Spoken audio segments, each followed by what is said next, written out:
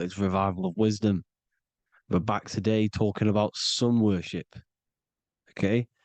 And please enjoy, sit back and enjoy the video.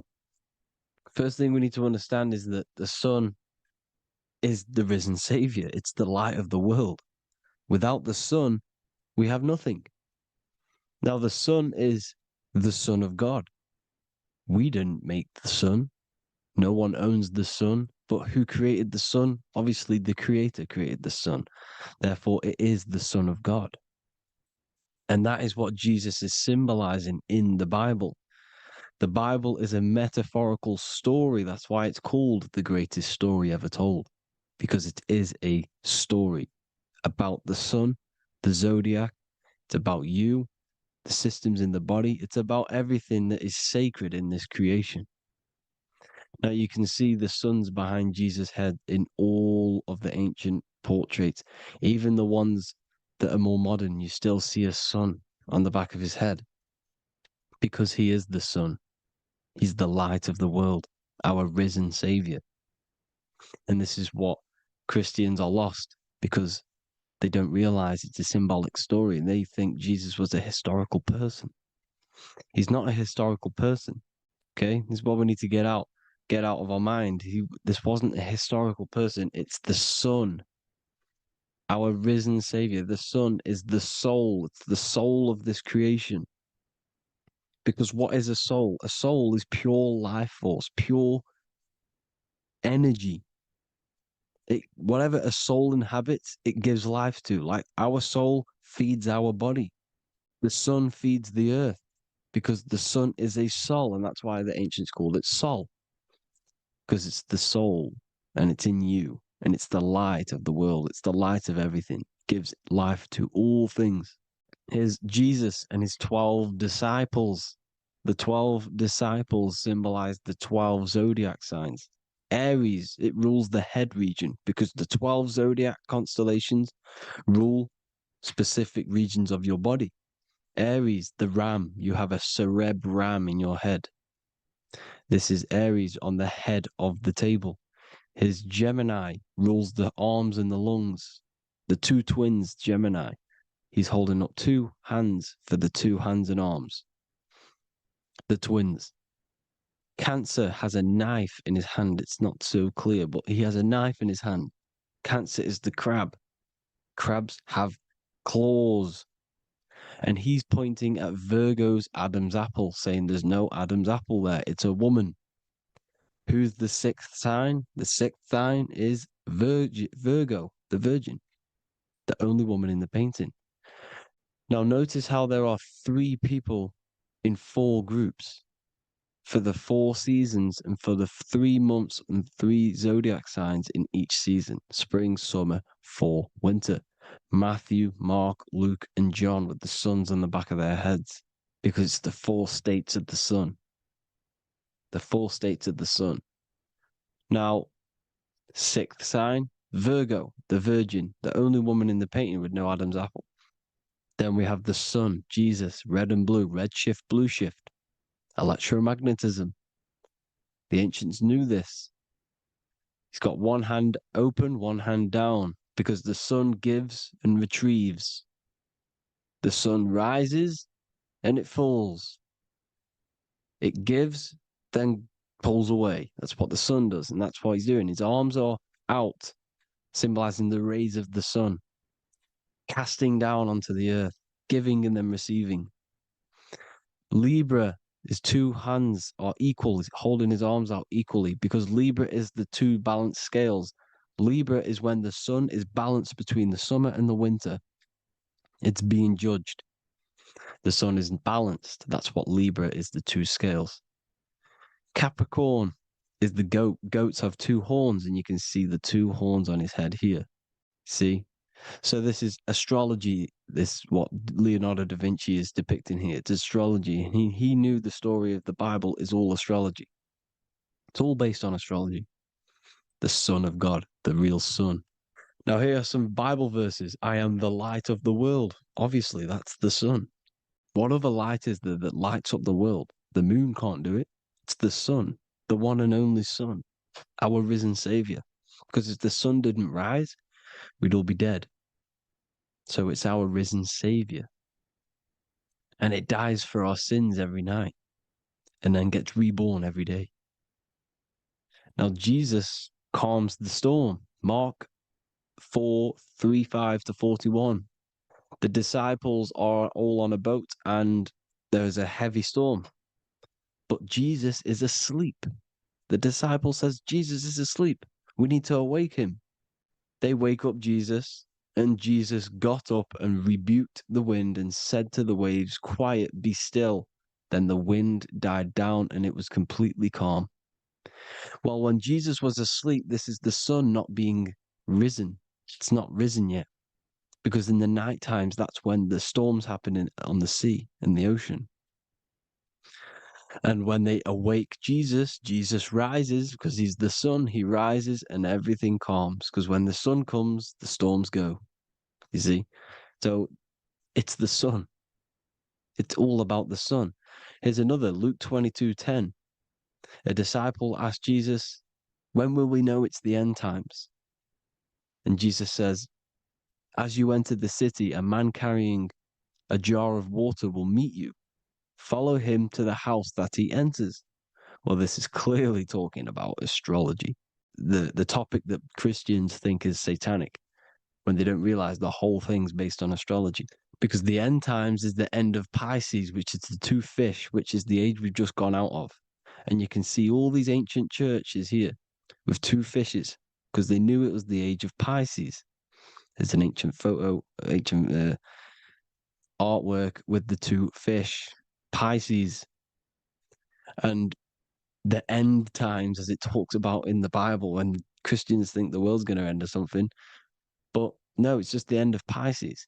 As you enter the city, a man carrying a jar will meet you. Follow him to the house. The house is the zodiac sign that he enters. And the zodiac sign is Aquarius, because that's what it is, a man carrying the water. We know this is astrology because a woman, that is a woman's job in the ancient times. In the ancient times, the woman used to get the water. You would never see a man collecting water back then. That was the woman's job, whilst the man builds the houses, for example. You see, so we know it's talking about astrology because astrology is the man holding the bucket of water. It's the end of Pisces. Now we are in Aquarius. And of course, Luke 24:36, the risen Savior, the Son.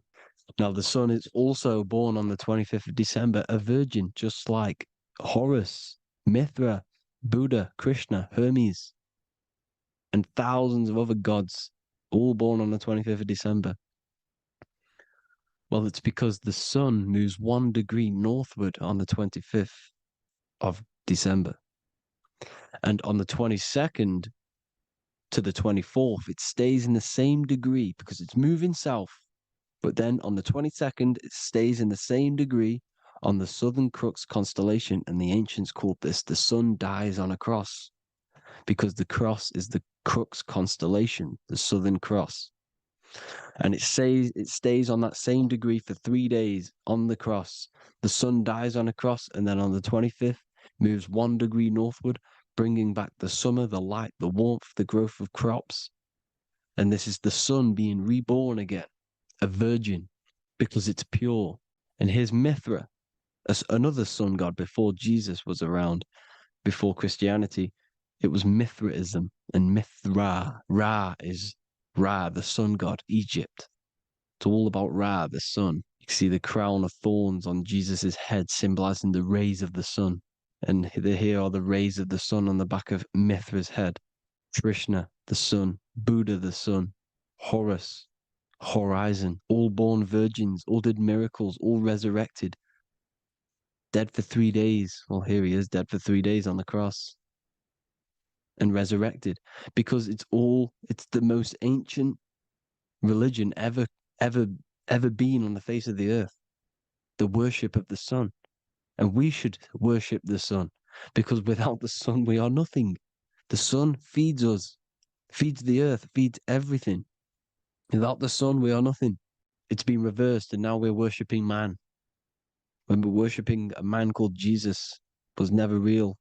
It's all about the sun, the most high, the most powerful, potent celestial body in the sky, the orb that feeds us every day. It dies for our sins and rises every day. It's the sun. Now on the Holy Communion Day, it's the worship of the sun. They give out mini suns. Is Jesus holding a sun, and they raise the sun on Sunday because they go to worship their sun god on Sunday, not Saturn day, not Moon Day, Monday, but on Sunday when the sun is exalting, and they hold suns up above their heads because the sun rises. They're symbolizing the sun rising above their heads as savior. It's the sun. It's the Holy Communion Day. And here's Jesus giving a piece of himself to the children. It's the sun, the light. Judas was known as a backbiter, a backstabber, because he stabbed Jesus in the back. He betrayed Jesus. Well, this is just another astrological story about the constellation Scorpio, because the Scorpio is the J, looks like a J. J for Judas, the scorpion, the backbiter. Scorpions backbite. They bite with their back. And what does Judas do? He betrays Jesus by kissing him to let the warriors know who they need to get. So he kisses Jesus and Jesus gets stabbed in the back. Well, when you get stung or bit by a scorpion, they leave like a kiss. So Judas kisses him and gets betrayed. Well, this is because the sun, when it hits Libra, it's balanced. The sun is balanced because it comes through summer. Now the sun's starting to die. The sun's starting to die. It hits Libra. And then as soon as it hits the Scorpio, it gets betrayed because now the sun has to fall to winter and Saturn is there waiting to take over the darkness of the winter. So he gets stabbed in the back by Scorpio, Judas, the scorpion, the backstabber. You see, it's an astrological story. Here's Mary. Mary means marry, which means pure. The sun is pure. No one gave birth to the sun but the God. And it's born every day. It's born every day on every year. It's born pure. There was no controversy. There was no, activity for the sun to be born. It's pure. Now, the seven metals come from the seven planets. The sun gives you gold, and this is why the sun is golden. It looks gold. And this is why the banks are backed by gold, because gold is the most valuable metal, because it's the sun, the most valuable celestial orb in the sky, in the heavens. Well, here's Jesus, another ancient symbol of him being crucified on the cross with the big sun, the Southern Crux constellation. The sun dies on the cross constellation. And if you go to the old etymology dictionaries, you will see sun and son is the same word. They come from the same etymology roots. You can use them for no matter what, but they've been confused today. But if you go back to the old dictionaries of etymology, they are interchangeable. You can use them. Son, sun, sol, it's all the same thing. The 12 disciples, 12 brothers of Joseph, 12 tribes of Israel, 12 breastplates on the stones, because it's all the 12 astrological signs. They could have used any other number, but there's 12. Because 12 is the mind, which is God. 7 is the number of matter, which is man. 7 energy centers in the body. 12 cranial nerves in the brain, because it's the mind. 12 is the 12ness. The zodiac is literally the mind of God, the signs of God. Now here we see here, Job 38, 31 to 33. Can you lead forth a constellation in the season? He's asking you, can you read the sky? Can you read the heavens? Canst thou bring forth the Mazzaroth in its season? Mazzaroth means 12 signs, the zodiac. Why did they translated every single Hebrew word in the Bible into English, but they decided to leave out Mazzaroth? Why? It's because if that said zodiac, Christians would have a different view on the Bible, but they leave that out. But Mazzaroth actually means the 12 signs, the zodiac, and the stars means sign. The word stars means sign because the stars are signs, things to come, which is off. in Hebrew, which means sign, things to come. You see a sign on the road, it's something coming. But God is saying, no, what does he say? To qualify as a director, a judge of man's life on earth, one must be able to govern the heavenly bodies that rule the earth. It's telling you to read the heavens. We need to read the heavens. Astrology, the 12 zodiac signs, the mind of God. It's telling you, read the Mazzaroth, read the zodiac, because they are things to come in your life. They are signs. It's not satanic, it's made by God. God said, let there be lights in the firmament of the heavens to divide the day from the night, and let them be for signs. Signs are things to come. The 12 zodiac signs. It's all about astrology. Here's Mary holding the sun. His son, her son. It's the sun in the sky, the one and only, the most high, the soul, the solo because it's on its own, the most powerful, Ra, radiance. Here's the Pope holding the sun. All three popes holding the sun because they're sun worshippers and they know the true meaning and origins behind Christianity. Sun worship. Here's the Vatican is a sundial. Yes, this is literally a clock. Your clock, your watch is a sundial. It's got 12 sections on it for the 12 zodiac signs. 12 hours, 12 Horuses. Now here you see Jesus walking on water. Well, it's the sun, and here's the beard of the sun. Here's the pyramid of the sun, the illuminated one, the all-seeing eye, the sun. Here's the Ankh. The sun creates these symbols. The ancients knew this. Now, when you see these headdresses, these are actually the days of procession of the sun. Aries, Cancer, Libra. It's all about the sun. Here's some more sun worship going back to Egypt. Ra, Horus, Osiris, and Set. Jesus and Satan is Horus and Set. The sun and Saturn. Saturn rules the winter, Satan. Jesus, the sun, the light of the world, rules the summer, rules the day. Satan's the night, Saturn's the night, the sun is the day. The evil brother, Satan. Well, Horus comes, this is where we get the word hours from. There are 12 Horuses. The sun moves in 12 Horuses, 12 hours. Where's Horus? What hour is it? Where's Horus? His Ra, 12 noon, Ra, radiates, powerful, the most high sun. That's why he has a sun on the top of his head. These are the four states of the sun. Set, sunset. This is why we say sunset, because the sun is setting. His sunset, his Horus, horizon, the Horus is rising, Ra radiating, and the sunset. Then midnight is Osiris. Here's another ancient symbol for the sun, the scarab. Ra, the sun, scarab. It's got the word Ra in it because it's the sun. And here's the sun on top of the scarab with the wings. Because scarabs roll dung up hills, and then they'll let it fall down the hill to gain more matter. To gain more bigger, like a snowball effect. And the ancients saw this as a process of the sun, because the sun climbs up the hill and then it falls. So they used the scarab to symbolize the process of the sun. The sun climbs and falls. Here's an ancient Egyptian cat cutting off the head of the serpent.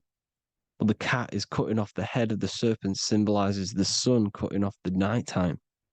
When the sun rises, it cuts off the nighttime. It cuts off the serpent. The serpents represent darkness or evil.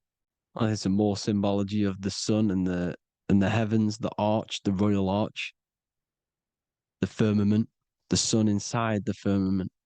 These are all ancient churches, and they all depict the firmament with the sun inside. Is the ancient cosmology, you see, because it's all about the sun. Everything's about the sun, because the sun is our orb made for us to sustain life and this inside of this creation, inside of this firmament, the royal arch of heaven. Here's the Freemasons depicting it. Here's the Masonic royal arch. But you can even see the zodiac signs. Here's Cancer, the checkered board. It's the royal arch of the firmament. Obviously, they don't want to tell you that. You live in space, apparently. Some more sun worship. Here's the beard of the sun on the water. They all have this long beard. And why do they say amen? Amen at the end of every prayer. Amen is a sun god, a creator god. It's all about the sun. So thank you all, people. Hope you all enjoyed. Hope you all gained some knowledge and insight. Please give me a follow, drop a comment, drop a like. Have a good day. Love you all.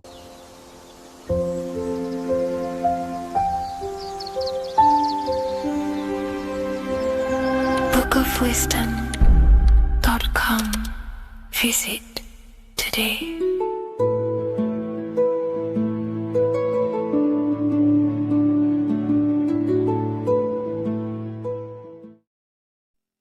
What is good, people? How are we all doing? Today we're going to be talking about the different planes of existence, the occult side of the world, the things they don't teach you in school. And of course, you can only find that on this channel, so welcome.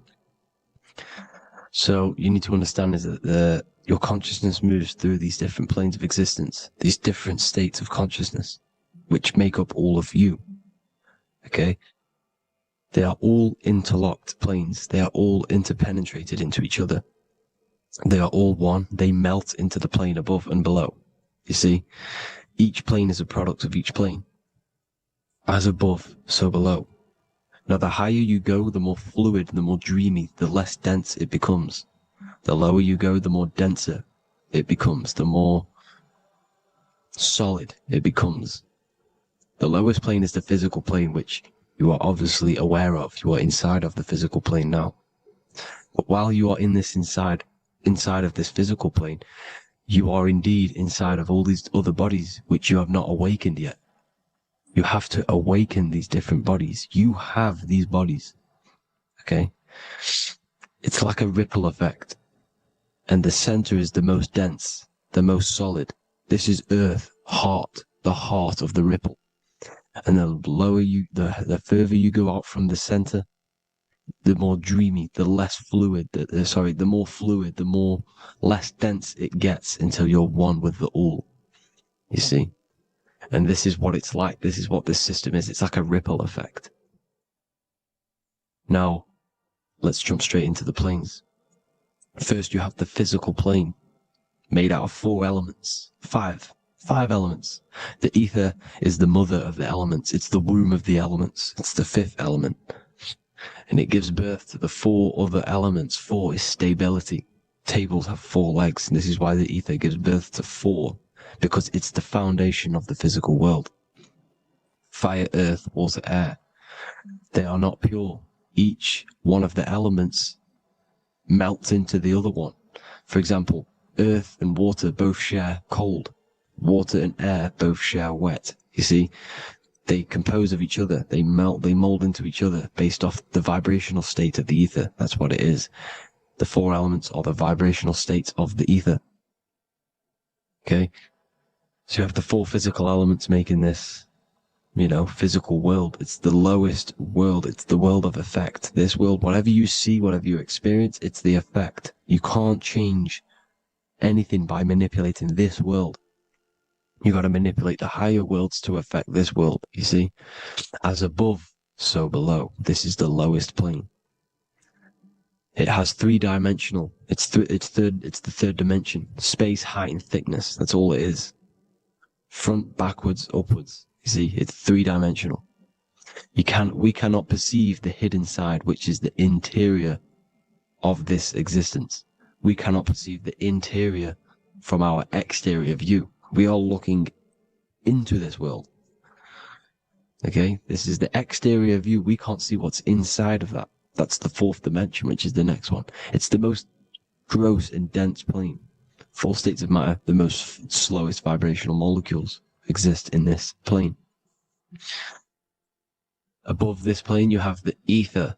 Okay, the word ether and either are the same thing, because either connects two scenarios in languages. I either support Manchester United or Liverpool. Either is connecting them two scenarios. The ether is doing the exact same, as you can see here on the planes of existence. It connects the astral world, which is very important, to the physical world. It's connecting these two worlds. So it's the ether. It's the ether. The ether is pure potential. Energy flows through the ether. It is pure energy, pure potential. Okay? The physical body is an exact copy of the etheric counterpart body. So every physical object has an etheric energy double. It's like a blueprint of that object. Every single object has an energy double, and that's the etheric double. Okay?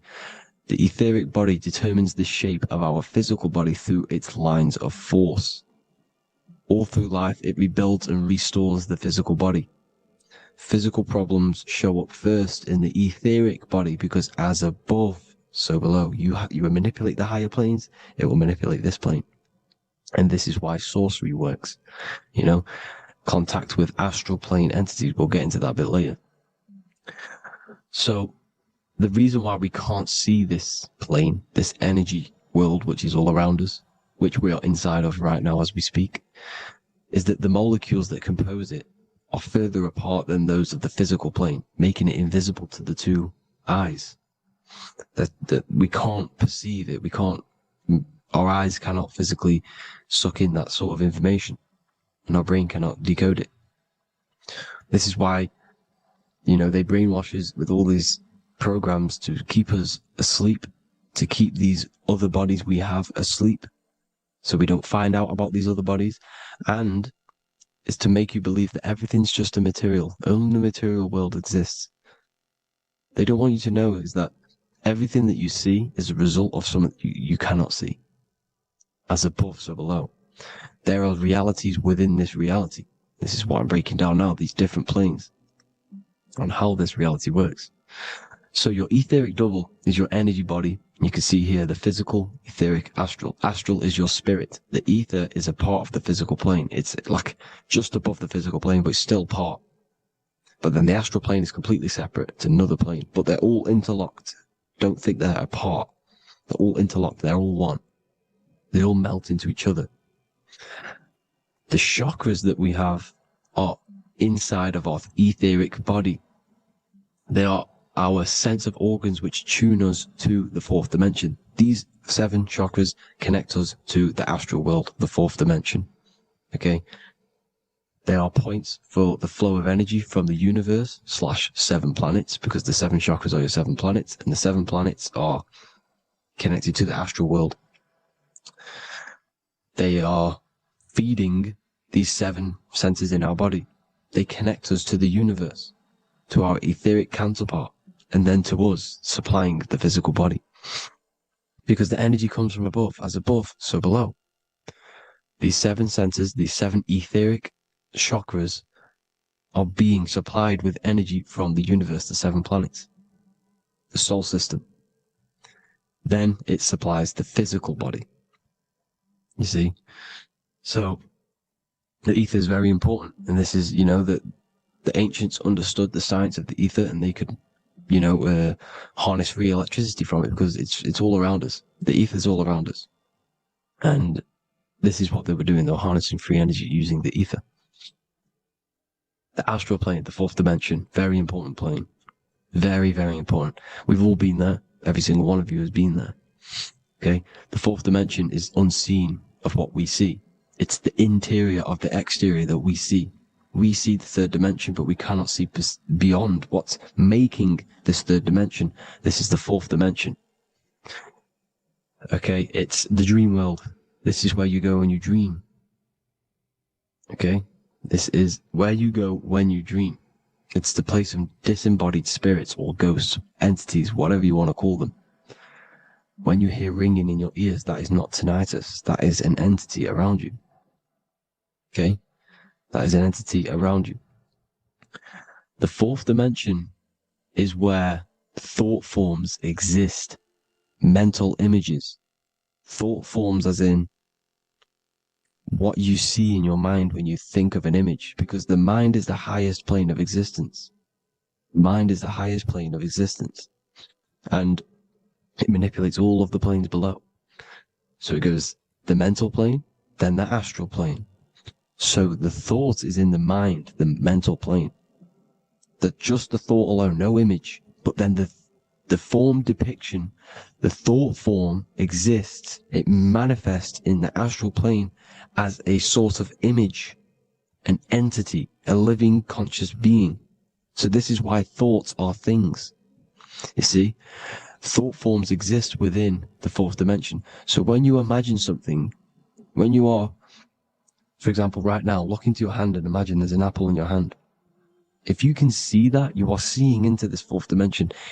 You can only see into this fourth dimension using the mind's eye, not the two eyes, the mind's eye. When you shut off the two eyes into darkness, the third eye opens.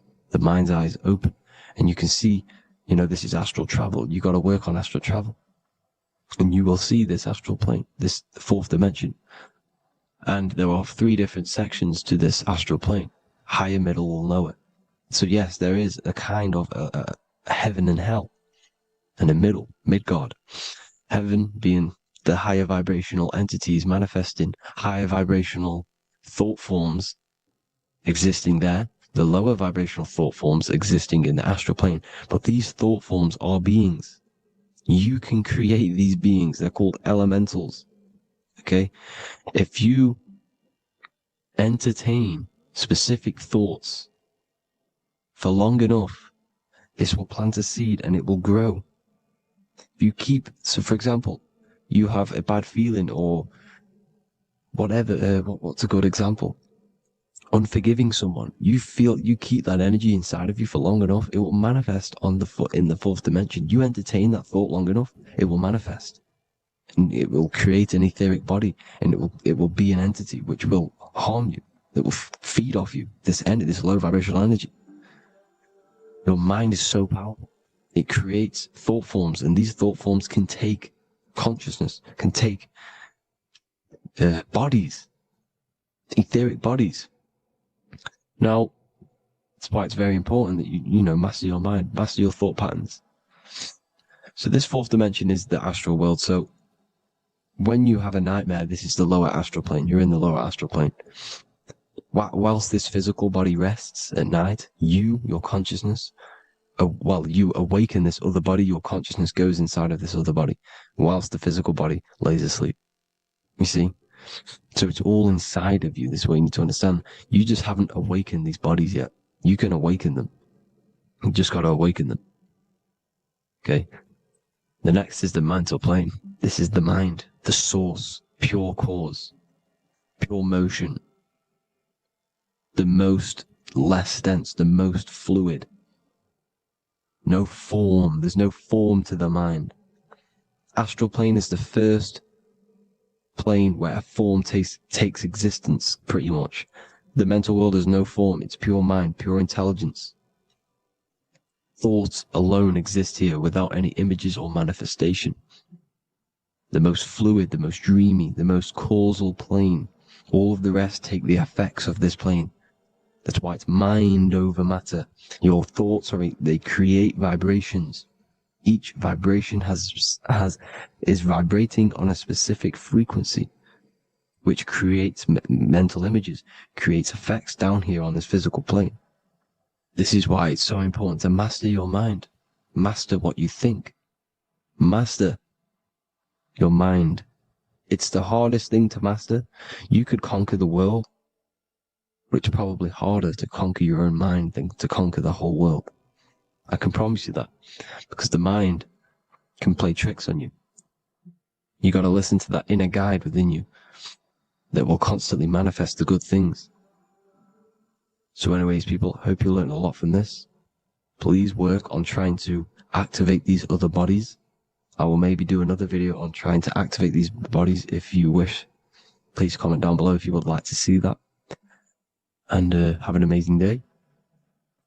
Please like, subscribe, comment down below any video ideas you want me to do, any information you want me to spit. Thank you all. Have an amazing day.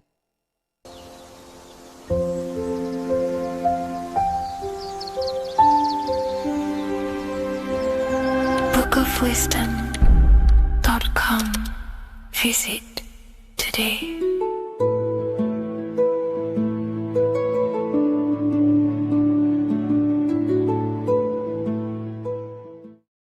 What is good, people? We're back with another video, and this is going to be talking about the connection between the micro and the macro.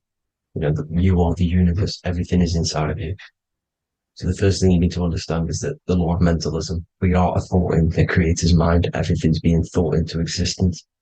We have a spark of this mind, this same mind of the creator, and everything is a state of mind. Particles or atoms, whatever you want to call them, are a mental thing. They're a product of the mind. Everything's thought into existence.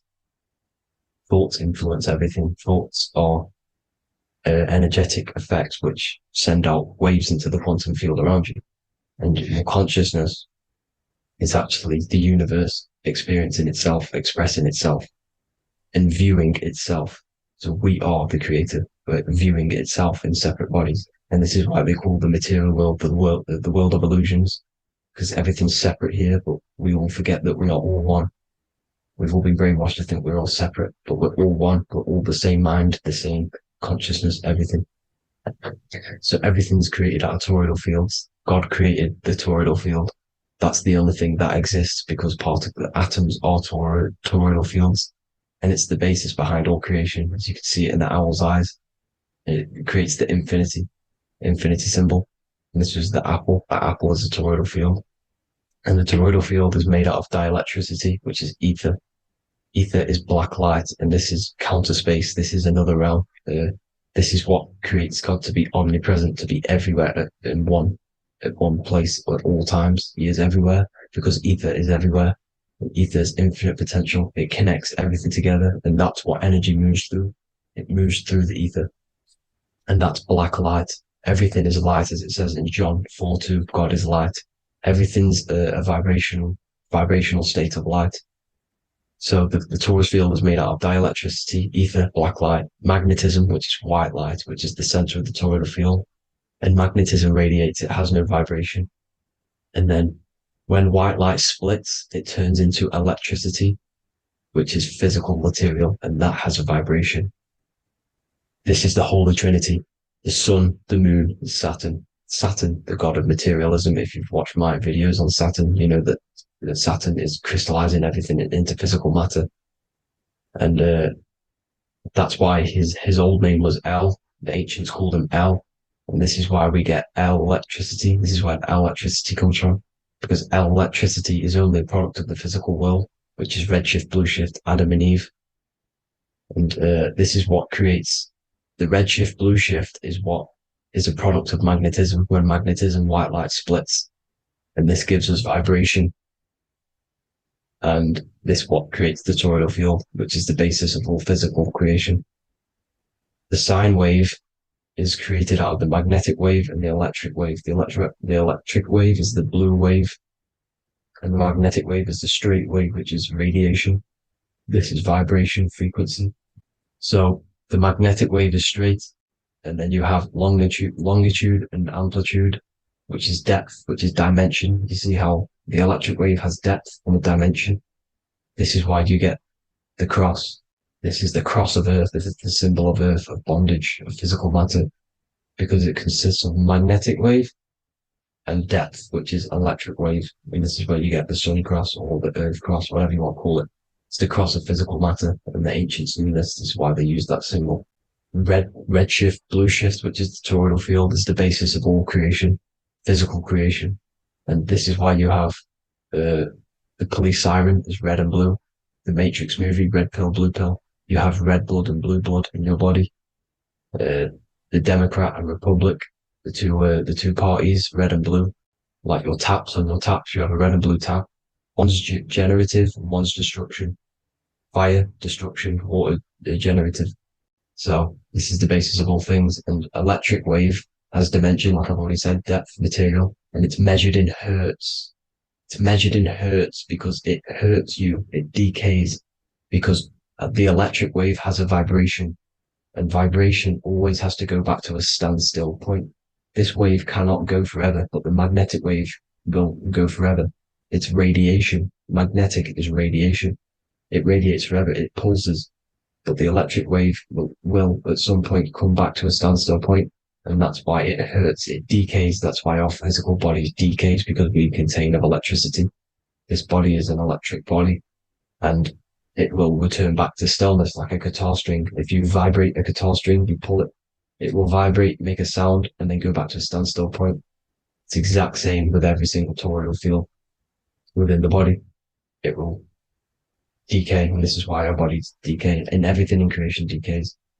So we're born into sin, the sin of Eve. The sin of Eve is always biting into the tree of knowledge of good and evil, which is the systems in the body.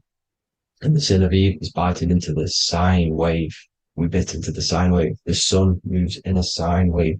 Our DNA is a sine wave. Time is a sine wave. Everything in this creation is a sine wave. This is why the dollar bill is a sine wave. Magnetism and electricity and electric waves in one. And this is the sun doing its sine wave, which creates, when you go bowling, it kind of creates that pin that you hit over. That's the pin of the sun. The zodiac sign is a sine wave, because the zodiac sign is an expression of the toroidal field, because magnetism unfolds into 12ness. And that's why you have 12 zodiac signs, 12 systems in your body, 12 cranial nerves in your head, in your brain. So if you can imagine this, see where my pointer is. Always starts with Aries. Aries is the head. It's the first thing that's created in the womb. And this is Aries, the ram. And this is why it's called a cerebrum in your brain, which is the first thing that creates when you're in the womb. And what's the element of Aries is fire. Fire is the first element. F-I-R, first, because it's the first thing on the wheel, the first expression of energy. As you can see here, my pointer, this is the center of the toroidal field. It would go Aries, Virgo, Capricorn, Pisces, Scorpio, Cancer. Then we go back to Libra. Libra would be center. But you see how the toroidal field is the expression of the 12 energies. That's what the constellations are, the energy expressions of the toroidal field. So it would go outwards, starting from Aries here, all the way back to Pisces, which is beyond the bottom half. But Libra would be the center. That's why Libra is the equinox. It's the equinox. Libra is when it goes from summer over to autumn. It's the equal. It starts to transition into the winter side. Equinox, equal, which is Libra. And that's why Libra has the two scales. It's symbolized with the two scales. That's because of, the sun moving over. It's being judged. It's equal now, but then it's going to tip over into the winter. That's why Libra is here, the center of the sine wave. Like I said before, magnetic energy unfolds into 12ness. Magnesium is number 12 on the periodic table. It's the sacred number. And this is why the scientists are NASA is trying to bring in another constellation to destroy the holy science of astrology. So Aries rules the head, which is Mars. Taurus rules the neck, the lower head. Gemini, the two twins, which is your lungs, your two twins, your arms, two twins. Cancer, the breasts, the chest area. Leo, the heart, which is the sun, which is fire, the center of the toroidal field. Virgo, the belly, which is the intestines. Libra, the kidneys, the two scales, the kidneys, balancing out everything. Scorpio, the sex organs. Sagittarius, hips and thighs. Capricorn, I've missed that out, which is the kneecaps. Capricorn, kneecap. Aries, which is the ram, which is the cerebrum in your brain. And then Aquarius, the calves and the ankles. And the Pisces, the two fish, the 2 feet. So everything corresponds, as you can see here. This is an ancient way of depicting it, of the folded human. And this is everything. Each constellation rules that part of the body, gives energy to that part of the body, makes you do certain things. So magnetic energy unfolds into 12ness, electricity unfolds into 7s. That's why when you get electric, the light spectrum that we see, it consists of 7 colors. Why we have 7 planets. The 7 planets give us our 7 metals and the 7 solfeggio scale frequencies. So the rotor, this is the rotor.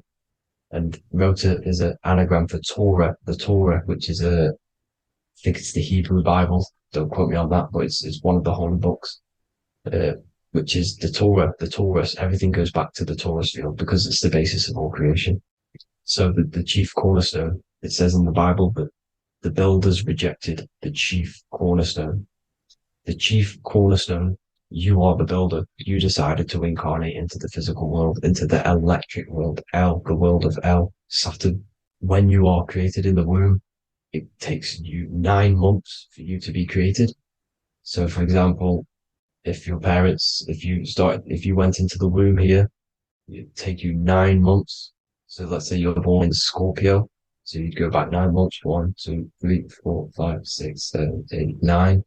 You consist of all of these 9 energies because it takes 9 months or however long you took to be born. Some people are born earlier. You'd have to find out how many months you were in the womb for. But you consist of these 9 energies, and each constellation has a cell salt associated with it. And these cell salts are vital for your health and your cells and the optimal health of your body.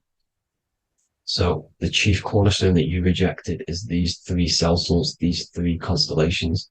So you're mineral deficient in these 3 constellations. For example, fluoride, magnesium, phosphate, and potassium sulfate. So that's the chief cornerstone. And a cornerstone, people always get it rejected with the cornerstone. The cornerstone is not, it doesn't say the cornerstone in the Bible. It says the chief cornerstone. The cornerstone is a cornerstone of a building, but a chief cornerstone is the top of the pyramid. This is where we get the pyramid of the wheel. So you're mineral deficient in whatever 3 zodiac signs you're not. You were not in the womb for. This is the chief cornerstone you rejected. So the human body is the micro. It is the universe in a physical form. It consists of everything in the universe. Just like your consciousness is the universe watching itself, experiencing itself. Your body is the whole universe. 12 systems in the body, 12 zodiac signs, 7 chakras are the 7 planets. The Holy Trinity of you is your Temple of Solomon, the soul and the mind, the sun and the moon. You know, everything is in you. You consist of everything, all the energies, everything. Heaven and hell. Heaven and hell is a mind state. It's a state of the mind. Head, H-E-A, which is heaven, and the heel, the bottom of your foot, is hell. And the bottom of your foot is the soul. So they're basically saying, well, it's wordplay. They're saying that your soul is in hell because, you know, with the elites being in control. So they call the bottom of your foot the soul, trying to say that you're in hell. The Christ is in you. And this Christ is Greek for Christos. And Christos is Greek for the oil. And this oil is produced in the cerebrum, the Aries, the ram, the cerebrum. It goes down the pineal. Well, the pineal and the pituitary are underneath the cerebrum. Goes down the pingala and the ida. The pingala being the positive charge connected to the pineal gland, pin, and the ida connected to the pituitary. And this is the 2 serpents going down the spinal column. And this is why Jesus goes from Nazareth to Bethlehem. And then Joseph and Mary are waiting for Jesus in Nazareth. Joseph and Mary are the pineal and the pituitary gland waiting for Jesus to come back up the River Jordan, or spinal column. So this is the oil. This is the story of Santa as well. Santa comes from the North Pole. Why? Because the North Pole of the Earth is the center of the toroidal field. And the North Pole of you is your spinal column, which is the North Pole of the toroidal field. The North Pole, he comes from the North Pole. This is the North Pole. This is the South Pole of the toroidal field. Comes from the North Pole, which is your mind. And he goes down the chimney and then back up the chimney. This is the chimney. And he drops off the present, which is the Christos, the oil. And this is why Jesus is crucified at 33, because he crosses over the vagus nerve at the top of your spine. When this oil comes back up the 33 vertebrae, these are your vertebrae here. When it goes up to the 33 vertebrae, it gets crucified at 33 because it crosses the vagus nerve, and he's crucified on the cross at 33. This is the story behind Jesus and Santa. The Ark of the Covenant in the Bible is the 2 hemispheres which cover the vital parts of your mind, the brain side, which is the cerebrum, the pineal, the pituitary, etc. So the 2 hemispheres are the 2 angels, the Ark of the Covenant. This is the Ark of the Covenant covering the 2 vital parts of your brain. So these are the optic thalamus is another part, and it protects the Christ oil, which is inside at the center of the brain. See, the Bible is all a massive metaphor about yourself because you are the universe. You are a microcosm of the universe. Your consciousness has experienced itself, and the universe experiencing, and your body is the whole universe. Your head's heaven. So Moses crosses the Red Sea. These are the two hemispheres of your brain. This is the corpus callosum, the Red Sea. So he's pretty much saying that he's uniting the two hemispheres of your brain, because most people in this generation are stuck in the left brain, which is just logic, reasoning, science and maths, writing. This is what school teaches you to do. It keeps you stuck in your left brain. And you want to cross over to you want to cross the Red Sea, which is the corpus callosum, to the right brain, which is awareness, art awareness, creativity, imagination, intuition, insight, using the higher mind, creativity, imagination. If you don't have intuition, then you can't read energy, you can't pick up on bad things. This is what Moses is symbolizing by crossing the Red Sea. And it's also the upper room where Jesus met the 12 disciples. 12 disciples are the 12 cranial nerves in your brain. It doesn't just represent the 12 zodiac signs, the 12 disciples. It symbolizes many different things. It's like I said, energy the universe consists of 12ness. So you have 12 cranial nerves in your brain, and that's the 12 disciples as well. And they want you stuck in your left brain, which is the five senses, materialism. So they say in the Bible that Satan blinds the mind. Satan is Saturn. If you've watched my videos, Satan is Saturn. And you consist of the whole Trinity, which is the sun, moon, and earth, the soul, moon, the soul being your sun, the solar, the moon being your mind, the earth, your physical body. And Satan blinds the mind. Why? Because we enter a soul system. This is a soul system, not a solar system. And Saturn is the Lord of the Rings, which is the outer ring. When your soul enters the soul system, your soul starts to materialize, it hits Saturn. Why? Because Saturn starts to materialize you. You take on the 7 virtues, which are the 7 planets, which are your 7 chakras. And to get out of this soul system, you must get out of your lower nature, your animal nature, which is lust, desire, greed. The number of the beast, 666, which is Saturn, Satan. So you enter the soul system, you take on the 7 energies, which you turn into physical matter. And this is your descension from heaven to what to say hell. And then you must raise back up from matter to spirit. They say Satan blinds the mind. Why? Because your mind gets materialized. Your soul and mind get materialized. And when you get materialized, it's an intense experience. You lose the divinity within you. You forget the divinity. So Satan, which is the first planet, the first energy you take on, the material body, he blinds the mind. He makes you forget everything, your divinity. Then you must ascend up Jacob's ladder, the 33 vertebrae, to heaven. And this is a microcosm of the macro, because you will ascend back up to heaven if you do this, when you leave your physical body, when your body decays. So when it talks about in the Bible, completely destroy them, the Hittites, the Amorites, the Canaanites, all the ites, this is what God says to the Israelites. It says completely destroy them. It's basically symbolizing saying destroy your lower nature. The Canaanites, cannibals. We're under a Canaanite system now, which is cannibalism. And this is flesh eating, lust, greed, all the demonic stuff, all the lower vibrational stuff, the lower nature, eating, sex, and survival, the lower 3 chakras. You must get out of these lower 3 chakras and return back to spirit, which is heaven, which is spirit, love, being holy, being truthful, being passionate. Going back to Satan blinding the mind, all of the planets are made out of these 3 symbols. Satan blinds the mind, and that's why Satan's symbol, this is the symbol for Saturn, Satan, this symbol of Saturn is the cross, which is physical matter, the earth, over the moon. The moon is your mind. So the Saturn symbol saying matter over mind. He blinds the mind. Satan blinds the mind once you enter the soul system.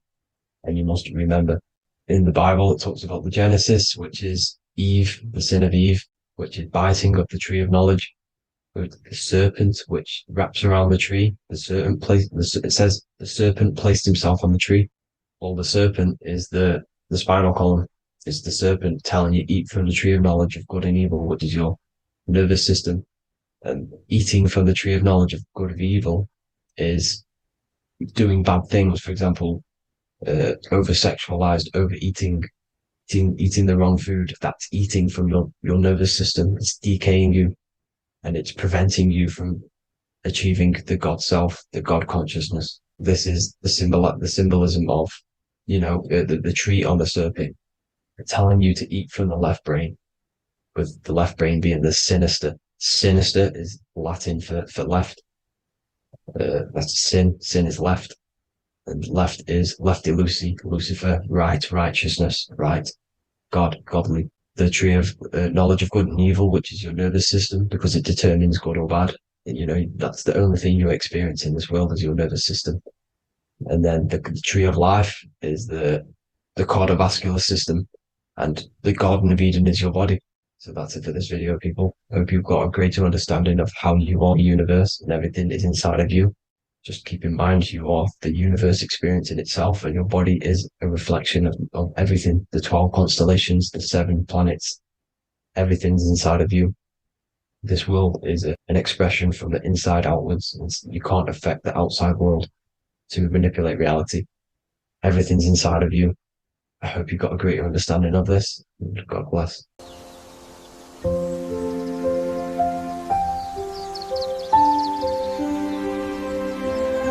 bookofwisdom.com. Visit today.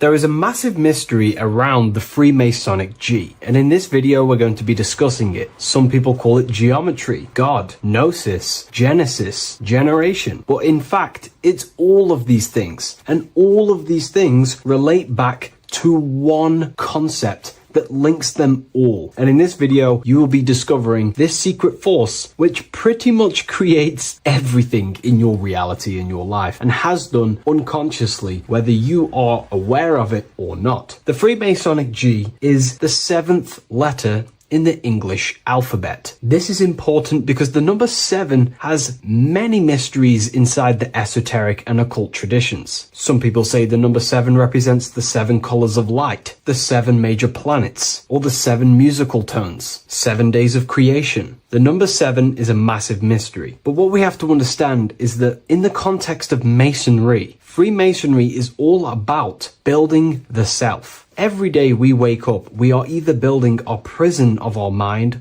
or freedom of our mind. Everything inside of esoteric Freemasonry is about building the self and reconstructing our consciousness, our inner dialogue, the inner voice. We're transforming the mind from low awareness to high awareness. This is why Freemasonry uses the allegory of stonemasonry, stones, chipping away at stones. The stone is in fact you, and we are perfecting the stone, which is your very own mind. Because the universe is a mental construct. Life is happening to us inside our minds. We are all the universal mind expressed and clothed in a different body. Therefore, now we understand that everything is about the internal inside of Masonry. This G relates to something inside of you. Hence why you see the G inside of the square and the compass. It's something internal in you. G is the 7th letter of the English alphabet, and the number 7 symbolizes the 7 cognitions of the mind. In esoteric and initiatory traditions, the 7 psychological cognitions of the mind refer to the 7 distinct modes through which human consciousness perceives, interprets, and transforms reality. Different schools use different names, but across Hermetic, occult, Gnostic, and mystical systems, the same underlying pattern emerges. The mind has 7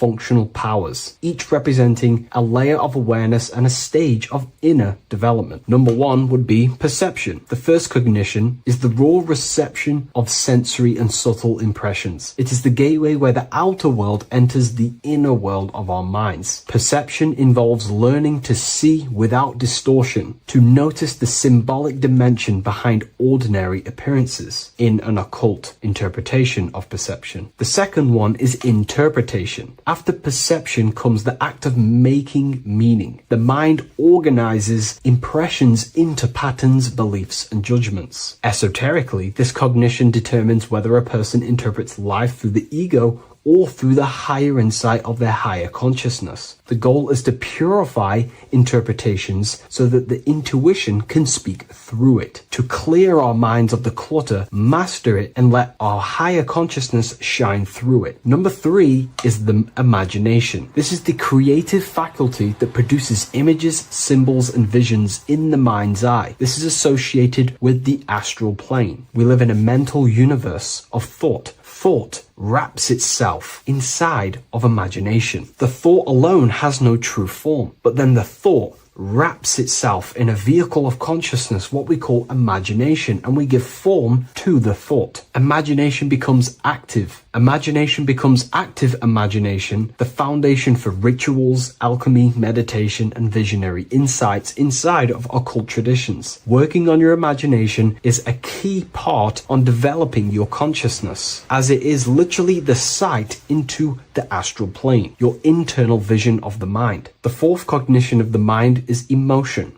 Emotion is energetic response that gives intensity, direction, and magnetism to thoughts. Emotion fuels the magical will. Unrefined emotion binds us to lower impulses. Refined emotions become devotion, compassion, and the inner fire to transform thought into a tangible reality, to become a conscious creator. The fifth cognition is will, the faculty of intention, decision, and directed energy. Will is the power that aligns personality with the higher self. It is the driver of discipline, transformation, and the capacity to act consciously rather than react unconsciously. Most people walk through life as an unconscious zombie, living day to day, running off subconscious programmings, never actually using their conscious mind. We develop our will and try to align our will with the highest will possible so we can align our will with our higher mind. So the higher mind can manifest through us in the material plane. The sixth cognition of the mind is memory, the storehouse of experience, impressions, and archetypes. It shapes identity, determines how one repeats and transcends past patterns. Memory includes not only personal memory, but also a deep strata of the subconscious and the collective subconscious field, what we call the Akashic records. Memory is a massive quality that you must work on inside the Masonic system. You are required to remember certain rituals and certain things so that you can regurgitate them to pass on along the degrees. Based off my research, I myself personally am not a Mason. The seventh cognition of the mind is intuition, the highest cognition possible. It's direct knowing. It bypasses the linear reasoning and reveals truth as the inner illumination. Intuition is the voice of the soul. It is the guiding force, guiding our physical vehicle of consciousness through this physical experience, providing revelations, insights, and even sometimes gnosis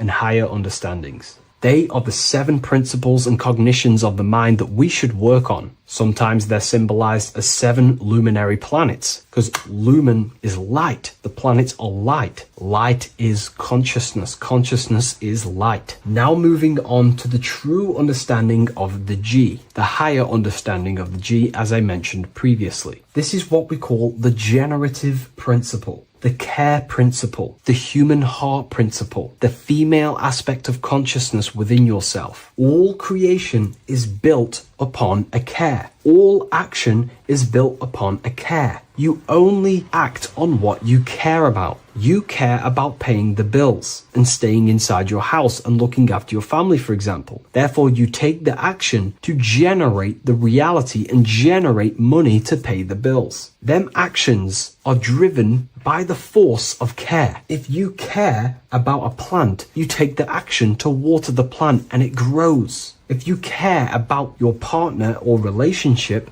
you give them attention and care and love, and you grow the relationship. As soon as you stop providing care, watch the relationship crumble and the reality destroys itself. Care is the generative force of reality. This is the generative principle that generates your experience in this world. We are in a continual state of becoming. Each cause gives birth to an effect, and that effect gives birth to a new cause. The G is the generative principle that drives creation in the present moment. Reality is creating, unfolding in the present moment, and the G is the force inside of you that generates your experience. You're watching this YouTube video right now because you have a care in your heart for the information I have provided in the past, and you have a care about watching this video. As soon as you don't care, you take action to do something else with your time that you actually care about. The G is the generative force of the heart. It is the love energy. You only take action on what you love or care about. The whole world is built upon this principle. This is why we say money makes the world go round, because the whole world has a G or a care for money, and it's making everyone wake up in the morning, take actions, and make the world go round. It is the G, the care for that principle or money object to generate that reality. It is the force that drives you, hence why the G is sometimes surrounding with light rays, because it represents a force, emanation, something that is invisible but driving the physical body. The G is the internal force that focuses thought into an action. We can think many thoughts, but the thoughts you don't care about, you don't take action on. But the thought you care about, that you have a G for, intensifies that thought, focuses and directs it into an action to generate that experience and reality. The whole world is built upon this principle. The sun is a perfect example of the generative principle. The sun gives all of its life, light, never asking for anything back, making everything grow and generate on the earth. Everything in your life is built upon this principle, and gaining control over your care gives you control over your actions and your reality and what you generate. Once you see this, it is truly beautiful that the world is actually built upon love. This is why they say love is the force of God. It is. Truly. This is the reason why God begins with a G. It's about Genesis. Genesis means creation. G, generation. Anything that generates and creates is all to do with a care or a love energy. But don't get me wrong, people can love sick and twisted things, and they act upon them sick and twisted things. This is why purification of ourself is important by understanding this principle, as it is a very powerful principle to understand. This is the reason why the word gift begins with a G. You're giving something. I care. I'm going to give you something, a gift. Or guidance. This is what guides you into becoming something, what you love. This is why also gnosis begins with a G. Gnosis is not actually knowledge. Gnosis is knowledge obtained, attained by direct experience or through direct experience. For example, you're not believing you're watching this video right now. You know you're watching this. Know, gnosis, same phonetic sound. It's about knowing. Gnosis is about gaining knowledge of the self. Self-knowledge through direct experience.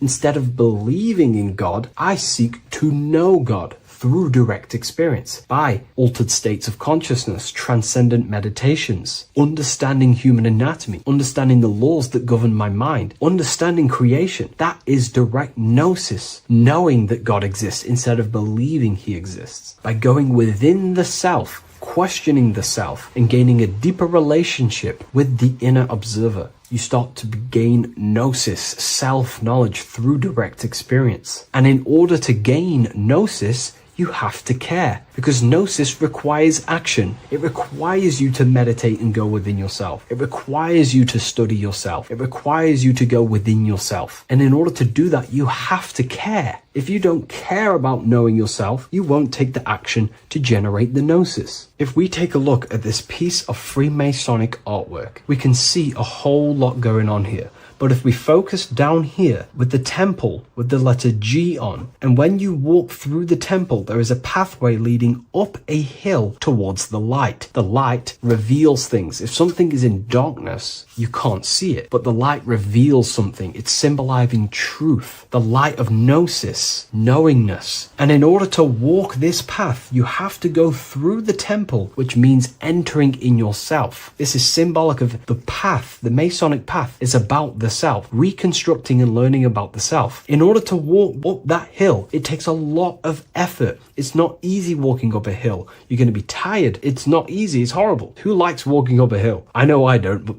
people like hiking and stuff. I understand that, but it's symbolizing this is hard work working on yourself, because the labor of working on your mind is the hardest labor you will ever do. It's called the great work or the Masonic work. And in order to climb that mountain, you go through the G. You have to have the care. If you do not have the care, you will not walk up that mountain. You will not generate the gnosis. You will not get close to the light. You have to have the G to walk that path of self-mastery and working on your mind. This is very, very important. If you want to gain the light, you have to have the G inside of you. You have to have the care to generate a higher consciousness. If you want to earn more money, you have to have the care, or else you will not take the action necessary to generate that reality. This is why we have to master ourselves and write down everything you love. It could be even the bad things. It could be lust. It could be anything you're wasting your care energy on. Try and remove them one by one. Master them and become disciplined. And then you'll have more G energy, care energy to direct towards something else in your life to generate and grow that experience or reality. Again, the word grow, G. It is a growing force. What you place your love and care into grows and expands. What you have a G for is what you spend your time and attention on, your two spiritual currencies. So this is the Masonic G, and I hope you gain a deeper understanding of this. So that is pretty much everything about the Masonic G that you need to know, and hopefully this has helped you. If you wish to learn more and gain guidance through your life and understand yourself on a deeper level, the book I've used today is called The Book of Symbolism. I'll leave a link in the description.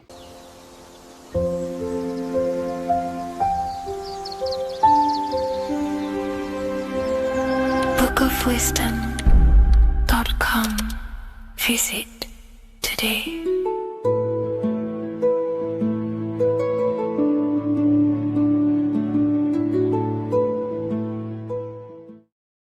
You're living in 4 planes of existence right now, but most people are only aware of one. And that's why they feel lost, disconnected, and stuck in cycles they can't explain. If you don't understand the blueprint of reality, you'll keep trying to fix the physical, while the real causes lie in the unseen dimensions that you have direct access to. You must understand that the universe only exists in the mind. Everything is a projection of consciousness. Therefore, consciousness produces everything. Our internal world is consciousness. Our external world is this physical body, physical world. Everything is an externalization of consciousness. For example, this was a thought. Now it's made physical. But before this was invented, it was existing in someone's mind, in consciousness, invisible. Then it was made manifest, made physical. So everything in this physical plane is the effect. The cause is consciousness, mind, the mental plane. So now I'm going to explain these different dimensions of consciousness. You don't just exist in this physical plane. The physical plane, in fact, is the lowest plane there is. It's the illusionary plane. So first of all, we have the Buddhic plane. This is the nothingness. So think of it like this. Absolute nothingness. If you turn off thoughts, there is nothingness. This is the void. And out of the void springs infinite potential, which is the mental plane. Now, your mind has no limitation. It can think anything, be anywhere, anytime, any place in the whole world. There is no limitation with the mind. This is the realm of infinite possibilities. This is the realm of thought. Thought is a dimension, information and thought. To go a little bit deeper on this, there are pockets of thoughts. what we call in the occult fields of thoughts. Your mind does not think thoughts, it receives them. Your mind is like a radio. Whatever the mind is tuning into, setting its mindset, setting your frequency or setting your mind, you will receive thoughts based on that set, whatever you set your mind to. So there are pockets of thoughts that we penetrate in the mental plane. The mind is the mental plane, the infinite possibilities. This is the spark of creation. This is where all things begin to manifest as an idea in the mind as a thought. So if you want to gain certain information, you need to meditate or do thought exercises where you are penetrating that dimension of thought, that pocket of thought. For example, if you want to find a way on how to make financial wealth, you would use your mind, set your mind on wealth and money, and think, close your eyes and think about that specific topic and see where your mind takes you. And you will expand your mind into different pockets of thought and gain information. So this is the mental plane. This is how you can use the mental plane. You can use the mental plane to do this. Then we have the astral plane. We have higher, middle, and lower astral plane. The astral plane is the body for thought. So every dimension, physical, etheric, astral, mental, Buddhic, is a body for a dimension above. Each dimension below is a product of the dimension above. So for example, the astral plane is imagination. This is the lucidic realm of imagination. This is where thoughts begin to manifest into some sort of form. It's not a physical form because this is physical, but imagination is a lucidic form. It's not really physical, but it's there. It's a projection of light. It's astral matter condensed by the willpower of the mind. So depending on the vibration of that thought will depend whether it manifests in the higher astral plane, middle astral plane, and lower astral plane. If you think about more material things and visualize material things, this will manifest on the lower astral plane because material matter is low vibration. Now, that does not mean it's evil. That does not mean it's bad. Okay? It just means low vibration just means more material. But if you think and imagine more spiritual things, this manifests on the higher astral plane. So the astral plane is the screen in your mind that allows you to vision an apple, that allows you to vision anything. It's that mental projection that's inside of your mind. Now, this is what we call the third eye. It's an eye because the eye is the mind, and the mind can see into the astral plane. It perceives this spiritual world, this lucidic realm that we have access to. This is where also infinite potential takes place. This is the realm of spirits, demons, jinns, whatever you want to call them. Spiritual entities exist in this. Because this is where thought forms manifest into form. This is where thoughts create bodies. Think of it like this. The mental plane is a thought of a chair. The astral plane is the imagination of that chair and all of the different possible chairs that could possibly be. The etheric plane is the energy double of that chair. And the physical plane is the physical chair. So, as you can see, the higher we go up, the more formless and lucidic it is. The lower we go down planes, the more dense it becomes. This is formless and this is form. Everything manifests through this process. This highlighter is down here in the physical plane, but the idea began in the mental plane. Everything begins in consciousness before it creates a physical body. It goes through this process. Therefore, if you want to start to mold and create your own reality and create things in your world, you can use these planes to your advantage. You can use your mind to do mental thinking exercises by closing your eyes and expanding your mind into a different pocket of thought to gain wisdom, gain information, gain downloads. The way you do that is simply get into a meditative state, close your eyes, pick a topic that you want to think about, and see where your mind takes you, but always remain centered on that topic. And You can do this for maybe an hour or two or half an hour, and your mind will take you places where you will unlock information. You can even use this to make decisions in your life. Think of the topic and see where your mind takes you. You'll gain information. This is how you use the mental plane for ideas. The astral plane is imagination. You have to reconnect with your imagination very vividly. Your imagination, your consciousness is infinite.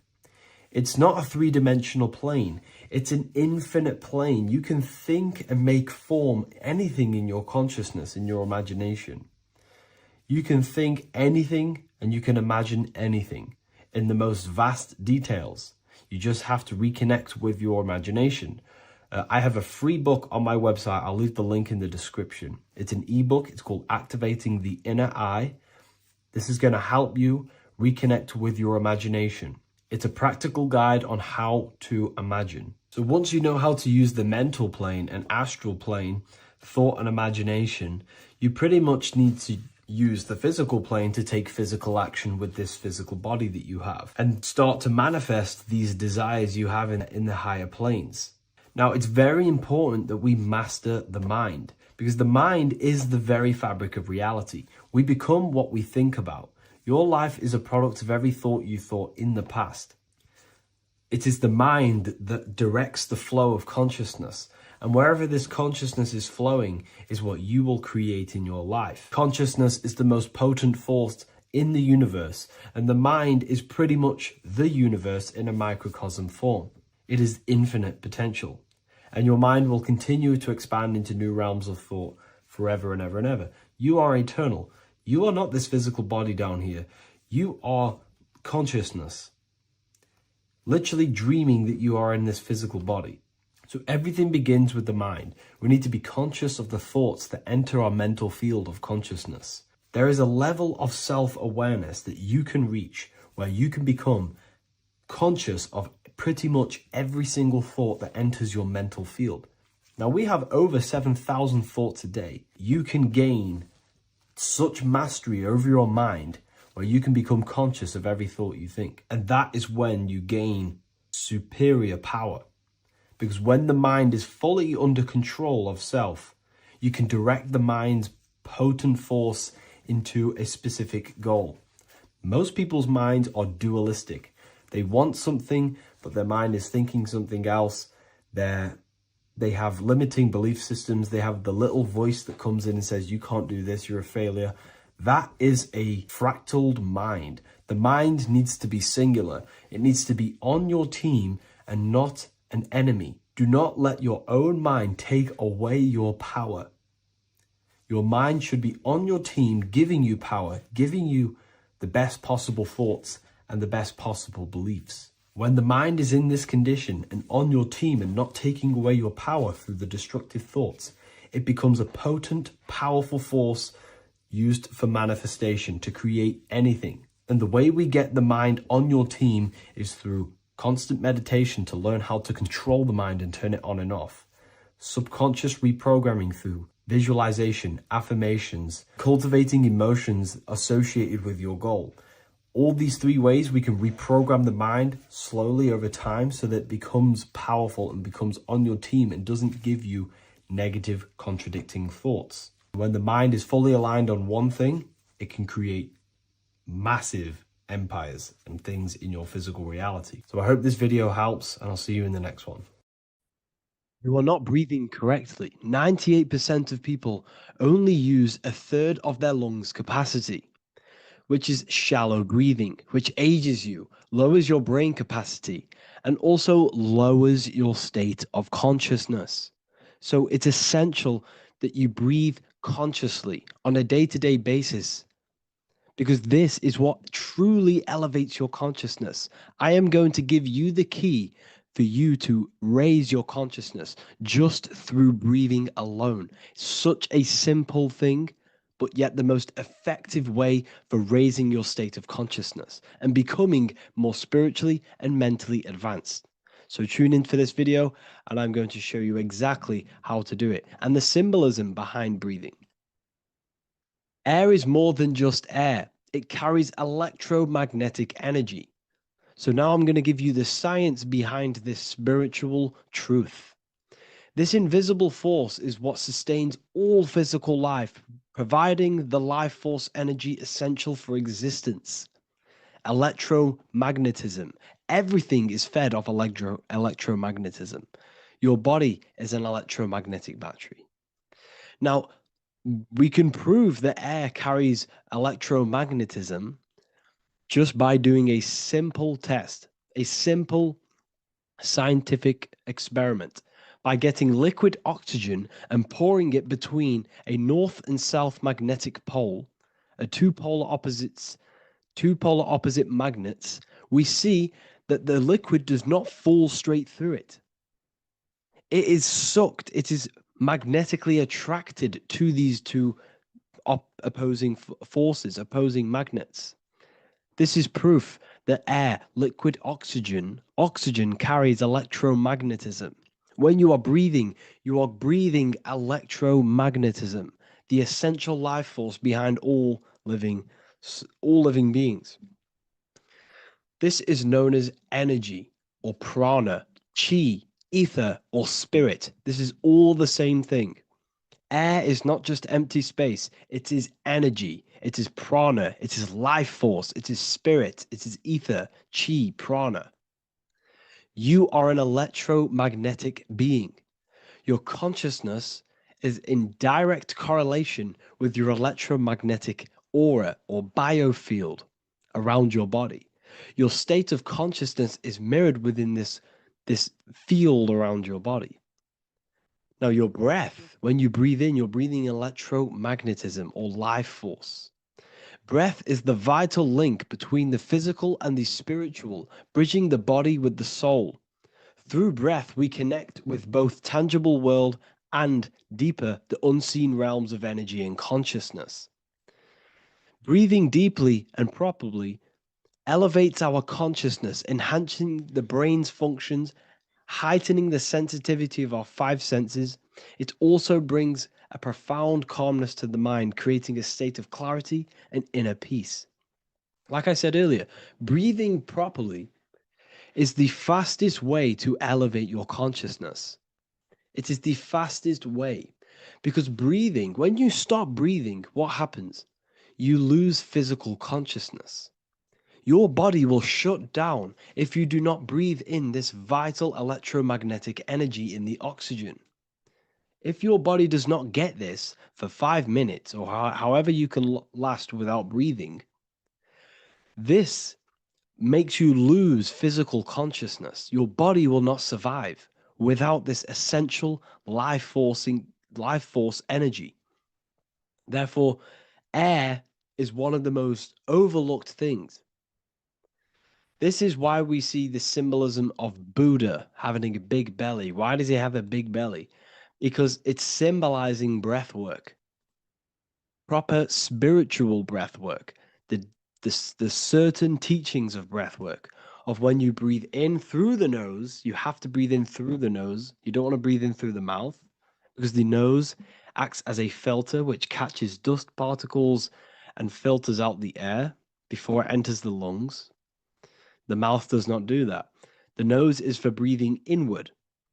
We breathe in through the nose, and when we breathe into our belly, not our lungs. When we breathe into our belly and our belly expands outwards, we are then moving this energy down from the nose down the spinal column. And when we breathe back out, the belly goes in, which is raising the energy up the spinal column, back out through the mouth. This is the true way of breathing, because when we breathe, we are moving energy. We are moving electromagnetic energy. When we breathe in through the nose, the energy travels down the spinal column. And when we breathe out, we are raising this energy back up the spine, some of it going out the mouth and some of it reaching the brain, activating dormant brain cells in the brain. But when we breathe, we need to make sure we are using 100% of our lungs capacity, because the lungs is what transforms this special energy into consciousness, physical consciousness. So this is why Buddha has a big belly. It's not because he was fat. It's not because he was overweight. It's symbolism. It's symbolism of breath work. So try this. Do this for 2 minutes while you watch this video. Breathe in through the mouth as hard as you can until you no longer can fill any more air into your lungs and belly. Breathe it into your belly, not your lungs. And breathe out through the mouth. Do this for 5 minutes or 2 minutes, however long. I promise you, breath affects your consciousness. You will notice the difference. If you do it quicker, the quicker it'll affect your consciousness and you might go lightheaded. But that lightheaded is you activating your spirit, your energy body. So try this just when watching this video. When you breathe consciously, you are renewing both your energy body and astral body, aligning your consciousness with a higher state. This practice feeds new life force energy into the body, revitalizing and enhancing your overall well-being. Like I said, your brain requires the most amount of oxygen. When we have shallow breathing, this is reducing the brain's capacity. Because when we are not breathing properly, which 98% of people are only using a third of their lungs capacity, we are essentially only using a third of our consciousness, because your breath is directly correlated to your consciousness, your state of consciousness. When you breathe in through the mouth, out through the mouth, out in through the nose, out through the mouth, consciously and deeply for 5 minutes, you will notice that your senses are more powerful and sensitive. Your brain is quicker.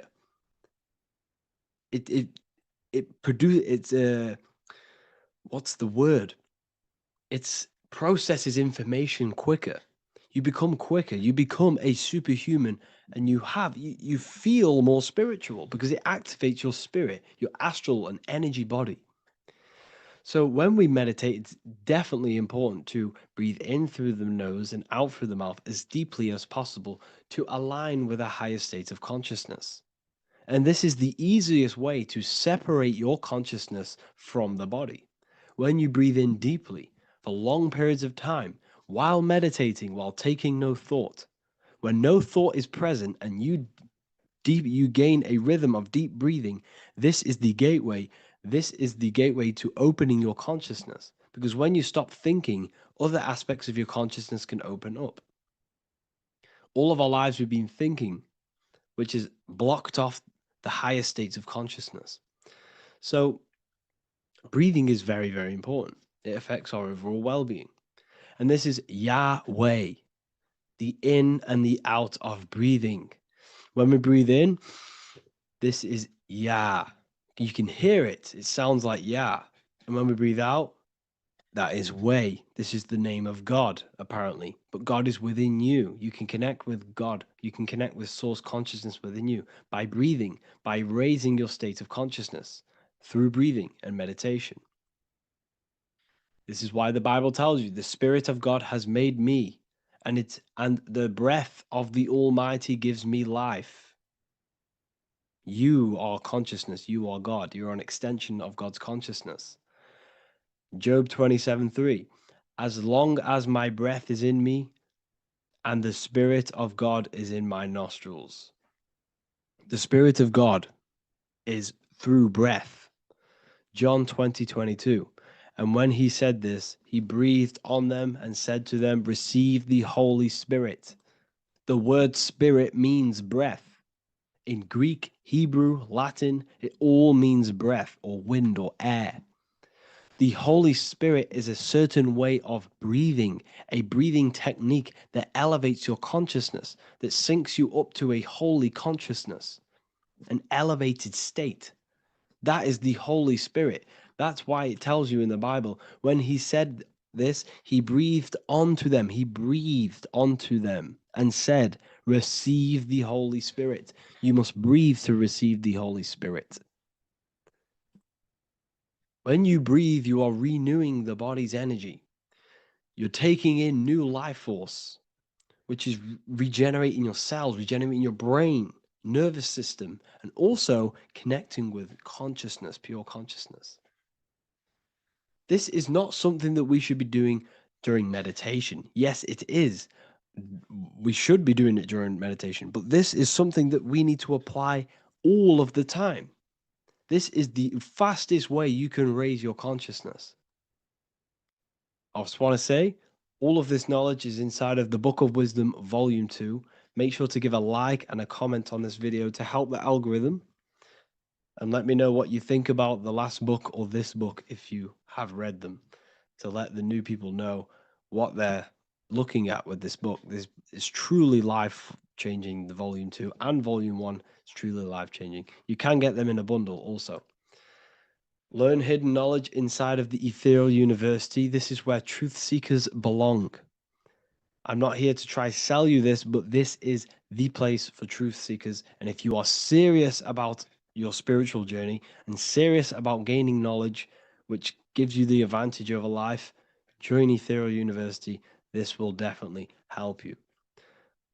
Thank you for watching this video. Please leave a like and comment. Make sure to give me any suggestions on videos that you want me to make in the future. Thank you all.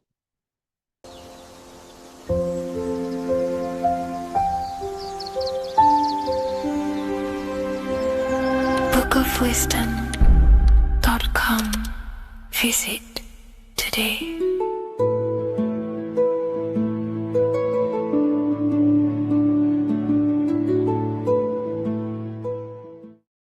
The scariest thing about having your first out-of-body experience and leaving your body is the realization that you have after. You realize everything you've been told about yourself, reality, the earth, what you're doing here on earth is a complete, utter lie. Your self-belief of what reality is and what you are is completely shattered. You now fully understand that you are more than your physical body that you inhabit. My first out-of-body experience happened a few years ago, but before all of that, I remember being a child, going to bed and closing my eyes, and I remember as a child feeling like I was floating above my body and moving. And maybe subconsciously this has led me into knowing intuitively that there is more to reality, and I've gone down this path of esotericism, occultism, consciousness. Maybe that has led me to this, I don't know, but I've always had this subconscious intuition in my mind that there's more to reality than what we've been told. And maybe it came from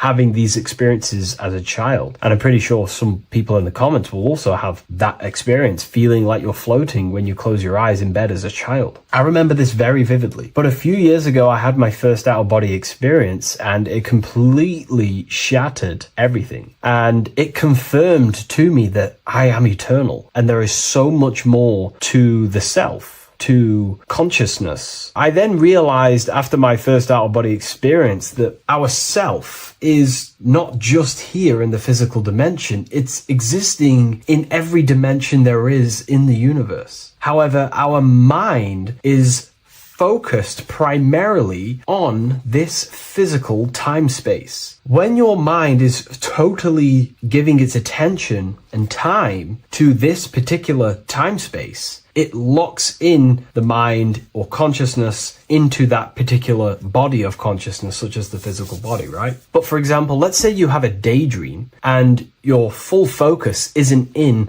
the present moment and your environment that you're in physically. Your mind kind of wanders off into a daydream, what we like to call it. That again is shifting time space. Your consciousness is 40% here in the physical plane because your body's there, but then the other 60% is in this daydream, this imagination. So you're shifting time space, and what an out-of-body experience does is allow your mind to reduce that attention to the physical body and access attention to this altered body or dimension of consciousness. So I'm going to give you the story of my first out-of-body experience, because I know when I was researching this, I was always looking for personal stories about someone's out-of-body experience, and there's not many out there, to be honest with you. Well, based off my research, I couldn't find many, you find a few, but I'm going to give you my experience of my first out-of-body experience that happened a few years ago. It was early in the morning. I kept on waking up and falling asleep to my alarms. I went back to sleep after waking up for like the third time in the morning. When I fell back to sleep, that is when I had my out-of-body experience. It's also good to mention that I have been listening before that about podcasts, books about our out-of-body experiences, astral projection, and things along them lines. So this was stored in my subconscious, this topic. And I had a desire in my heart to actually experience this for myself. Long story short, I went back to sleep early in the morning because I kept on waking up, and it began with this tingling sensation, a high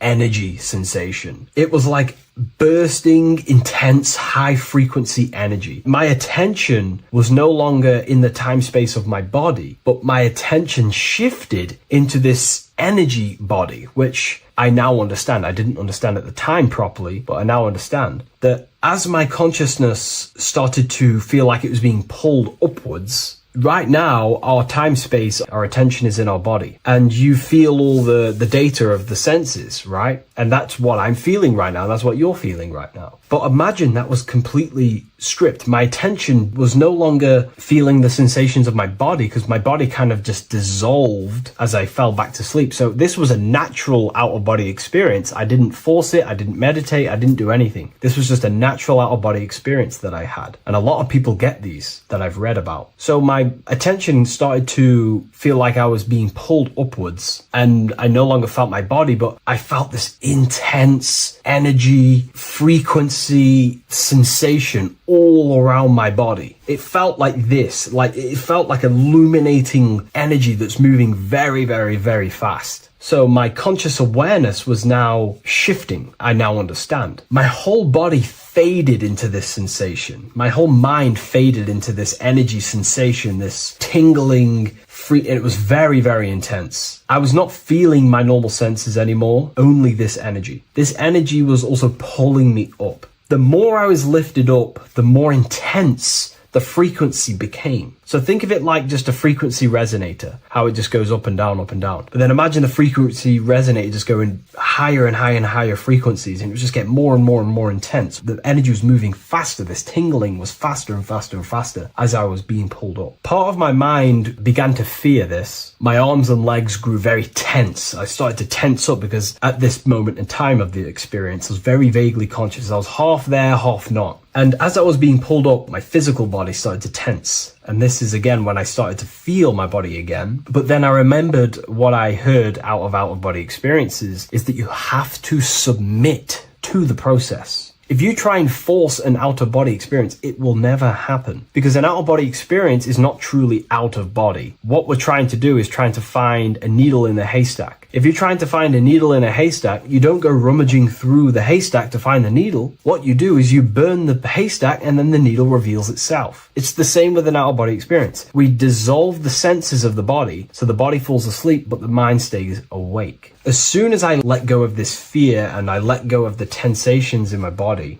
I started perceiving through another state in this energy body, but I didn't see my body. It was just like perceiving and seeing, but no body, like a camera. When you look at a camera view, you don't see what the camera looks like. You're just seeing through the camera. It's the same as that. I had no form, but I was just seeing. I was just like a floating eyeball, seeing into this altered state of consciousness. I was just seeing. I first saw my street outside my house with lots and lots of people walking on the street, but I could not see the people directly. Everything was black and green. The background was black, but I couldn't see the people. I could just see a glow of light around the people, like an egg shape. They were just walking on either side of the road, other directions. I could just see more and more people moving faster and faster and faster. I didn't realize then, but then I did start to realize later on in my journey that that was more than likely the etheric plane that I saw. The etheric plane is the plane of life force and vitality and electromagnetic auras. So that was my awareness shifting from physical into then the etheric plane. plane, the plane of life force and energy. Now, the etheric plane is very, very, very difficult to actually access consciously. The etheric plane acts as a bridge between the physical body and the astral body. To actually access the etheric plane alone is very, very, very difficult, and only certain trained individuals can do that. The etheric plane is not really a conscious plane where you can stay there and be conscious. It acts as a bridge between the physical and the astral plane. I could see the glowing auras around people moving along the pavement. The people moved faster and faster until the scene started to just dissolve as these people were just moving faster and faster. It was not very clear at first, but I subconsciously knew that I was having an out-of-body experience.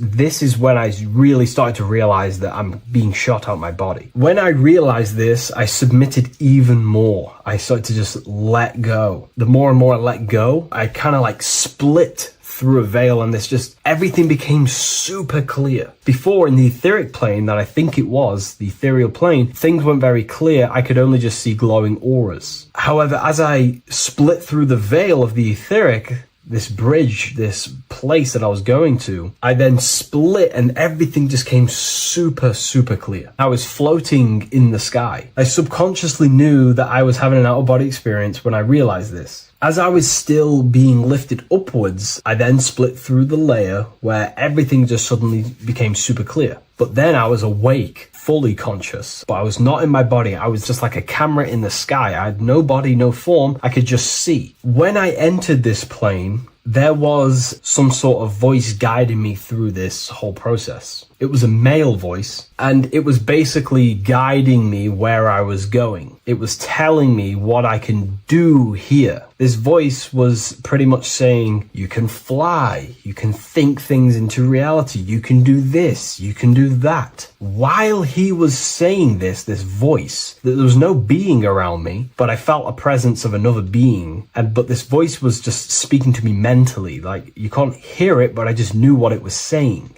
It was so weird to describe. It was like telepathy. You couldn't hear it, but I just knew what it was saying. But it was a male voice. It's so hard to describe. I still could not see any form of myself. I was not seeing my astral body or any shape. I was just perceiving a point of awareness like a floating eye, like I said earlier. While this voice spoke to me, I saw fractal patterns as he was saying, you can do this, you can do that. And while he said, you can fly, I remember just seeing this line like splitting and creating fractals. It was like this black line that was just splitting off into duality, creating fractals. But then my physical body just went through this line, split, and then split into fractals again. So strange, very difficult to explain because it's four-dimensional. To explain it in physical language, it's very difficult to actually explain what was going on. So as he was saying what you can do, I was seeing these fractals dividing and then creating fractals. When he says you can think things into reality or something along them lines, my awareness just did a full 360 as if I did a backwards flip. I had no conscious control over this. That's something that you later develop as you keep having these out-of-body experiences. Your first out-of-body experience, you probably won't be able to control what's going on, but you will have an out-of-body experience if you seek them. I could see all around as I rotated. I looked all the way down and then back to my original angle and point of awareness. During that rotation, when I started to turn upwards to do the backflip, I looked up and it kind of looked like the sun in the sky. It was very dark and gloomy. Now I know that was more than likely the lower astral plane because very dark and gloomy. And it was very kind of dense there. I looked up and I could see this. It was like the sun, but it was white, pure white light. And it was shining down over the astral plane. And that was the only light in that place. That's why it was so dark and gloomy there. And I then realized in that particular state, at that time, I thought that was God. I don't know what it was. Maybe it was, maybe it wasn't. Maybe it's the light of the higher mental plane shining through into the astral. But I looked up at it and I realized that was God. That was the source. That was the higher dimension beyond the astral plane, which is the mental plane. The higher astral planes and then the mental planes, the planes of thought. Then once I saw that, I was in complete shock. As I rotated backwards even more, I then get the view of seeing down, completely down, like a bird's eye view. And I could see like an old medieval gloomy town. It was dark, almost night, with very little light. The only light present was the light from above. The town was old-fashioned, gloomy, misty. I looked over it from above. Then the experience began to fade. I don't remember anything after that process. But I'll be honest with you, the process of leaving my body for the first time was extremely intense. The frequency, the energy were overwhelming but powerful. Letting go and choosing to have no fear was the key to that experience. Just to give you a little bit more wisdom on what I actually experienced now, what I realized what was happening, I now understand that the voice that I was hearing was not an external being guiding me. It was actually a higher aspect of myself, a part of my own consciousness that is not focused in the time space of the physical world. My physical mind is focused here in this timeline, but once I exited this timeline and focused elsewhere, the higher part of myself guided me towards that experience. This higher version of ourselves that we call the higher self is a higher dimensional being, but we're just unconscious of it. This being exists beyond our ordinary thinking mind. Our self exists everywhere in the universe, and we can unlock higher versions of ourselves as we progress on our journey of awakening and self-realization. Because let's say right now, only 10% of your awareness is actually in the physical plane. Science tells you that 90% of you is actually in your subconscious mind. 10% of your awareness is your conscious mind. So there's 90% of you that your conscious mind is not aware of. But our conscious mind becomes so addicted with the physical world and distracted with the physical world, it just gets totally locked in with the physical. And we never pay attention to the hidden aspects of ourselves, the unconscious aspects of ourselves. And that's why everyone in the esoteric and occult space talks about gnosis, seeking knowledge of self. Gnosis is not knowledge, it's knowledge of self obtained through direct experience. So gnosis is about rediscovering who you truly are. And another bit of wisdom that I could give you from this is that the observer is the same observer that is observing this video right now. You're watching this video, but who is the one seeing the screen? Who is the one seeing the screen of your reality, of what you call life? There is an inner witness consciousness within you who experiences and observes your thoughts, emotions, and actions, experiences and observes the screen you call reality. And that witness also witnesses your dreams. When you shift your awareness from your time space of this body into your dreams, that same witness is witnessing your dreams. So when you meditate, connecting with this witness aspect of our consciousness really does help to excel the process of having an out-of-body experience. Because a lot of people have out-of-body experiences, but they don't understand what's actually going on. They don't understand the nature of it. But it's all mental. You move mentally in that dimension. You create mentally in that dimension. The same that you do in this dimension, but just on a quicker scale, because things manifest in the astral plane instantly as soon as you think of it. Just like the screen in your mind, you think of something, you have a screen of an object in your imagination. That plane, it manifests instantly, but down here, it takes a longer time for things to manifest and condense. Once you understand that thought rules the universe, thought is the creative force of the universe, you start to understand, these different dimensions and these experiences that you have. But really connecting with that witness consciousness, that part of yourself that observes everything, really does help with excelling the process of having an out-of-body experience, or mystical experiences, or lucid dreams. Because connecting with that witness consciousness just makes you more conscious. Even in your physical life, staying conscious. Most people aren't conscious. They think, feel, and act unconsciously throughout their day, and they unknowingly create their reality. Connecting with that witness consciousness allows you to actually stay conscious over your thoughts, emotions, and actions, because they are giving birth to realities. That's pretty much my experience, my first out-of-body experience. What that did for me was make me so much more confident and powerful. Most of my fears just disappeared overnight. The fears of death, the fears of unknown, the fears of that I had of things shattered, disintegrated, because I understood that I am eternal. No one can use death against me to control me, because I know I am eternal. I now take riskier actions because I know I am eternal. I know that I will never truly disappear or die. So it really, really does help you, and it gives you a lot of internal power, because no one can make you scared of anything. You should not fear someone who can hurt you physically. You should fear someone who can corrupt your soul. That is the worst thing, who can corrupt your internal world, because that is what truly matters. So I hope this helps you understand out-of-body experiences. Hopefully this can help you move along in your journey. It's good to hear other stories, because this is exactly what I was seeking when I was researching this stuff. Maybe in the future I can share some more stories about my out-of-body experiences now I'm a bit more advanced. But yeah, please leave a like, comment and subscribe on the video, and thank you all for watching.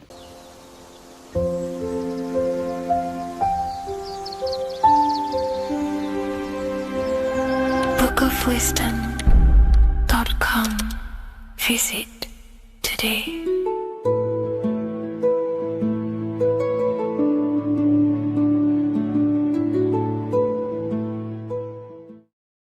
Before you call the Baphomet evil, make sure that you watch this video until the end so you gain a full understanding on what the Baphomet truly is. No, I am not a Satanist. I am simply an esoteric and occult researcher. I've been looking into symbolism for a very long time, and I can reassure you that this symbol does not represent the devil, does not represent any negative figure. It's a very deep, occult, esoteric symbol. What we first need to understand about the Baphomet, it is indeed a symbol. Every symbol we see around us is neutral. The pentagram, the Baphomet, is neutral. It depends how you use it, whether it is used in a good or bad way. Everything is neutral. It's your mind's perception that gives it a positive or a negative charge. First of all, let's break down the Baphomet symbol. Let's look very closely at the Baphomet. We have clearly the 4 physical elements corresponding to the Baphomet. Here we clearly have the fire element. The wings represents the air, the flapping in the air. The fish scales, which is the water, and this dome figure representing the earth. The soul is incarnated into 4 bodies. We have a mental body of consciousness, intellect. We have an emotional body of consciousness, which is all to do with intuition and energy. We have a spiritual body of consciousness, our astral body, and a physical body of consciousness for the physical earth. Earth corresponds with your body. Air corresponds with your mind, fire corresponds with your spirit, water corresponds with your emotions. So the Baphomet is showing you the 4 elements of the soul, the 4 bodies of the soul that we are incarnated in. Now, let's look at this moon figure. We have the moon. The moon represents the internal world. It represents what we cannot see. The sun represents our conscious mind, what we can see, what we're aware of, the physical world. The moon represents what we are not aware of. It represents our internal world. Remember, we have 2 worlds. You're an individual. You have a dual nature. Individual. You have an internal world. When you close your eyes, you have an internal voice, an internal world of thought and emotion, and an external world of this material body. The moon represents the internal. The moon on top represents the moon controlling the mind, represents the inner world controlling you. Now this is very symbolic in the occult world. If the inner world is controlling you, then you have no control over reality. This is the devil horns. You know the devil horns? The moon crescent? This represents you are the devil. You're being controlled by your thoughts, by your emotions, by your psyche. Then we have the moon below, which represents control over the inner world. We have control over our thoughts, our emotions, our impulses. So you're either being controlled by thought and emotions, or you're controlling them and having self-mastery. In alchemy, we always see this symbol of the man or woman on top of the moon, representing emotional control and self-mastery of the internal world. The journey of the occultist is to gain full mastery over their consciousness. They want to be conscious of every single thought that enters their mental field of consciousness. We get over 7,000 thoughts a day. It is possible to achieve a certain level of mastery where you are conscious of every single thought that enters your mind. This is one of the end goals of self-mastery and occultism, as this gains your personal power. When one achieves this, they are then able to direct the mind in one place and one place only, becoming more effective in manifestation and creation, because we are microcosms of the divine. We are creators. This is the gesture of as above, so below. The inner world and the outer world are mirrors of each other. The inner produces the outer. Your physical life circumstances are a result of every thought you thought in the past. The inner projects the outer. If you want to produce a change in the outside world, you got to produce change in the inner world of consciousness first. As above, so below. As within, so without. This corresponds with absolutely everything in the universe. Now we have the goat head, which represents the animal self. This represents the lower carnal mind. Lower carnal mind, which is earthbound, because a goat is on the ground. It's not a bird, it's on the ground. It represents the lower self, the beastie nature, the one that tells us to hate, to steal, to eat all the time, to consume.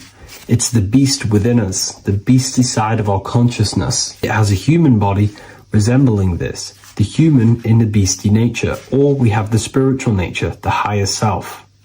In essence, this symbol of the Baphomet represents the higher and the lower self of human consciousness. It represents the higher and the lower. To conclude all of this, the Baphomet is a symbol that represents the two paths that one can take. We can take the beastie path and become an instinctual animal, our body, or we can take the divine path of reaching our higher self. It is a symbol that represents the higher and lower self and the four different bodies of consciousness. In essence, this does not represent Satan or the devil. The devil represents the lower aspect of our human psyche. The war between Jesus and Satan is symbolic and allegorical for the war that happens within our mental field of consciousness.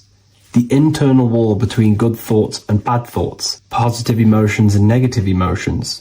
It is the constant war inside the battlefield of your own mind. Jesus, Satan are symbols, characters that are symbolic of aspects of your own consciousness, because the universe is mental. The only thing that truly exists is your mind.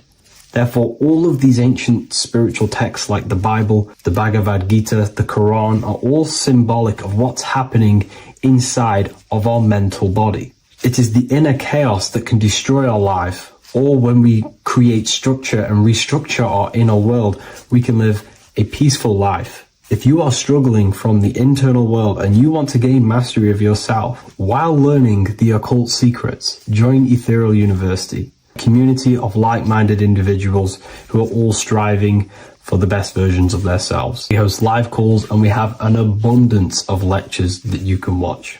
Or check out the Book of Wisdom. This is volume 2. I'll leave all the links in the description. Have an amazing day.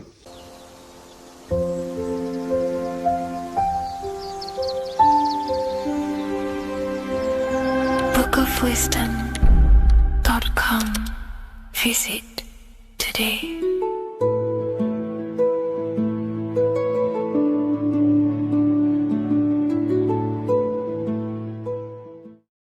What if I told you that the pentagram can unlock the secrets of creation and make you manifest any reality you want? Hence why the pentagram is used heavily in magic and witchcraft. We have to understand that the pentagram has been heavily demonized. Religions, churches claim that this symbol is associated with Satanism and witchcraft. I personally believe this was intentionally done so that people do not gain their personal power over reality and their life. The pentagram reveals so much about you, and it is one of the most important symbols to understand inside the occult studies. It is one of the most common symbols that you will see across all occult esoteric orders and different occult traditions, such as Freemasonry, Kabbalah, Rosicrucianism, alchemy. You will see this symbol everywhere. And in fact, you even see this symbol, the pentagram, on old church buildings, statues of Jesus next to church buildings. You will see this symbol used by Christianity itself, which is very contradicting about the church. But I'm not here to tell you to think anything. You can simply take this information with a pinch of salt and see if it benefits you. The pentagram used by the early Christians was said to symbolize the 5 wounds of Jesus on the cross. But this goes much deeper in an esoteric explanation. The pentagram ultimately represents the 5 elements of creation. All creation falls within these 5 elements. We have spirit on the very top, then you have air, water, earth, fire. This is the correct placement and order of the elements. Air is always on the left, water is always on the top right, earth very bottom left, fire bottom right, and spirit placed on the tip point of the pentagram. It's a 5-pointed star drawn with one continuous line. But this actually reveals much deeper things, and we're going to be going into how to use this symbol for magic and creating your reality towards the end of this video. But now we're going to give you a basic understanding of the pentagram. It's showing you the 4 physical elements symbolized as triangles and spirit symbolized as a circle. The 4 physical elements are made out of the base element, spirit, or what the ancients call ether. Ether is the underlying base of all physical matter. This is the substance that animates physical matter with life force. All physical matter has its origin in the etheric substance, or spirit, what we want to call it. It is simply the life force that animates the physical thing.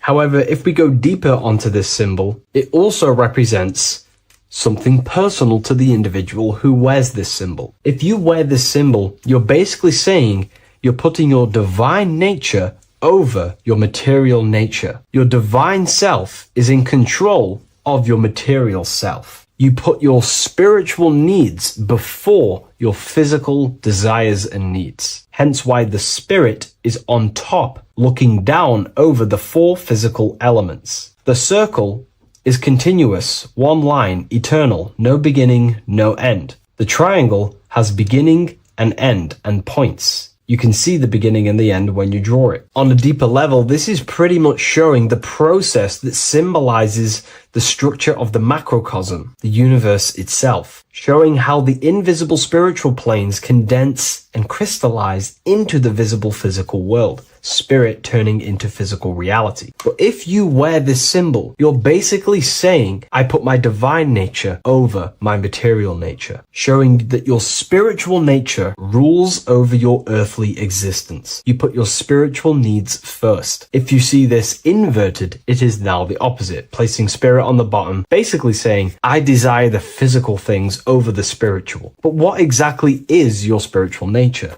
Well, your spiritual nature is simply your internal self. You chase things that are immaterial, such as knowledge, love, experience, expansion, gnosis. These are the qualities of spiritual things that the spiritual person likes to chase and desire, instead of desiring the things that are temporary in the material world and never actually lead to fulfillment. True fulfillment is by chasing spiritual things. God, the nature of creation, the self, gnosis, knowledge. But if we go even deeper, this symbol ultimately represents how reality is created.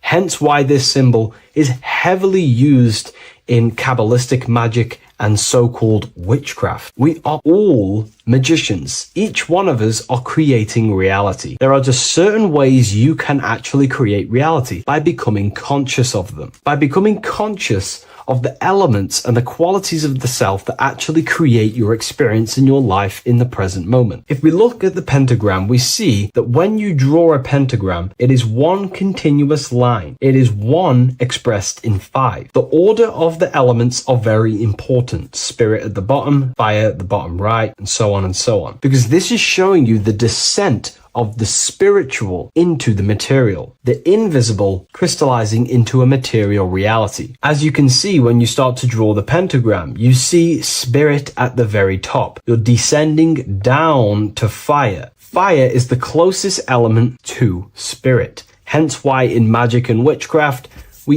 people like to use candles. So you're descending first into fire, then into air, then into water, then into earth, then back into spirit. Because of course, the cycle of creation unfolds itself. When you die, you return back to spirit, and then you reincarnate yourself back into physical reality if you wish and desire to. Everything is under this process of matter spiritual. In the daytime you wake up, you're in your material body. When you go to sleep, you enter your astral spiritual body. Everything's in this continual process, renewing itself in spiritual, then material. But the reason why this is associated with magic so heavily is because each one of these elements corresponds to a different body of consciousness, a different vehicle of consciousness. Consciousness has many different vehicles it uses to create the tangible self, the physical reality. For example, consciousness has a spiritual nature. The spirit element in this case symbolizes the emanation, the descent of the one power, the one force that we are all using. Each one of us is using this one power, the power of the source consciousness,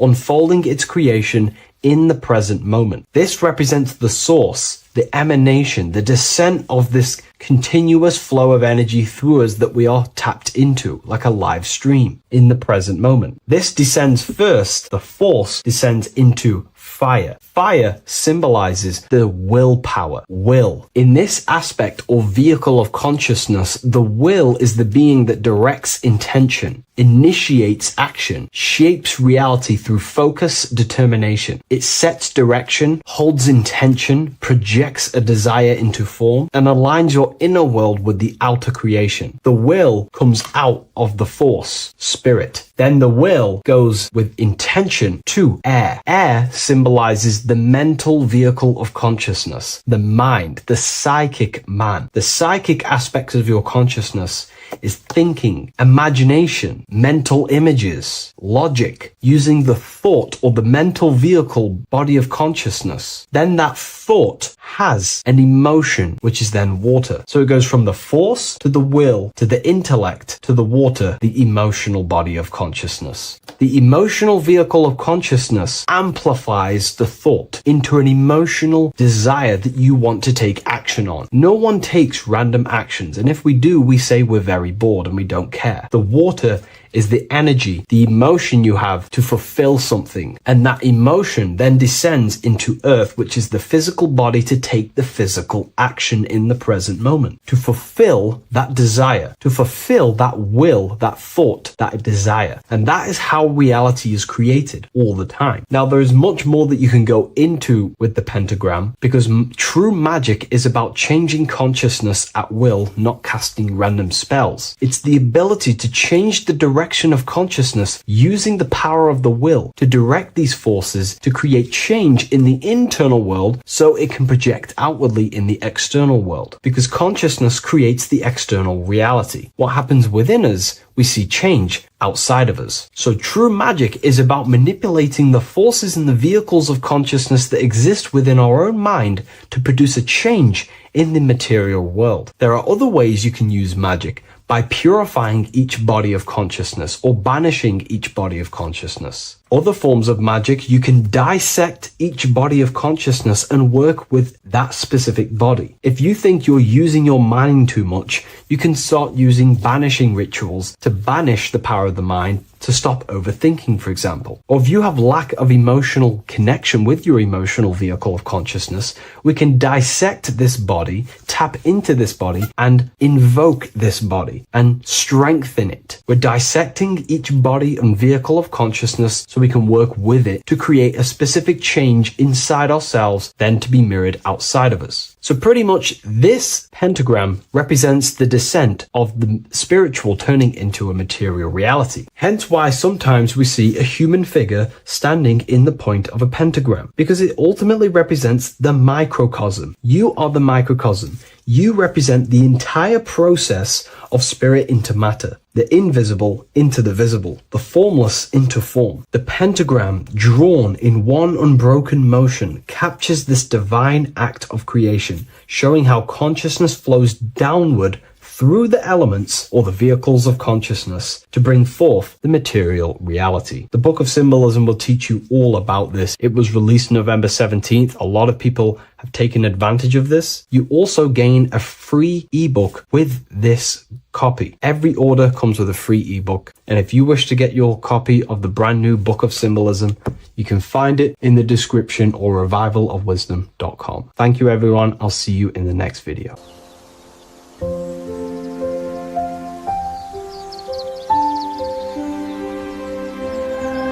bookofwisdom.com. Visit today.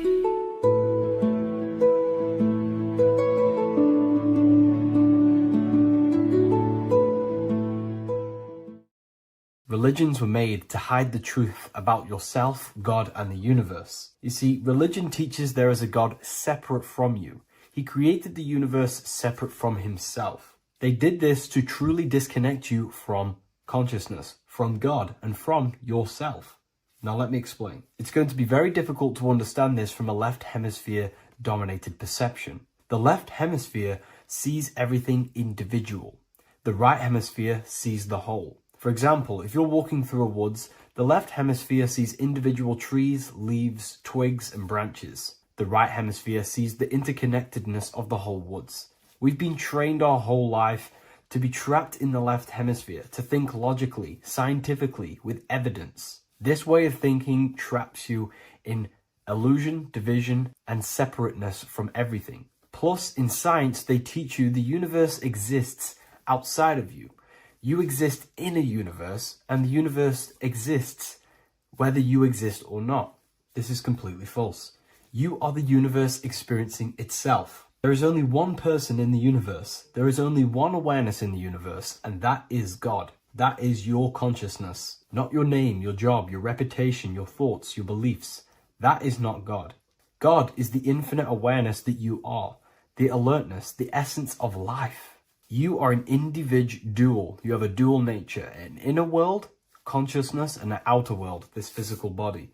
The inner world is the immortal, consciousness, awareness. This physical reality is for the immortal within us to experience and enjoy. And the immortal consciousness, the immortal self, the individualized expression of the only thing that is truly real, which is God, consciousness, is seeking a way to understand itself through infinite vantage points. The same consciousness inside of you, inside of the dog, the squirrel, the plants, the stars, the same awareness is in absolutely everything. Only the right hemisphere can see this connection. The universe is one mind separated into the infinite bodies and life forms. This is why scientists tell you that the universe is forever expanding. It's truth in plain sight, because the universe is the mind, and the mind is always seeking more vantage points to understand itself. And the mind is always expanding into new realms of thought. The mind cannot be filled up. It does not exist in space. However, human awareness, human consciousness is very sacred. And the reason why I say that is because humans possess a two-way consciousness, unlike a dog, an animal, or a squirrel, for example. The dog looks in the mirror. It is not aware of itself.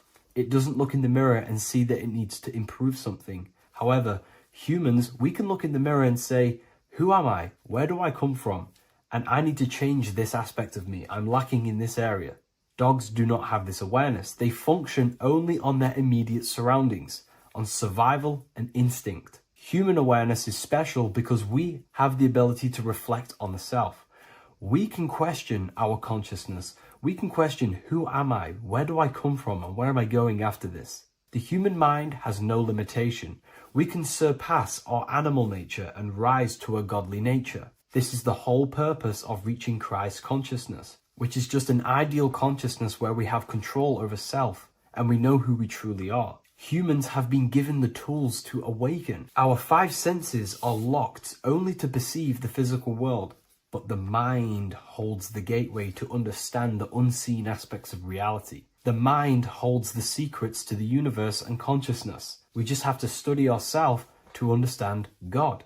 We are all individualized aspects of consciousness. There is only one pure consciousness in the universe, but we're fractaled into infinite life forms, experiencing this consciousness in a different form, molding this consciousness into individual egos and individualized consciousness. Me and you are made of the same fabric.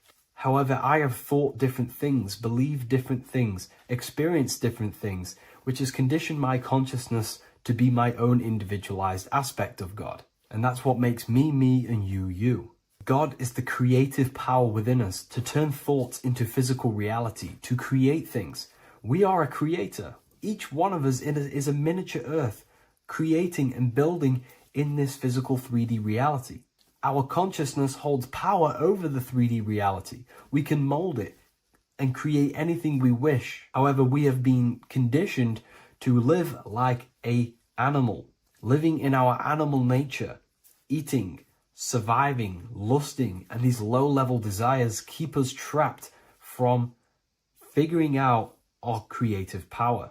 This is why the ancients always depicted God inside of the brain. Even in ancient Christian artwork, William Blake, Anton Raphael, all depict God inside of the brain. Why is this? Because God is our creative power. The spinal column acts as a type of ladder of consciousness. If you just think about sex and act on sex, eating, consuming, and living in a survival animalistic state, then your consciousness is functioning on the lower end of the spinal column, where your reproductive organs are and your gut organs are to consume food. In order to activate the God within us and to us to truly know God, we have to be aligned with the God consciousness. We have to unlock the God within us so we can truly actually experience God and understand it. However, God exists beyond our personal consciousness, beyond our human identity. In secret societies, satanic rituals and satanic societies, they are seeking a way to escape the human identity through ritual work, meditation, and trance-like states. A trance-like state is like the state that you enter just before you fall asleep, where there is no thought present in your mind, because you are not the mind, you are the observer, you experience the thoughts.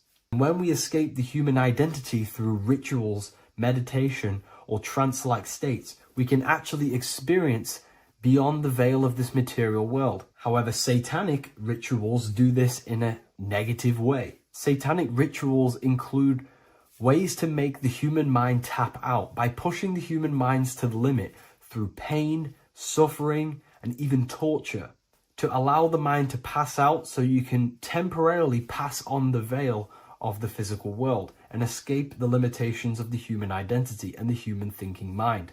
Now, you do not have to do it this way.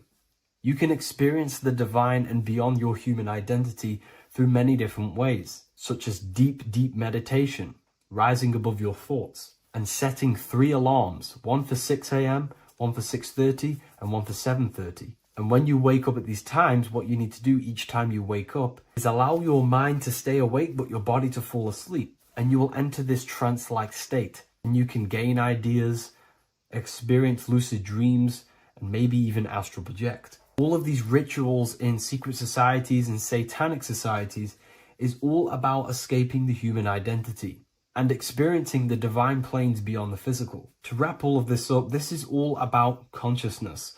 Consciousness is the infinite awareness of the universe, just fractaled into separate bodies. And this consciousness is seeking a way to understand itself in infinite angles and vantage points. And religion was made to cut off your connection to the divine planes beyond this world and beyond your self-identity. Therefore, if you want to know God, you have to study the attributes and qualities of God, such as geometry, numbers, consciousness, the mind, the subconscious, human anatomy. All of these things are aspects of God. We have to study ourselves and study nature so we can see God. God is the infinite awareness of the universe. If you love this video, please leave a like and share it with a friend. I'll leave a link in the description for the Book of Wisdom, Volume 2.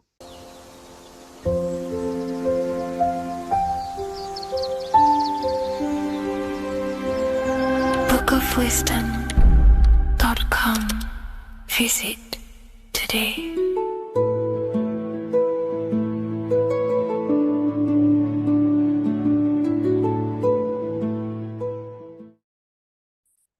The Pope is supposedly opening 5 portals on Christmas Day.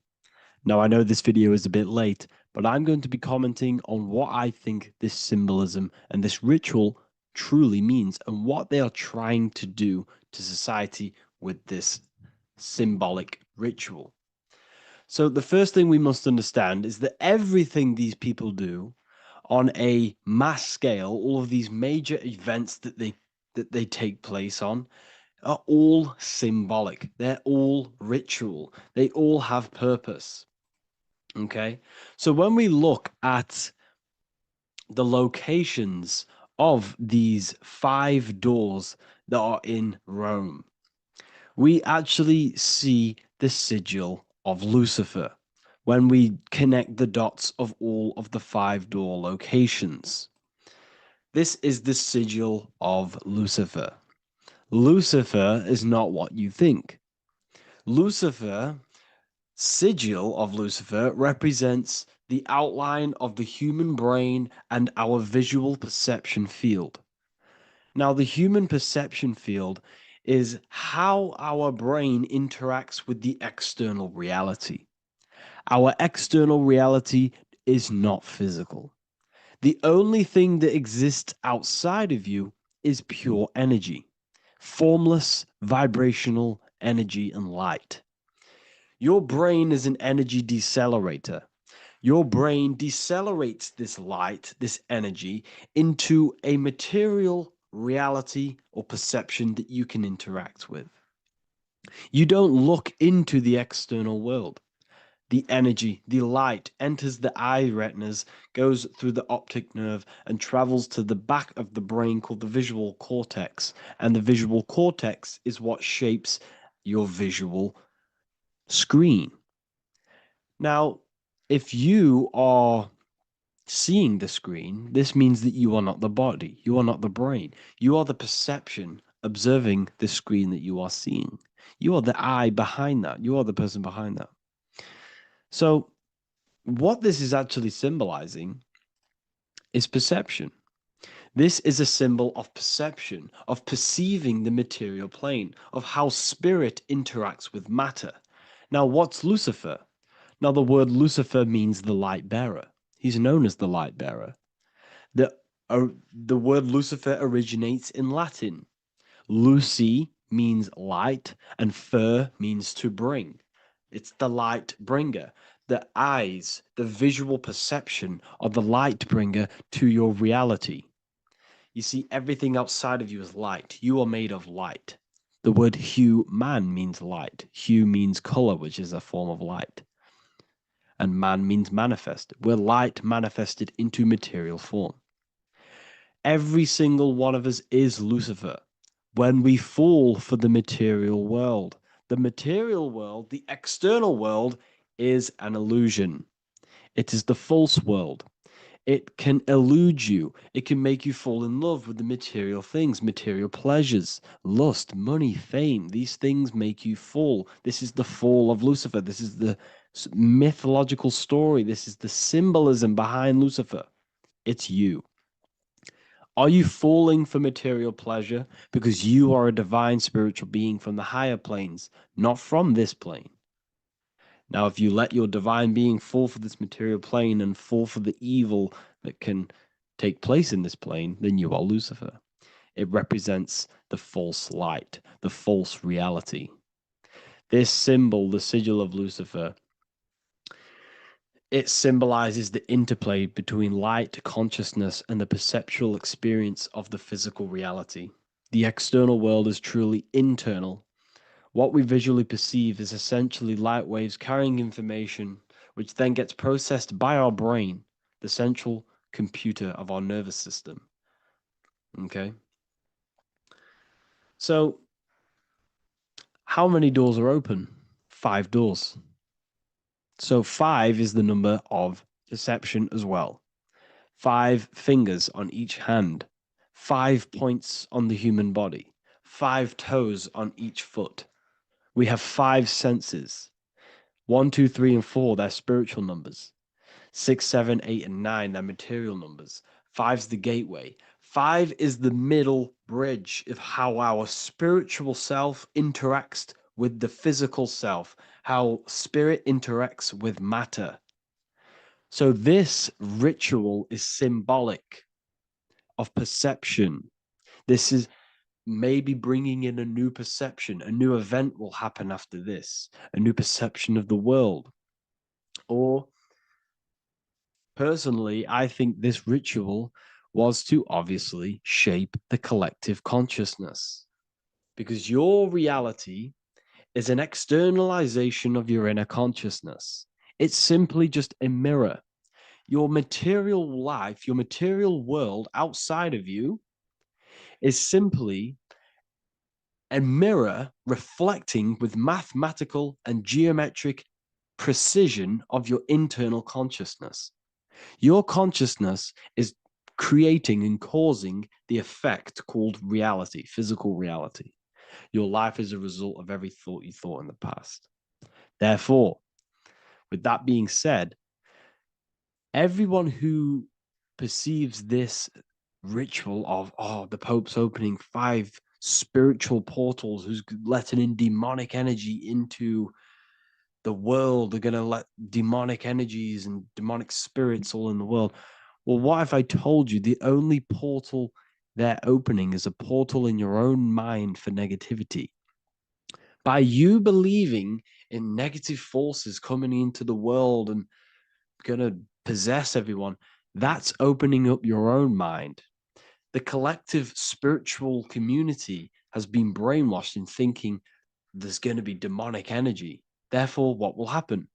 There will be demonic energy. Not because the Pope opened up a portal to the demonic energy, it's because everyone opened up their own minds to the demonic energy. Therefore, we as a collective consciousness shape the external world on a macrocosm scale. For example, the microcosm is your personal life. Your personal life. You have created it through consciousness. Your belief system is just externalized in your world. But on a collective scale, we all believe in money, for example. And because we all believe in money, and we believe that this piece of paper holds value in our minds, okay, in the mental plane, this has an effect on the physical plane by shaping the physical plane by being ruled by this belief on a macrocosm scale. Yes, I know that money doesn't exist. It's just a belief in my mind. But that doesn't have an effect because the collective consciousness believes that money has effect, has power. When it doesn't, it's just a piece of paper with the belief behind it. If the collective consciousness stopped believing in money, then the collective consciousness would have broke the spell and we would have no longer had a material plane ruled by money. You see, our beliefs is ruling and shaping our physical plane. This physical world outside of you is truly just an effect of the mind, an effect of our consciousness, our inner world. So I believe this ritual was done to change our perception, to make us think the Pope is bringing this spiritual energy and negative forces into the world. And it's just simply us creating the negativity in the world by believing in this, by thinking this. Remember, they have the power to send messages into millions of people's minds through media. And then messages are then believed, and that belief is shaping our world. What have I told you? That the New World Order is not manifested by the elite, it's manifested by you and us. We're all manifesting the New World Order. They can't manifest it. We can, because we are the ones believing it. We believe it. It is reality. It shapes our own prison. We're all shaping our own prison by believing in the prison, by believing in money. So this ritual was all to do with perception, creating a new perception, creating fear in our minds to, of course, distract us from what's really going on. This is all a ritual to implant messages in your own mind. So I hope you all understand this video, and I hope you all gain some insight, and I'll see you inside the university.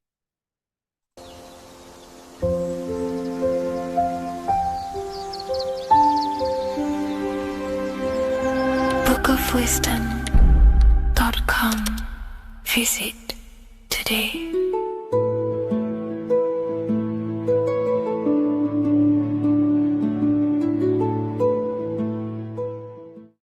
What if I told you the devil is closer than you think, and it's not actually a real person, force, or spiritual entity outside of you, but a being and an aspect of your own mind and psyche? In this video, you will learn exactly what the devil is and the true esoteric meaning of the devil. The first thing we need to understand is that the universe is a mental universe. Look around you. Every action, every building, everything you see around you was begun first as thought in the mind, then manifested. We use the mind designed to build and shape our reality. The universe, the world, only exists inside of our mind. Therefore, God and the devil exist inside of our own psyche. So first of all, the devil is not a literal being, but a symbol of the lower self. It represents the unmastered, ego-driven part of the human mind, a symbol of destructive thoughts, emotions, behaviors, lives in realms of chaos, fear, hatred, lust, and ignorance. This is why we see the devil as red, because red is the lowest vibrational color on the color spectrum. It also corresponds with the root chakra, which is all to do with survival instincts. Red represents chaotic and intense emotions like hatred and anger. When we are angry, our face turns red. The devil represents our animalistic fundamental needs, our instinctual needs, our survival state of consciousness. We have a survival state of consciousness and a godly state of consciousness. Our godly state of consciousness is creating, not just experiencing in the animal state, but consciously creating reality. This is why we see the devil with a goat head, an animalistic head, and the head is where the brain is. The animal head represents living off instinct, the part of our mind that lives on urges, impulses, and instincts, eating, sex, power, ego-driven actions, and ego-driven thoughts. Animals are only aware of themselves. Animals live on instinct. They have no ability to consciously create like humans. This is our lower desires for the material world. That's not to say the material world is evil. However, when our consciousness is only seeking material things, this leads us down a path of self-destruction, because nothing material can ever satisfy our soul. Everything material is temporary. Therefore, the devil represents the part of us that seeks only material desires, only material fulfillment, the ways of thinking where we only think about ourselves and ego-driven thoughts. It also represents the unchecked, unconscious self, where we have no mastery over our thoughts, over our emotional impulses, and no mastery over our actions. We are living in instinct and impulsive states, which causes chaos, selfishness, destruction, and keeps us bound to our lower material 3D state of consciousness. It's important to recognize that the word devil was never present in the earliest Gospels. Instead, what was mentioned was a spirit of evil. This distinction is crucial because it underscores that the idea of the devil, as popularly conceived, does not actually exist as an independent entity. Rather, it is a personification of the lower aspects of the human mind, a facet of our own consciousness. The term spirit of evil was not meant to denote a specific deity or being, but rather any force of negativity, whether it manifests as a destructive thought, emotion, or action. A spirit is a force, an energy, and we have three forces that create our reality: thoughts, emotions, and actions. We have full control over these three aspects, which transform and mold reality. A destructive thought, a destructive emotion, a destructive action is a spirit of evil, and it originates from the darker aspects of the human psyche. So now, because we're on the topic of the devil, we have to look at the pentagram, which is obviously connected to the devil heavily. The upright pentagram represents spirit, air, water, earth, fire. Upright, which represents spirit, the most important element on top of the earthly elements, showing spiritual principles over material principles. As spiritual beings as we are, we have to put our spirit first, our higher self first, and material things second. Why? Because material things never satisfy us long term. Seeking material fulfillment will leave us feeling unfulfilled in the long run and very unhappy, and we can lose ourselves in illusions. We have to put our spiritual principles first. Seeking wisdom, knowledge, connection to the divine, and connection to our higher self is what gives us true fulfillment in our hearts and souls. But when we see this pentagram inverted, we now have spirit on the very bottom, which now represents earthly principles on top of the spiritual principles. We're putting our earthly elements on top of our spiritual element, which this inverted pentagram represents no longer caring about spirit, no longer caring about our invisible internal world, and only caring about this external body, food, sex, material things, cars, money, and all the things outside of us, the world outside of our mind. This is what true Satanism is. Satanism is not worshipping an external deity, but it is worshipping the self, only fulfilling the ego's desires. This is what true Satanism is, and we have all been conditioned to live in this state. Satanists want us to believe that there is an external deity called Satan or the devil, and the reason they do this is because they trick us, making us believe that we are not Satanists, while they are actually conditioning us to be self-seeking, ego-driven people, where we only care about sex, food, material things, and money, which is actually conditioning us to be Satanists. 80% of the population today are unknowingly involving themselves in Satanism, which is ego-driven thoughts, actions, and emotions, dwelling and living in this state, where we only care about ourselves. When we are spiritual, we realize we are all one. We are all one consciousness family, and we need to do things that help and contribute towards our collective experience, helping others, instead of seeking to serve only the self. The angel is depicted with wings, which represents elevation, higher self. The devil is represented with an animal horns, which is on the ground. A goat is on the ground, which represents the lower self. This is the elevated mind and the lower material mind. Horus, the bird, higher self. Set, the ground animal, lower self. Jesus and Satan. These are two forces, two characters that exist within the human psyche, not real entities. They are forces of our minds, and there is a battle between our higher self and lower self all the time within our own minds. There's always a part of us that's telling to do one thing and another thing, to do something bad and to do something good. There is this battle inside of our own consciousness. Here we have the human spinal column. The human spinal column is showing you the higher and the lower self. The higher self represents the head. The head is where the mind is. This is the creative essence of the universe. This is where all material things begin as a thought in the mind. We create with the skull, with the brain. This is our higher self, the heavens, connected to the heavens, the sky. And the lower end of the spinal column is where our reproductive organs are, where our gut is. Our reproductive organs and our gut is all to do with survival. The lower end of the spinal column, lower instinctual 3D based consciousness. The lower end of the spinal column is where our lower self dwells. Eating, consumption, power, and sex, lust. These are all emotional forces and instinctual based organs that are not inherently evil, but when we dwell and live off this lower end of the spinal cord, it keeps us in low states of consciousness. Our goal to raise to our higher mind is to balance this, not to overeat, not to abuse power, not to abuse sex and lust, but to master these organs and gain the ability to say no to these organs so that we can raise to our creative side of consciousness. Instead of dwelling in our instinctual nature, we can turn to our creative nature and consciously become a builder and constructor of reality. This is the true way of raising consciousness. This is the stairway to heaven, out of the animal consciousness to the higher consciousness. To wrap all of this up, it's all about gaining control over our instinctual lower nature and allowing our spirit to rule over our body and not our body ruling over our spirit or mind. The moment you let a thought become instantly an action is the moment you are an impulsive person. We are all trained to be this way. It is okay if you are in this state. The moment you let a thought turn straight into an action without questioning, that is the mind controlling you and you not controlling the mind. We need to gain control over the mind, and we do this through many different ways, through meditations,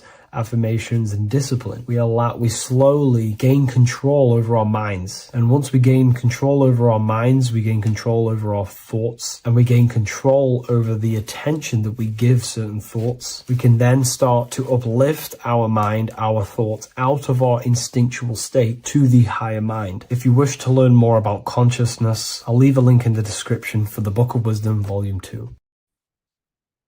Hello and welcome to another lecture from Harry B. Joseph, also known as Revival of Wisdom, the author of the Book of Wisdom series from revivalofwisdom.com. In this lecture, you will learn how to decode Freemasonic symbolism, gain a deeper understanding of yourself, expand your awareness of consciousness and reality, and receive guidance to navigate life with greater clarity.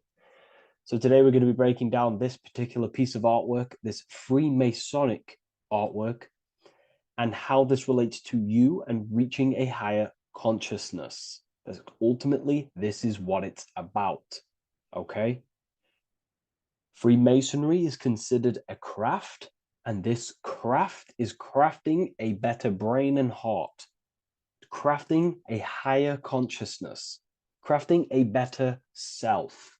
Why? So we can operate in the world at a higher degree, operate in the world more efficiently, live a better experience in the world, and getting to know thyself, okay? So we're going to start from bottom to top because this is important. Every placement of this symbolism is on purpose, has meaning, especially the placements of the symbols, okay? So we're going to start from the very bottom of the artwork, which represents lower down.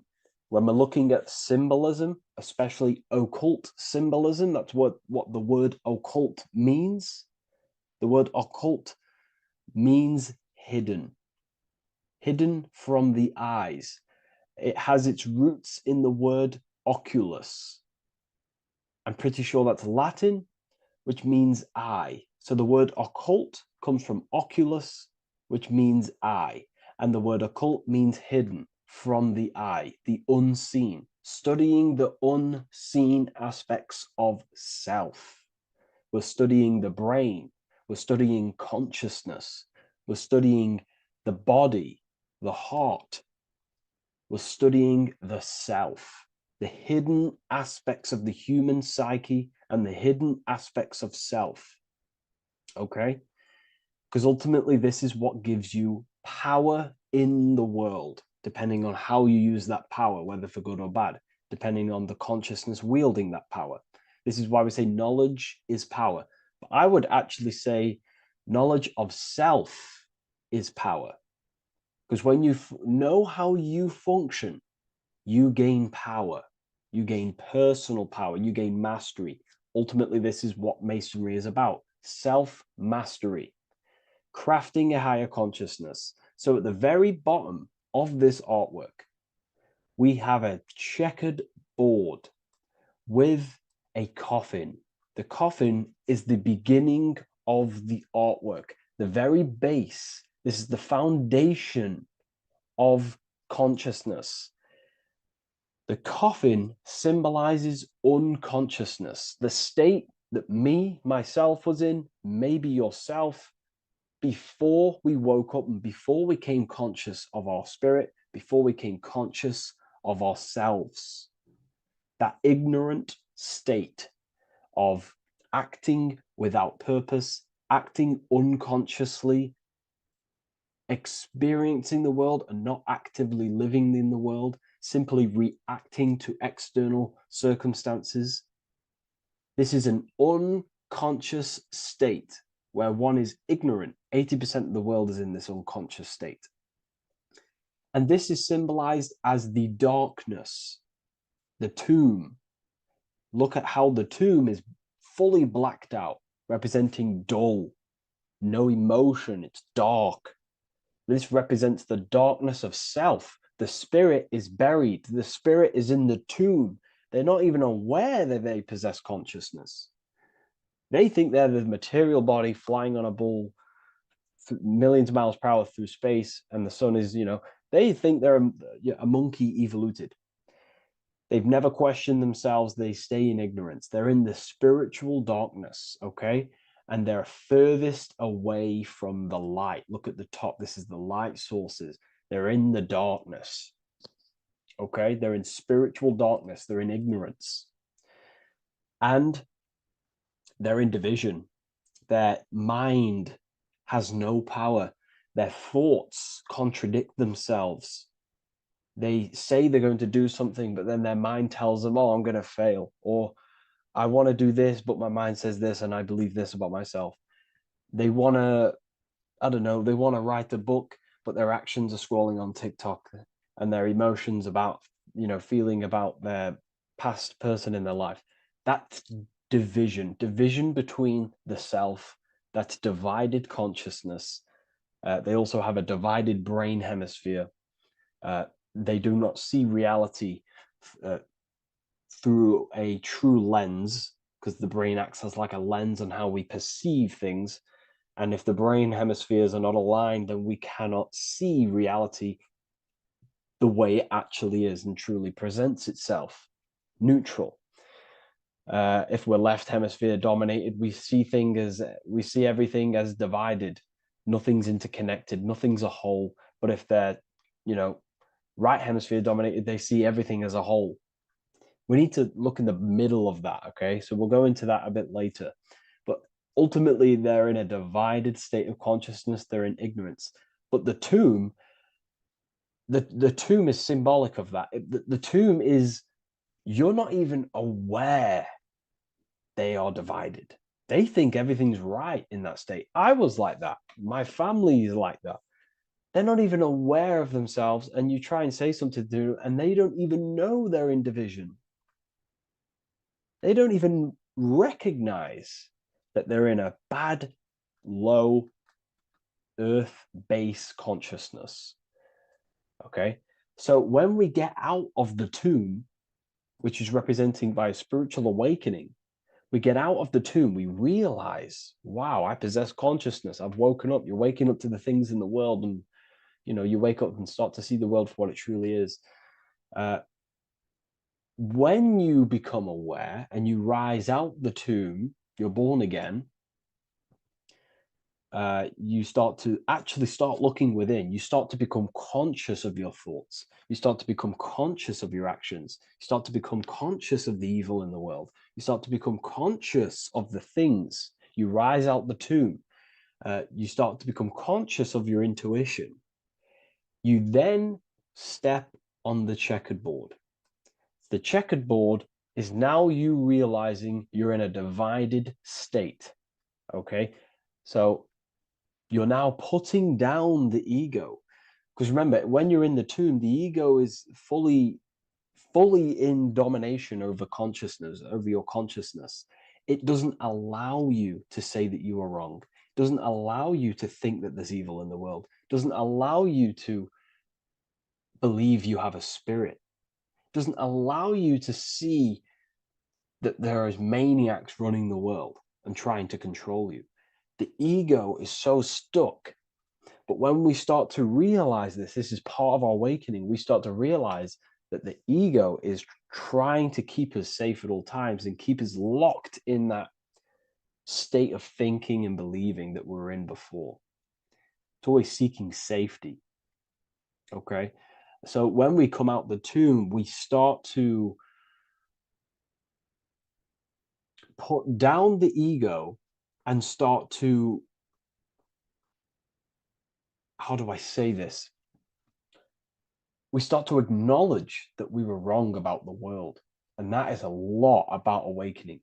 You have to acknowledge that you do not know everything. There are people with such higher knowledge. Okay? So when we come out the tomb, we put down the ego. We start to actually say, I was wrong about the world. I was a victim of mind control. I was in ignorance. I was in darkness. Spiritual dark. I'm divided. My thoughts, emotions, and actions are not aligned. My intuition and my action are not aligned. I'm not taking action on what I know is good. I'm taking actions against what I know is good. That's a sin. That's a sin against the spirit. Okay? So when you acknowledge this, you acknowledge you're in division, you then take the first 3 steps, which is the Freemasonic Blue Lodge degrees. These 3 steps. Okay? Ultimately, this checkerboard represents illusions as well. You're in an illusion. Okay, this is why we see it heavily used in the music industry.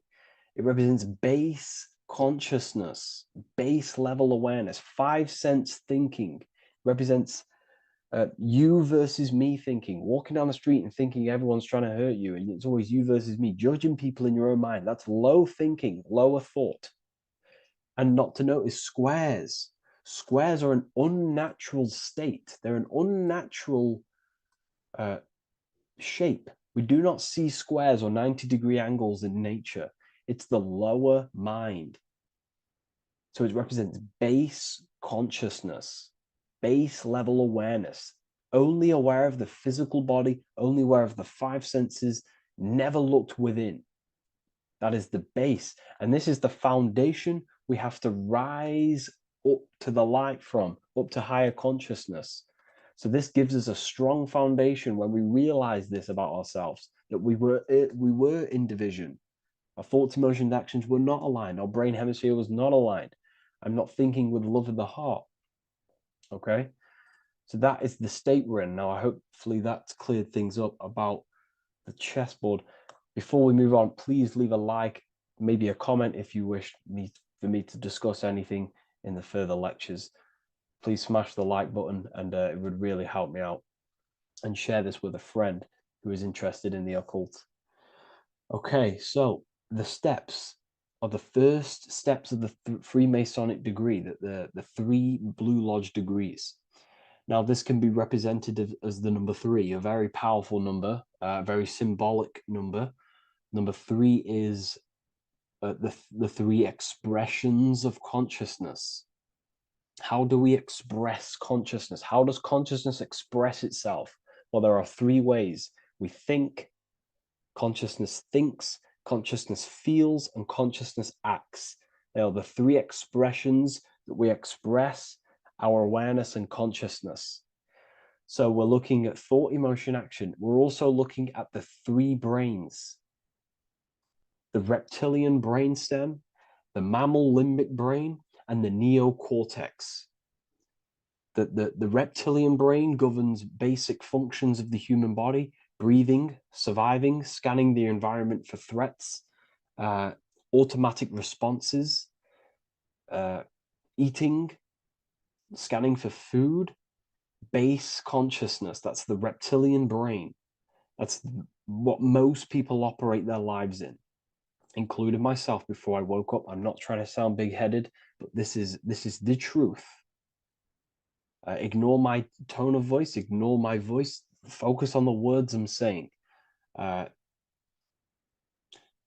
If you're judging, that means you have divided thinking. It's always you versus me. So we need to get out of that thinking of you versus me all the time. That's lower consciousness. That's animal thinking. That's earth thinking. We're unified. We need to reach a higher consciousness and do not waste our mind's potential on low-level earth divided thinking. Okay?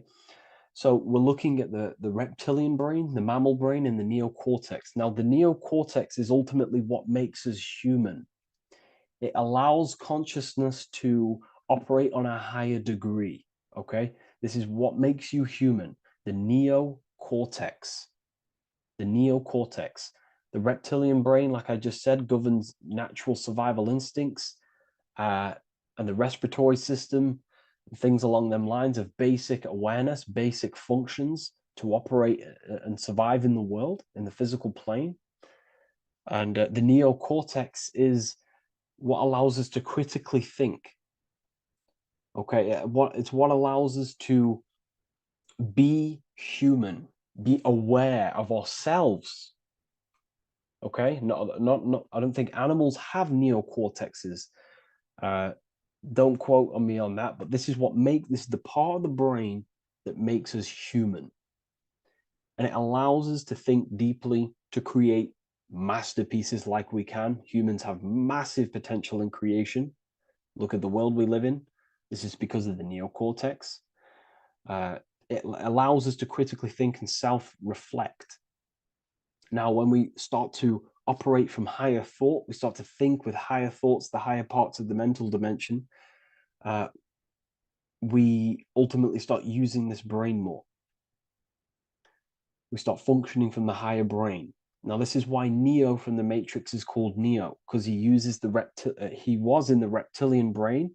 If you watch the film The Matrix, if you notice, he gets plugged out of the Matrix and he's plugged in on the back of his neck into the brainstem. And when he's plugged out, his name's Neo, which is neocortex, using the higher brain. It's what awakens the self. It allows consciousness to function on a higher degree compared to animals. Okay. So we're looking at thought, emotion, action. We're becoming conscious of thought, emotion, action. Becoming conscious. What am I thinking? What am I feeling? And what am I acting in the world? And what can I do to master these? To operate more efficiently in the world?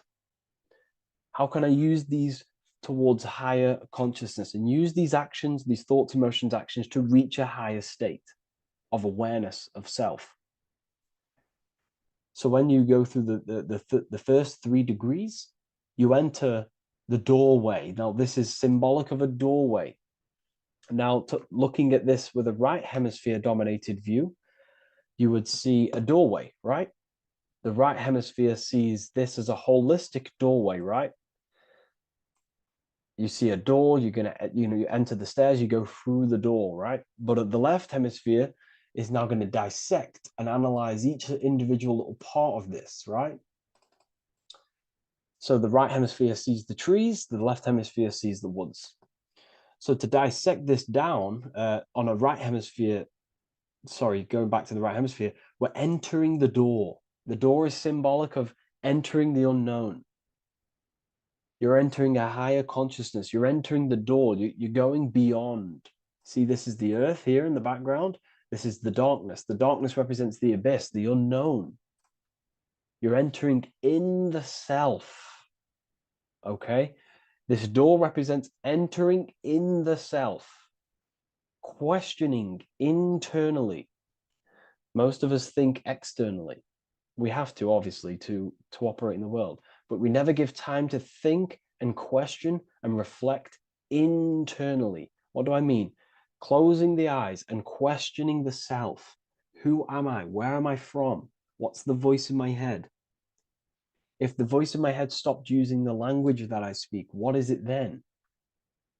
It's about going within, into the darkness, what you cannot see, and finding the light. Okay? It's about entering within the self. This is a doorway to higher knowledge, higher consciousness, higher self, and really digging deep for what you truly are beyond your human form. Okay? So we have, most importantly, I'm not going to go over every single one of these symbols here. I'm going to go over this on a basic, well, not a basic level, a very detailed level, but it's not going to go over every single symbol. We have a left pillar and a right pillar. The left pillar has the sun next to it. The sun is more electrical energy. It's very dominant. It's a very powerful, masculine force. This represents the masculine quality of consciousness. The masculine qualities. We have many masculine qualities, such as actions, physical actions with the body. We have thinking. Thinking is a very masculine force. We have the left brain, analyzing brain, the brain that's very logical, that's trying to figure things out. That's the masculine pillar. Okay. So this is the masculine qualities of consciousness. It also represents what we can see, the sun. The sun allows us to see, to visually see in the world. So the sun represents the external world, the world outside the self. When we close our eyes, we have a self, an internal dialogue, an inner voice. We have an inner world, outer world. This represents the world we take physical action in, the material external world outside you. Okay? The world we can see. And then on the right pillar, we have the moon, which is associated with feminine qualities of consciousness. Now, the moon is in the night, what we cannot see. The moon is the nighttime. The darkness symbolizes what we can't see. So it's representing the internal world, the world of the self, the immortal world. Okay, the self in the mind is immortal. When you close your mind, you go in the mind, that self inside you is immortal. In the mind, you are immortal. Outside the mind, you are mortal. You will die. This body will die. Okay? So this is representing the internal world on a holistic understanding. It's also representing the right brain, the feminine brain. It's also representing intuition, emotion. They're linked. Intuition and emotion. They're a feminine force. Also, we're looking at the heart, the right pillar. So everything that is feminine falls under this right pillar. Now, don't get confused. I know a lot of people can get confused about what I've just said. So this represents the inner world, the outer world. It also represents everything masculine and feminine. So thought is, although it's an internal quality, it would fall under the left pillar, because thought is a masculine force. It's a penetrating force. So try not to get misunderstood with that. On a holistic scale, it's also represented inner world, outer world, and how they are reflections of each other. Now, these pillars, they're the same height, they're the same structure, but just different in sun and moon, which represents their reflections of each other. Their reflections, the inner world reflects in my outer world.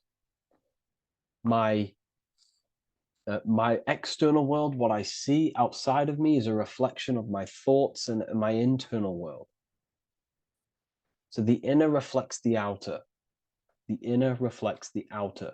As within, so without. So we're also looking at the right and left brain. I've already gone over that. So what we need to do is build the bridge between the two to reach higher awareness of self. Because ultimately, remember, we're still divided. We came from the checkerboard, we entered up here, we've just entered within the self, started questioning the self. We're still divided. We need to build the bridge. And this is what they're crafting in Freemasonry. The bridge, the arc, the agreement, the great work. This is the crafting of aligning the left and right brain. We're also aligning intuition, feminine, with the actions. Because ultimately, the higher self is always guiding us. That's our true spirit guide. Our true spirit guide is our higher self. And the higher self ultimately exists in a higher dimension. This is going to sound crazy to some people, okay? But who you are is not your human body. And your higher self does not communicate through the language of the human material world. It doesn't communicate through English, doesn't communicate through thoughts. It communicates through intuition and communicates through dreams and symbolism. So it's all associated with the right pillar. This is the things we can't see. The higher self is always guiding us to awakening and to our purpose on the earth. Okay, so this left pillar also can symbolize what we're born into the world with, our circumstances, our external world. What are we born into? You know, our family, our current financial situation, where you're located in the world. So it's also symbolizing this. It's also symbolizing the qualities you bring here, the natural abilities you have when you're born, and what we need to do with our environment to ultimately reach a higher consciousness and reach our and transmute our environment we're born into to realize who we were and why we came here. Okay, so we need to build the bridge between intuition and action, and always take action on what we know and feeling is right at all times. That's unity consciousness. And when we do this, we gain the light. We gain more light, symbolic of more information of the self. Because the higher self is always guiding. It's always watching over.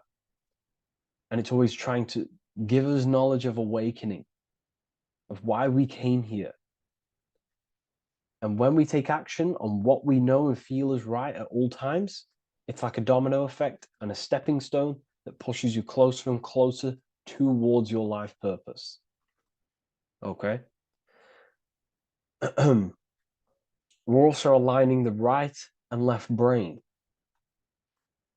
to perceive the world in truth, to see the world in its true form, to see the world in what it actually is, instead of any distorted left or right hemisphere dominated beliefs or thoughts. We ultimately do that by acknowledging that, yes, you have a self, you have, the left brain is more ego, this like divided thinking, everything's separate, and the right hemisphere is more holistic. So we need to see the world in the middle of this, in the middle, acknowledging the self and acknowledging the collective consciousness, and how are my thoughts, emotions, actions contributing towards myself and the collective. We always need to keep the collective in mind. Why? Because we are experiencing this world together. It's not just you. And your actions also have a ripple effect on the collective. We're experiencing the world as a whole as well. Yes, there's yourself and there's the collective. We need to think, feel, and act towards the collective and the self. So aligning our brain hemispheres allows us to do this. It allows us to think holistically and individually and see reality in this. And when we do align the left and right brain, what do? We gain higher insight, the eye. We build the bridge between the left and right pillars. We gain the eye. The eye is what? Insight. The eye requires light to perceive and see the material world. So this is symbolic. This is the inner eye, the inner self, consciousness.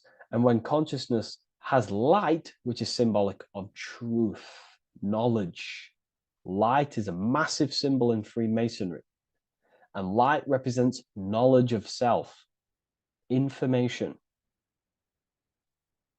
And when we gain information and knowledge of self, when we align our left and right hemispheres, our actions take action on our intuition, we gain higher light, higher knowledge of self, ultimately.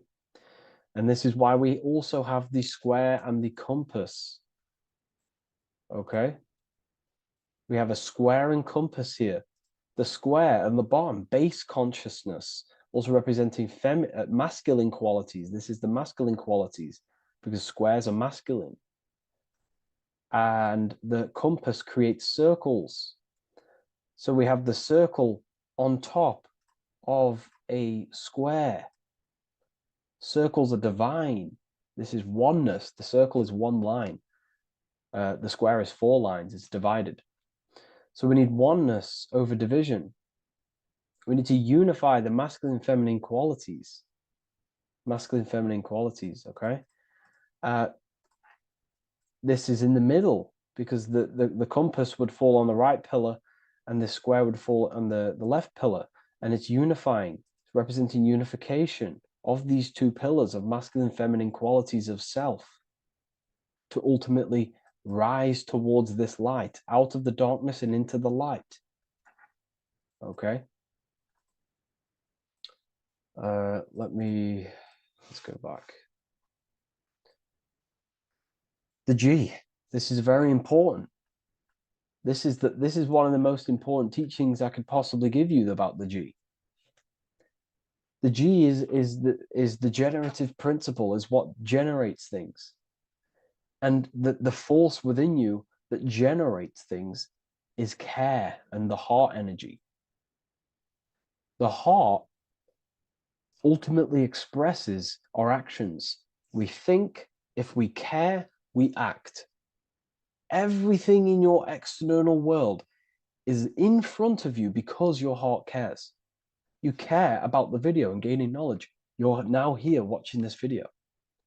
That's the care energy expressing actions.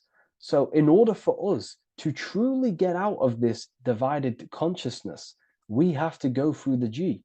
We have to go from base consciousness, the square, divided, through, we go through the G, because we have to care. And if we care, we'll reach the higher mind and gain higher self-knowledge and master the self. You cannot do this if you do not care. And if you do care, you will take action towards it. If you're watching this and you don't actually truly deeply care, you won't take the action, you'll just gain the knowledge, which is ultimately useless. You have to take action on this knowledge. And if you do not, there's no point watching the video. It's difficult. It's difficult. It's not easy. And things, throw us off our path sometimes. I understand. I'm not saying I'm perfect, but we ultimately have to give care towards reaching higher knowledge. Seek and you shall find. If you have the care about reaching higher knowledge of self, you will seek it and you will take actions towards it. Okay. We see this everywhere, and I mean everywhere. The Temple of Solomon has the two pillars, Jachin and Boaz pillars, feminine and masculine qualities. Sol, O, Mon. Sol is sun, Mon is moon. It's building the temple, which is, the temple is the inner self, ultimately. It's symbolic. The temple's not a real place. The temple of self, building the Temple of Solomon and reconstructing the Temple of Solomon, is about reconstructing the self through masculine and feminine qualities. We see it everywhere. And this is very symbolic, like very symbolic. We have the two pillars, we have building the bridge, and we have a stairway that goes to what you can't see, because it's going to the unknown. You have to have faith. Okay? What I'm about to say is very important. You don't know what higher consciousness is, okay, until you get a little bit higher. This is hard to explain, but I didn't know what everyone talks about, what higher consciousness is. I can't give you my higher consciousness. It doesn't work like that. You have to enter in and go within and have faith, going into the unknown, because you're ultimately going into something you do not understand. Higher consciousness, I cannot give it you. You have to enter the door and take action and think, feel, and act towards it, and you will go to the place, and then you will understand what higher consciousness is. Ultimately, what higher consciousness is higher knowledge and understanding of self, what you actually are. Okay, that is what's being symbolized here. It's again in the Masonic art. We have the darkness. We have to have faith to leap into the darkness, into the unknown. We see this everywhere. Like, you'll see, when I say this everywhere, and I mean everywhere, you'll see this. Every doorway has this symbolism in the ancient world, because ultimately this is what it's about, people. The door represents going within, into a new light, a new room, a new level of understanding of self. Okay? Here we have Astro World. Now, this is obviously a darker aspect of this. But again, we have the two pillars. See you on the other side. That's the doorway. The other side. And I'm not going to break down, this ritual, but you can guess what I'm on about here. That's for the university, of course. I can't break that down on YouTube. It's way too deep. But there's knowledge out there that is so deep you couldn't even comprehend it with the current mind, even for myself. And this is the power of symbolism. The more you learn about yourself, the more these symbols reveal to you. It is a journey of self. And I can't give you these understandings. You have to go within and question and meditate on these symbols yourself and have thinking exercises of meditating on a symbol and seeing what your mind does with the symbol, what it lets you think about that symbol, and you'll unlock deeper meanings. I'm going to go over one more symbol before we end this. This is the hourglass, which represents time, a very overlooked thing in today's world. We do not have unlimited time in this body. You have limited time. You will die. You will die. You have limited time in the external world. This is why it's on the left pillar, located on the left side, the external world. You are limited.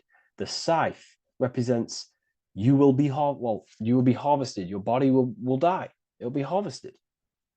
You will die, and you need to fulfill your mission here. You came with a purpose.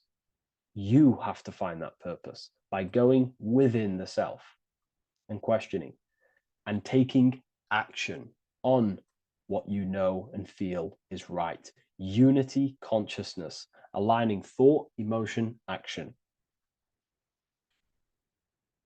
So if you wish to learn deeper insights, gain exclusive lectures, astral projection, self-mastery, I've just started a new section on mind control methods and how people are using this in society and becoming conscious of it. I've now opened 5 spots at a limited special price for Ethereal University. Use the code MIND, all capital letters, MIND, all capital letters at the checkout. And there's only 5 of these codes. Whoever uses them gets them. It's ultimately going to give you 20% off the university for as long as you're subscribed to the university. We go so much deeper in the university. Remember, social media is just the tip of the iceberg.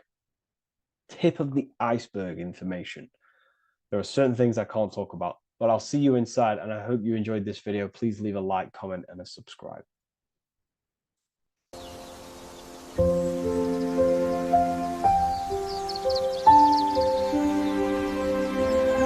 bookofwisdom.com. Visit today.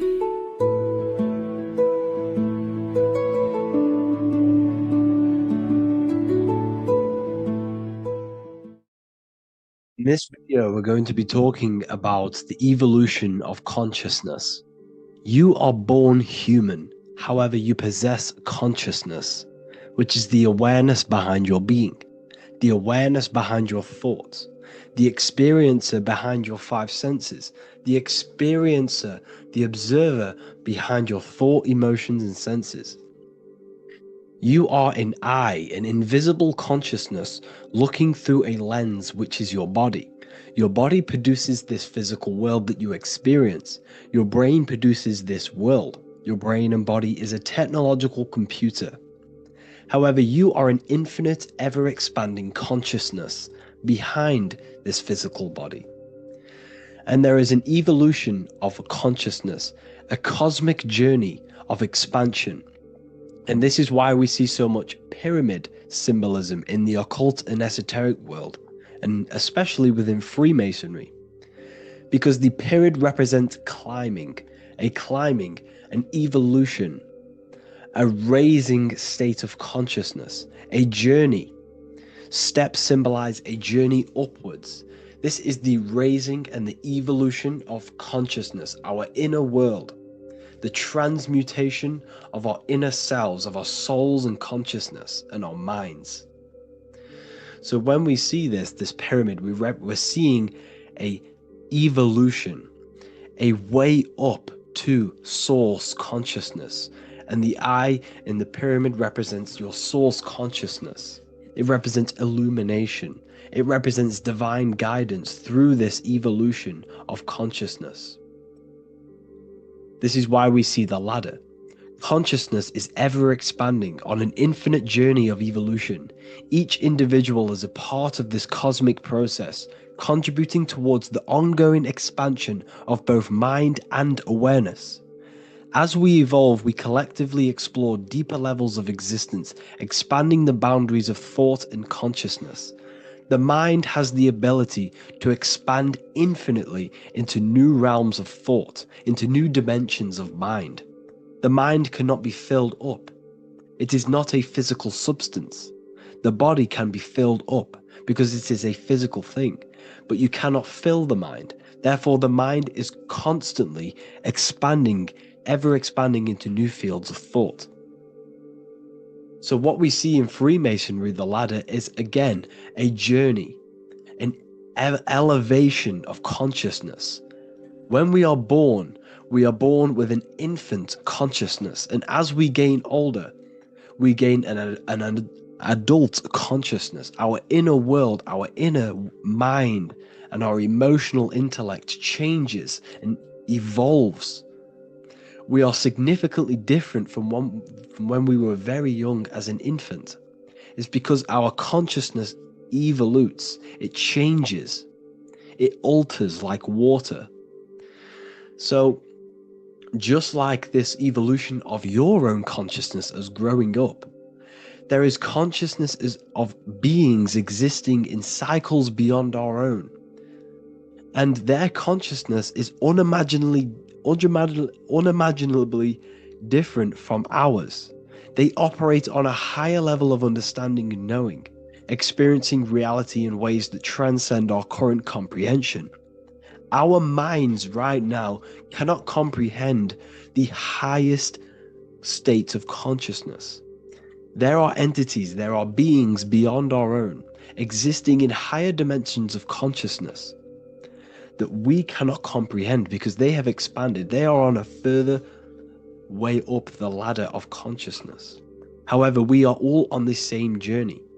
None of us can take the same journey. There is one ultimate goal, reaching source consciousness. However, this is always ever expanding. However, we are all on a different journey. There is one truth, one source, one goal.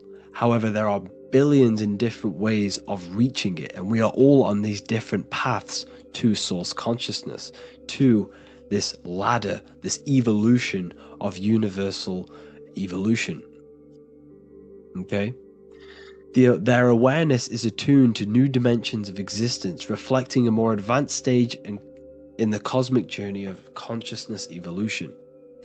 So when you take DMT, you are shot into these higher realms of consciousness where you meet these beings who look similar to these images. They are not speaking to you physically. They don't speak to you three-dimensionally through vibration and words. They speak to you mentally. If you have done DMT, then you know this. And if you have met these beings, then you know this. You might have even met some of these types of beings on mushrooms or any psychedelic drugs.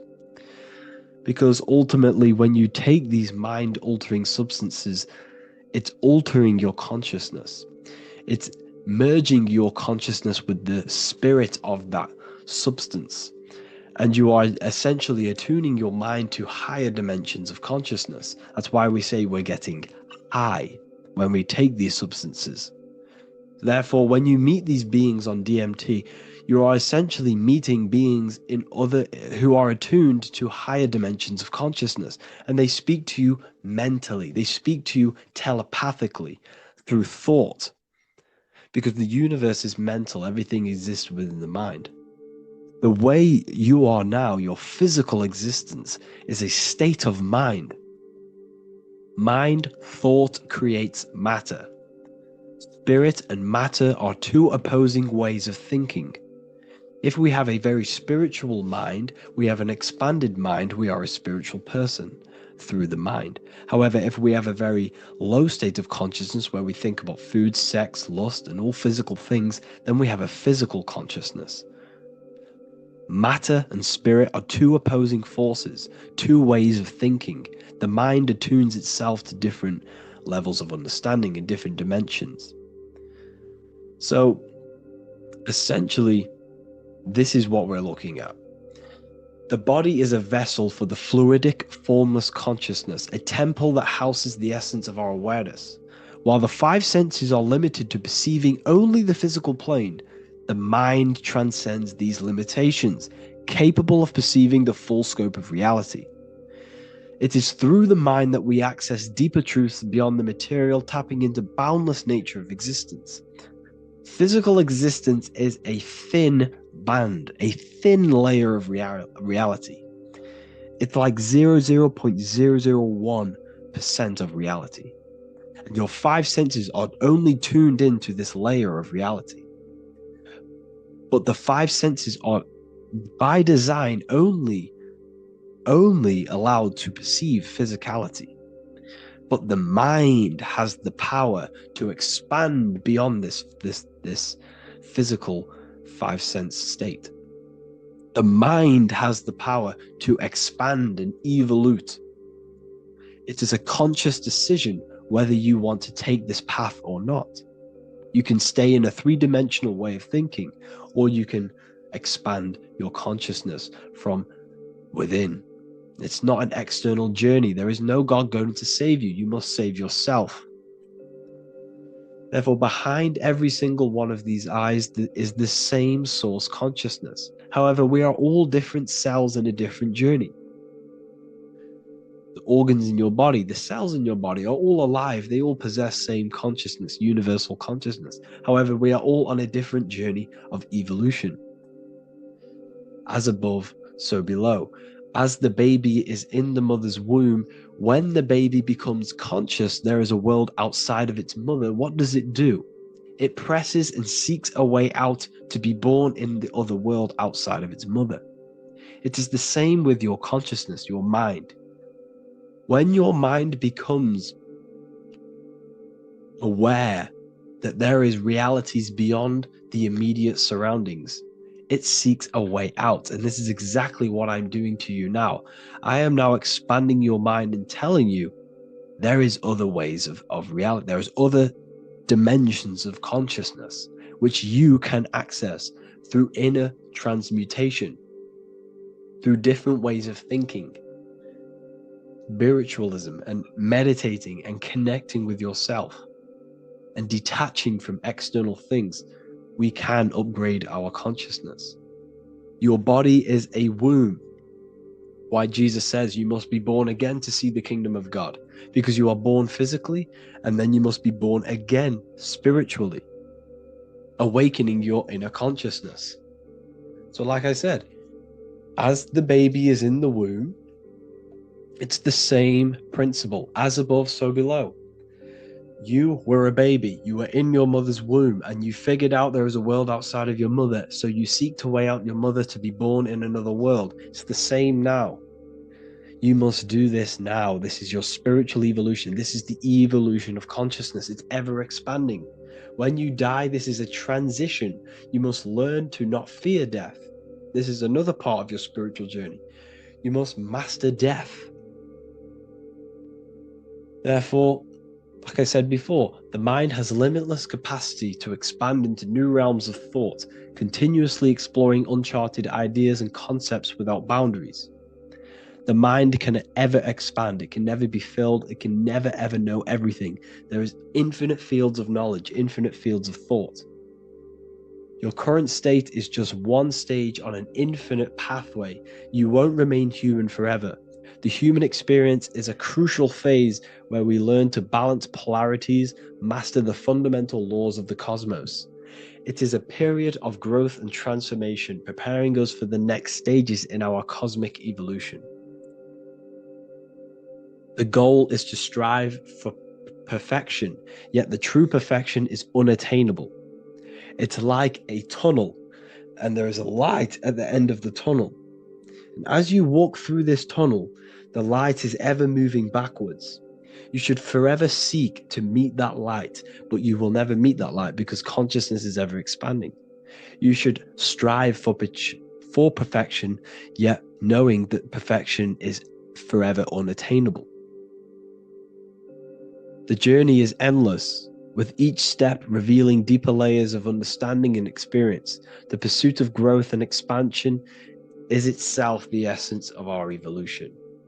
You can find all of this knowledge in the amazing book that I have read for years. I have read this book, The Emerald Tablets of Thoth, the Atlantean, by M. Dorial, translated by M. Dorial. I'm telling you now, this book, now that I've told you this, you have some context on the book. The whole book is about evolution of consciousness. He's talking about higher dimensions beings. He's talking about how you can transcend this physical plane. It is truly the most amazing book you will probably read. One of the best spiritual texts you'll see. It's hard to understand, so you must read it over and over again. And the more your mind progresses, like for me, I read this every couple months. And the more I learn about consciousness, the more I expand my own consciousness. And every time I read this book, I pick out something new that just completely blows my mind, because you can only understand this book to your level of consciousness, to your level of understanding. So now that I've told you all this information, go and read this book and it will absolutely blow your mind. And so will the Book of Wisdom Volume 2, which is now available. I released it the other day. I'm just going to read a page out now. This page is called Spirit and Matter. The Earth is not merely a dense, lifeless rock drifting through space. It possesses spirit, a living essence that animates its form. But what do we mean by spirit? Spirit in esoteric terms refers to the energy, the life force, animating the principles infused in matter. So essentially, what this page is talking about is how everything has spirit, consciousness within it. You are the middle, you are spirit and matter.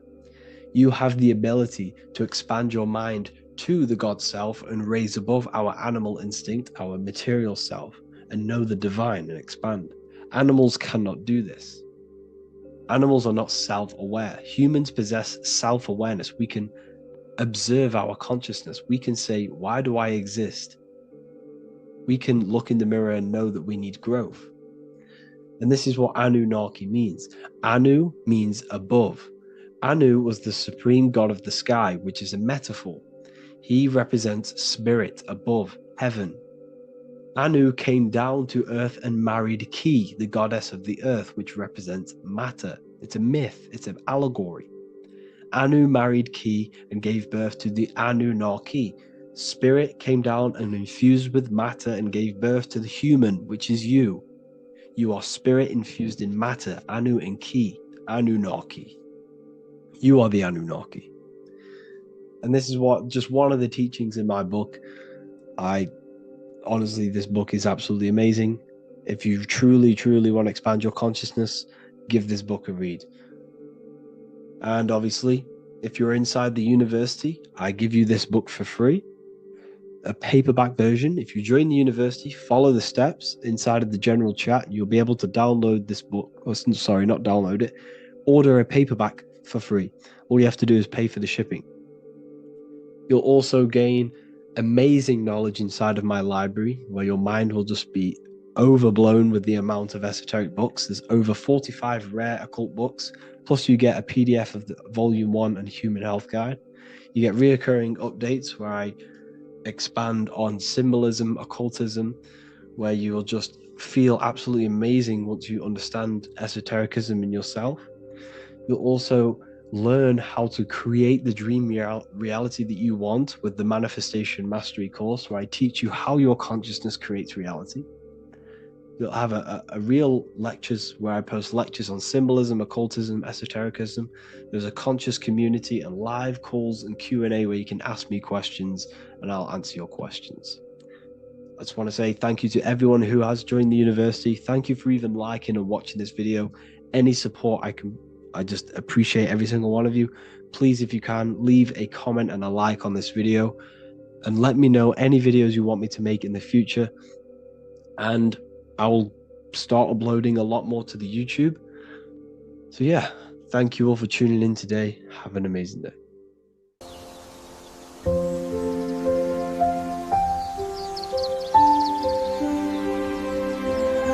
bookofwisdom.com.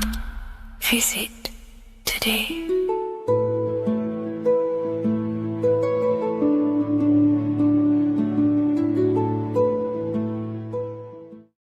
Watching pornography makes you see people as objects. It does a lot of psychological damage to the human mind. And if you truly want to progress in life, your spiritual journey, mastery, whatever it is, mastering your sexual urges is essential to become powerful, successful, and become the best version of yourself. And there are some occult practices that I used to help master this urge. They're not really techniques, they're more mindsets, which will definitely help you overcome your urges. So if you want to quit pornography today, this is the way forward that I used to create this version of myself. Before we go into the tactics, we must understand that whatever we do in darkness comes into light some way or another. If you watch pornography, you know you have a problem, you keep this to yourself. We all naturally do. These things are private, and what we do in our private time molds our subconscious mind, and we keep it away from people. But whatever we do in darkness always comes to light. If you're doing things you don't want others to see, such as watching pornography, it will come out through a subconscious force. It will come out in your eye contact. You won't really be able to make eye contact with the person you're attracted to. It comes out in your energy, your aura, your presence, your confidence. All of this plays a role in molding your consciousness. And especially women can pick this up so easily. Females are more subconscious, males are more conscious. Females speak indirectly, males should speak directly. If a woman is hungry, they will say, "I'm hungry. Are you hungry?" But a male will say, "Let's go get some food." You have to see the underlying subconscious messages in women because they speak in more of a subconscious language. Men speak in a direct language. And maybe even men will pick this up. If you want to be taken seriously in the business world or your career, whatever it is, this is essential for your body language and your personal power. So you must master your sexual urges. Releasing your sexual energy, your sexual fluids, removes the life in your eyes. A lot of people get dark bags underneath their eyes. I used to have them years and years ago. My eyes were always half shut. There was no life in my eyes. But as you purify yourself, the life and the energy comes back into your glaring eyes. The first tactic on mastering your sexual urges is understanding that thoughts produce emotions. Whatever we think about inside of our mental body directly corresponds to what we feel in our emotional body. What we see here is a piece of alchemical artwork showing you the light of the mind shining down into the heart. This represents the mental body with the clouds. This represents the human heart, the emotional body of consciousness. What we think about, if we think about sex, or if we watch things that are stimulating to us on Instagram, TikTok, that thought goes into the mind and the feeling gets then produced in the heart and the body becomes aroused. What we think inside of our brain becomes emotional energy in our heart. As above, so below. And what becomes in our heart is what we take action on. We take action on emotion. Human action, human behavior pretty much comes down to what we feel. We only act on what we care about or what we love. If you love that feeling of watching pornography, that is the reason why you're taking the action. So keeping this in mind at all times is very important in your journey of self-mastery. What you think is what you feel, and what you feel is what you act upon. Remove stimulations that can possibly produce that thought of watching pornography. Unfollow the people. Purify your environment so these thoughts do not enter your mind. And if you do become stimulated, remember, thoughts produce emotions. Change your thoughts. Think about something else instantly. The more you think about it, the more you feel, and the easier it is to take action upon it. And the second tactic that I say to myself is that it's all mental. World, the universe, life is all mental. For example, unfortunately, my brother passed away recently. I've never gone through something like this in my life. It's tough. It's horrible. It's not nice losing a loved one. However, if I sit around and focus just on the negative side of that, yes, of course, I'm going to have my moments. But if I just sit there and focus on the negative, it will destroy my life. It will pull me down. The only thing that I can do to benefit from this situation is to become a better family person out of this. Become more loving, spend more time with the people who mean a lot to you. You can always change and transmute the mindset of every situation in your reality. There's a famous saying I like to say, if you can change it, change it. But if you cannot change it, change the mental attitude towards it. Never just sit there focusing on the negative side of reality. This helped me with mastering myself watching pornography. It's all mental. You hold the power over the mind. And the next tactic is probably the best one ever. And I still use this today in everything in my life. Before I make any decision in life, I always say to myself, what is the effect of this cause? Is that effect going to push me towards who I want to be? Or is that effect going to pull me away of who I want to be and become and where I want to go in life? If the effect is not pushing me towards who I want to be, I will not take the action which is the cause. Consciousness cannot escape the law of cause and effect. It is an immutable, inchangeable law that is governing your consciousness and your mind. You have to keep this law in mind because it is the law that is creating and crystallizing your reality. Any decision you make, what is the effect of this cause? The law of cause and effect is a force that you cannot escape. So you have to work with this law and become conscious of the law. So before you do take the action, what is the effect? Is watching pornography going to push me towards who I want to be and where I want to go? If it's not, do not take the action. That's where willpower comes in. You can do little exercises for willpower, meditation for 30 minutes of not thinking. You can do rituals that strengthen the connection to your mind with your willpower. At the end of the day, the willpower is the most essential force in the consciousness. Another thing is remove any music that talks about it. Even the words will be producing thoughts in your mind. What you feed your consciousness is ultimately what you project back outwards. Don't listen to the rap music. Don't listen to any music that talks about it. Try and remove this from your environment. These tips that I've given you don't just work in quitting pornography. These work in every aspect of your life, and they will dramatically change your life if you become conscious of them and actively use your mind. Don't fall under the spell of becoming unconscious. Never act unconsciously. Never think unconsciously. Never feel unconsciously. Stay on top of your mind. Be the observing eye in your mind. Never fall unconscious. Of course, we all need to sleep, but I mean in the waking times. And this is why learning about yourself or consciousness is essential for every aspect of life. Business, your career, money, whatever it is. Whatever you're doing in your life comes down to understanding human consciousness. And that's why I wrote these books, so you understand yourself, so you gain your understanding of the functions of your own mind, body, emotions, and how you are creating reality. That's why I wrote the book of symbolism, because symbols are not just symbols. These symbols represent forces and aspects of the human psyche themselves, and they are veils, they are keys that help you remember and become conscious of what has fallen unconscious in your mind. We're simply just becoming conscious of what we are unconscious of and becoming conscious of them and using these powers. You want to take your life to the next level? Feel free to get the book of symbolism. I'll leave a link in the description. Take care, everyone.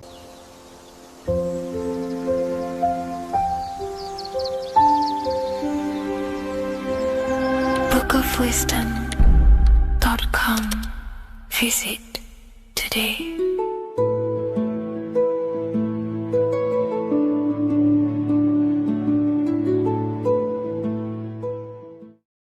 Before you call the Baphomet evil, make sure that you watch this video until the end so you gain a full understanding on what the Baphomet truly is. No, I am not a Satanist. I am simply an esoteric and occult researcher. I've been looking into symbolism for a very long time, and I can reassure you that this symbol does not represent the devil, does not represent any negative figure. It's a very deep occult esoteric symbol. What we first need to understand about the Baphomet, it is indeed a symbol. Every symbol we see around us is neutral. The pentagram, the Baphomet is neutral. It depends how you use it, whether it is used in a good or bad way. Everything is neutral. It's your mind's perception that gives it a positive or a negative charge. First of all, let's break down the Baphomet symbol. Let's look very closely at the Baphomet. We have clearly the 4 physical elements corresponding to the Baphomet. Here we clearly have the fire element. The wings represents the air, the flapping in the air. The fish scales, which is the water. And this dome figure representing the earth. The soul is incarnated into 4 bodies. We have a mental body of consciousness, intellect. We have an emotional body of consciousness, which is all to do with intuition and energy. We have a spiritual body of consciousness, our astral body, and a physical body of consciousness for the physical earth. Earth corresponds with your body, air corresponds with your mind, fire corresponds with your spirit, water corresponds with your emotions. So the Baphomet is showing you the 4 elements of the soul, the 4 bodies of the soul that we are incarnated in. Now, let's look at this moon figure. We have the moon. The moon represents the internal world. It represents what we cannot see. The sun represents our conscious mind, what we can see, what we're aware of, the physical world. The moon represents what we are not aware of. It represents our internal world. Remember, we have 2 worlds. You're an individual. You have a dual nature. Individual. You have an internal world. When you close your eyes, you have an internal voice, an internal world of thought and emotion, and an external world of this material body. The moon represents the internal. The moon on top represents the moon controlling the mind, represents the inner world controlling you. Now, this is very symbolic in the occult world. If the inner world is controlling you, then you have no control over reality. This is the devil horns. You know the devil horns? The moon crescent? This represents you are the devil. You're being controlled by your thoughts, by your emotions, by your psyche. Then we have the moon below, which represents control over the inner world. We have control over our thoughts, our emotions, our impulses. So you're either being controlled by thought and emotions, or you're controlling them and having self-mastery. In alchemy, we always see this symbol of the man or woman on top of the moon, representing emotional control and self-mastery of the internal world. The journey of the occultist is to gain full mastery over their consciousness. They want to be conscious of every single thought that enters their mental field of consciousness. We get over 7,000 thoughts a day. It is possible to achieve a certain level of mastery where you are conscious of every single thought that enters your mind.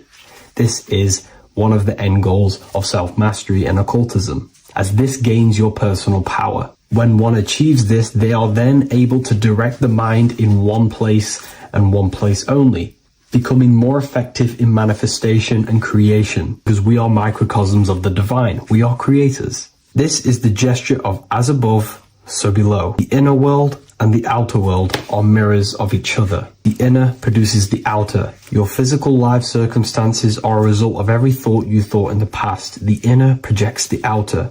If you want to produce a change in the outside world, you got to produce change in the inner world of consciousness first. As above, so below. As within, so without. This corresponds with absolutely everything in the universe. Now we have the goat head, which represents the animal self. This represents the lower carnal mind. Lower carnal mind, which is earthbound, because a goat is on the ground. It's not a bird, it's on the ground. It represents the lower self, the beastie nature, the one that tells us to hate, to steal, to eat all the time, to consume.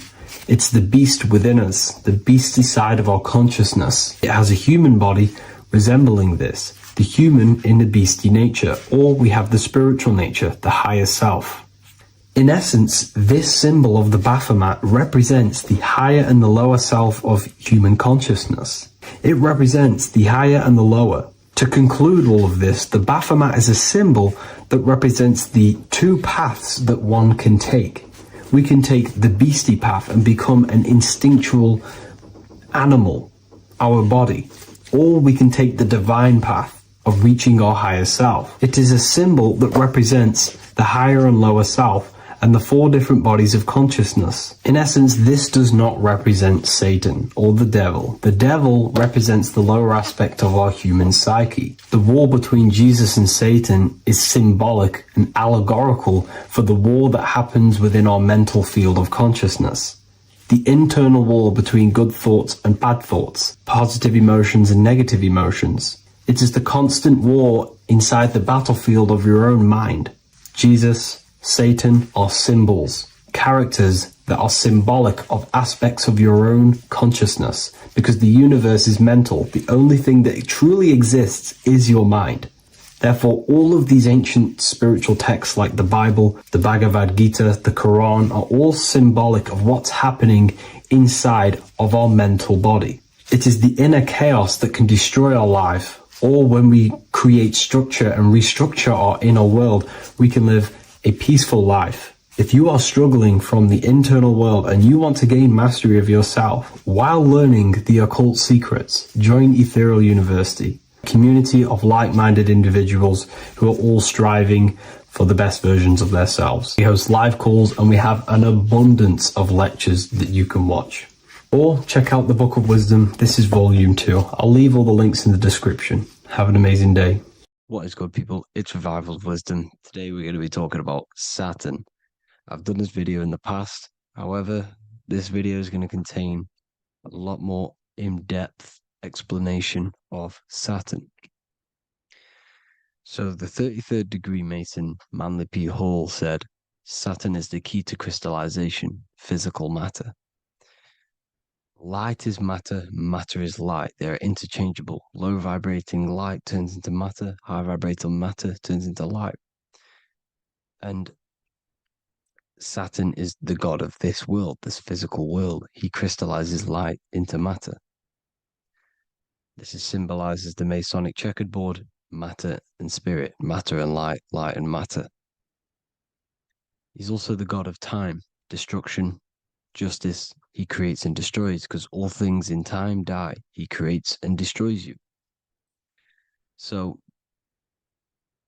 because we live in this physical world, which is the electric world, this is why we say electricity, because it comes from the root word of El, Saturn. They used to call Saturn El, E-L. This is why we used to say Elohim is God. The real God of this world is Saturn, but it's being hid. This is being hid. Jesus is Saturn. All of this is Saturn. It's all Saturn worship. It's the real God of this world,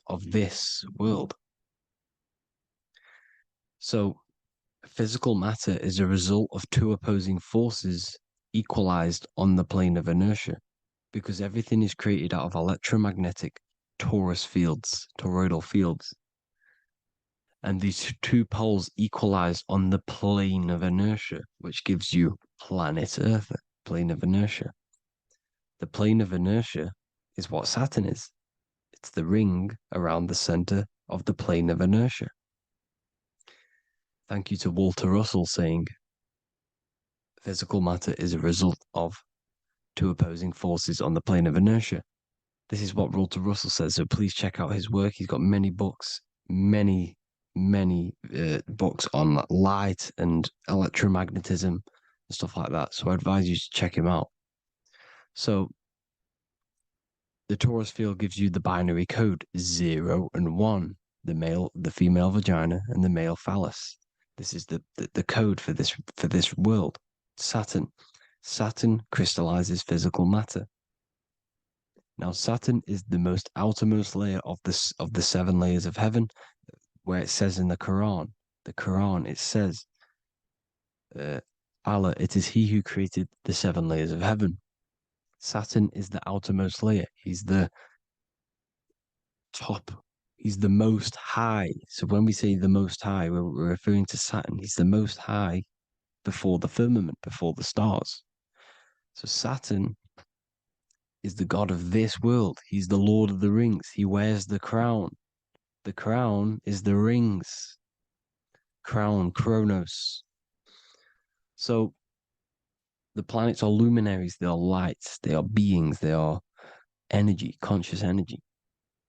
And we're in the heart of the solar system. Saturn is the outermost layer. He is the one of this world. He's the god of this world. Now, on the North Pole of Saturn, you have the hexagon. Add up all the sides, it creates the six-pointed star. Or it can be created as a cube. The cube is very important. The six-pointed star is very important. 6.6 triangles, 6 side, 6, 6, 6. Black cube adds up to 6 in gematria. Now, what did I say in the beginning? Saturn crystallizes the physical world. He creates physical things out of light. You are a light being. This is why we say human. Hue means the light spectrum. Hue, man, we are light manifested into physical forms. Human. And we are incarnated through Saturn. Satan, same thing. The number of the beast is 666, and the 666 comes from the 6.6 triangle, 6 sides of Saturn, 666. We are all known as carbon-based life forms. Carbon, the atomic structure of carbon, is 666, 6 protons, 6 electrons, 6 neutrons. We are materialized into our physical bodies through Saturn, through the number of the beast. These bodies are the beast, it's the animal. The divine, the Christ, is the consciousness within, because you are a physical, spiritual being combined into one, hexed into one. Hexagram. This is a hexagram. You're hexed into physical matter, spirit and matter, light and dark, combined into one. Now you contain of the mark of the beast, the mark of your body. Your body's the beast. It says in the Bible, Satan, who is the god of this world. This world. There are many different worlds, but this world is run by Saturn, and it says that in the Bible. Saturn is Satan. It's the same thing.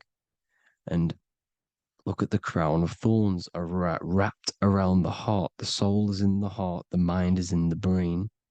The soul is wrapped around the rings of Saturn. You're wrapped in physical matter. This is what it's showing you. This is symbolizing the rings of Saturn wrapping you. And the cross on top is the cross of the cube. The cube, the black cube of Saturn, unfolds into a cross. So Satan, who is the god of this world, Corinthians 4:4 in the Bible, Satan, who is the god of this world, has blinded the minds of those who don't believe. Saturn blinds your mind because the god of this world materializes you, and he blinds your mind when you incarnate into physical matter. When you enter this soul system, not the solar system, you hit Saturn first. He materializes you. And look at the symbol for Saturn. This is the symbol for Saturn. All of the planet symbols are created out of the Holy Trinity. The earth, moon, and sun. Body, mind, and soul. The sun is your soul, the moon is your mind, the earth is your body. Your body's made out of the 5 elements. The sun is your soul because the sun is life force, gives life to everything. Your sun is a soul. Your soul is the sun of your body. The moon is the mind. The moon is the moon of your body, the mind of your body. Intelligence. So all of the symbol of the planets are created out of these. The Saturn symbol is created out of the Earth cross, matter, and the moon crescent, moon, mind, matter over mind. This is why Satan, who is the god of this world, has blinded the minds of those who don't believe. He blinds your mind. Look at the symbol, it's showing you. The Saturn symbol is matter over mind when it should be mind over matter. So we descend into a soul system, into our 666 Saturn carbon suit bodies, and we are matter over mind. Then we have to move up the spine to go back up to spirit, to mind over matter, where you manipulate your own reality. Now look at this. It creates the number 5. 5 is the number of change. You're moving from this side of the number sequence over to the right side. You're moving from the spiritual into the physical world. You're incarnating into the 5 elements, the 5 senses. So the cube, the black cube of Saturn, is another major symbol. Very important symbol. Here you see the cube, and the color black is associated with Saturn because Saturn's associated with death. He creates and destroys, light and dark. Death is associated with black, spirit, because you can't see spirit, which is blackness. So the black cube is black because Saturn rules the nighttime, which is dark, blackness, and he rules the winter, which is death, blackness. So Saturn is the black cube. Cubes have 6 sides: up, down, right, left, back, and forward. Cubes are 6-sided. Everything is 6-sided inside of this creation because you're incarnating, you're materializing, crystallizing into the cube, the world of the cube. Everything's a cube. Everything's got 6 sides. Here's Leonardo da Vinci showing you that you're in the cube. Leonardo da Vinci did this famous painting. You're in the cube, you're hexed into physical matter, or you're incarnated into the 3rd dimension, the 3-dimensional world, which is a cube, 3D. And black cube adds up to 6 sides of the black cube. The Kabbalah means cube god in Arabic. And look at what they do. They worship the cube, the black cube, and they stand in rings like the rings of Saturn. Australia, Denmark, Manhattan, Santana all have these black cubes. You go to New York, you will see the black cube there as well. These black cubes are everywhere because it is the real God of this world, So look at the cross. The cross unfolds into the cube. Xbox, Nintendo GameCube, Sega Saturn, anything to do with a simulated gaming reality, they put Saturn in it because we're in the simulation of Saturn. This is a simulation. And this is why they reflect this through the Xbox, GameCube, Sega Saturn, anything to do with gaming, simulations, is all Saturn. Because we're in the cube of Saturn, the black cube. We're in the GameCube, the Xbox, the Sega Saturn. As above, so below. So they reflect it through the simulations that they create inside of this simulation. Cubes have 8 points for the 8 points of time and space. 8 is the number of time.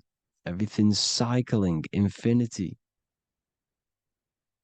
So look at the cube. The cube is symbolized as in Judaism. The Judees have the black cube. They wrap themselves in a black band and they cover their eyes into blackness. The black cube for the black cube of Saturn. They use the star of Saturn and they worship their god on Saturn Day because it's all Saturn worship. And look how the Saturn god is wrapped around with these thorns or leaves, just like Jesus is wrapped around his heart. And Jesus on the cross is us on the cross. We are in the cross. We are in the cube. The cross is the cube.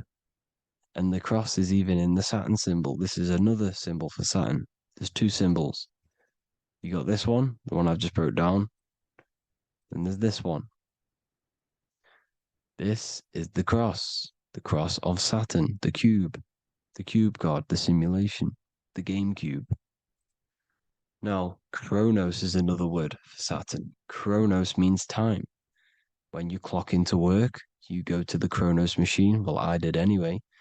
And I tap my card on the Chronos because Chronos is time. Anything to do with time is Saturn. He creates and destroys.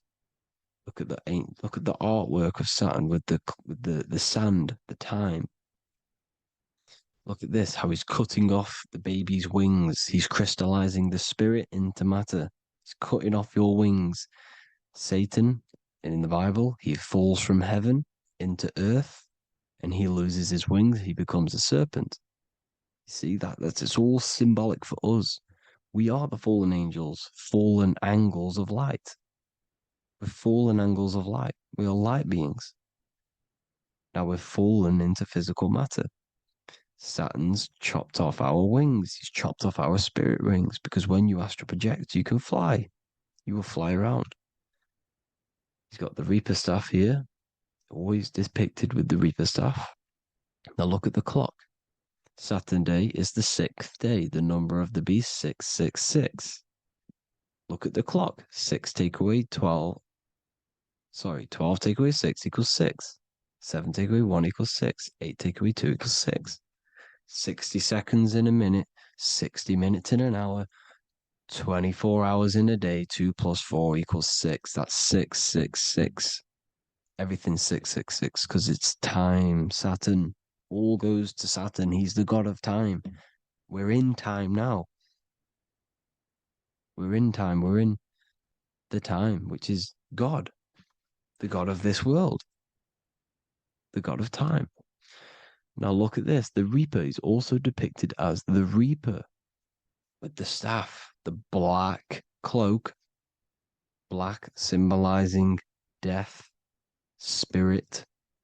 Judges wear black because Saturn is the law. He's the god of this world. He's the law. This is why they wear black cloaks. When you graduate from university, you wear a black cloak and a black cube on your head. You've been hexed. Funerals, you wear black because it's all to do with Saturn, Father Time, Father Crystallization. Now, Saturn, here's another one of him cutting off the wings of a child. Because he cuts off the wings. He creates and destroys your body. We're in the electrical world.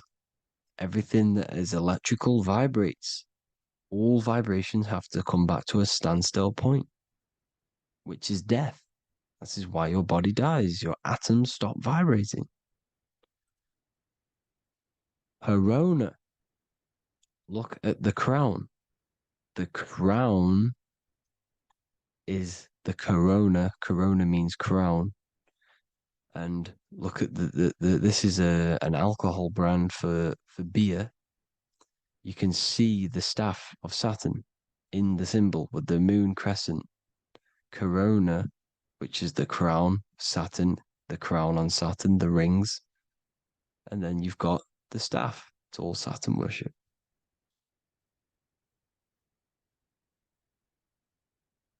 Is the black cubes of 9/11. 2 black cubes. This was a ritual for Saturn. It's all ritualistic. And look at the Star of David, the Star of Saturn. It's not the Star of David. Creates IXXI, the sigil of Saturn. IXXI means 9/11 in Roman numerals. 9/11. It's all a ritual for Saturn, and they have the 2 black cubes of Saturn. Now look, XX. There's more symbolism of Saturn now. We're going deeper. XX is more symbolism for Saturn. The sigil of Saturn is XX. As above, so below. Same with the Star of David. You split it in the middle, as above, so below. As above, so below. XX. This is a Knights Templar Cross of Lorraine. XX. Knights Templar, high order of masonry. They all worship Saturn. Well, Saturn's the real god of this world. X Eon with the XX. XXL magazines, which is all to do with famous rappers and stuff like that. When you die, you put XX on the eyes because it's Saturn. He's the Reaper. Is Jesus with the XX crown with the thorns around his heart, around his soul, with the cube on the top, the cross cube. Le Lucifer with the XX Cross of Lorraine. Jay-Z with his alcohol brand, XX Cross of Lorraine. The X Factor with the rings of Saturn. All Saturn worship. The seal of Melchizedek is also Saturn. This is the cube. This symbolizes the cube with the 8 points for the 8 points of space and time. And this is the cube. It's another ancient symbol for Saturn. Here you see the star of Saturn with the Melchizedek symbol around it, which is all to do with Saturn. Here you see an altar, the Holy Grail, the Melchizedek symbol on it, and they're worshipping it. This is why we wear rings, wedding rings for the rings of Saturn. It all goes back to Saturn. Earrings. The 8-pointed star of the ancient Sumerians is all Saturn. It's all Saturn. So the ancients, the symbols of Saturn goes on forever. It's in all of the major corporations. You can see it everywhere, the rings of Saturn. Toyota is an obvious one. Internet, Nike, Target, Sega, Saturn. It's all Saturn worship. All Saturn worship. Because he is the real god of this world. Here's Kanye West's album with a Saturn here. Here's Michael Jackson's album saying X, escape. There's the X again. The X, escape. You have to escape this reality. Maybe that's what he's pointing at. Here you see it on the dollar bill. The star of Saturn. Here you see it again on the dollar bill. So that is it for today's people. I hope you all gain some insight on Saturn. Please like, comment, and share if you can. Subscribe if you like the channel. Please have an amazing day. God bless.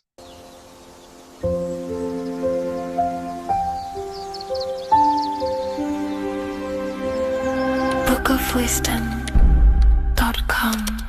Visit today.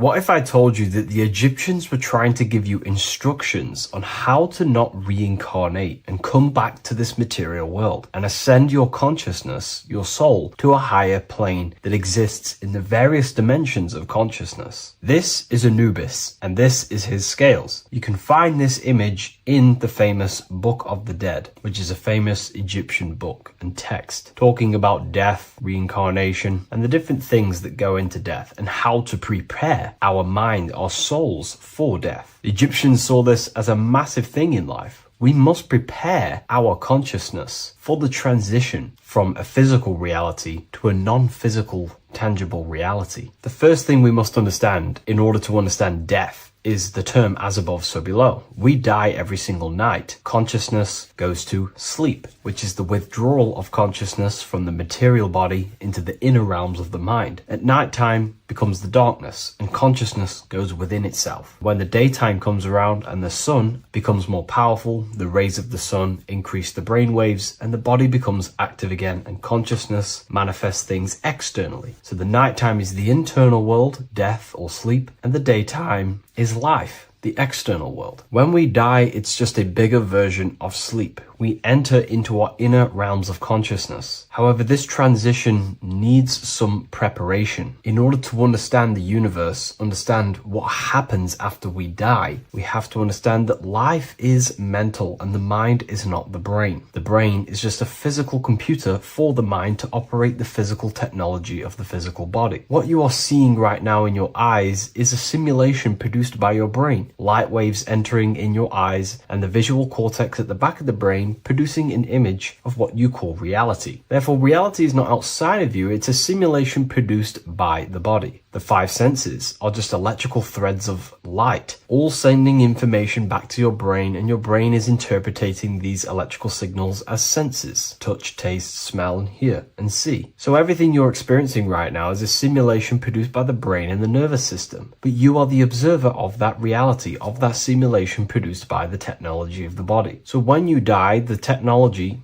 The simulation produced by the electrical system called the human body is no longer running. Therefore, we don't actually leave anywhere, but the simulation stops running and we are dissolving one layer of ourself. So most people think they leave the body when they die, but we're not. We're simply just removing an aspect of ourself, a different dimension of ourself, and casting off that dimension, removing a veil or a layer. And we're seeing what is behind that layer. And what behind the layer of the physical reality is simply the world of imagination, the astral plane. At the moment of physical death, consciousness withdraws from the physical brain, yet the awareness does not cease. For a short period, the individual may experience a condition of peaceful unconsciousness, similar to deep sleep. Then, once the individual becomes conscious again after death, once the physical body, the etheric body, has fully been split up and consciousness is now operating in the astral plane. This is what the ancients called karma loka. Arthur E. Powell mentions this. C.W. Ledbetter mentions this place as well. Karma loka is a place in the astral plane. The astral plane is the realm of imagination. It is where the forces of the mind manifest desires as imagination. All of your desires, your desired realities, the screen that you have in your mind, that screen you manifest a visualization on, exists in the dimension of the astral plane. It is a realm made of thoughts. It is an object made of thoughts. If you think of a chair, for example, and imagine that chair in your mind's eye, that screen you are seeing in your mind's eye is a thought animated.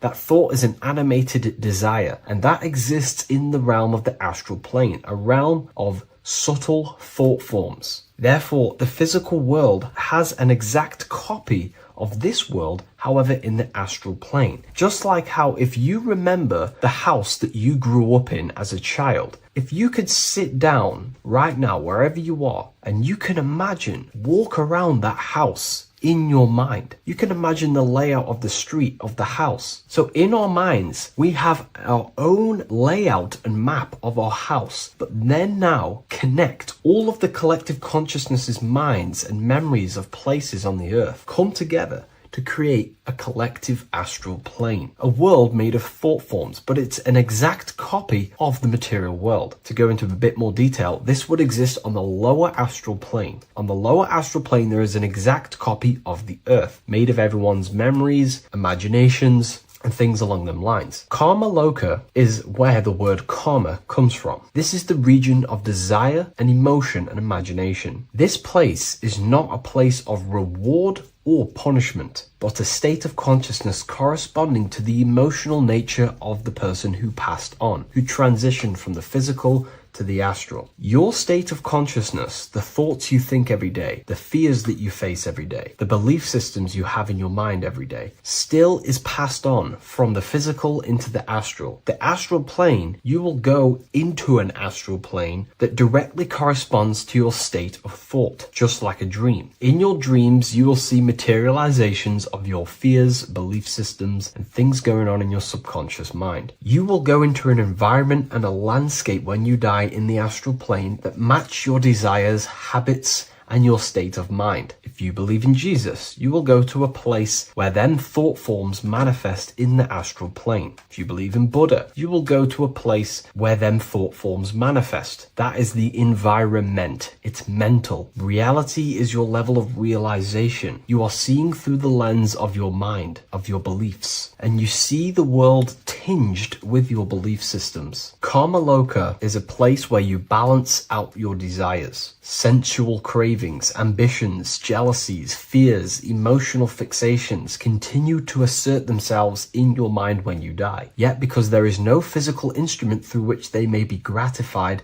they gradually burn themselves out. These desires start to be balanced out again, and your mind becomes more balanced. The more refined the individual in physical life, the shorter and gentler this stage becomes. The more desires you have in material things, sex, whatever it is, the longer it will take to balance out the forces in your mind in karma loka. Desires weaken through repetition without fulfillment. Emotional attachments lose their magnetic hold. The astral body sheds its lower layers. It's like you're stripping away aspects of yourself. When that last personal desire dissolves eventually in the astral plane, consciousness can no longer maintain cohesion in the astral vehicle. The astral body disintegrates naturally and awareness withdraws into the mental body. The mental body is what the Christians call heaven. The mental plane is heaven, the realm of creative thought forms, the realm of pure mind, pure thought. The mental plane, also called the devachanic plane, is a realm of blissful, creative, and luminous consciousness. The devachanic plane is not an illusion, but subjective yet intensely real world, constructed by the individual's highest thoughts, ideas, loves, and aspirations. How does this link in with Anubis? Anubis is trying to give you instructions on how to prepare for life after death in this image. If we take a look at Anubis in this image, we have to understand this is symbolism. This is metaphorical. Anubis is known as the god of the underworld. He symbolizes the transition from awake to death. He is not a real god that you will meet when you die, but he represents the process of death, transitioning consciousness from physical to astral. He's giving you instructions in the Book of the Dead to make your heart as light as a feather, as this is a scale. So he represents death. Your heart needs to be as light and balanced as a feather. The heart is the emotional vehicle of consciousness, as I just explained that emotions are subjective to the astral plane or karma loka. We do not want a heavy heart before we die. We do not want addictions to smoking, addictions to pornography, addictions to status, the ego, material gain. If we die with these things, this means we have a heavy heart, and this will manifest in the astral plane when you die and take longer to balance out them emotions and desires. So this is telling you to remove any addictions, any emotional attachments, mental attachments you have to the material plane. This does not mean go full monk mode and don't have anything physical, don't chase after anything material. We should definitely have material things as we are spiritual and material. However, do not place your heart on it. We should all aspire to have the best possible life, have the most possible resources as possible in our lives, have an abundance in everything. That's completely fine. But placing our soul on it, your desires on the material world, will only pull you down in life after death, take you longer to balance out them forces and desires. This is why transformation during physical life is essential. We need to release attachments to master our thoughts and emotions and align with truth. We don't want to die with false identifications, that thinking and believing that we are the physical body. We need to balance out our heart. Yes, have material things. Yes, chase the best possible life for ourselves, but also have connection with the divine and practice detaching from the material world. Maybe even fasting from any addictions that you have, the phone and things along them lines. When this is achieved, when you are fully balanced and have no more addictions and attachments to your mind and consciousness, the scales are balanced. The soul becomes free and rises beyond the lower planes of existence when you die. It transcends the physical body and more than likely enters the mental body. We can't take anything physical after this life. The only thing we can take is spiritual things such as wisdom, understanding, and connection. We can only take internal things. So we have to master our internal world before we pass on to a world where we cannot fulfill our physical desires. Now, this is kind of what heaven and hell is. There is a hell realm in the astral plane. If you desire horrible things, you desire to kill people, or you desire to do horrible things, then you will manifest in a place where that is taking place, with people, with entities that assimilate with that vibration. You might have to watch this video a few times to get a full understanding of this, but Anubis is trying to teach you, make your desires as light as a feather, purify your heart, purify your soul, and place your heart on the spiritual things, knowledge, information, connection, thought, Because if you desire material things, then you will more than likely desire to manifest yourself back into the material world and reincarnate. If you've read the Book of Symbolism, you already know this information. You can now find this book in the description of this video. Please leave a like, comment, and subscribe to the channel if you like this information. And we also have the Book of Symbolism available on Amazon.com now. Take care, everyone. I'll see you in the next video. So depression doesn't actually exist, and in this video I'm going to show you how depression is actually a choice. And I'm going to give you some solutions on how to deal with it. And this is probably going to change your life forever just by doing this alone. Okay, so the first thing you need to understand about depression is that it exists in your conscious mind. It exists in your thinking mind. So what is inside your thinking mind?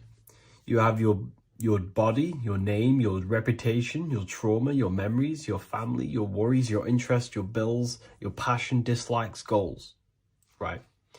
Most people identify their lives with this. They identify their lives with their thinking mind. They think they're their name, their job, their reputation, their memories. But this is not who you actually are. Who you actually are is the observer of that. What happens if you stop thinking? What is left? You're left with unconditioned consciousness. You're left with the self, which is what we refer to as I. We are the consciousness, not the thinking consciousness. You are not these labels. You are not your thoughts. You are not your job, your name, your reputation. Okay? And the reason why I'm telling you this is because it's very important, is that we are something beyond this body, beyond this name, beyond our thoughts. We are the consciousness. So depression exists inside of the thinking mind, the conscious mind. Okay? So if you want to get rid of depression, you must learn how to escape the thinking mind. And not only just escape, but that's step one. In meditation, you do meditations, right? We sit still. And we have to learn how to control the mind and turn off the thoughts. And when we turn off the thoughts, depression goes out the window because there's no thought present in your mental field of consciousness to be depressed. Okay? You must understand, who is the one suffering from the negative thoughts? Who is the one suffering? Your mind is not suffering because the mind is producing the thoughts. Your body's not suffering from the negative thoughts. You are suffering. And who is you? You are a soul. You are that feeling. You are that person beyond the thoughts, beyond the feelings, beyond that. You are the one experiencing. You are that. Meditation gives us the ability to turn off the thinking mind. This allows us to escape our thoughts. Okay? And it gives us, over a long period of time after meditation, you'll be able to turn this switch. And this switch will be able to turn off your thoughts. And by doing this, we will be able to control our conscious mind directly by the hand. So when you notice yourself gaining them negative thoughts, we can then turn off the switch of turning off the conscious mind and rising to our authentic self and knowing the thoughts are just illusions. Now, let me tell you something that's very powerful. Most of your thoughts are coming from beliefs. Most of your feelings are coming from beliefs. So if you have a feeling of lack, this is coming from a belief that you don't have much. If you are feeling alone, this is coming from a belief that you are alone. So what we must do is restructure ourselves. We must restructure the subconscious mind, and we do this in many different ways. We can do this with meditation. We can do this with visualization, visualizing our desired reality as if we are living it. We can do this with affirmation. Now, a lot of people think, oh, I'm trying to speak something into existence with affirmation. No, you're not using vibration to try and change reality with what a lot of these new age people will teach you. Vibration, your words will not have much an impact on reality. That's the truth. But what they do have an impact on is reprogramming and recrafting and refining your mind.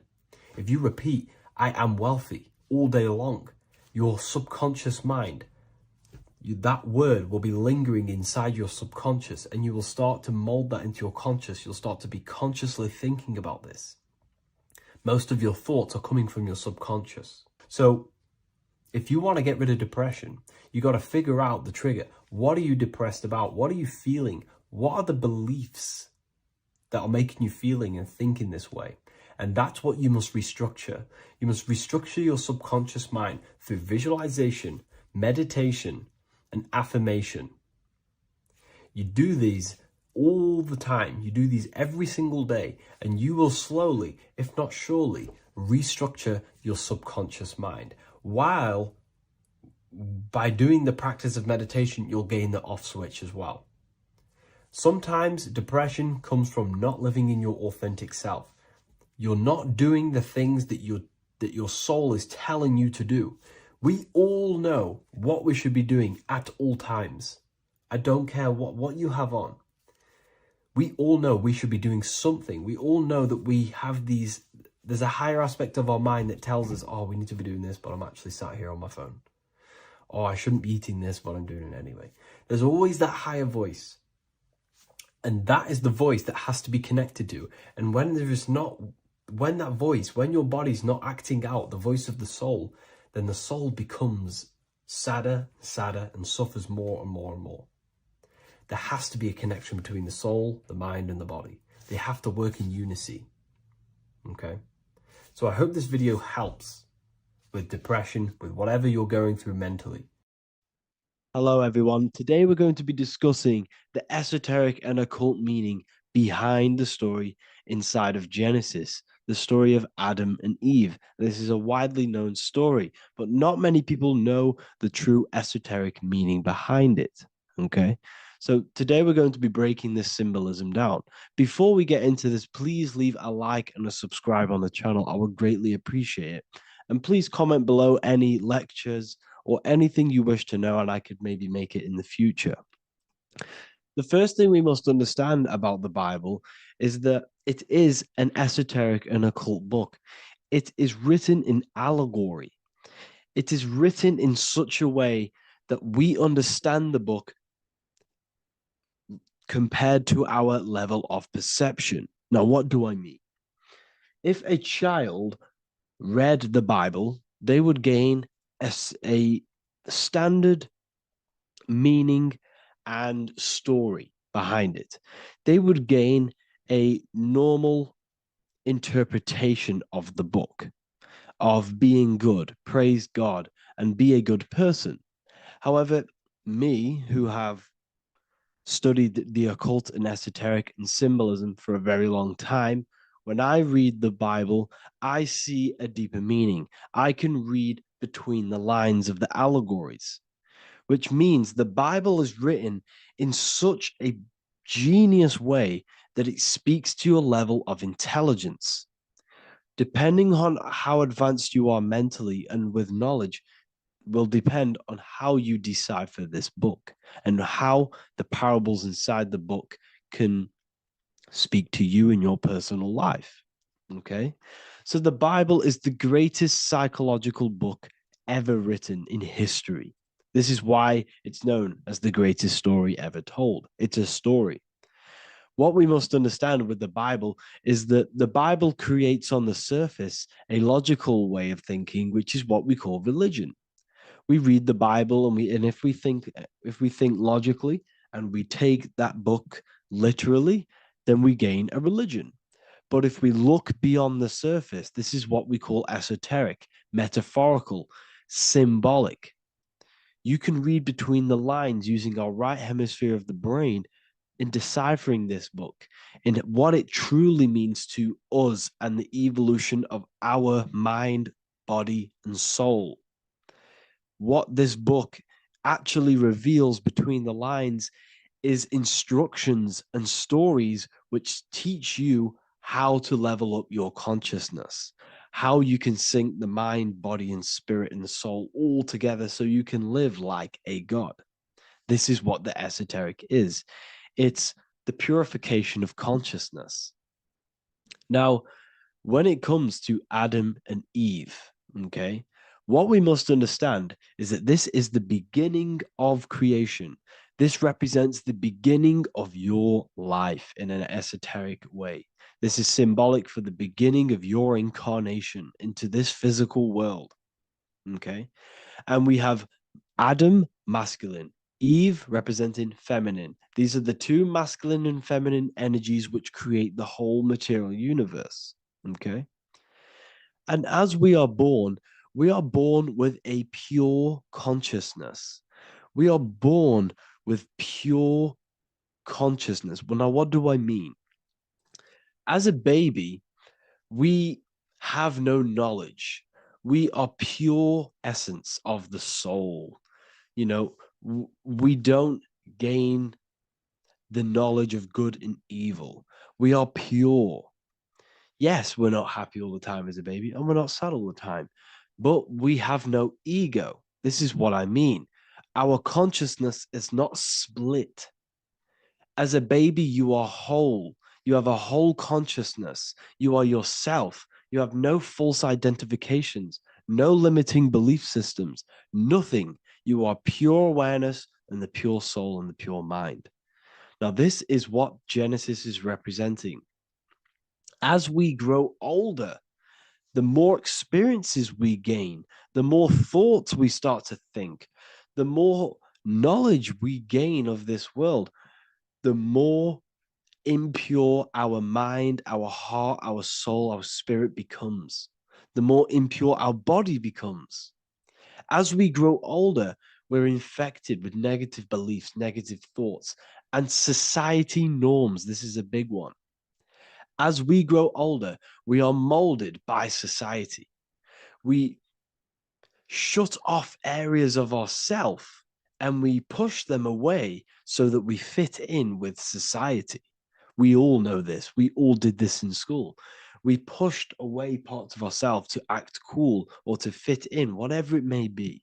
Whatever type of person you were in school, we all went through this because society and culture is programmed. So as we grow older, our consciousness splits. We gain a persona, an ego, and we gain a shadow self, the subconscious, and we gain an ego. Now, the ego is what you show to people. It's that character that you show, that you put on to your culture, to your family, to your friends. This is a false identification. And we also gain a shadow self. The shadow self is gained through experience. This is the subconscious. Our ego is created through experience. And so is the subconscious and the shadow self. Okay. So as we gain age in this material body, we fall from the Garden of Eden. We gain the knowledge of good and evil. This is what the symbolism represents of us leaving the garden, us eating from the fruit. Now, the fruit represents the knowledge, it represents the insight, the experience, which splits our pure consciousness. Our soul splits. Okay? We lose connection with the divine. We lose connection with our pure self through material experiences. We may lose ourselves in material experiences. We may lose ourselves in lust and material gain, wealth, and all of these lovely things that the material world offers. We lose ourselves in this. Okay? And not only that, there's another symbolic thing that we're missing with being a child. There's another symbolic meaning behind this tree in this story of Adam and Eve. And this is sexual energy. Okay. As we are a baby, we have no ability to create another human life.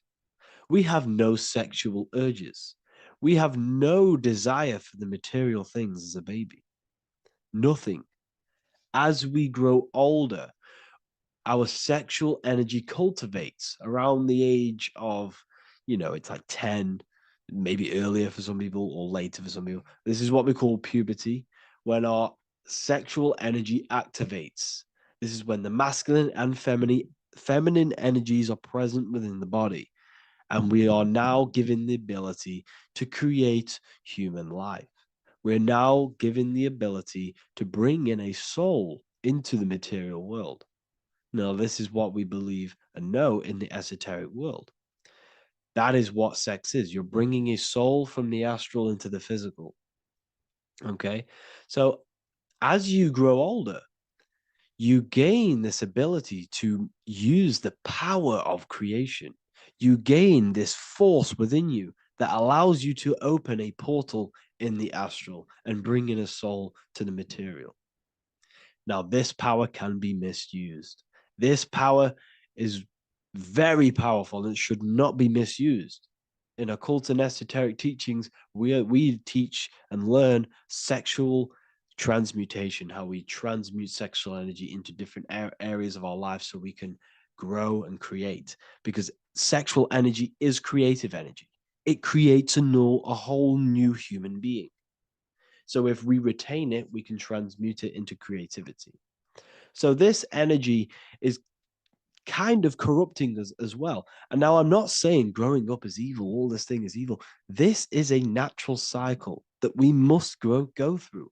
The soul of us must go through this cycle so that we learn, so that we overcome it, so that we gain mastery of ourselves, so that we expand ourselves. I recommend you watch the Evolution of Consciousness lecture that I did on my YouTube. An amazing lecture. Talks about the evolution of consciousness and how we're on a never-ending cycle of life and death and expansion. So leaving the Garden of Eden is symbolic. You see, Eve represents emotion. She's feminine. Adam represents action. That's why he bit the apple. You see, Eve takes the apple and tempts Adam because she's the emotion. She's the sexual desire. And Adam eats it. He releases, he misuses the power of his creation. He misuses his consciousness because of material illusions and material desires. This is natural, okay? As we grow older in this life, our soul has to experience sin. We have to experience negativity. We have to experience evil, okay? And we have to misuse this power within us to learn about it so we can overcome it and gain control over it. Now, this is why the Bible says in Genesis 3:6, for God doth know that in the day ye eat thereof, then your eyes shall be opened. Ye shall be as gods, knowing good and evil. This is very, very, very symbolic. We come into this world to experience a dualistic way of reality. We come into this world to challenge ourselves so the soul can grow, because the soul comes from pure love from God. But we come into this world so the soul may know what it's like to be evil. You see, we are like a seed. Our soul's like a seed. And when that seed grows, okay, and it's planted, them roots must grow to hell in order for the top of the tree and the roots to grow to heaven. In order for the soul to reach the highest states, it must descend down into the lowest states. Good and evil. This is the story of good and evil, okay? And this is the story, a psychological story of how the human mind has functioned in this life. This is what this story is representing of how our soul and mind is functioning, how our consciousness is splitting and growing up and evoluting. Okay. Like I said, snakes represent sexual energy. They represent, snake, when you've been snaked. This is why we say you've been snaked, because it represents a temptation of sexual energy. This is why the Kundalini is symbolized as a snake.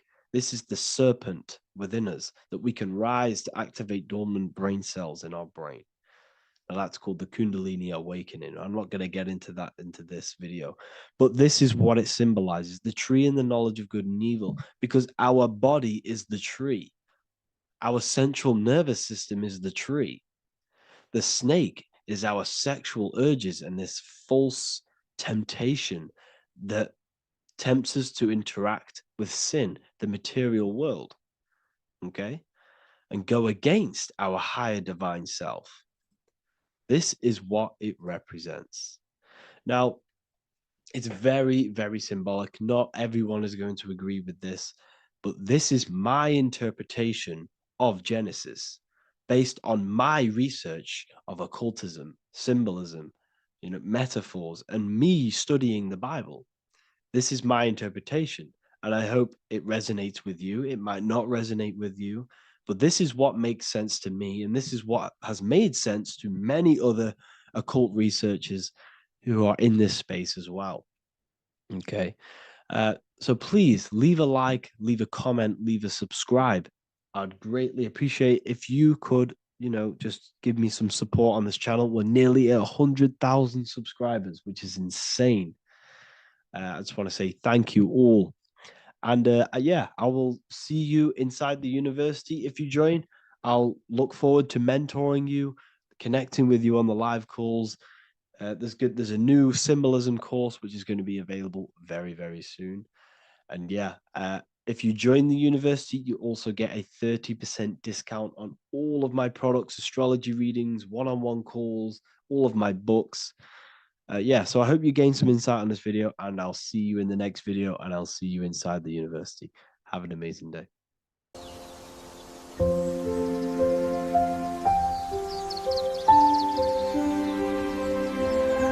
bookofwisdom.com. Visit today.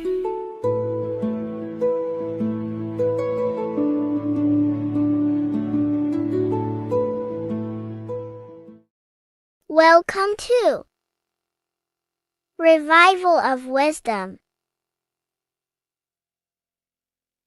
Welcome people, we're back with another video, and this video is about Freemasonry and their connection to the Illuminati. Please, as always, to make sure to hit that like and the subscribe button and turn on the notifications to never miss a video. On May the 1st, 1776, the founder of the Illuminati, Adam Weishaupt, founded this secret organization, and this date can be found in Roman numerals underneath the all-seeing eye pyramid on the $1 bill. This $1 bill also says Anut Coptus Novus Ordo Secularum. This is Latin for announcing the birth of the New World Order. This New World Order will be headed by Lucifer, the all-seeing eye, and followed by the 13 layers of bricks for the 13 elite bloodlines. So your Orsini's, Rockefellers, Rothschilds, Soroses, and the other 9 elite families. So when Adam Weishaupt created the Illuminati, he made it consisting of high-level degree Masons, French and Latin philosophers, and many more powerful people to all become one society. So this is why you see Masons using this same symbol of the all-seeing eye inside the pyramid. But not all Freemasons are part of this Illuminati secret society. As the 33rd degree Freemason Manly P. Hall said in his book The Secret Teachings of All Ages, Freemasonry is a fraternity within a fraternity, an outer organization concealing an inner brotherhood of the elect. So what he's saying here is that Freemasons have to go up the degrees of Freemasonry, and once they hit the top, they either get elected or not into these secret societies like the Illuminati, Skull and Bones, and Knights Templar. So when you see celebrities doing this one-eye symbolism, either covering one eye, doing the triangle, or doing 666 over one eye, this is showing and reflecting the symbolism of Freemasonry. They have taken the oath to never speak on anything they learn about Freemasonry. Duncan's Ritual of Freemasonry book states the oath they have to take. Quote, I ... of my own free will and accord, that I will ever conceal and never reveal any of the secrets, arts, points of Master Mason's degree to any person whomsoever. All this most solemnly, sincerely promise and swear. Now, this is what happens when they break the oath, stated in this book, quote, myself severed in two, my bowels taken from thence, and burnt to ashes.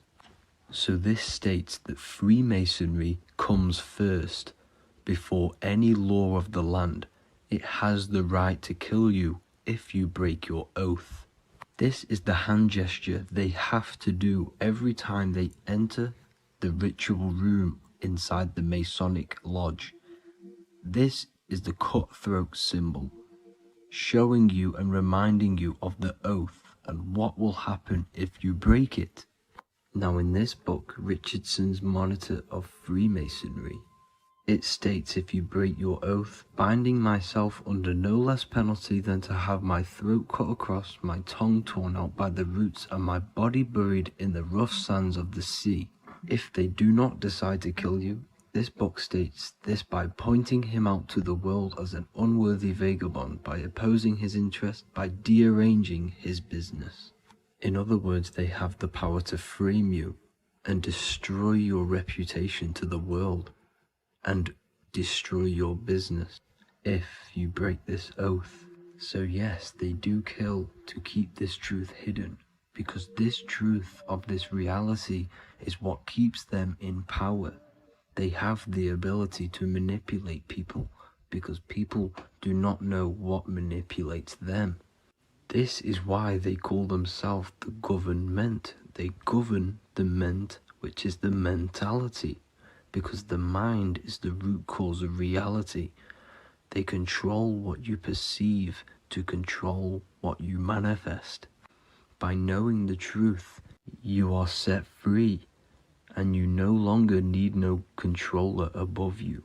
So this is why they are willing to kill and do whatever it takes to keep the truth concealed within these high-level degrees of masonry and these secret societies. However, going back to Manly P. Hall's book, it states, part of the symbols are displayed here to the initiate, but he is intentionally misled by false interpretations. So this is saying even Freemasons are intentionally misled and told lies to conceal the truth, to make sure the truth is hidden in the high degrees of masonry. So that's it for this video, guys. Thank you all for tapping in. Please leave a like and a subscribe. God bless.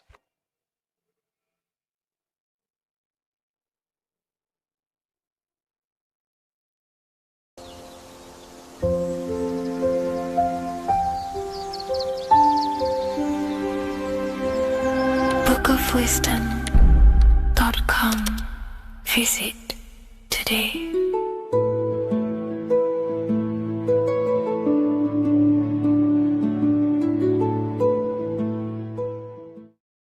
Welcome back, people. We're back with another video. Let's jump straight into this. Make sure to tune in till the end, because this has got so much information in this video. So sit back and enjoy. So everything's Taurus fields. The Earth's a Taurus field. Everything's Taurus, which is electromagnetic field, electric and magnetic. The center of the Taurus field is where the two opposing forces meet in the center. And this is what creates the plane of inertia, the dielectric plane of inertia. Okay? You got red shift, blue shift, positive, negative, south and north pole, right? This is what the ancients were showing with the tree of life. As you can see here, this is the plane of inertia, and this is the Taurus field. Everything consists of this. Everything is a Taurus field. A atom is a Taurus field. Okay. Now, the inertia is the 0 point. So this plane is a 0 point. It's the balance between two poles, okay? Now, this creates matter because matter is two opposing forces in motion equalize. So these two forces coming together is what creates matter on this physical plane. And this is why we can't see the electromagnetic field, because it consists of one of the elements, which is either electric or magnetic. But when they combine together, it's what creates this physical plane, which is physical matter, which is light in motion. Now, everything is one. Don't get confused by duality.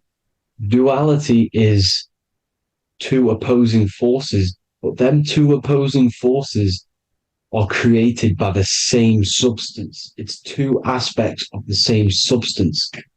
So, for example, water and ice are the same thing. You know what I'm trying to say? But it's two aspects of the same substance, because all is one. The whole universe is one. All goes back to the one, which is God, the creator, or magnetism, whatever you want to call it, because magnetism pulsates. Electricity has two poles, redshift, blue shift. Okay? So redshift, blue shift is electricity, and electricity vibrates. And all vibration always comes back to a standstill point. But magnetism is what pulsates. This is why your heart pulses. You breathe, which is a pulse. This is the breath of the universe, magnetism. Now, this is why the earth is green, okay? Earth can be spelt heart. If you just move the H to the beginning, it spells heart, okay? Because the heart is the center of the torus field, which is the heart chakra for us humans, okay? We consist of the same field, as you already know. Heart being the center, which is green, which is the center of the seven colors. The center of the seven colors. This is the most powerful chakra in your body. People think it's the crown chakra, but it's the heart chakra because it's the center of the torus field. You must align them all and combine them all into one, which is the heart chakra. Now, earth is green. Nature's green. Okay, this is because we live on heart chakra, the plane of inertia. It's the center of the torus field. Okay, and this is what the Egyptians called Isis, which is nature. Nature is balanced, and nature is female, Mother Nature, because it looks after us with the fruit it grows with abundance, and the water. It's a female energy, Mother Nature, and this is the symbolism of an equal, balanced arms. This is the scales, it's balanced. Mother Nature is balanced. This is why the sky is blue, because what comes after the heart chakra? Blue. Sky is blue. We live in Midgard. This is what the ancients called Midgard. You don't have to take this tree literally. It's a metaphor. We live in Midgard, where both positive and negative duality here. Now, Mount Meru. Mount Meru was known as the center of the earth, okay, or known as Hyperborea. And this is the North Pole, the electromagnetic North Pole. But when I say Mount Meru, it's not an actual mountain. They weren't saying there was a real mountain in the center of the earth, a magnetic rock. No. The plane of inertia, okay, there's something called a hyperboloid. That's what it's called, a hyperboloid. And this is the center of the torus field. And this hyperboloid is what is in the shape of a mountain, you see? So if I go to this next one, they say Hyperborea on this map. Why do they call it Hyperborea? Because this is the hyperboloid in the center of the torus field. And this is the electromagnetic mountain, a metaphor. Mountain, what they're metaphorically saying, this is the electromagnetic mountain at the center. The double vortex, the center of the torus field, which is the North Pole. Pole of electromagnetic energy. So this is why they call it Hyperborea. It comes from the word hyperboloid. And the center of the earth is so sacred. And they symbolize this with obviously the North Star, which is Polaris. And this is where the swastika comes from, because it's the four seasons moving around the North Star. This is the Big Dipper constellation moving around the North Star, which is Polaris. There's that pole again. Pole. Magnetic pole of the torus field.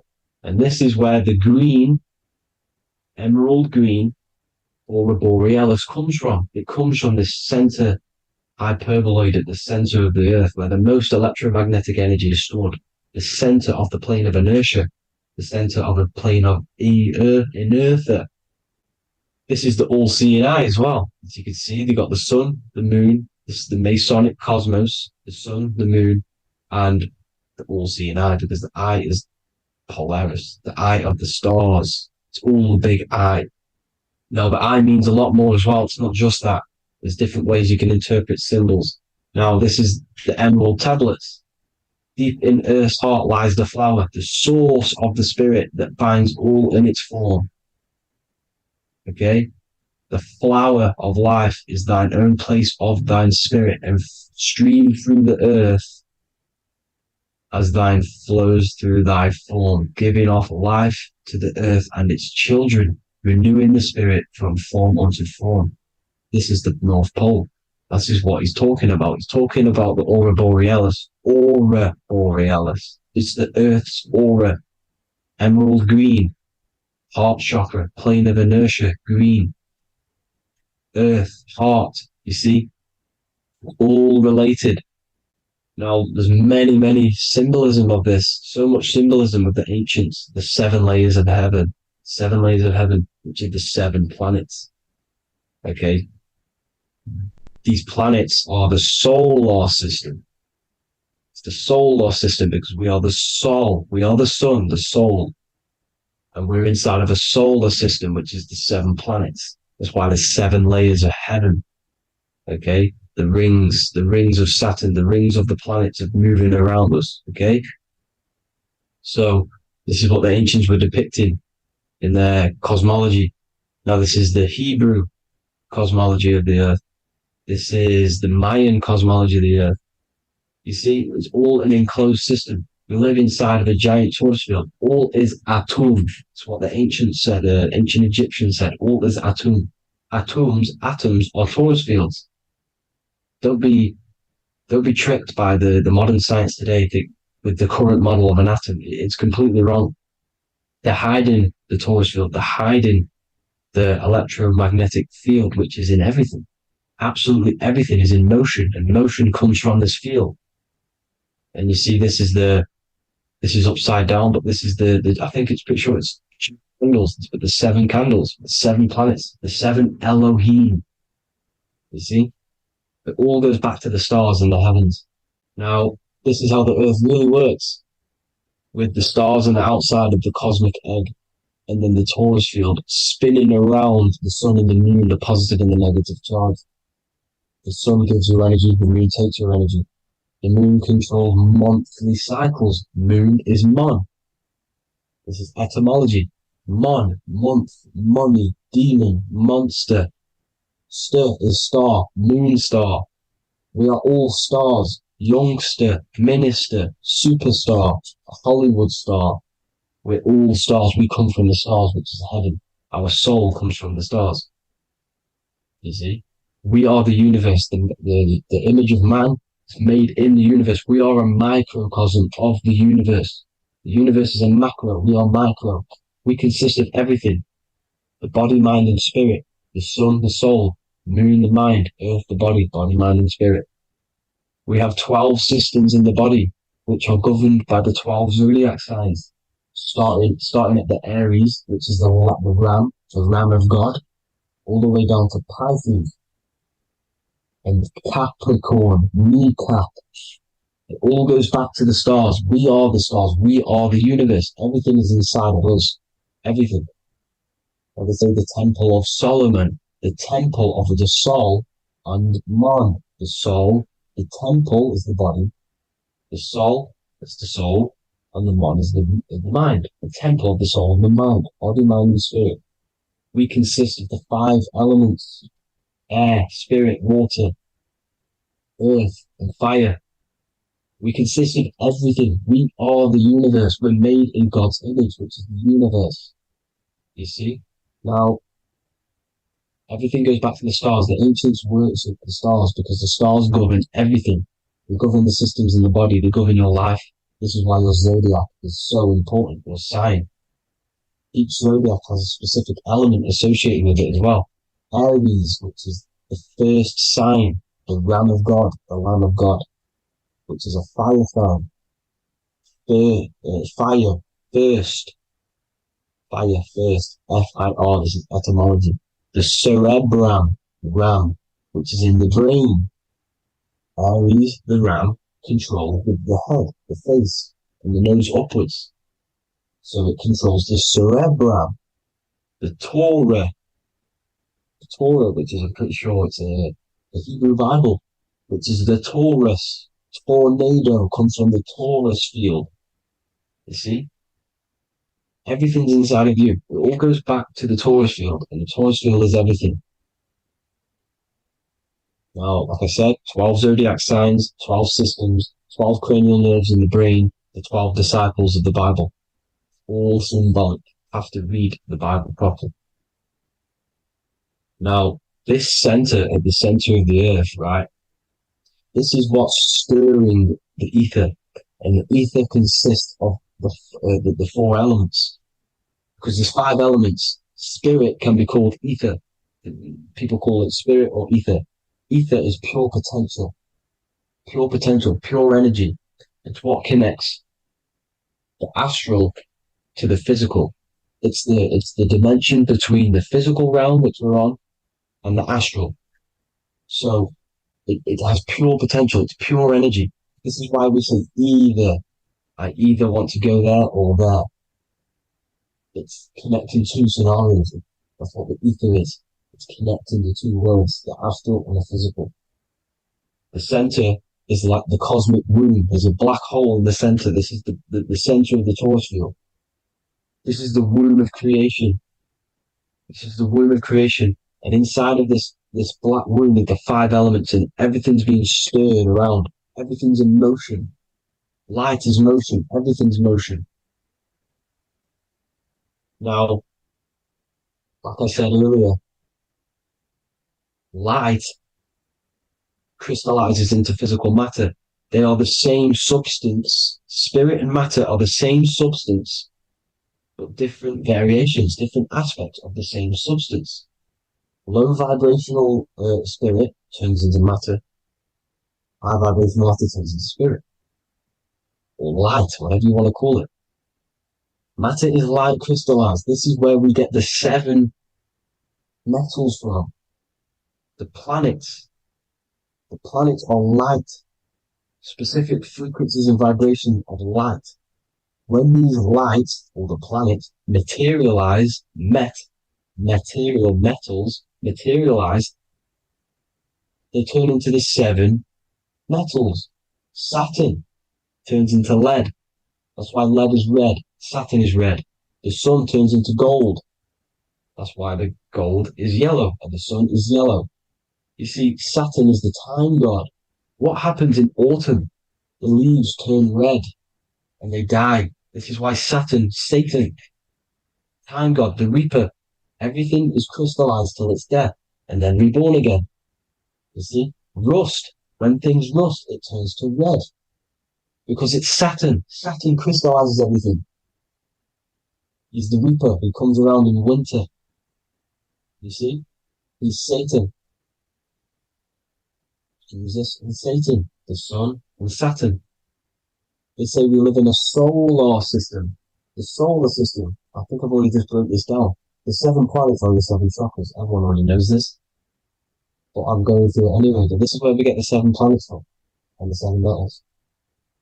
You see, all the ancients knew it was an enclosed electromagnetic system. It's not a spinning ball in the middle of space, people. They want you to believe this so you get stuck in this material world. Because if you believe everything's material, you can never affect this plane effectively. You can never create your life effectively if you don't understand the planes of existence. Because the mental plane is a higher plane. And it breaks down and it controls the planes below it. The mental plane, hold on, I've got it here for you. The mental, the astral, etheric, and physical. Etheric connects the physical to the astral, but the mental is what's above them all. You see? Now, it's important to understand this. It's important. However, the ancients always talked about the enclosed system.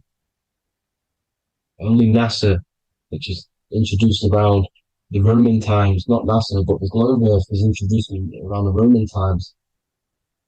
Okay? By these Masons introduced this because they wanted to take over the minds of the masses and control them. These people worship the physical realm. They know how it works. They know the ins and outs of it. They know how to do the magic. They know how to do it all. They understand it all. That's why Masonry have to take the oath. The oath of not speaking. You're not allowed to speak about anything you learn about in Masonry because they're discovering the truth about your mind and how it creates reality and stuff like that.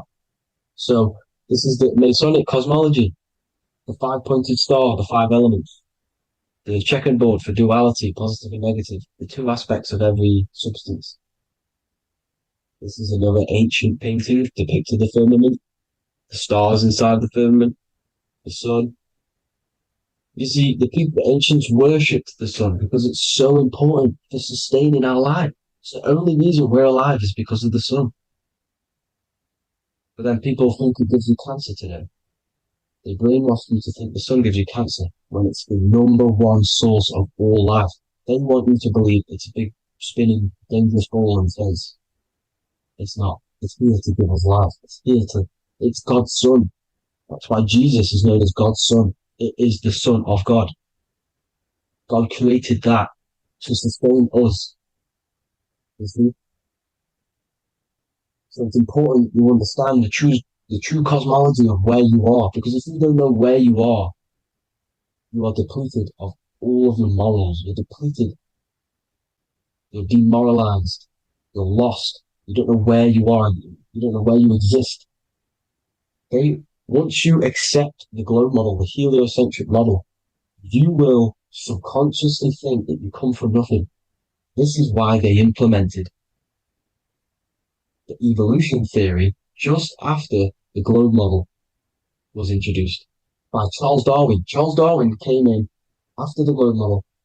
He's a Mason, he was another Freemason, and implemented evolution where we came from monkeys because they want you thinking less of yourself so they can manipulate your mind. You see? They want to manipulate your mind, and they have done since you got here. Since you came through that portal, you were manipulated from that day to believe this, believe that.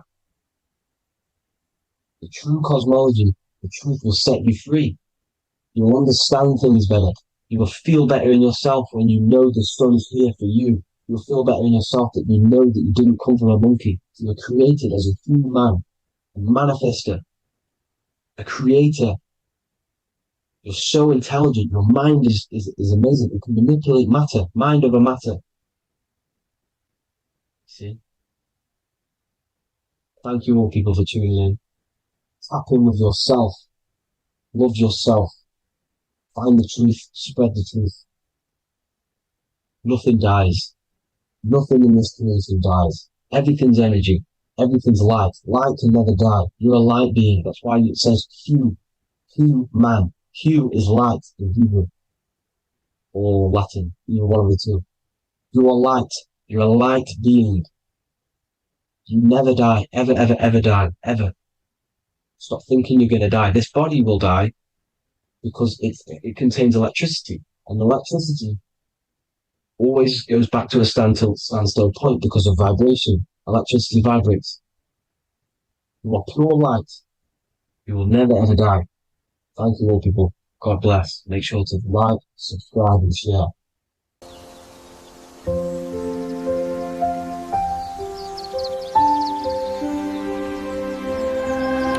www.wellofwisdom.com.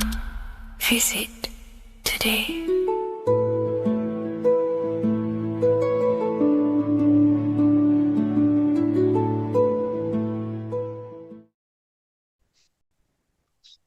Matthew 21:1, Jesus went into the temple of God.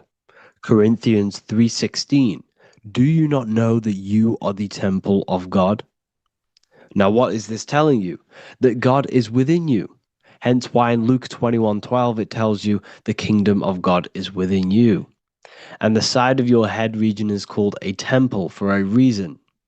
Because the brain encapsulates the mind. The brain is a physical manifestation of the mind. The heart is a physical manifestation of emotion. So we have these different layers of our consciousness. We have an intellectual, communicative aspect of our consciousness, which we would call the mind. We have an emotional aspect of our consciousness, which is the heart. And to communicate with the divine, it's all to do with the mind. Hence why the ancients always symbolize the mind being God. This is why Michelangelo always placed God inside of the brain on top of Sistine Chapel in the middle of the Vatican. He understood that God is in the brain. God is within you, not outside of you. The church tells you that God is in the sky because they are creating a externalization of the truth to create a business and a distraction so that you don't find the divinity within you, so that you don't find your power. Now you have Adam, the physical man, the physical body, the ego, the lower self, and he is resting. He's not trying to reach to God, but God is reaching because the higher consciousness within you is always trying to communicate with you. It's always trying to wake you up to your divinity. But the lower mind, the lower self, Adam, the physical self, is always in ignorance of truth, always in ignorance, and stays in a materialistic way of thinking, which is the lower animal self. And this is what we call a sleep or an NPC. This is the lower mind of man. But all you have to do is to move your finger to touch God.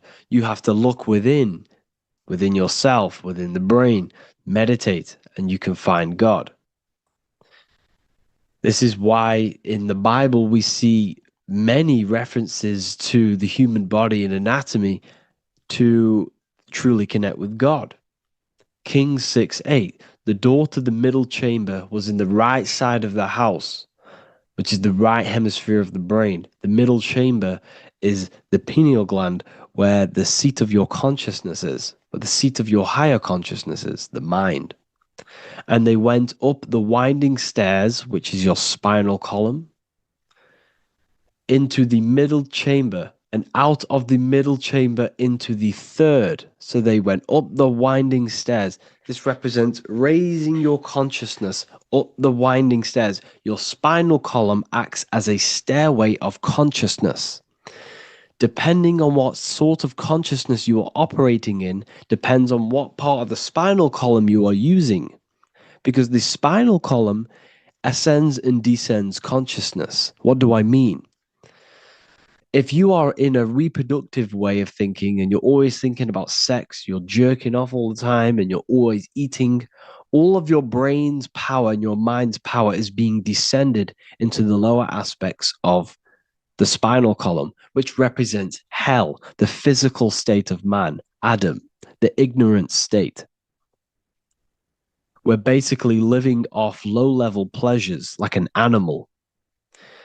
And the stairway to heaven is your spinal column.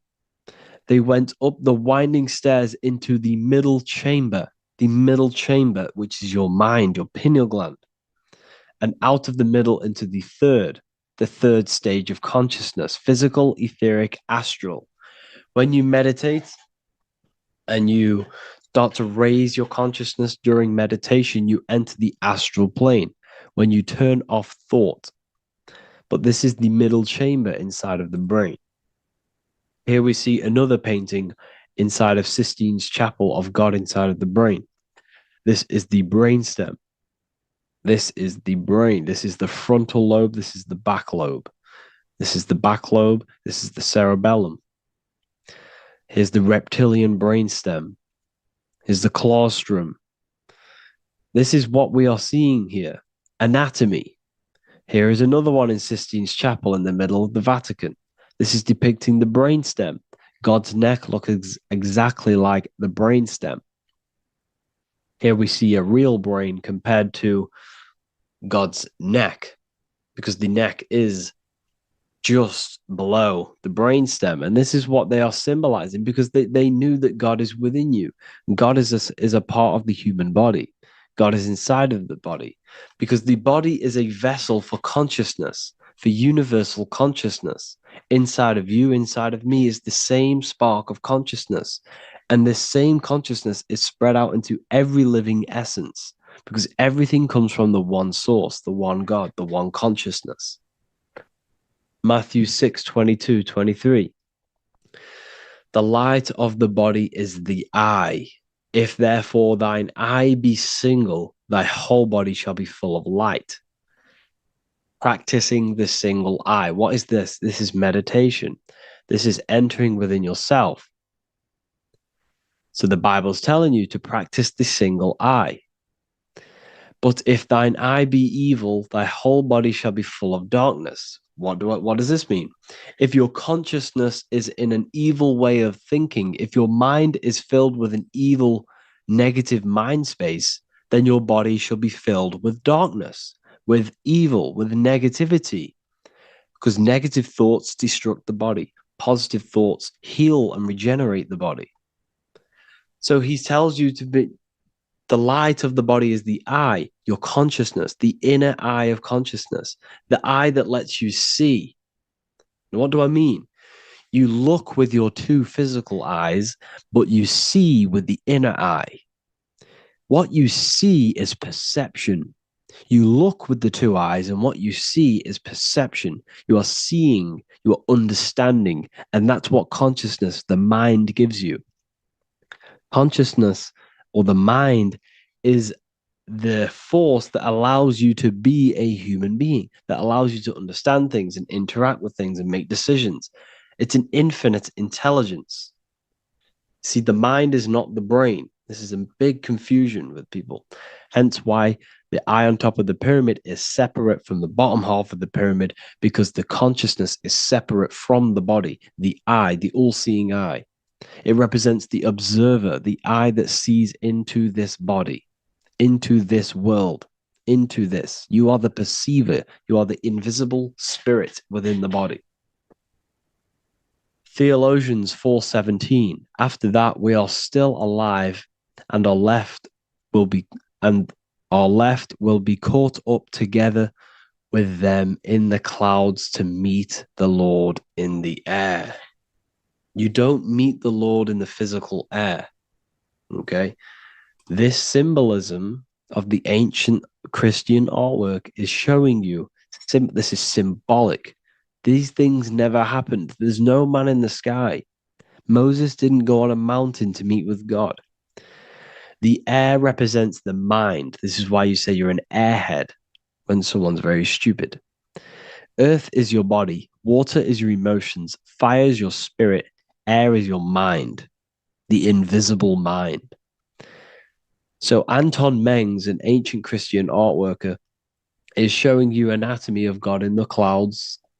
But this is the anatomy of the human body, raising yourself to the mind and turning the mind inwards on itself during meditation.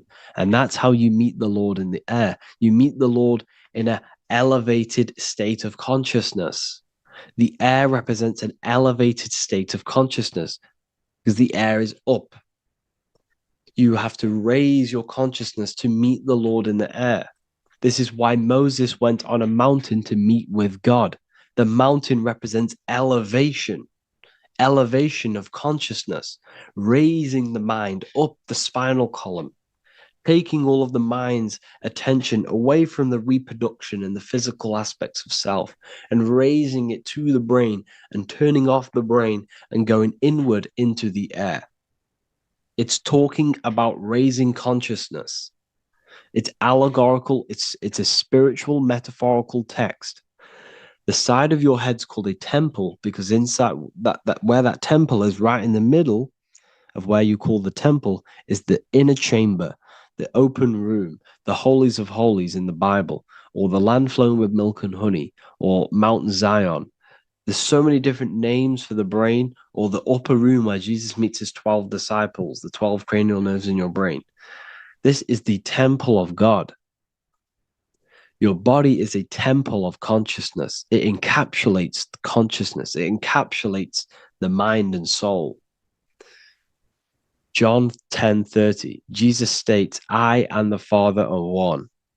Psalms 46:10, be still and know that I am God.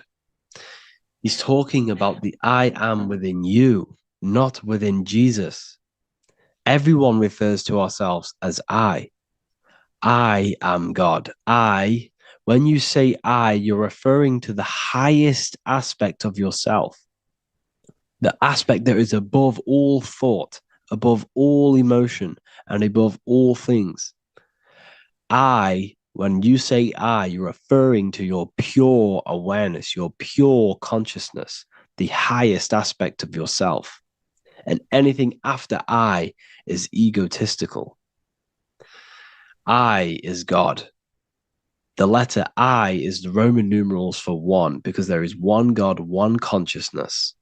The letter I is one line, just like the number one. Matthew 6:3-4, take no thought. Therefore, take no thought. Take no thought. He says this 5 times because you must turn off the 5 senses and take no thought to connect with God. Be still. This is telling you to meditate and know that I am God. The I am within you. I and the Father are one. I and God are one. You, who you think you are, is a completely wrong. The body is matter. Your name isn't you. Your job isn't you. Your reputation, your trauma, your memories, your friends, family, worries, bills, interests, dislikes, goals, passions. Anything to do with the thinking mind is not you. Who you think you are is a part of your thinking aspect of consciousness. But once you remove thought, you are no longer your name. You are no longer your body. You're no longer your reputation. You are the I. You are pure awareness, pure consciousness. Pure consciousness. And this pure consciousness has latched on to this name, this job, the body, and your traumas. Your pure consciousness has attached itself to this character who you're playing in the physical world. And this is essentially who you think you are, but you are not. You are the I, you are the self, you are pure awareness. So, in order for you to detach from these things, you must learn how to detach from your name, your job, your reputation. And you do this through meditation by turning off the thinking mind. Turning off the thinking mind allows other aspects of your consciousness to open up. What do I mean? Your whole life you've been thinking, and all of these thoughts has attached you to this physical body. You haven't allowed your consciousness to open up. And you can only do this by taking no thought. That's why Jesus tells you, take no thought. When you turn off the thinking mind, other aspects of your consciousness starts to open up. Other aspects of your being can open up. And this is how you astral project. This is how you do all these mystical things and things to do with consciousness. It's taking no thought. Imagination, emotions, thought, and memory are all to do with consciousness. These things are not physical. You can't touch thought. You can't touch emotions. You can't touch these things because they are not a physical thing. So you must turn off these things for other aspects of your consciousness to open up. Okay? So essentially, the Bible is a metaphorical, astrological, numerological, metaphysical, spiritual, encoded text.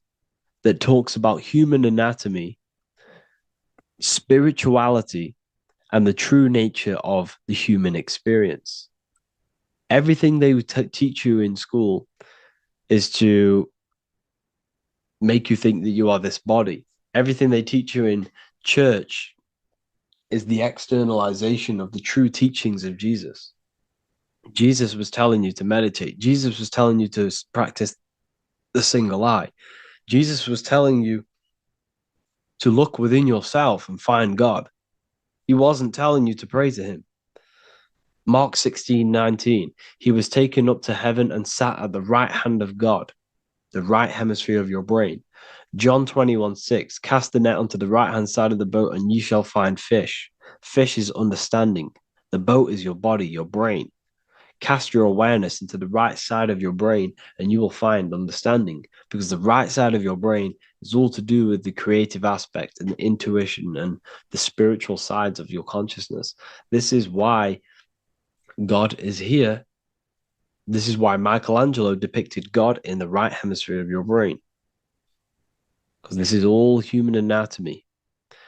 And I speak about all of this in the brand new Book of Wisdom, Volume 2, which is now available. The start of the revolution has begun. This book is truly going to change the way people see the world. It's got so many more topics than the last one. It's truly a revolution. It's written in so much detail. It's very practical. I cannot wait to share this one with you. I just want to say thank you for the opportunity for me to create this book, because without you, I couldn't have created this. And I just love sharing my work with you. And I thank every single one of you for the support, the watch, like the views and the likes, everything, especially the people who have joined the university and stuff like that. And for people who have joined the university, you do get a free Book of Wisdom paperback if you just go to the general chat and follow the description, follow what the instructions that I gave you in the chat, and you'll be able to order a free Book of Wisdom if you are inside of the university. Plus, you get all of my other books, 2 books, and over 45 occult books on occult and esoteric things. You get lectures, live calls, a community, a manifestation mastery course, and a whole library and reoccurring updates every month, every week. So yeah, I hope you all enjoyed this video. Thank you all. Please leave a comment to help the algorithm, and leave a comment on what videos I should make. And yeah, I'll get to uploading on the YouTube a lot more now. The second book is now released. I have a lot more time on my hands. No longer using my energy to create the book. I am now going to redirect this mental energy into the YouTube. So there will be a lot more content coming. So I need some content ideas. So feel free to comment some ideas, some YouTube videos that I can create. Thank you all, people. Have an amazing day.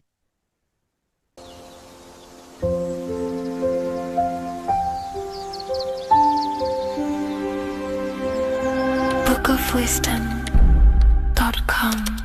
Visit today.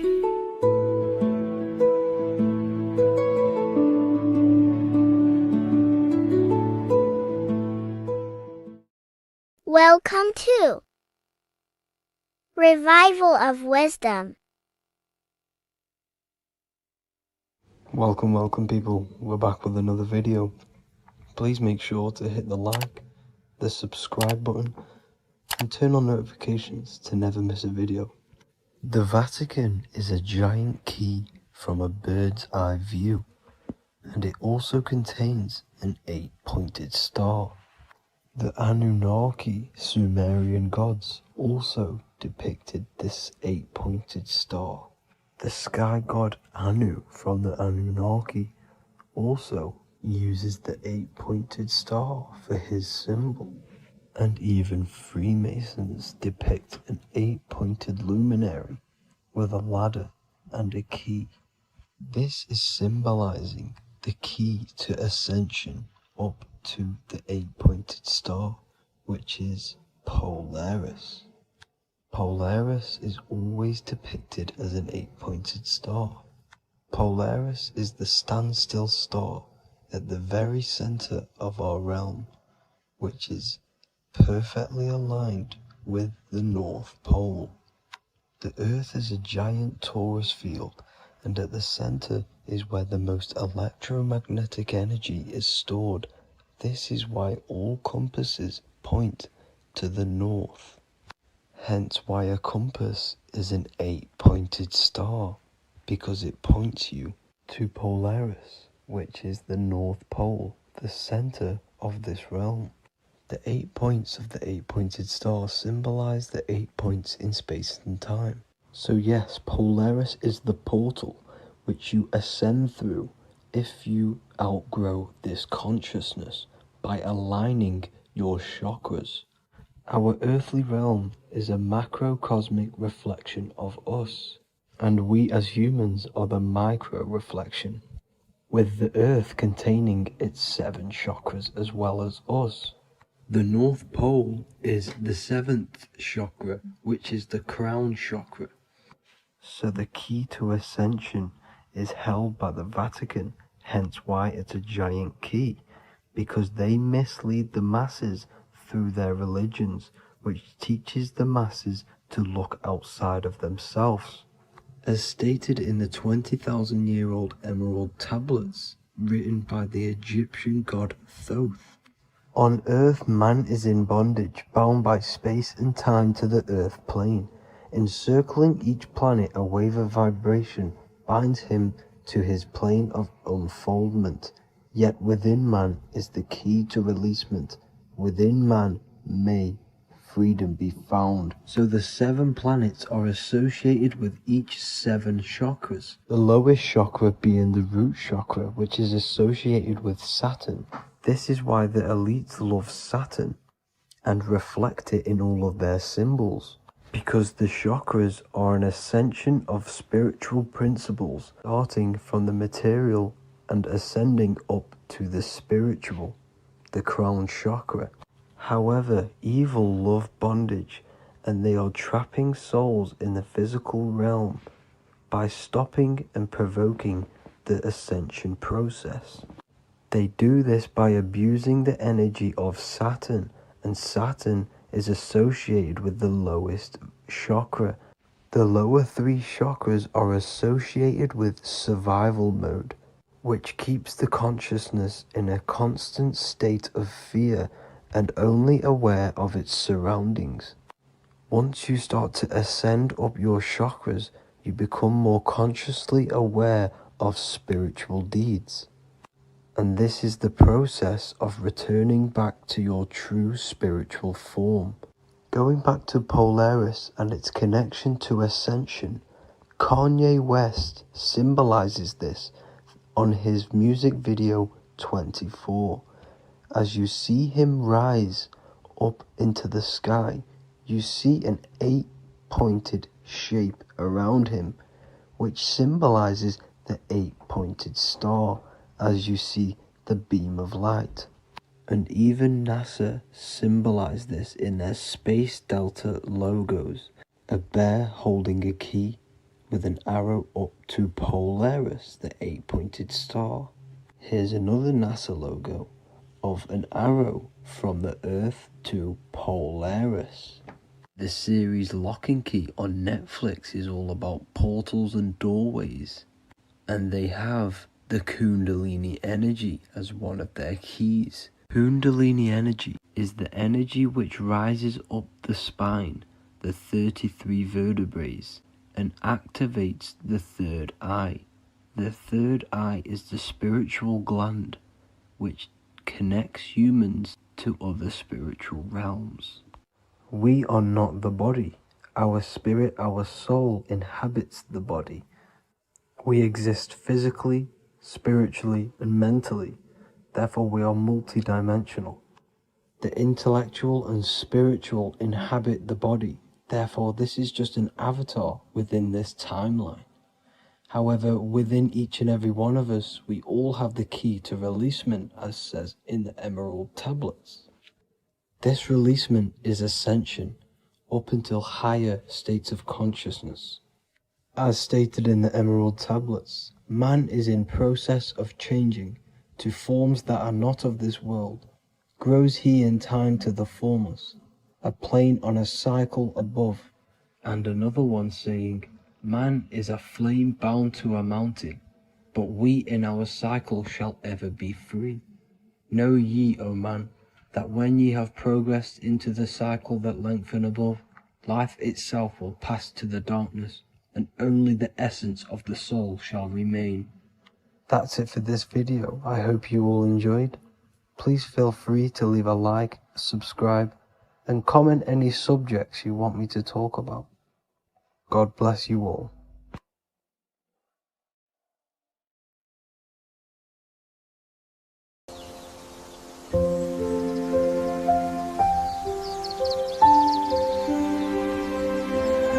bookofwisdom.com.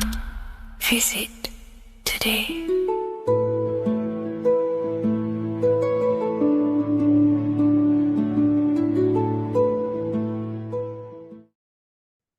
Left and right hemisphere, and what are they doing? How does it contribute towards your perception in this world? And this is what we're going to be talking about in today's video. We're going to be breaking down the two hemispheres of the brain and how they function in your life. So first, we have the left hemisphere.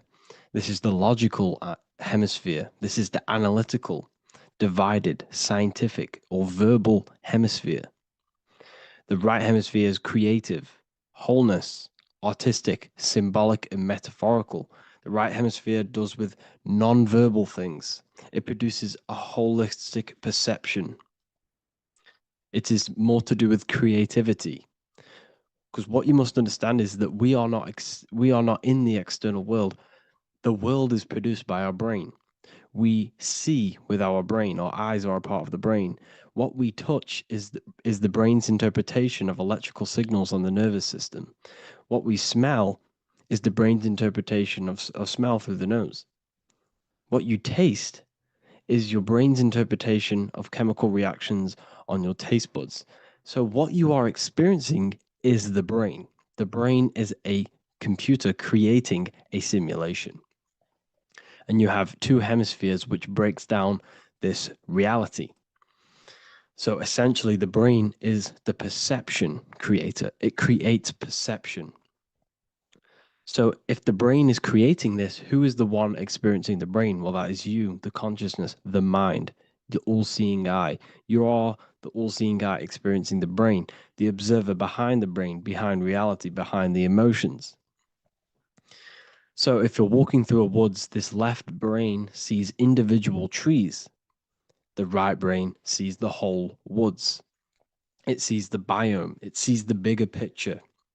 So when you are walking through this woods, the right brain picks up a holistic perception of reality.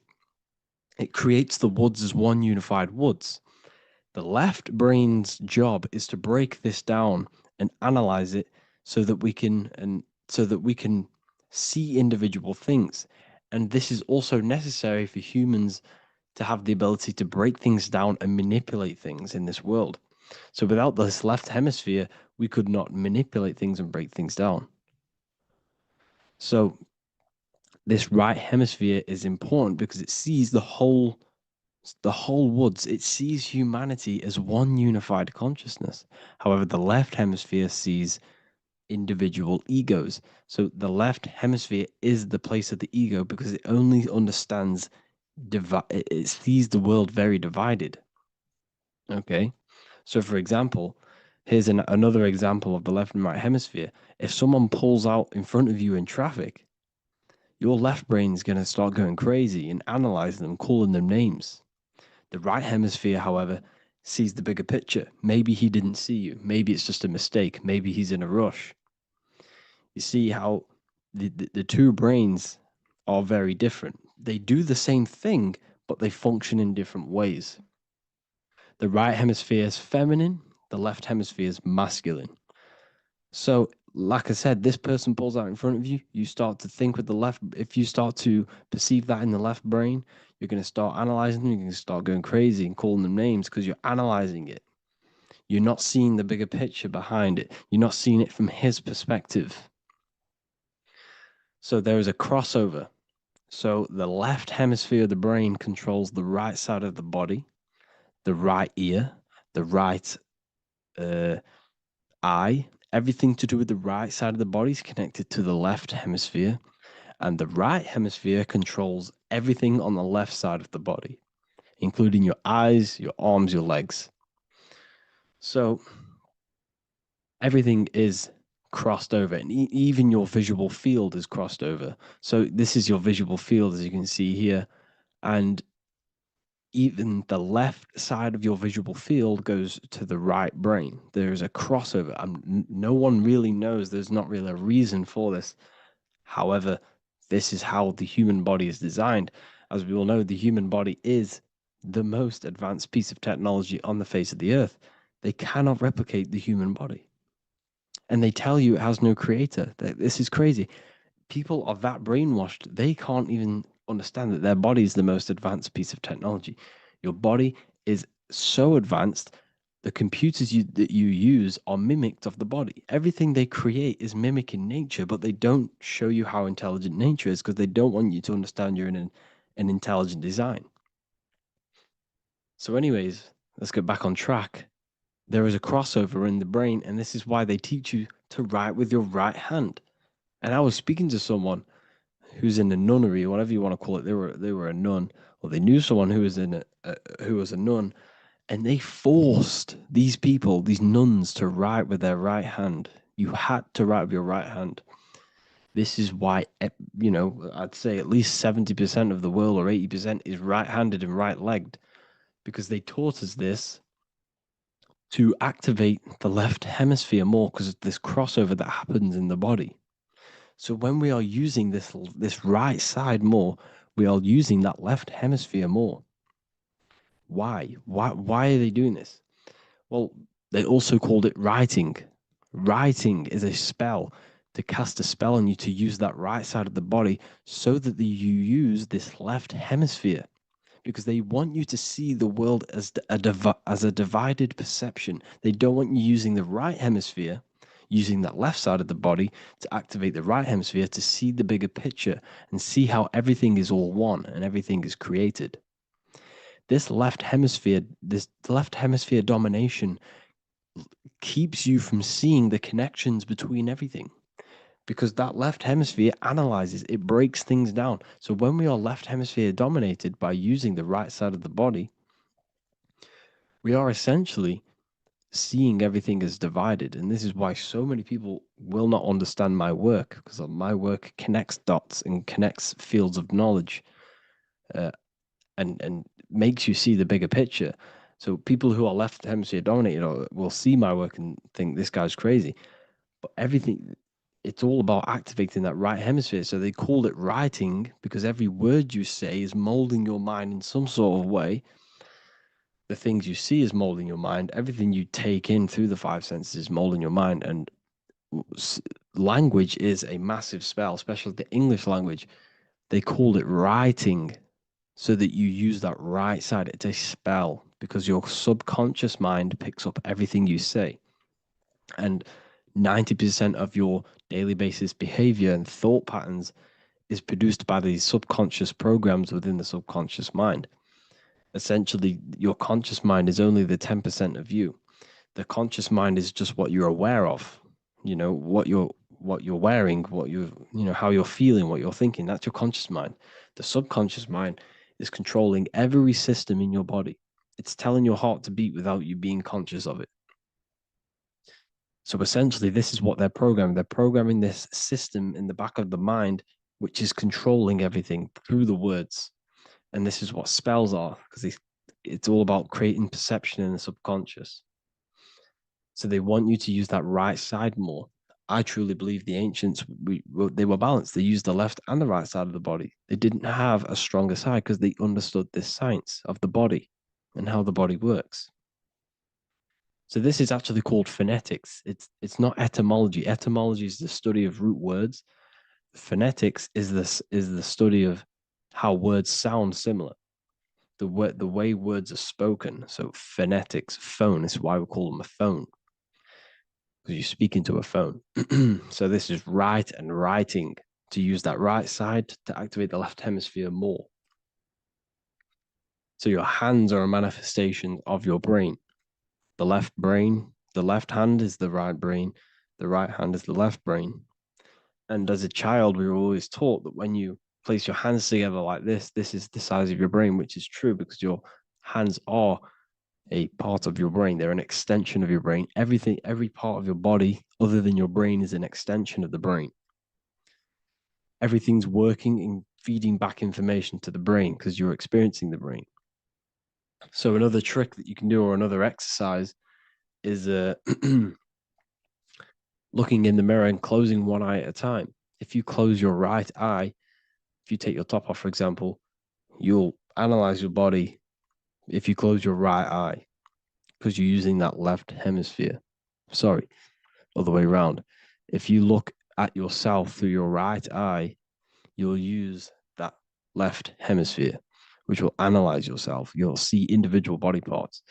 If you close the right eye and use the left eye, you'll see your body as a whole. You won't really analyze it. This is how you can analyze yourself using these two hemispheres. So this whole system is created to keep you thinking logically and to restrict you from creating and restrict you from understanding symbolism, allegories, metaphors, and teamwork. They want you stuck in a logical way of thinking and a logical way of seeing the world. This is why when you go to school, you are told exactly what to do. You're told to think this way and no other way. You're told to do orders, do this. It's a very left-brained system because if we all started to open up this right hemisphere, we'd all see, wow, everything is all one, everything is all connected. And this is what my work is doing. I'm showing you everything is one. The physical world is an illusion of duality, but everything comes from the one source, the one mind. The universe is a giant mind. I am mind, you express mind. We all possess mind. Behind the physical body is the same mind consciousness. And we are all expressions and fractals of this infinite consciousness called mind. And this is what they don't want us to figure out, is that we are all just one consciousness expressed. It's an infinite consciousness. It's even in the squirrel, it's in the dog. All of these different animals, they're just different bodies, but behind the bodies is the same consciousness, which is mind. That's what the pineal gland is. The pineal gland is not the mind and it's not the third eye. The third eye is your mind. If you have a closed third eye, it just means you have a closed mind. If you have an open third eye, it just means your mind has expanded from beyond physical things through astral projection and mystical experiences. This is how you gain an open third eye. It's just an open mind. A mind that has astral traveled, has explored the realities within the mind. So everything they do is to keep us in a divided state. Divide and conquer, right? That's their motto. All to keep you thinking how everything is divided. Everything they've done is division. Postcodes, countries, everything is divided. Like football teams and all this stuff. It's also a natural process when you grow up, because as you grow up, your brain is constantly analyzing the world. So this is sort of a natural process of how you become more left hemisphere dominated, because your brain is always analyzing. And unless something awakens you, you can awaken that right hemisphere where you can start to see the bigger picture. Even the music, all tuned to 440 hertz, shuts down the right hemisphere of the brain. 440 hertz, Spotify, Apple Music, the radio. Every time you turn on the radio, it's tuned to 440 hertz. This was specifically tuned. It never used to be tuned to this. It was in the 1950s. It was changed. The standard music tuning was changed to 440 hertz because it shuts down that right hemisphere of the brain. They don't want you thinking, seeing the world in this way and perceiving things as one. And I'm going to show you. It tells you this in the Bible. Cast the net onto the right-hand side of the boat and you will find the fish. What was Jesus saying? You see, people read the Bible and they don't understand it. If the Bible is not talking about you, then it has no meaning. The Bible, everything you read in the Bible is about you and how it can better your life. It occurs to you. So if Jesus says, cast the net onto the right hand side of the boat, this is an allegory. The boat is your body. Cast the net. It's the awareness, the perception onto the right hemisphere of the brain, and you will find the fish. What's fish? What do fish do? They swim deep in the ocean. It represents the knowledge, deep knowledge. Cast the net onto the right hand side of the boat, and you will find fish. You will find the wisdom. You'll gain understanding when you cast that your awareness into that right hemisphere. You will see that I am you and you are me. We are all one consciousness. You will see everything. You'll see that the trees are the same patterns as the nerves in your body. You'll see everything is connected. Everything is a fractal of the one infinite consciousness. And how many fish did they catch? 153. That adds up to 9. This is now numerology. The Bible's filled with numerology. Adds up to 9. What's 9? Human consciousness. It represents consciousness. You're in the womb for 9 months. Feminine. It's all about consciousness. And in Revelation 14, and I looked, and behold, the Lamb standing on Mount Zion. That's the spines, the mountain. With him, 144,000. 144 adds up to 9. It represents consciousness on top of the spine. You see? And he had his name the name of his Father written on the forehead. What's the Father? The higher mind, the higher consciousness within you. Where is that? In the forehead, the pineal gland. The pineal gland is the radio receiver for the higher consciousness. Because every body part of the body has consciousness. Your heart has consciousness. Your gut has consciousness. You are thinking with these different consciousnesses. You think with the gut. You think with your penis. You are thinking with all these consciousness. And it's about raising your consciousness to the higher consciousness, which is the Father, the mind in the head. Don't think with the lower parts of the body, because that is your animal nature. Think with the higher parts of the body. It's all representing consciousness. How to activate the right hemisphere of the brain? Well, it's all to do with non-verbal things. So music will activate the right hemisphere. Make sure it's tuned to the right frequency though. 432 hertz, 528 hertz. Any frequency that adds up to 3, 6, or 9 is good for you. Meditation, turning off the thoughts, and you raise yourself to the higher brain. Symbolism. Symbolism is all right hemisphered. Reading between lines, metaphors, determining the Bible, it's all right hemisphered. Seeing the bigger picture, it's reading between the lines. So tithing in the Bible. These people in the churches are giving 10% of their money to the church. It's nothing but a scam. What these people have done is they have externalized the Bible. They have taken the Bible and literalized it, so that they can make a business out of it. So what they're doing is 1/10 of the produce of what it says in the Bible, 1/10 of the produce of the land, whether grain or fruit, is the Lord's and is holy. So what's that saying? The 10th of it's basically saying give the 10% to the Lord, to God. What does that mean? Well, what's the land and the fruit? This represents physical things, the physical things that you have. The 10th of the physical things that you have. What's that? That's your ego. All the physical things that you have is all to do with your ego. That's the lower self.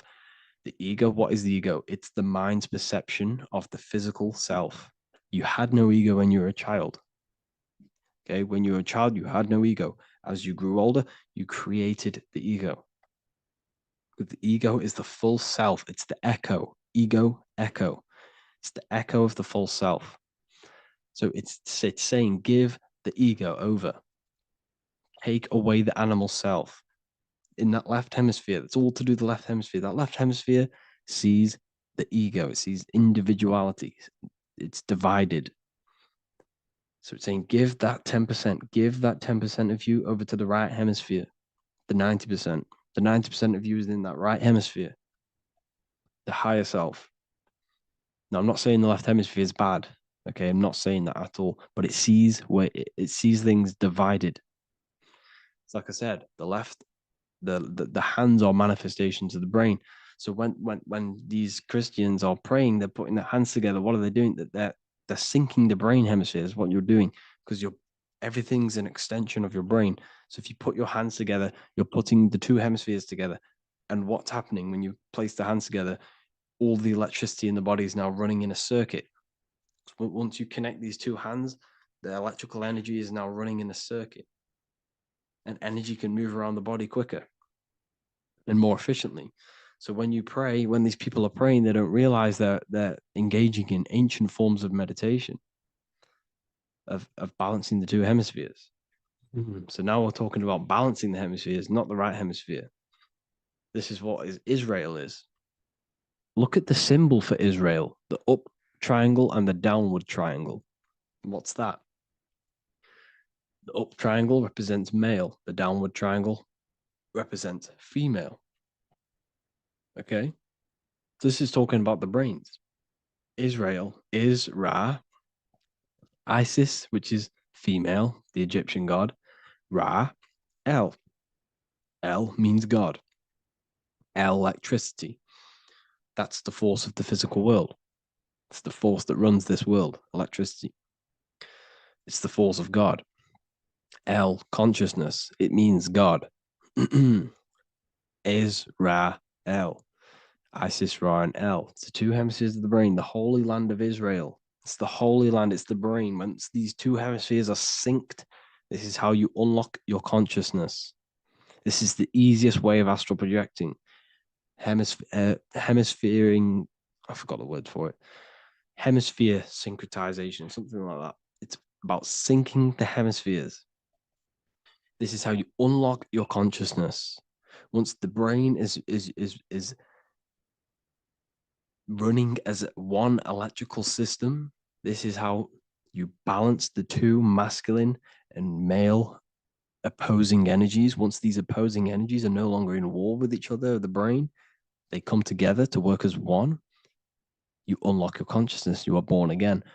What happens when a male and female have sex? It creates a new child. It becomes one. You are born again. Once the two hemispheres of the brain, you are born again. You can then have an out-of-body experiences. So this is why the symbol of the Holy Land, Israel, is the up and down triangle back combined together, because it represents unification of the male and female, unification of the hemispheres. You're born again. You unlock consciousness. And you can get this for free. It's called the Gateway Tapes on my website. Basically, it's a audio track from the government, and they did this in the Gateway Experience. It's a CIA document, and what they do is there are different forms of meditations you go through. I think there's about 5 waves of meditations you do, half an hour each one, and it will teach you. It will sync your hemisphere, because what does it do? They understood that playing one frequency into one ear and another frequency into the other, they understood that the right ear is connected to the left hemisphere, the left ear is connected to the right hemisphere. So when you play 2 different frequencies into both ears, what happens? The brain picks this up, the 2 hemispheres of the brain picks this up, and it syncs it. It syncs these 2 hemispheres, these 2 frequencies together. So now the brain is working as one to sync this frequency. So this is how you can sync your hemispheres, through listening to these frequencies. Okay, you can get them for free and do the meditations yourself. This will definitely help you. This is an easy way to astral project. So it's all about syncing the hemisphere and seeing reality from a unified perception. We should all aim to get out of that left hemisphere. I'm not saying don't use it, but we should now start to see we should now start to read between the lines of the Bible, read between the lines of the symbolism they're showing, study symbolism, study allegories and myths. What are they trying to tell us through these allegories? And, this is how we start seeing things in a better way. Once we understand that we are all microcosms of an infinite consciousness. we can all come to one, because love is the unifying force of this infinite consciousness. We are all divided. We are all disconnected from our hearts. Once we all connect with our hearts and see that everything is one, we can all start to love and come together as one, because love is the unifying force of consciousness. So if you haven't already seen, I now have launched the Ethereal University. I will be doing lectures like this one, but even better, deeper, and even releasing knowledge that I can't talk about online as they are censored. I'll be doing lectures every single week. I'll be doing live calls every single week. You also gain access to my library, which is filled with over 45 occult books, filled with knowledge. Okay, I'll show you now. Plus, you get my book, The Book of Wisdom, PDF form, and the Human Health Guide, PDF form. You also get all of this stuff, the health section, Q&As, Ethereum meditations. We've got some celestial studies, cosmology, numerology coming soon. You also get the brand new Manifestation Mastery course, plus the library. And there'll be new books, new lectures, new live calls every single week. Or you can get the Book of Wisdom, use the code WISDOM in all capital letters to gain 40% off. This sale will be ending very, very soon. So if you're watching this, be very quick to get yourself a physical version or a PDF of my book. You can get it in all these languages. Hope you enjoyed this video, people. I'll see you inside the Ethereal University, the real university. Have an amazing day.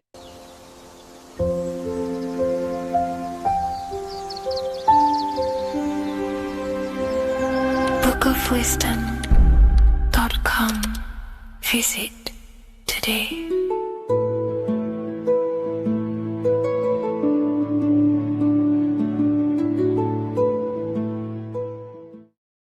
Welcome to Revival of Wisdom. What is good, people? Is Revival of Wisdom.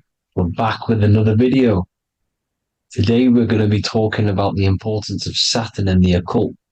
Let's jump straight into this. So Saturn is the god of the earth, right?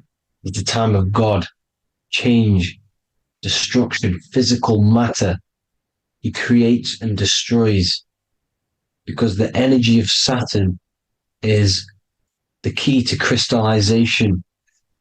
It wraps things in physical matter, right? He creates everything, all life forms, and he takes things back, because the day that you're born, that's the day that your expiry date is coming. The time is ticking until Saturn takes your life. This is why he's known as the Reaper. Okay? As he's personified as eating his child here in this ancient Roman painting. As you can see, he's eating the child. We are all children of Saturn, right? He creates physical matter, our physical bodies, right? He's the god of time because he's the slowest moving celestial body. He's the Lord of the Rings, as you can see here. He's the last one on the ring. He's the slowest one moving, okay? So he is the Lord of time, destruction and creation, okay? This is why his name is Saturn, Satan. He's the devil, okay? But I'm not saying Saturn's evil, guys. It's a part of life. Everything lives and dies, right? He's the key to crystallization.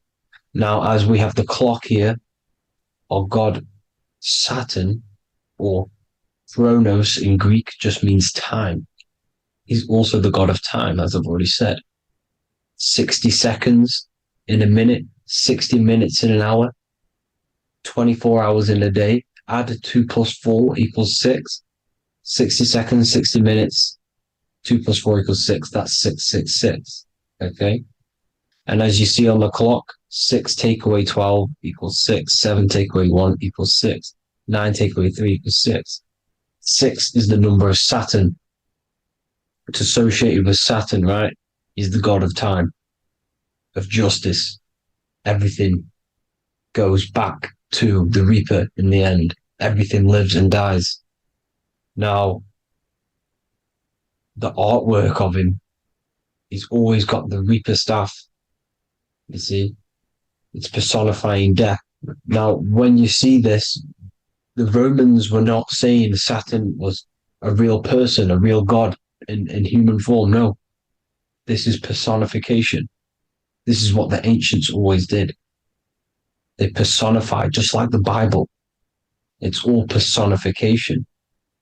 So the personifying Saturn eating its children because it eats, it's the Reaper. No one can escape the Reaper. No one can escape death.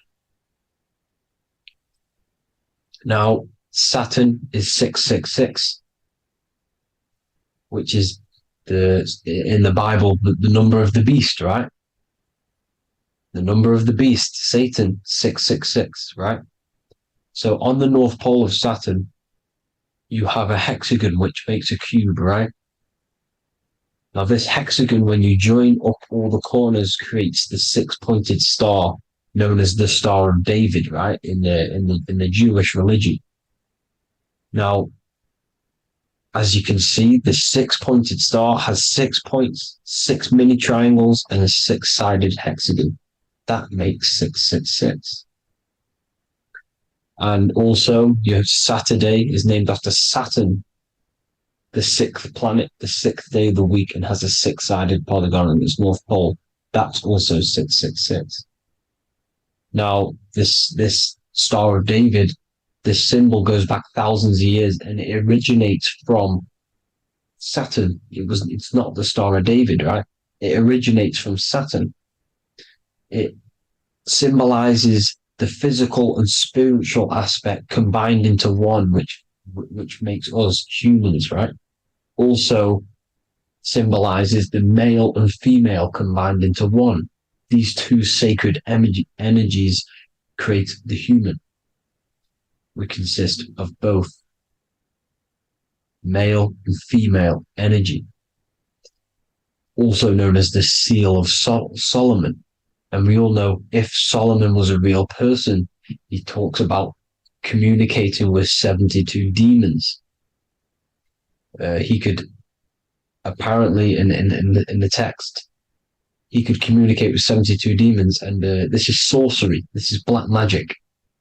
Now, this symbol is associated with hexing people. When you place a hex on someone, that is a form of witchcraft, which a hex is just a curse. When you're cursing someone, this is black magic. Now, the black magician would stand in the middle of the symbol and cast his spells onto other people. Now, this symbol is obviously on the $1 bill, twice on the $1 bill. And it's very, very ancient symbol. And it originates from Saturn. And let's keep going. So the cube.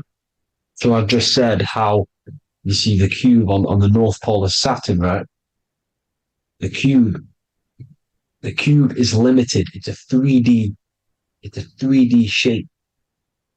It symbolizes limitations to the physical 3D dimension, the third dimension, the physical realm which we are in. Now, as you can see, the color associated with Saturn is black, right? Black is infinite potential. Black is the creation of all things before there was light. Light is born out of blackness, darkness, okay?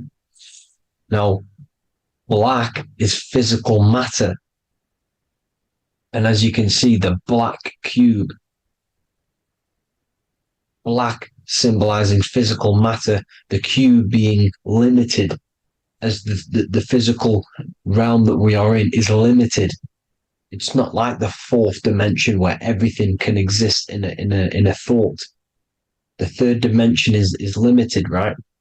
And this is what Saturn is. It limits you to the 3D 666. Your body limits you to your physical body. Now, these black cubes are placed everywhere. As you can see, Australia, Denmark, Manhattan. There's one in New York. As you can see, the Apple have a cube. The Nintendo GameCube. Trump Tower is a black cube. This is worshipping the energy of Saturn, the god Saturn. Okay, it's not a god, it's a celestial energy. However, it rules over Earth because it pretty much created the physical realm. Now, as you see, when you go to a funeral, you wear black, a black suit symbolizing Saturn, which is the color associated, black. And as you see in Mecca, they walk around the black cube in rings. As you can see here, they're stood around in rings, like the Saturn, the rings of Saturn. The Mercedes symbol. You probably wouldn't notice that, but yes, it's Saturn. And when you graduate from university, you wear a black cube on your head. This is all symbolizing Saturn. Okay? Now, as you can see, the Jews here have a black cube on their third eye whilst they pray. Notice how he's shutting his eyes into blackness, darkness, and he's wrapped around a black strap around his arm. This is symbolizing the wrapping of physical matter, of how physical matter wraps things into existence. And as we all know, the Star of David is a Jewish symbol. So he has the black cube and the Star of David, right? So all of these religions are secretly worshipping Saturn. Okay, this is all Saturn worship, Kronos, the god of time and destruction, the physical reality. Now, as you can see, it's symbolized everywhere in all major corporations. Pepsi, internet, that's obvious. NASA, of course, NASA. NASA means to deceive in Hebrew. Universal, Walkers, that one's so obvious. Nike, Toyota. So many different ways they symbolize it. You either see the rings of Saturn or the black cube, as I just showed you here, the Nintendo and the Mercedes, right? It's absolutely everywhere. Now, they also use 666 to symbolize it, as I've just broken it down to you. 666, the World Economic Forum. We all know how they're trying to enslave us into this new world agenda. Google Chrome, CERN, Disney, Coca-Cola, Cadbury's, all of these have 666. Now, every UPS barcode has 666. And even www. Is Hebrew for 666, as you can see here. Monster. It's the same Hebrew letter that means 666. Drake, 6 God. That's his God, Saturn. Why? Because they love physical realm. They love the physical dimension, the third dimension. Because they can rule here through riches. They can build an empire here. It's not like the fourth dimension. They don't want to ascend. They want to stay down here in the physical realm. Okay? Now, this is why they're cloning. They can move their consciousness into other clones to live forever. This technology exists. This is why they love the third dimension. As you can see, all of these sellouts here, Drake, Leonardo DiCaprio, you know, all of these people doing 666 because this is their God. This is their God. They love the physical realm. They sold their souls for wealth and fame in this physical realm. So why would they leave? You see? Now, this isn't all just evil, okay? So you have 7 chakras, right? You have 7 days of the week, 7 solfeggio scale notes. These are frequencies, the solfeggio scale. Now, it's called the Saturn moon matrix because the moon is symbolizes your mind, because you're created out of the Holy Trinity, which is body, mind, and spirit, right? That's the triangle, the equal triangle, body, mind, and spirit. Now, the three main celestial bodies are Earth, Moon, and Sun. The Earth being your physical body, the Moon being your mind, and the Sun is your soul, hence why it's called solar. It's a solar soul. Now, these symbols are alchemical symbols. So when you're doing alchemy, you use these symbols to obviously symbolize what we're talking about. Now, as you can see, these are all the symbols of the planets. Now, Saturn is created out of the moon on top, the moon on the bottom and the earth on top, as you can see here. You see? And this creates the number 5. Now, with the moon being your mind and the earth being your physical body, this is mind over matter, because the earth is your body's matter. This is a matter over mind. You don't want to be matter over mind. This is low states of consciousness. You won't be mind over matter. You see, to manipulate matter, to create your own reality. Now, obviously, we all know Saturn is associated with the lowest chakra, which is the root chakra. This is to deal with your animal instincts. When you're down here, you identify as the physical body. You don't know anything spiritual. You're you have a pure physical mind. You don't believe in anything spiritual. This is survival mode, consumption. They want you trapped down here, which is matter over mind. They don't want you to create your own reality, which is mind over matter. You see? Now, that's what Jupiter is.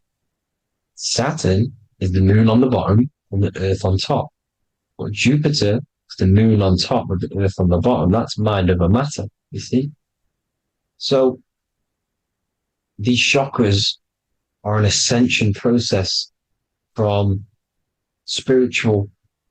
matter, physical matter to spiritual. This is the ascension. This is the stairway to heaven.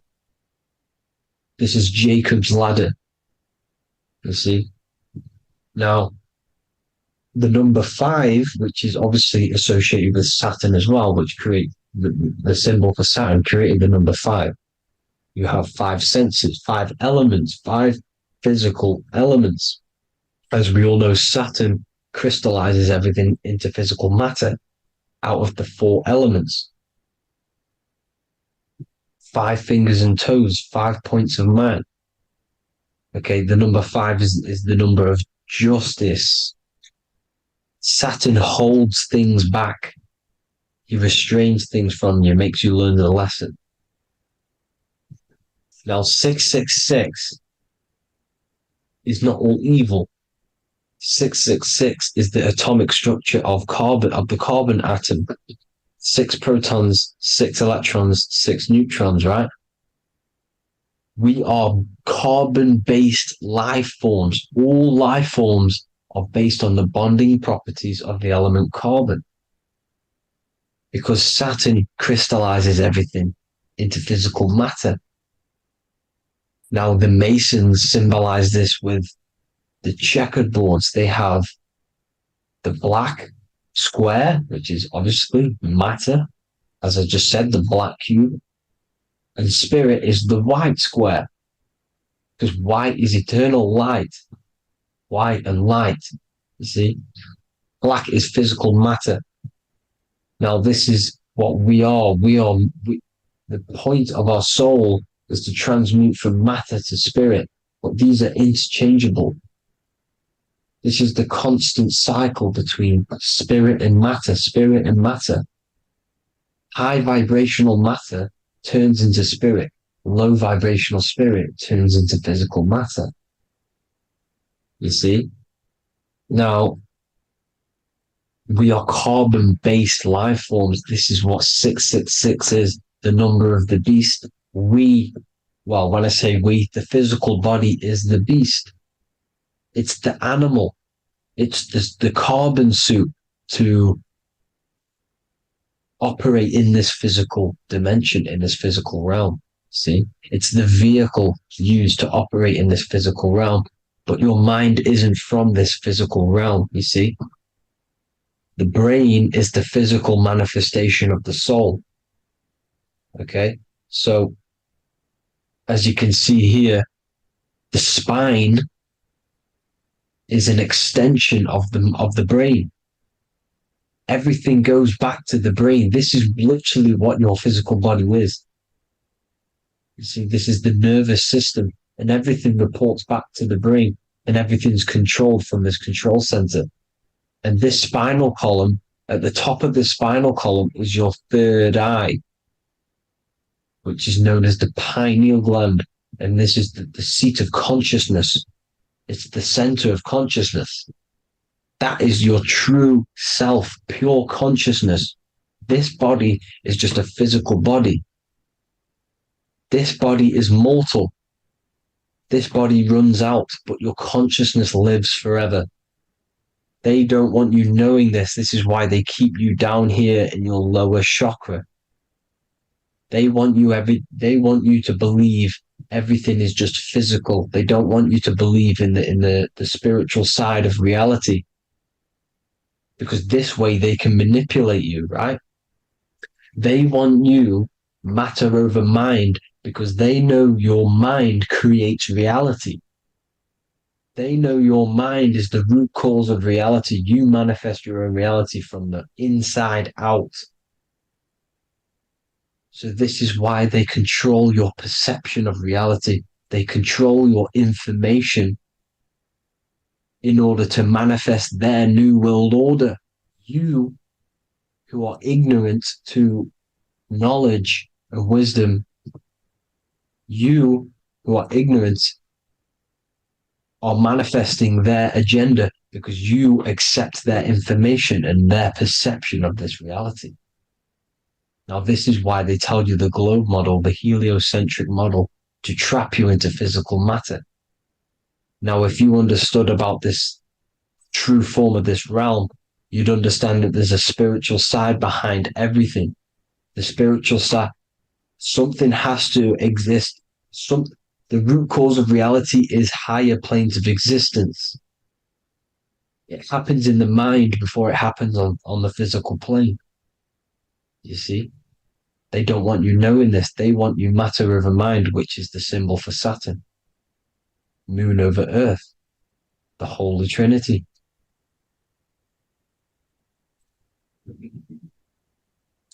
Now, as you can see, the cube also makes IXXI. This is Roman numerals.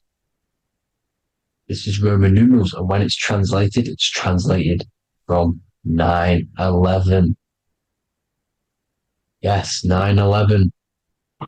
This is the secret code of the one world order. The two twin towers, when the two become one. Okay, when the two become one, this is how you reach the higher states of consciousness, the physical and spiritual.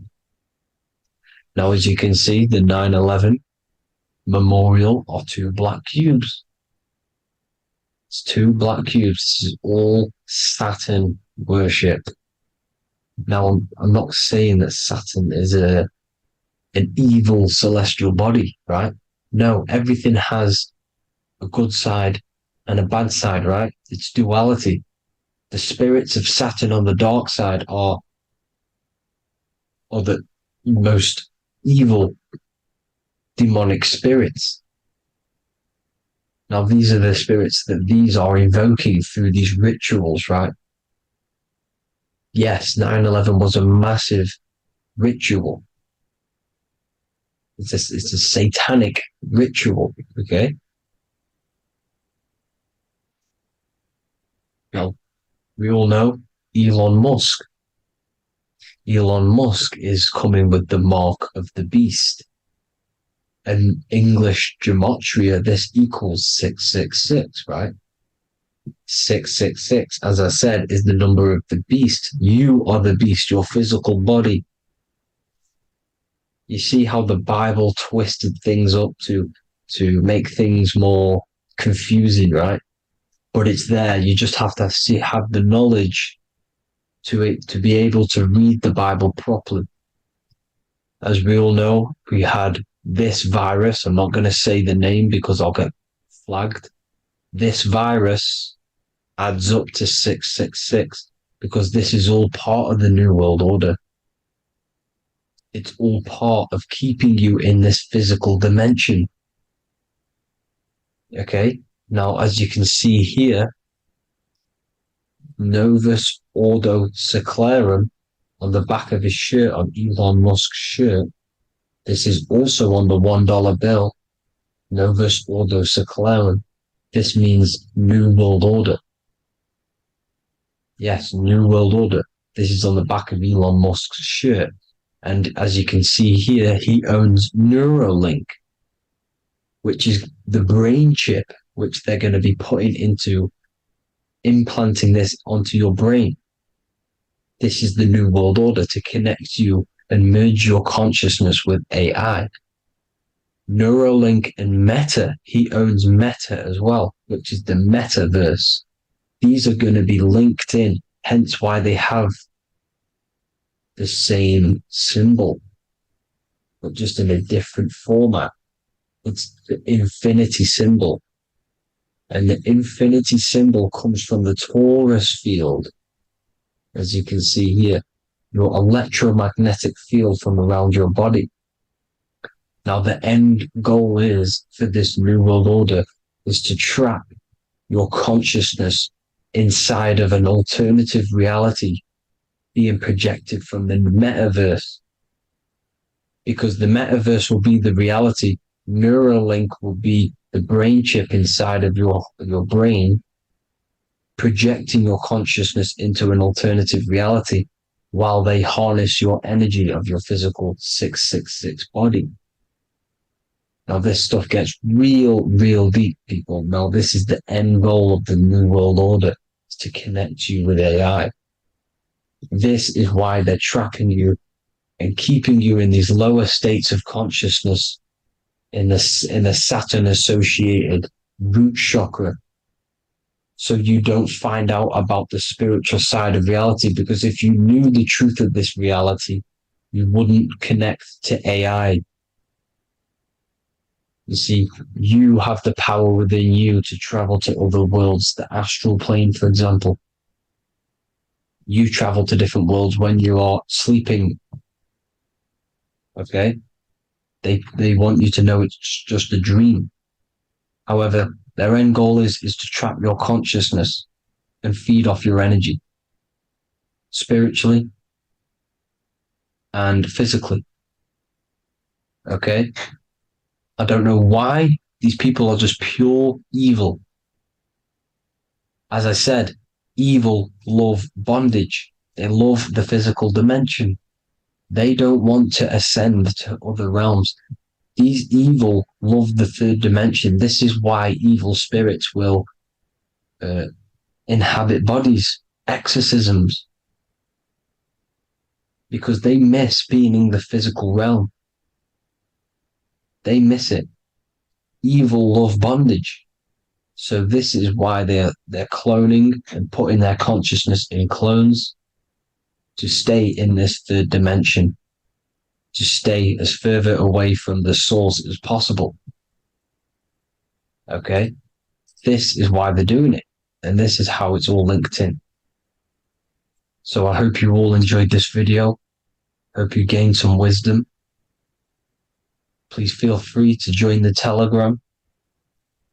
And please leave a like and a subscribe. Thank you all, people. God bless.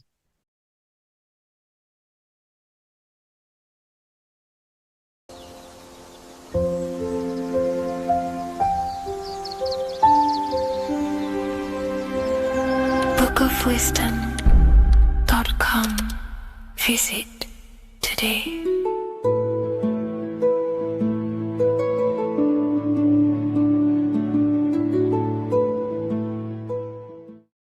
Welcome to Revival of Wisdom.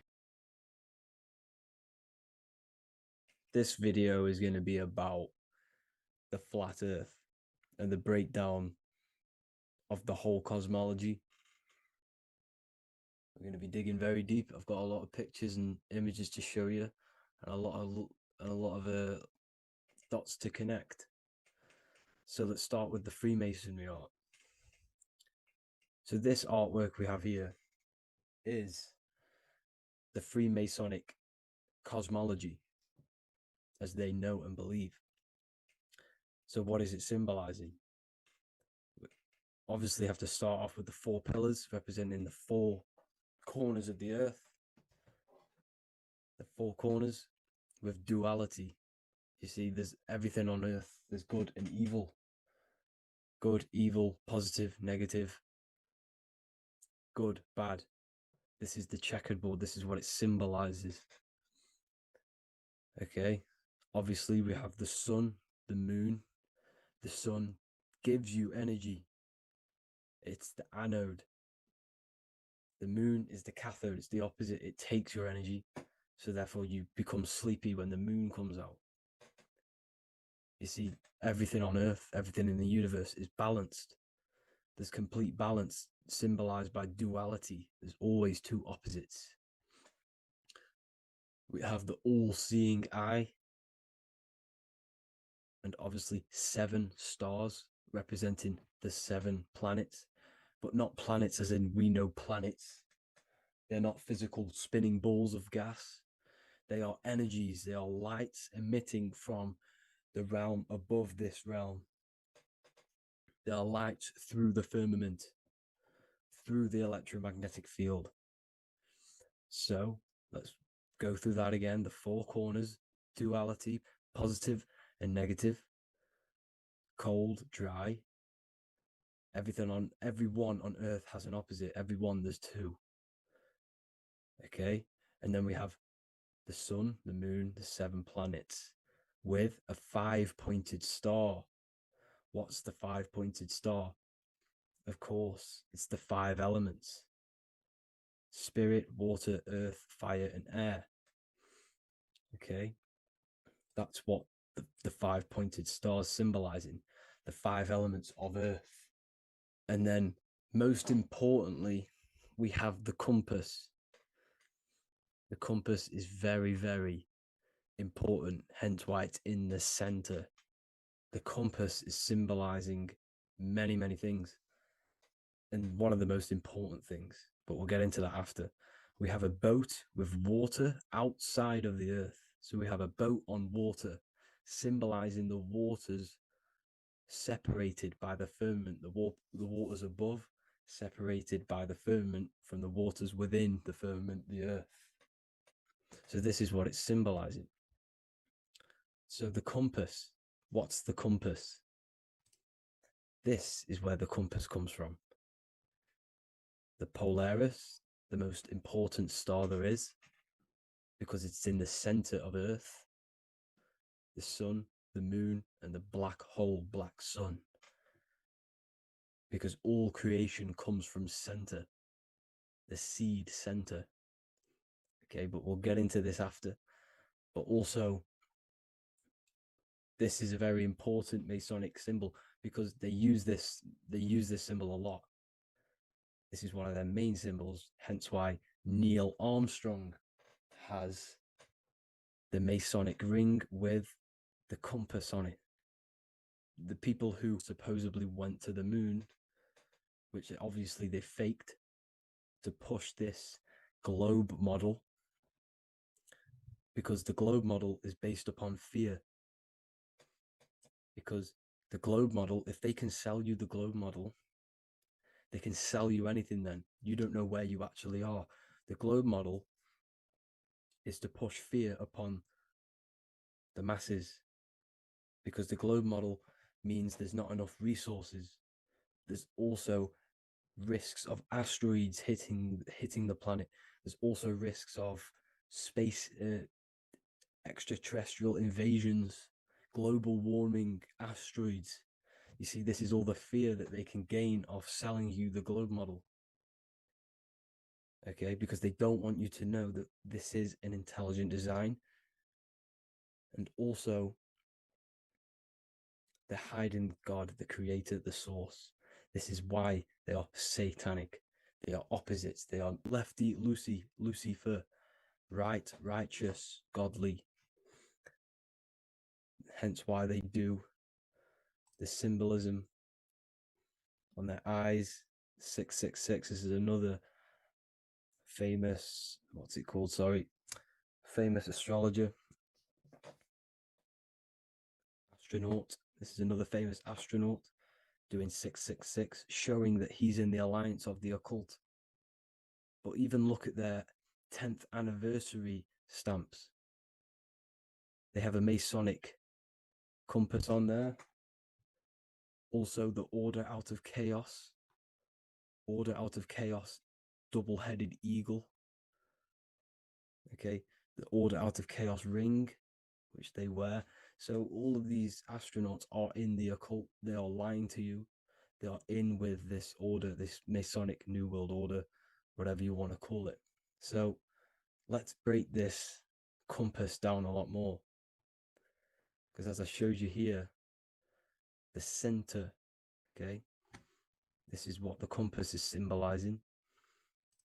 Let's go into the North Pole map. This is from 1595. This is a rough estimate of where this map came from.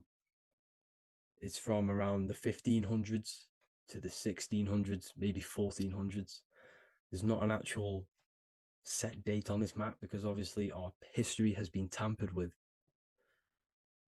But let's break down this map and the symbolism that they use towards this map, because this map is the map of the North Pole.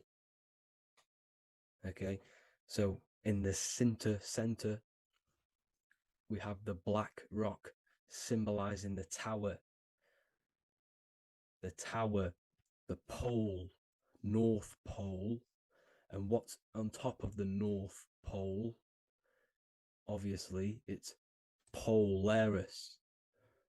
North Pole and Polaris. Okay, with the 4 islands around the center. Okay, 4 islands around the center. And this is what blew my mind, right? They say that Santa sounds similar. And if you look at this pole that's pointing to the North Pole, you see this line here. So this is obviously from the 1600s. What color is Santa? He's red and white. Just like this map pointing to the center is red and white, and Santa comes from the North Pole.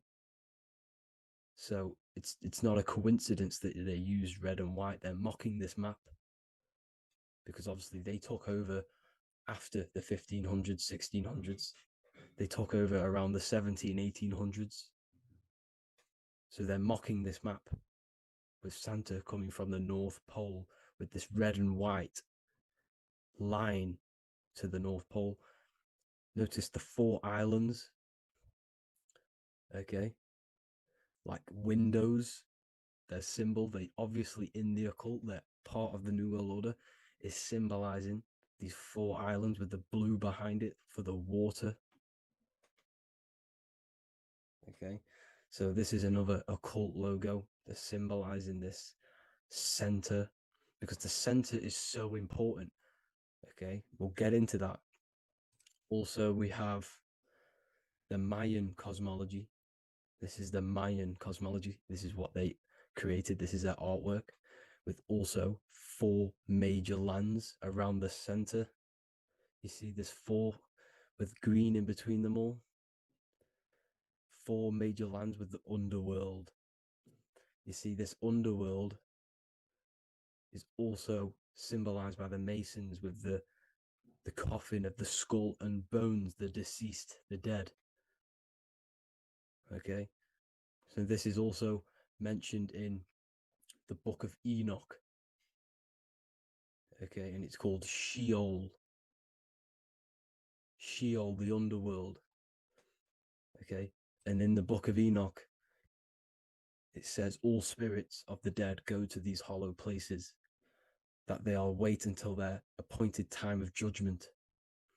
And it also says in the Book of Enoch, there are 4 hollow places underneath. 4 as above, so below, representing the 4 islands. As above, so below. That's where that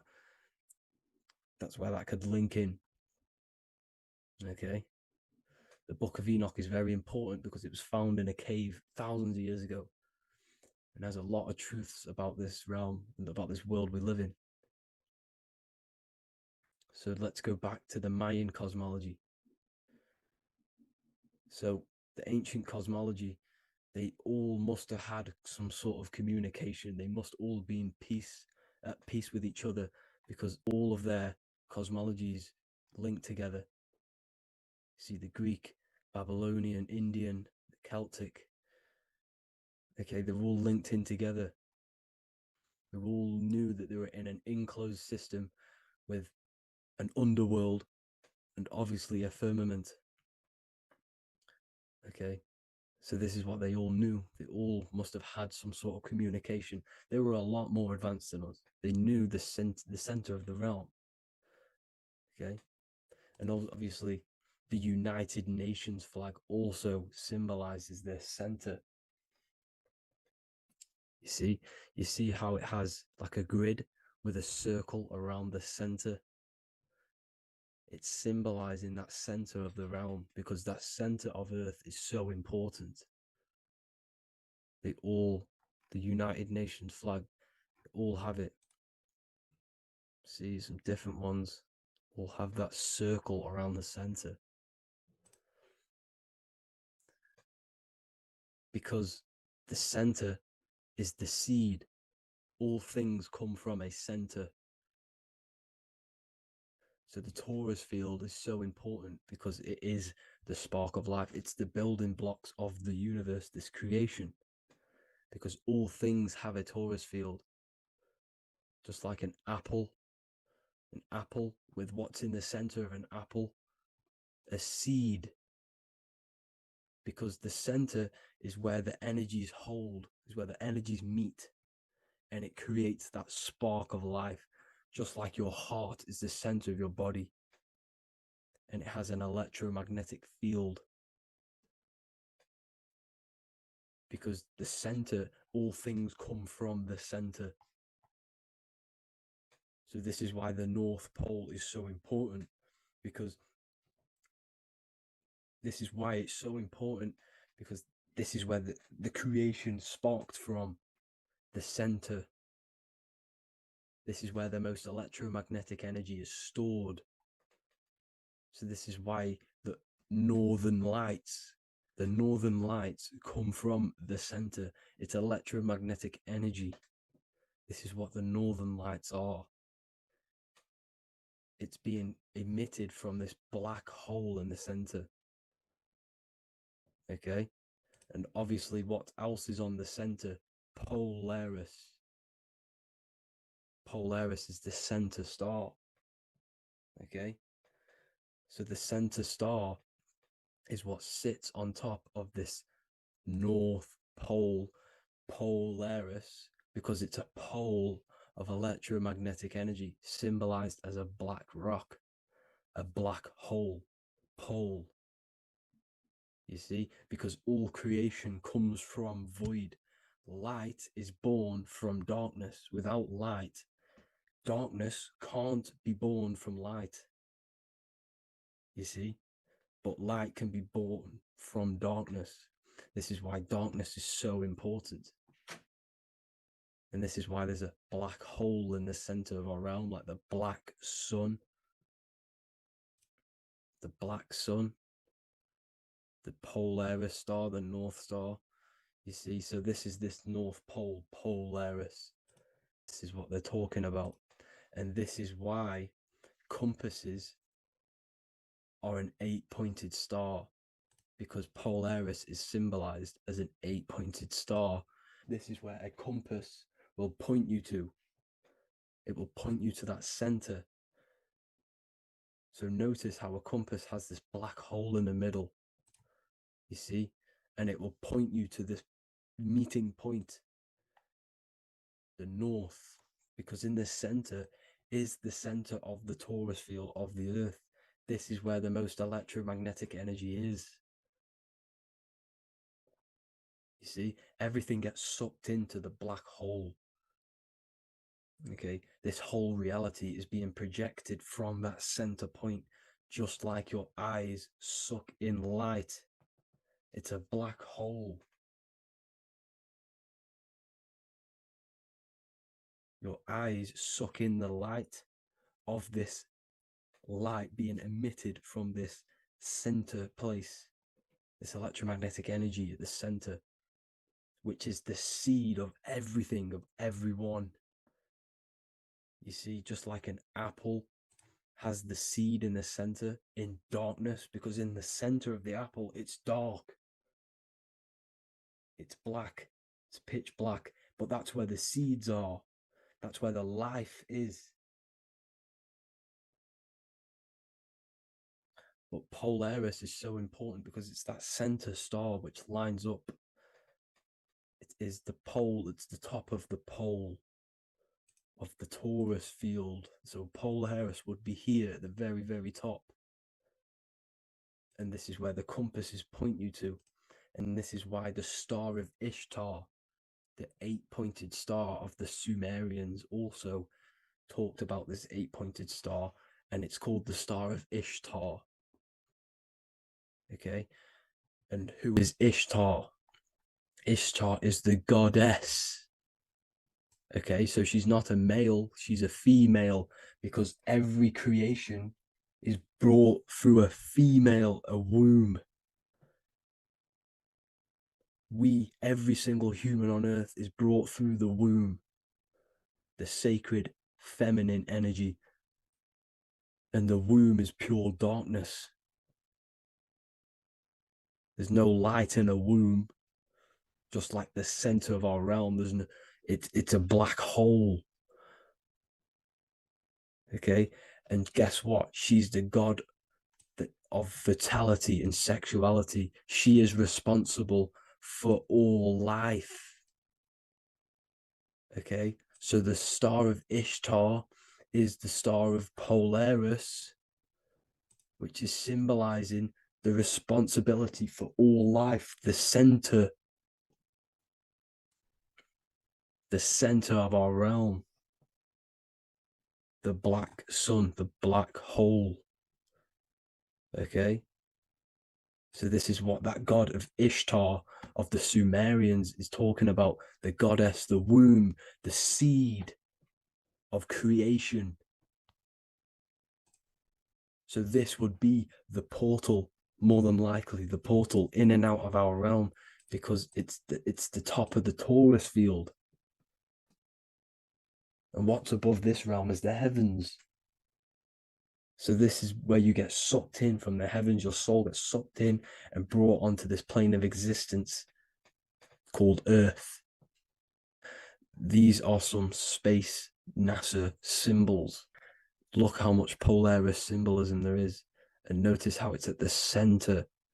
You see this circle? This is like a half circle. And at the center is an 8-pointed star of Ishtar. It's the same thing. It's Polaris. It's at the center.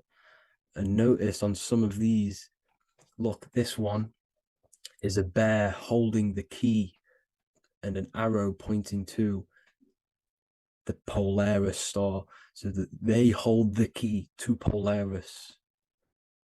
Another one with like a demon holding a key to the what? Polaris on top of him. Also an eagle, which is a Masonic symbol. The eagle holding a key on top of the center. You see, and notice how there's an arrow going up to the Polaris and an arrow down, as above, so below, to Earth. So you can go out of Earth and into Earth through Polaris, and the eagle holds the key. You see? The eagle holds the key, just like this. This demon dragon holds the key to Polaris. And look at this one, Earth, with an arrow up to Polaris, an 8-pointed star. So Polaris is more than likely that portal which the Anunnaki used, the Sumerian gods used, because the Anunnaki symbol is also an 8-pointed star. Okay, and like I said, that center is the seed of creation. The center is the black hole. Okay, just like your pineal gland is at the center of your brain. The pineal gland is at the center of your brain, and that's what connects you to that spirit realm, to the source. That's it for this video, guys. Thank you all for tuning in. I hope you all learned something today. Please leave a like, a comment, and please subscribe to the channel for more content. God bless you all.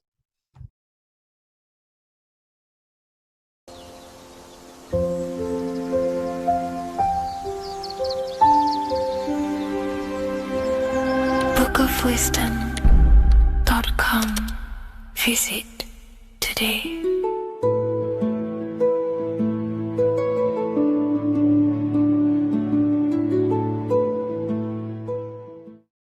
What if I told you that the pentagram can unlock the secrets of creation and make you manifest any reality you want? Hence why the pentagram is used heavily in magic and witchcraft. We have to understand that the pentagram has been heavily demonized. Religions, churches claim that this symbol is associated with Satanism and witchcraft. I personally believe this was intentionally done so that people do not gain their personal power over reality and their life. The pentagram reveals so much about you, and it is one of the most important symbols to understand inside the occult studies. It is one of the most common symbols that you will see across all occult esoteric orders and different occult traditions, such as Freemasonry, Kabbalah, Rosicrucianism, alchemy. You will see this symbol everywhere. And in fact, you even see this symbol, the pentagram, on old church buildings, statues of Jesus next to church buildings. You will see this symbol used by Christianity itself, which is very contradicting about the church. But I'm not here to tell you to think anything.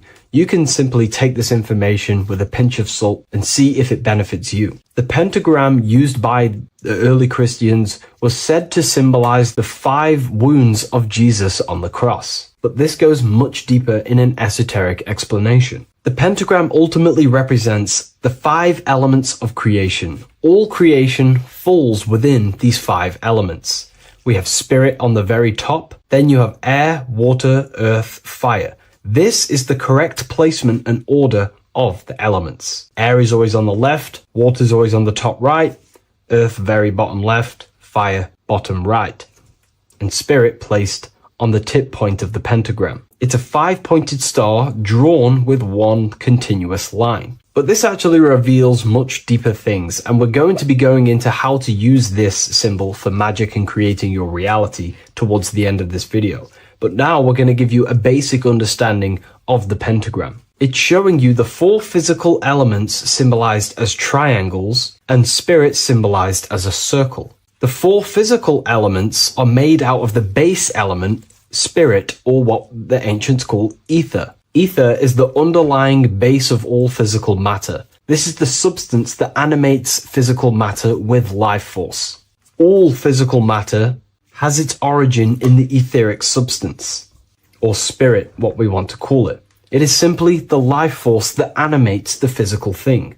However, if we go deeper onto this symbol, it also represents something personal to the individual who wears this symbol. If you wear this symbol, you're basically saying you're putting your divine nature over your material nature. Your divine self is in control of your material self. You put your spiritual needs before your physical desires and needs. Hence why the spirit is on top, looking down over the 4 physical elements. The circle is continuous, one line, eternal, no beginning, no end. The triangle has beginning and end and points. You can see the beginning and the end when you draw it. On a deeper level, this is pretty much showing the process that symbolizes the structure of the macrocosm, the universe itself, showing how the invisible spiritual planes condense and crystallize into the visible physical world, spirit turning into physical reality. But if you wear this symbol, you're basically saying, I put my divine nature over my material nature, showing that your spiritual nature rules over your earthly existence. You put your spiritual needs first. If you see this inverted, it is now the opposite, placing spirit on the bottom, basically saying, I desire the physical things over the spiritual. But what exactly is your spiritual nature?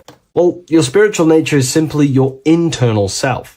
You chase things that are immaterial, such as knowledge, love, experience, expansion, gnosis. These are the qualities of spiritual things that the spiritual person likes to chase and desire, instead of desiring the things that are temporary in the material world and never actually lead to fulfillment. True fulfillment is by chasing spiritual things: God, the nature of creation, the self, gnosis, knowledge. But if we go even deeper, this symbol ultimately represents how reality is created. Hence why this symbol is heavily used in Kabbalistic magic and so-called witchcraft. We are all magicians. Each one of us are creating reality. There are just certain ways you can actually create reality: by becoming conscious of them, by becoming conscious of the elements and the qualities of the self that actually create your experience in your life in the present moment. If we look at the pentagram, we see that when you draw a pentagram, it is one continuous line. It is one expressed in 5. The order of the elements are very important. Spirit at the bottom, fire at the bottom right, and so on and so on. Because this is showing you the descent of the spiritual into the material, the invisible crystallizing into a material reality. As you can see, when you start to draw the pentagram, you see spirit at the very top. You're descending down to fire. Fire is the closest element to spirit.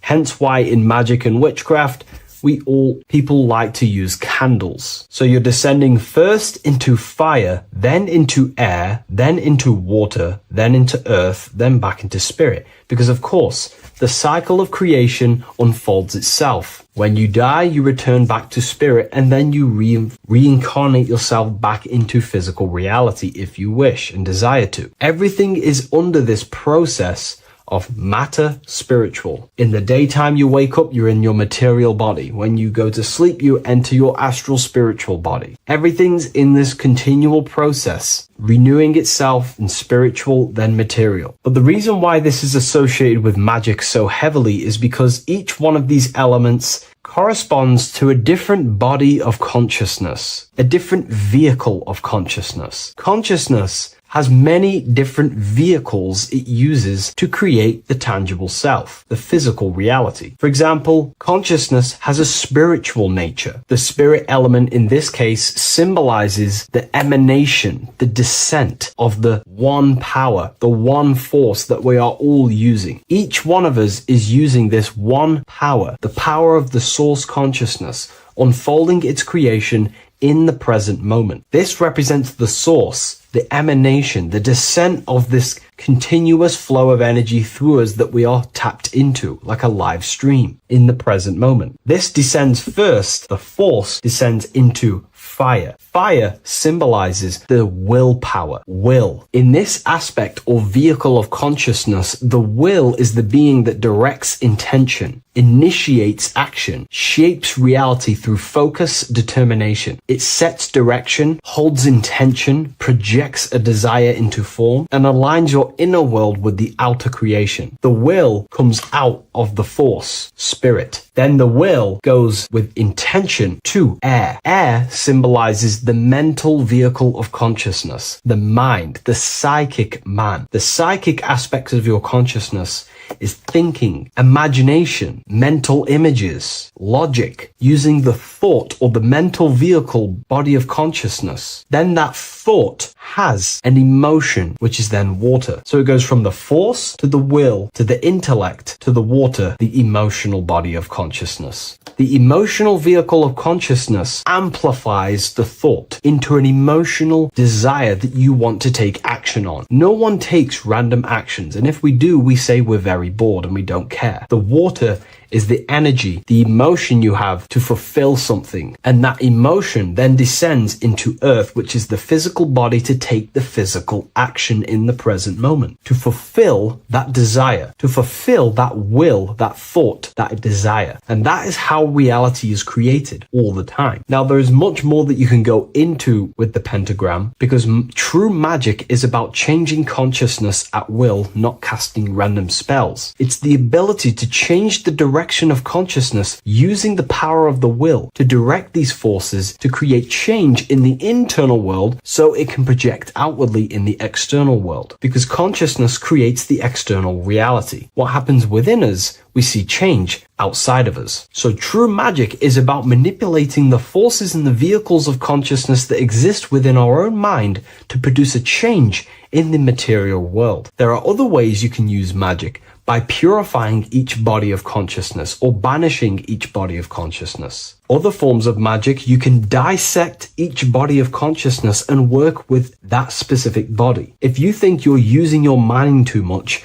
you can start using banishing rituals to banish the power of the mind, to stop overthinking, for example. Or if you have lack of emotional connection with your emotional vehicle of consciousness, we can dissect this body, tap into this body, and invoke this body and strengthen it. We're dissecting each body and vehicle of consciousness so we can work with it to create a specific change inside ourselves, then to be mirrored outside of us. So pretty much this pentagram represents the descent of the spiritual turning into a material reality. Hence why sometimes we see a human figure standing in the point of a pentagram, because it ultimately represents the microcosm. You are the microcosm. You represent the entire process of spirit into matter, the invisible into the visible, the formless into form. The pentagram, drawn in one unbroken motion, captures this divine act of creation, showing how consciousness flows downward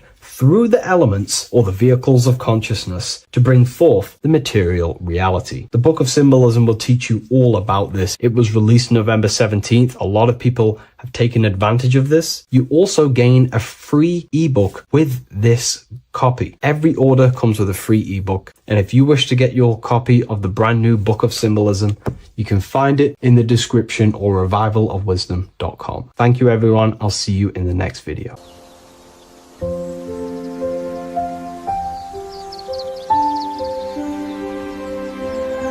bookofwisdom.com.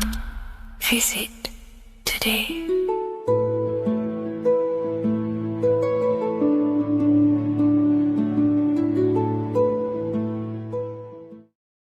In this video, we're going to be decoding the symbol of the double-faced eagle, which is found on the Rothschild's family coat of arms. We see it in the Roman Empire, and we also see it in the 33rd degree of Scottish Rite Freemasonry. So let's get straight into this symbol and decode what this means. Freemasonry is considered a craft, and this craft is about reconstructing yourself. In fact, the word mason means builder, because every day we are building our mind's prison or our mind's freedom. Plus, you are a creator of reality. You are contributing towards the building project on the earth. You are a builder of yourself and reality, a creator. In Freemasonry, they use the allegory to teach the initiate a process of self-mastery. In Freemasonry, the allegory is that the Temple of Solomon is broken. And this broken Temple of Solomon needs to be reconstructed. But this is symbolic. The Temple of Solomon is yourself. You as an individual are the broken temple, as you have forgotten who you are, why you are here on this earth, and your mind has many limiting belief systems and restrictions on it. Therefore, we are the broken temple that needs to be rebuilt and reconstructed. The 33rd degree is the highest degree in the Scottish Rite system of Freemasonry. Therefore, this logo represents the state of consciousness the 33rd degree Mason is operating at. It is symbolic of their level of mind, their level of self-mastery, their level of awareness. This symbol is a very powerful symbol that you can use to also find your personal power. Now, of course, this is my interpretation based off my years of studying symbolism and connecting the dots. If you feel like I miss anything,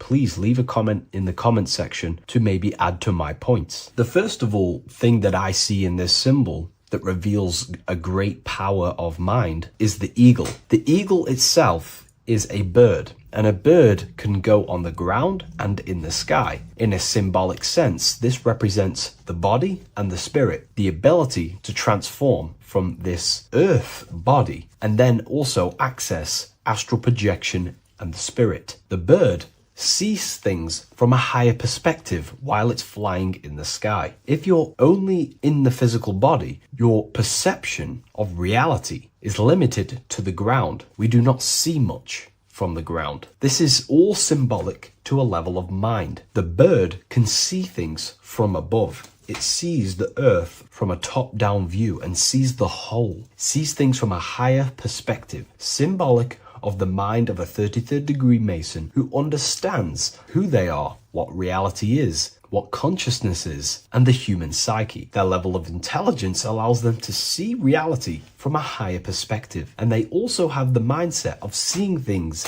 as a whole, which is a great truth. We are all part of a greater whole, the unfolding of creation that is taking place in the present moment. We are all unfolding creation as a collective consciousness, and we are part of a greater whole building project. So this bird, or the eagle, is symbolic of seeing things from a higher perspective and possessing a higher consciousness. The double-faced eagle, one eagle looking left, one eagle looking right. This is symbolic of the past and the future, mastering time. The way an individual masters time and masters the power over time and gains their power over it is by using the past and the future. The way we master time is by looking into our past and see what thoughts, emotions, and actions have led us to this very moment in the present moment in our lives. By looking into the past, you can see what thought, emotions, and actions have led you to this very point in your life and see the mistakes in your thought processes,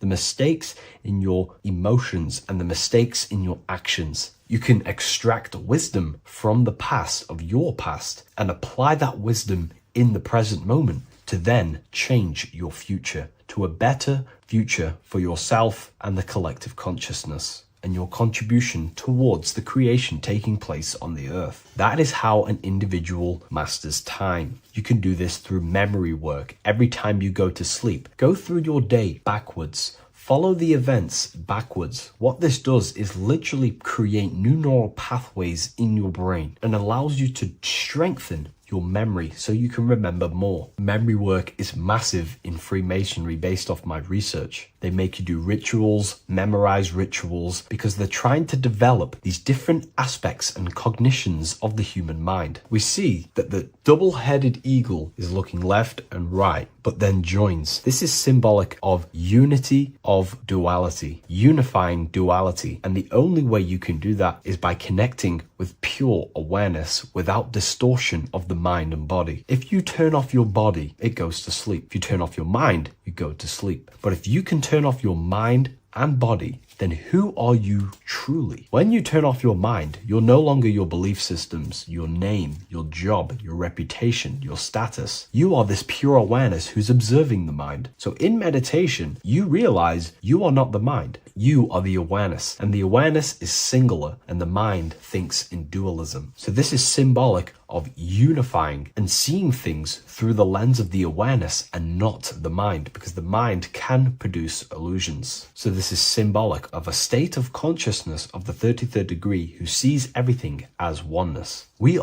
all one witnessing consciousness experiencing itself. However, this witnessing consciousness is molded differently through the mind. My mind has gone through memories, traumas, events, and belief systems, which makes my mind unique to you. But when we all turn off the mind and connect with pure consciousness, the pure awareness, then we are all, on the deepest level, actually one. The universe is one. This is symbolic of seeing and perceiving that reality and truly maturing that understanding in your consciousness. We also see that the double-headed eagle is standing on a sword, which is a tool. The tools that you possess in life are aspects of your consciousness. Your thoughts are a tool. Your emotions are a tool. Your actions are a tool. These tools are creating and building your reality, and they're also building your soul, building your consciousness. But we see that the double-headed eagle is standing on top of the sword, the tool. The sword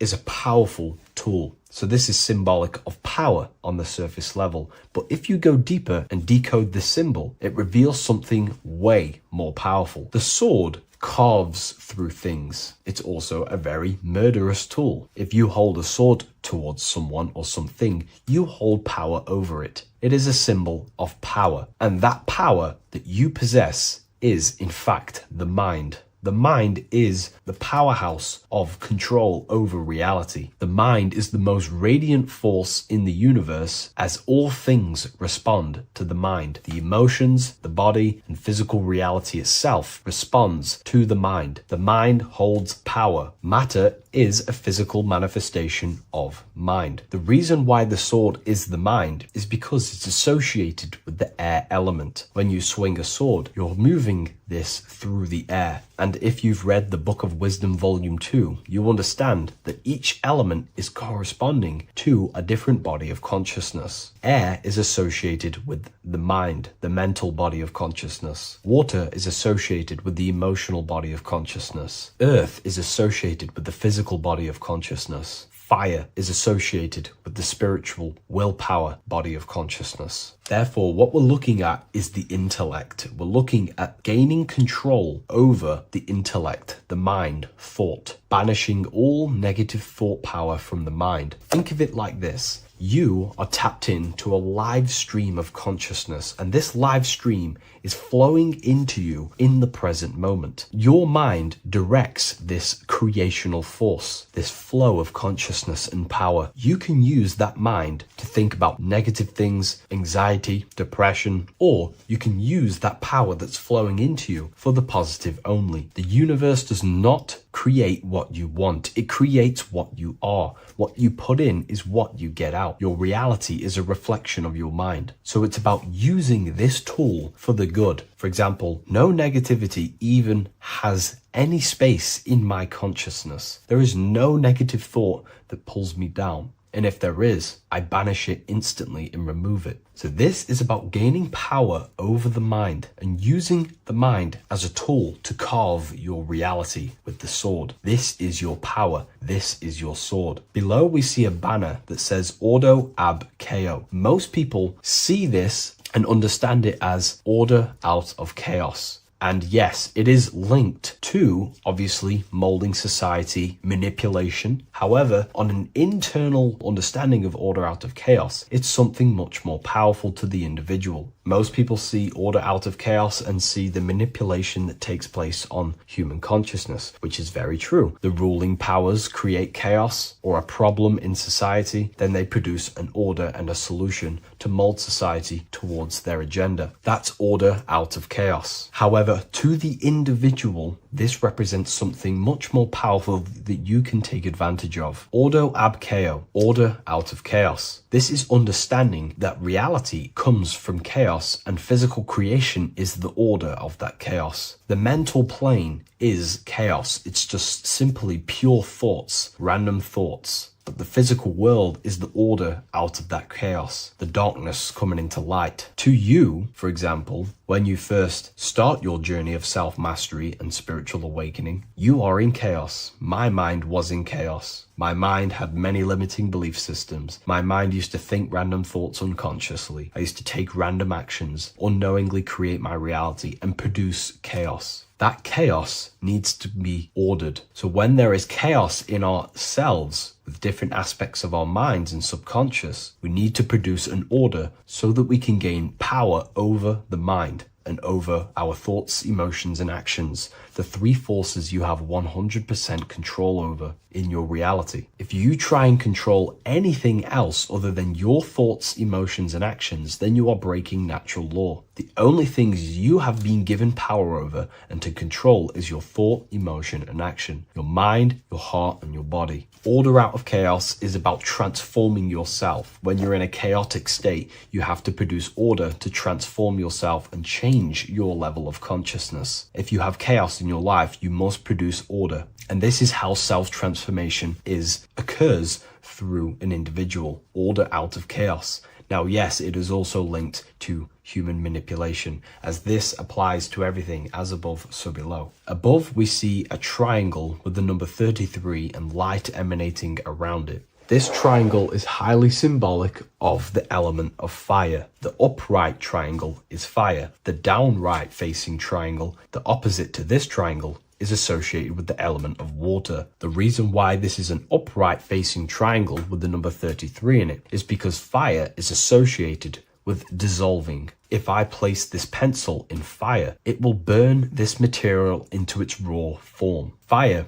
is about removing the illusions in our mind to gain power over it. It's about dissolving all the illusions in ourself, the false belief systems, the negative subconscious programs and thought patterns. This is about destroying them and producing order out of them. It's about removing the veils of consciousness so you can figure out who you truly are. If I burn this down, it will reveal its raw essence. It's the same with consciousness. If you want to figure out who you truly are beyond your mind, emotions, body, then you have to remove the veils of consciousness. You have to dissolve the mind by meditation and stillness. You have to dissolve the nervous system by keeping very, very still. And you will connect with pure awareness and can connect with lucid dreams and out-of-body experiences. It's like finding a needle in a haystack. If you want to find a needle in a haystack, you don't go looking through the haystack to find the needle. You burn the haystack and the needle reveals itself. That's how you truly connect with who you truly are. And this is why it's associated with the number 33 also, because the number 33 is the symbol of rebirth. Jesus dies at 33 and ascends to heaven. The human mind is fully developed at the age 33. Ice melts into water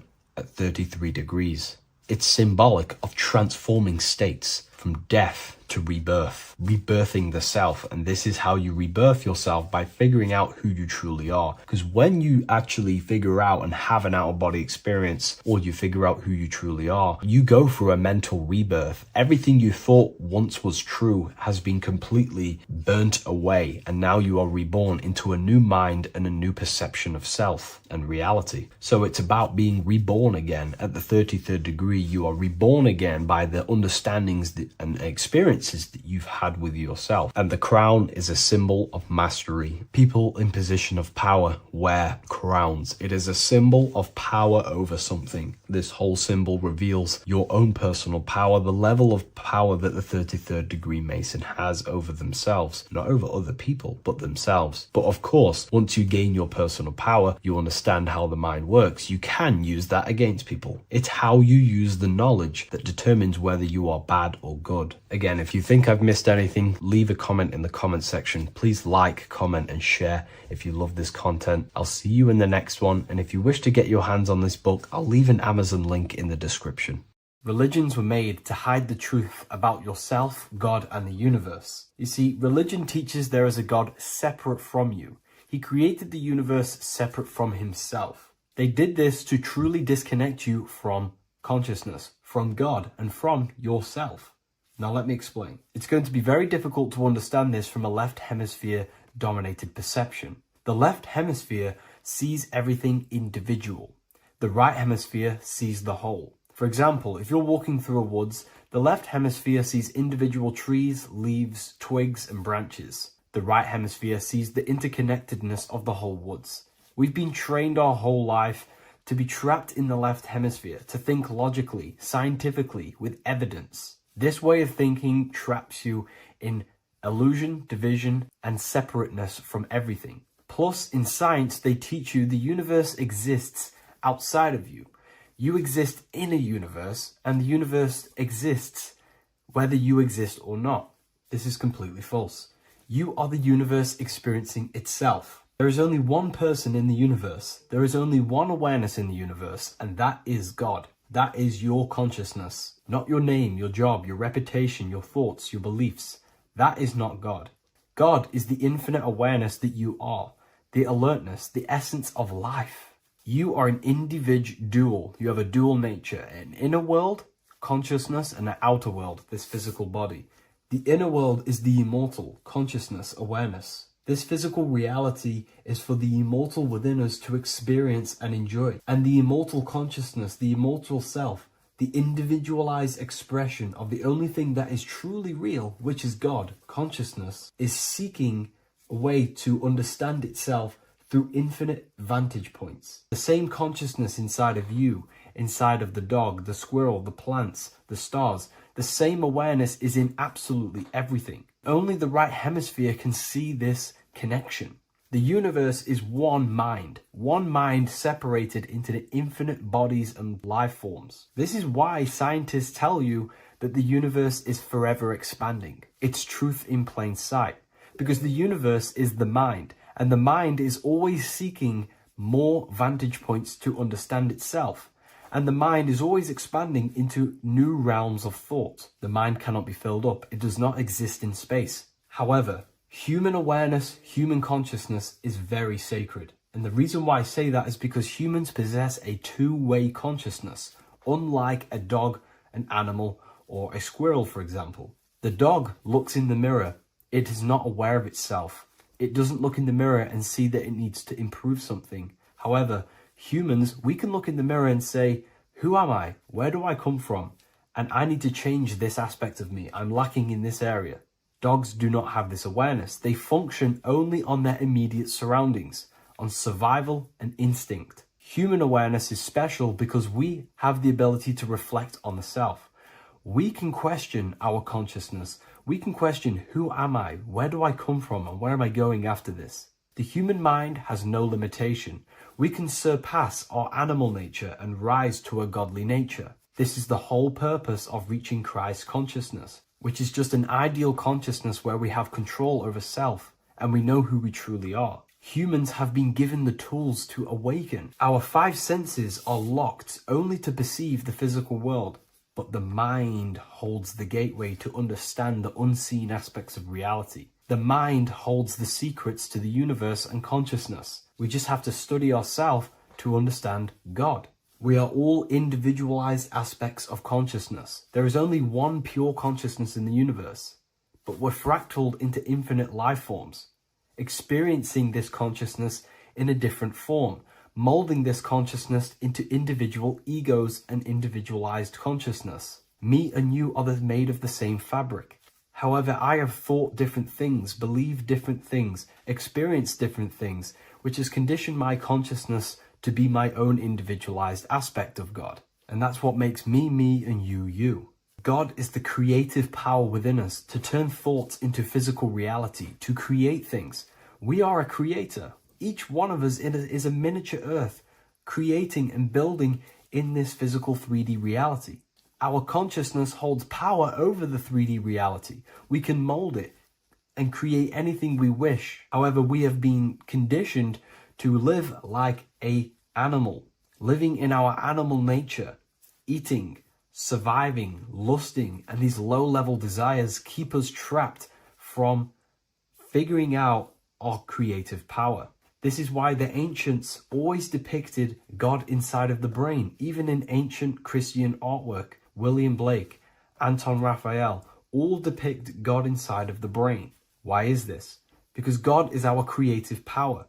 The spinal column acts as a type of ladder of consciousness. If you just think about sex and act on sex, eating, consuming, and living in a survival animalistic state, then your consciousness is functioning on the lower end of the spinal column, where your reproductive organs are and your gut organs are to consume food. In order to activate the God within us and to us to truly know God, we have to be aligned with the God consciousness. We have to unlock the God within us so we can truly actually experience God and understand it. However, God exists beyond our personal consciousness, beyond our human identity. in secret societies, satanic rituals, and satanic societies. They are seeking a way to escape the human identity through ritual work, meditation, and trance-like states. A trance-like state is like the state that you enter just before you fall asleep, where there is no thought present in your mind, because you are not the mind, you are the observer, you experience the thoughts. And when we escape the human identity through rituals, meditation, or trance-like states, we can actually experience beyond the veil of this material world. However, satanic rituals do this in a negative way. Satanic rituals include ways to make the human mind tap out by pushing the human minds to the limit through pain, suffering, and even torture, to allow the mind to pass out so you can temporarily pass on the veil of the physical world and escape the limitations of the human identity and the human thinking mind. Now, you do not have to do it this way. You can experience the divine and beyond your human identity through many different ways, such as deep, deep meditation, rising above your thoughts, and setting 3 alarms, one for 6 a.m., one for 6:30, and one for 7:30. And when you wake up at these times, what you need to do each time you wake up is allow your mind to stay awake but your body to fall asleep. And you will enter this trance-like state. And you can gain ideas, experience lucid dreams, and maybe even astral project. All of these rituals in secret societies and satanic societies is all about escaping the human identity and experiencing the divine planes beyond the physical. To wrap all of this up, this is all about consciousness. Consciousness is the infinite awareness of the universe, just fractaled into separate bodies. And this consciousness is seeking a way to understand itself in infinite angles and vantage points. And religion was made to cut off your connection to the divine planes beyond this world and beyond your self-identity. Therefore, if you want to know God, you have to study the attributes and qualities of God, such as geometry, numbers, consciousness, the mind, the subconscious, human anatomy. All of these things are aspects of God. We have to study ourselves and study nature so we can see God. God is the infinite awareness of the universe. If you love this video, please leave a like and share it with a friend. I'll leave a link in the description for the Book of Wisdom, Volume 2. Hello, everyone, and welcome to another lecture inside Ethereal University. In this lecture, you will learn about the death process and how to prepare for it, and why that preparation is so important. So let's get straight into this. You must understand, as a spiritual creature that you are, you have a visible nature and an invisible nature. You never truly die. You are an eternal soul experiencing a temporary physical world. The inner world of thought and emotion is eternal, while the outer world of matter is mortal. Everything that is seen is mortal. Everything that is unseen by the eyes is immortal. When you die, your external physical world will be stripped away, leaving only your pure consciousness in its raw form, drifting within the astral plane.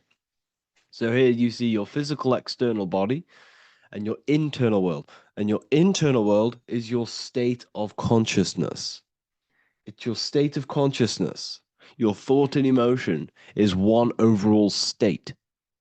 Okay? So you must understand these planes. You have the physical body, the etheric double, an astral body, a mental body, and the Buddhic body. When you die, you leave the physical plane. Then you will more than likely leave the etheric plane, because the ether acts as like a portal. Everything comes out of the ether and returns back to the ether. I can break that down in another video in electromagnetism. But electromagnetism is ether, energy coming in and out of the ether. You will, every single day you die, every single day. There's a cycle of life and death occurring all the time. Every single day, you go to sleep, you go back, your consciousness slips back through the ether. And then when you wake up, your consciousness comes back through the ether into the physical plane. Death is just a bigger macrocosm of the microcosm cycle of life and death. So you will return back to the astral, which is the realm of imagination, infinite possibilities. And this is where thought forms start to manifest. Okay. So depending on how advanced you actually are mentally and emotionally will depend how long you stay in the astral. Now, what we must understand is that there is many different components to the astral. We have the higher astral, the middle astral, and the lower astral. These are all vibrational states. So if your mind and soul is operating in lust, lust, desire, hate, food, physical addiction, smoking addictions, then these are quite heavy. These are quite heavy attachments to your consciousness, and they're quite low level desire, which means they have a low vibration. You will manifest in the lower astral when you're stripped from your physical body. The lower astral is not inherently evil. However, there's just low vibrating things going on there. Low vibration does not mean evil. Okay. So just like bad doesn't mean evil. Okay. In the lower astral, you are going to see lower astral beings. You're going to see spirits, souls with low level desire. Okay. People who are attached to the physical plane, people that lust, people that do these things. Technically, this is hell, but you can escape it by escaping yourself. Now we're gonna break all this down. I'll break all this down properly once you understand the full context. So depending on your level of desire, you will manifest in a corresponding layer of the astral plane. If your mind is still attached to the low physical desires, you will find yourself in the lower astral realms. But if you have few desires and have detached from the worldly attachments while you are encased in a body, then you will rise into a higher or middle astral plane, mainly the middle. Okay. The higher astral plane is very formless. So as I broke down here, this is the physical plane is the lowest dimension. This is the most form, the most matter. It's quite heavy. The higher you go, the lighter it becomes, the more fluid, the more formless it becomes. So you see here it says denser down and lucidic up. So this is more lucidic in these higher realms. This is more dense in the lower realms. So this is why the ancient Egyptians were always talking about, I'll show you this. This is showing you death. So first of all, we have Anubis, which represents death. Here you have the heart, which represents the soul. And here you have a feather. And this is a scale. You see how this is a balanced scale? So what this is symbolizing, this represents death. This represents your heart, and this is a feather. So when you die, your heart must be as light as a feather, which means your emotions, your soul, should have no attachments to the world. It should be light. It should be detached. This is why the word light and light are the same. Light is in heavy and light is in very bright. Because when you're less attached to the things, your soul shines. You're authentic. You're light.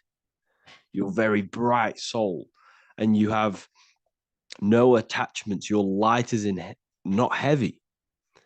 So you must detach from the worldly desires. We have to detach from the smoking, the food. This is why we should fast. Smoking, this is why we should detox. We should also meditate. We should also be able to sit with ourselves for long periods of times. Okay, I'm going to break all this down properly. But that's why the Egyptians show you the symbolism here. Okay. So you're stripped of your material body. So that state of consciousness you're in right now, your inside world, if you shut your eyes, that state you're in, that is what you're going to experience when you die. Okay. And you're going to be manifested into the astral. In the physical plane, you can mask or hide almost anything.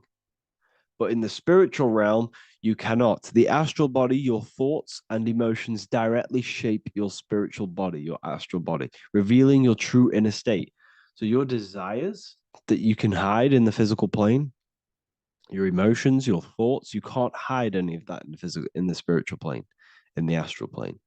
That will directly shape who you are, your color of your astral body, and your astral body as a whole. So here we have Kim Kardashian. If you could see this lady's astral body, you would run so far that you would be horrified for the rest of your life. If you could see their spirit, their astral form, it would be horrific, because their mind is so attached to, physical things, so attached to desire, money, fame, worship, power. These people do not want to die. These billionaires and millionaires will never want to die. They will do whatever they can to stay alive, because they understand what when they die, they have to face themselves. They have to face their inner world. And their astral body, their true authentic self on the inside, is horrible and horrific and so low vibration. So this is where it comes in. You must be as light as a feather. This is what the Egyptians are showing you in their artwork. Your soul must be as light as a feather. In order for the soul to ascend to a higher plane and not look at that physical plane and say, I want to go back, or I want to desire things down there, you must detach now and prepare for death. Hell is not a place. It's your own personal suffering born from within. If your mind and soul are deeply attached to mental fixations, emotional wounds, and physical addictions tied to the material world, that pain will follow you into the astral. This is your true judgment day. You judge yourself when you die. You see your authentic self. There's no hiding. Right. Imagine right now that you that everything you cling to was stripped away. No matrix, no electricity, no food, no TikTok, no phone, no possessions, no distractions, no one else. Could you sit alone with yourself for just 1 hour? Could you sit alone with your thought and emotion? That moment of truth is what you must begin to prepare for.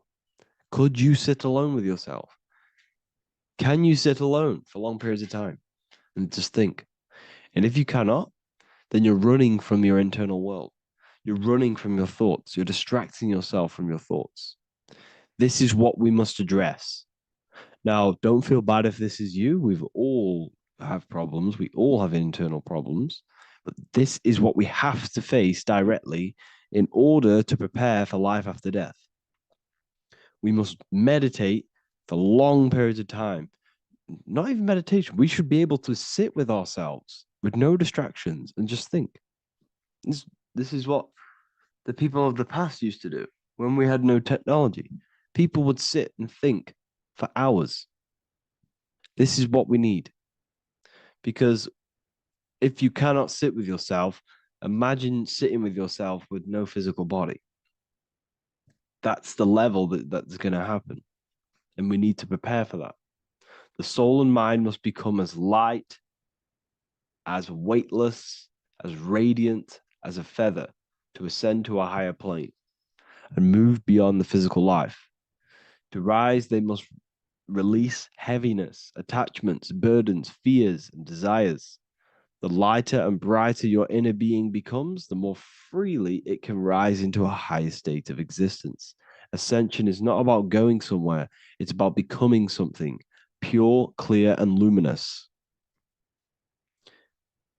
Okay, this is very important. Very, very important. We must detach from the worldly things. So enough of that. How do we do it? How do we attach? How do we prepare? Number one, you must detach from the material things. Start loosening your grip on things, possessions, titles, even identities. They are temporary. Appreciate them, but don't let them define you. Let nothing outside of you define you. Nothing. Your name is not you. Your job is not you. Your reputation is not you. Your bad past is not you. Your good past is not you. Your business is not you. Everything outside of you is not you. Now, what I'm saying is, I'm not saying go full right hand path and never care about anything physical, never care about your family, don't love your family. I'm not saying that. What I am saying, love these things, love these outside things, but do not become attached and do not let them define you. You must be okay with losing anything that is outside of you. You must be okay with that, because you must understand the physical plane is it's promised that everything is temporary. Everything is temporary in this plane. So don't ever think it's going to be there forever, because it's not. And you must remind yourself, not remind yourself, but I think about this sometimes when I start becoming a bit attached to work and stressed. I just remind myself that I'm going to, this is temporary. I'm going to leave this world one day and I'm not going to care. So you must have the balance. Okay. The balance is key.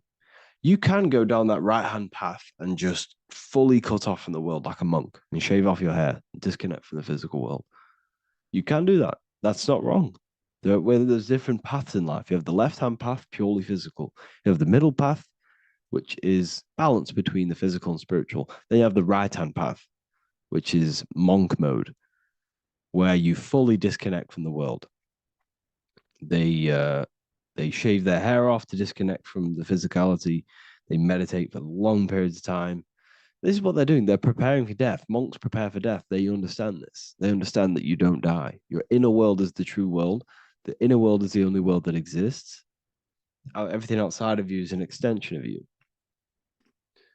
Number 2, cleanse the mind. Watch your thoughts. Are they rooted in fear, anger, regret, or craving?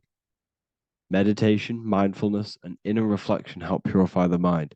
The cleaner your thoughts, the lighter your spirit.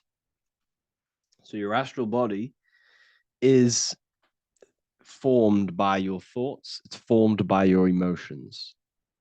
If you sit around thinking about eating all day, you're going to have a very heavy astral body. It's going to manifest in the lower planes. But if your mind is thinking about good things with good intentions, love, knowledge, expansion, you're going to manifest even the middle or the higher. And there are ways to even ascend out of your astral body. Yes, you can ascend out of your astral body and out of the mental body, but that's all very advanced, and I'm not going to teach that yet. I'll make another video on that, but you can ascend from them bodies. The astral plane is not the end. You can keep ascending as a soul until you're left with just the pure essence of the soul. But we're going to, anyways, cleanse the mind, reprogram the limiting belief systems, let go of mental attachments. And the way you do this is by getting a piece of paper and writing down every single attachment that you have. And you're going to realize, dude, there's more than you think. Okay. We have to detach from these. We have to. 4, practice presence. Can you sit in silence with yourself? The more at ease you are with your own inner being, the less you'll feel death. The afterlife is just an extension of your inner world.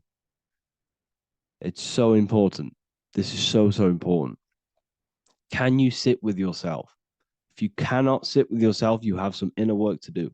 You have some thoughts to address, some beliefs to address, and some feelings to address. Okay, so practice sitting in the present, meditation, or just literally sit there and try and be okay with yourself. And if you can't be okay with yourself, then there's something you need to address, whether it's a belief system, whether it's an emotional trauma, or something. This is what we must reshape, refine, and let go of. Live truthfully, speak and act from your soul, not from fear or ego. The more authentic you are, the more aligned you become with your true self, which carries beyond this life. The ego is your mind's perception of itself while being incarnated in this world. It's been shaped by your experiences, your thoughts, your beliefs, and your emotions. So your ego is basically this false thought form that you've created. It's a false layer of yourself that sits on top of your true authentic self. It's basically your physical character. When you were young, you had no ego. You were pure. You had a pure consciousness. But then as you grew older, your ego started to grow, and it still is growing because it was shaped by experiences, things you've gone through, things you said, things you believe, things you think. It's created by you, by your mind. And the ego is close to the word echo. The ego is the echo. It's an echo. It's a layer. It's a false identity. It's a false layer that sits on top of your soul. And if you don't get rid of that ego, if you don't know how, well, not get rid of it, but balance it. If you don't know how to rise above that ego and you die, it's that ego that's going to be pulling down when you die. It's that ego that's going to be your suffering. Okay. 7, connect with the divine, whether through prayer, meditation, tune into something greater than yourself. The connection is the soul's compass beyond this world. If you can meditate and rise above them clouds of thought, that's the soul, that's the observer. We must connect with that. Okay, this will definitely help with just allowing yourself to connect with your true self. Meditation's great because you can just fully detach from the world. And the more you meditate, the more you can prepare for death. A powerful way to cultivate detachment is through daily detachment meditation, done either at night or in the morning or the first breath upon waking. Or do this as many times as possible per day. Start by physically grounding yourself in the present moment. Say out loud, I am here right now, nothing else matters. Let that phrase draw your awareness into the now. Just keep saying it until you're present. Then begin to slowly list everything you identify yourself with, one by one. I am not your body. I am not my body. I am not my name. I am not my possessions. I am not my house. I'm not my children. I'm not my everything. I am not my thoughts. Release each layer gently. Imagine, if you want to, if you have a good imagination, imagine placing these things into a big box. Placing your body, placing your name, placing your possessions, placing your house, your car, your thoughts, your beliefs into a box, and then shut that box. If you have a good imagination, do that. That can help. And you'll be left with yourself. And you're not even that. It goes even deeper. Eventually, you'll reach the mind itself. Detach from the language that the mind is even using. Now, that's very difficult. And not many people have ever thought about that, and they've ever even been there. Detach from the language that the mind is using. Think about that for a second. Your mind is not what you actually think. It goes very deeper. Your mind is not that little voice. It's that voice that the language is using. So even the language is a spell on your mind. Okay, it's an attachment. Eventually, you'll reach the mind itself, detached from the language it uses, the voice in your head, the need to define. What remains is something beyond thought and beyond words. I can't even describe what's left because words, once the language is gone, it's purely metaphysical. All I can say it is pure awareness, and it's symbolized. This is why symbols are so amazing, because they can symbolize things that are beyond words. A flame, it's just a flame. And you won't be able to understand that until you've been there. It's just a flame. It's pure cause. Words can't describe it. You'd have to experience it. Connect with this essence daily. This is truly who you are. So this is a great way to detach. We can do these detachments every single day through meditation. This will definitely help over long periods of time. Of course, you're not going to be ready tomorrow for death, but just try and prepare for these things. This is the whole reason people used to meditate. It's the whole reason why people do these spiritual practices, because they understood that this plane is temporary and your soul moves on from this plane. And you'll never truly believe in the soul until you experience it. So I can show you these things, but you must go out and experience it. The soul is real, but you won't understand unless you cast off everything else. Okay. So I hope this video helps.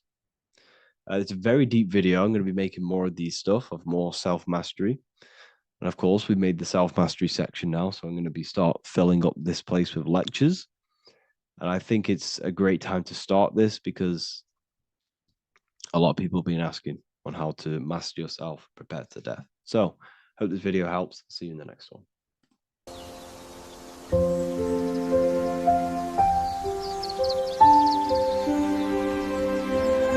bookofwisdom.com. Visit today.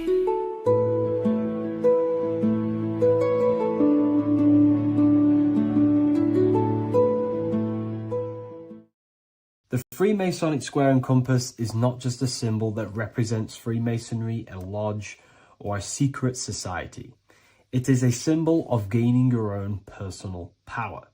Now, in this video, I'm going to be breaking down this symbol in the most detail I can possibly go into. Most people live in a state of illusion.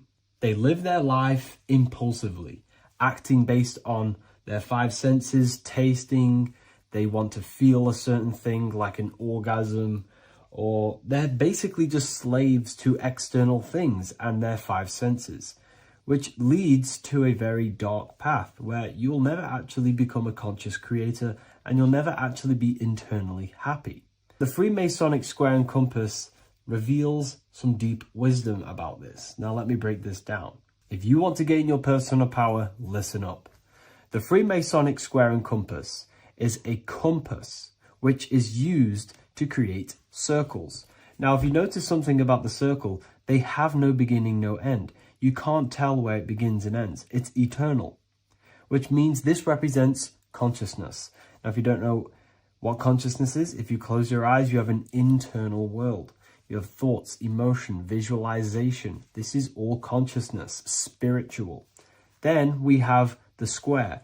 The square creates squares or lines, which represents matter. It has a beginning and an end. You can quite see where the beginning of the end is, right? So we can even link this to Leonardo da Vinci, the Vitruvian Man. We see the man in the square with the circle. The circle is the eternal consciousness, and the man is the square, limited to the physical world. But consciousness is not limited. That's why it's outside the square. This is eternal. The body is mortal. The body will die. Consciousness will never die. If we look even closer at the symbol, we notice in this particular symbol, we have the compass overlapping the square.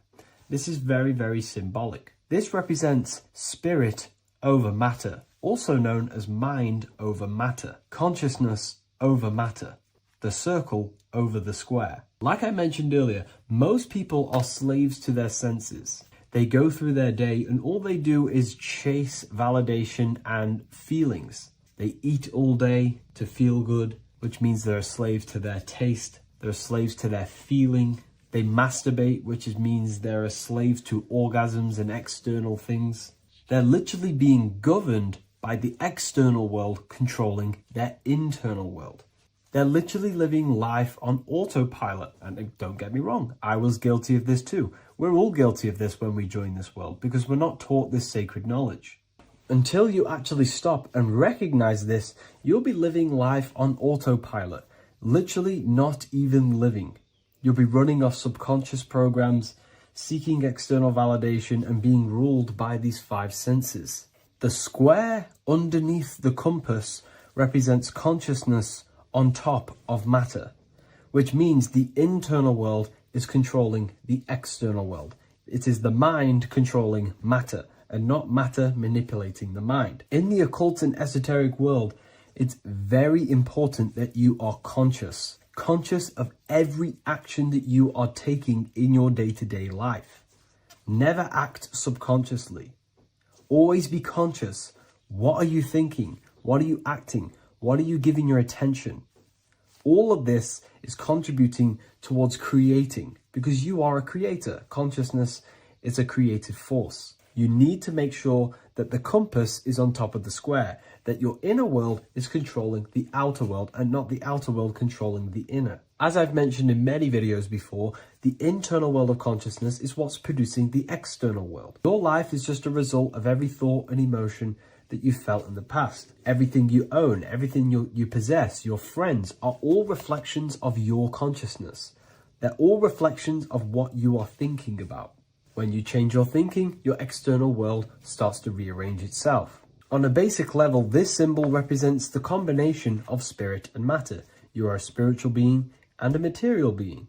You are heaven, the sky, and earth, the ground. You are heaven and earth, spirit and matter infused into one. You are a bridge between the divine and the earthly worlds, and you can bring down these higher realms of consciousness, thought, imagination, and emotions into a physical, tangible reality. To do this consciously, we need to make sure the external world is not manipulating the inner world. Because if your internal world is being controlled by external circumstances, for example, you have a circumstance happen in your reality, an emotion triggers inside of you, and that emotion is a command to create more of that. And the thoughts that you think are creating more of that negativity. So it's a constant cycle of negative manifestation if you let the external world control your internal world of consciousness. So we need to make sure the compass is on top of the square, that the internal world are commands and not reactions to create your external reality. And not only just to create, but to actually enjoy life. If we let the external world bother our internal world, this means that we have some sort of mental or emotional attachment to the external world. We need to detach from the external world. Why do I say that? Because it's temporary. It's an illusion. We are going to die one day, and none of this will matter. You need to understand that everything in this world is temporary. You have to be okay with losing things, losing family, losing things in this world, because it's guaranteed to be temporary. We need to make sure the internal world is order and not chaos, commands and not reactions. Now, at the back of the Book of Wisdom, Volume 2, the book that I've wrote here, I go over the different meanings of the different arrangements of the square and compass. Sometimes we see the square overlapping the compass, which is the opposite of what we've just broken down.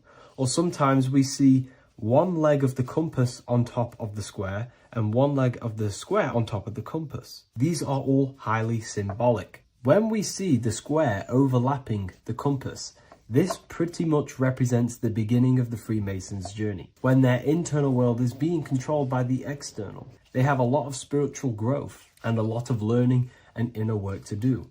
Now, when we see half and half, one leg of the square on top and one leg of the compass on top, this represents the Masons' gradual emergence from the material realm into the spiritual. This interplay of symbols reflects the process of gaining greater light and knowledge as the Masons ascend from material concerns towards spiritual enlightenment. And of course, we've just broken down what this means. This represents spirit over matter.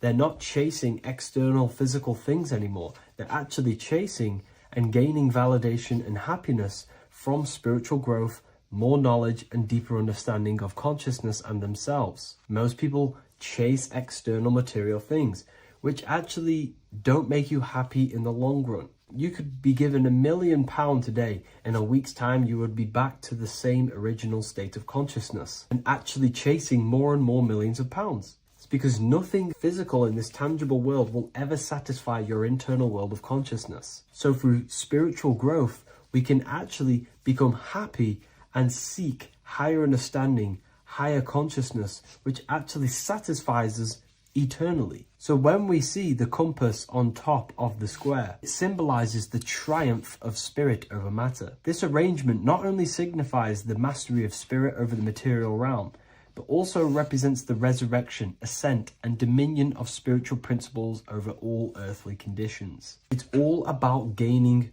personal power and spiritual growth. It's all about spiritual evolution, going from matter to spirit. The external world controlling the internal world, to the internal world ruling over the external world, where the mind becomes a powerful tool to actually create and command reality.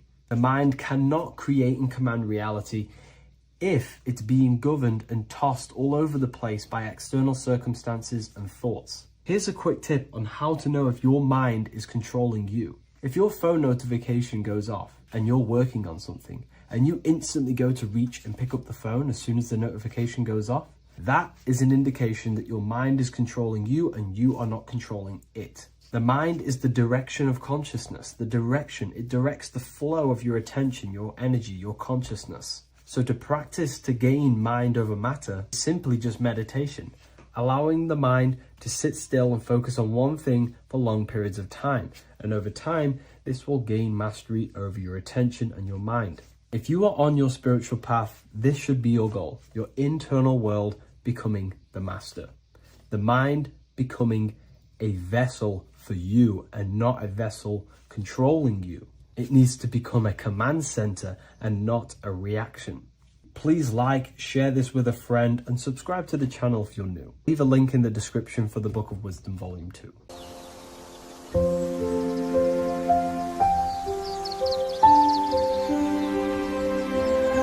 bookofwisdom.com. Visit today.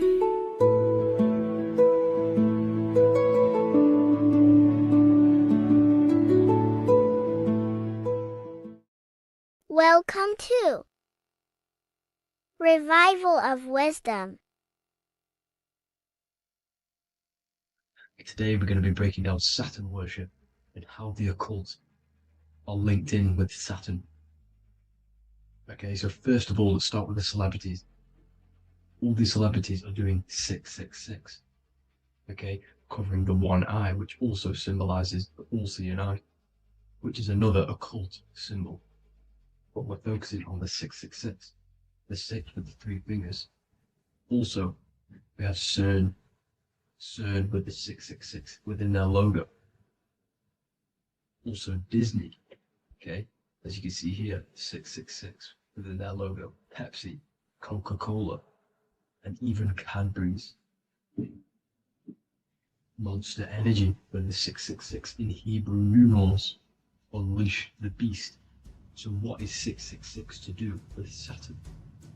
Because on Saturn, there is on their north pole of Saturn, there is a 6-sided hexagon, okay? So Saturday is named after Saturn Day, the 6th planet. It is also the 6th day of the week, and has a 6-sided polygon on its north pole, 666.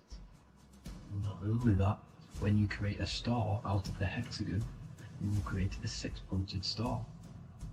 Okay, with 6 triangles within the star and a 6-sided hexagon, which all adds up to 666. Okay, so this is why all these symbols contain 666. So why do they worship 666? Saturn. Because Saturn is the god of time and death. Okay, and order and lessons. Okay, Saturn is a very cold and dry being. That is the 6th planet from the sun. Okay, Saturn represents the winter, which symbolizes death. Okay, because all nature dies within winter because the sun's not there. So it represents darkness and death.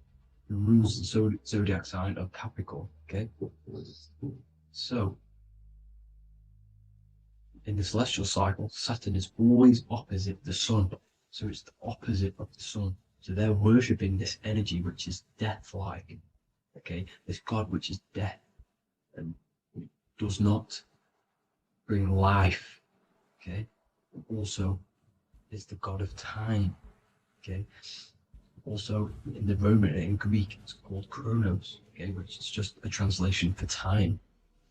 It's also known as the Father Time, aka the Grim Reaper, okay? The Grim Reaper, keep that in mind, we'll come back to this. Here are some more logos with Saturn, okay? NAG, Internet, Wi-Fi, okay? All these occult logos all worship Saturn. They are a satanic occult. They worship this death god, this evil god, okay? This is where the cube now comes in, okay? Because what colour is associated with Saturn? A black because it's the absence of light. It's opposite the sun. So black is this, the colour associated with Saturn. Each planet has its own colour associated with it. Okay, so when you make the cube, okay, as you can see here, the cube out of the polygon, it creates what? A black cube. Okay, and the Kabbalah, okay, Kabbalah means cube, Allah means the God, the cube God. These religions are secretly worshipping this cube God, the God of death, Saturn, Satan. It's the same entity behind it all. Okay, so also we have these black cubes in Australia, Denmark, all around the world, these black cubes, because this occult is worldwide. It's Saturn, Satan taking over this realm. Okay, also with this black cube, they walk around it like the rings of Saturn.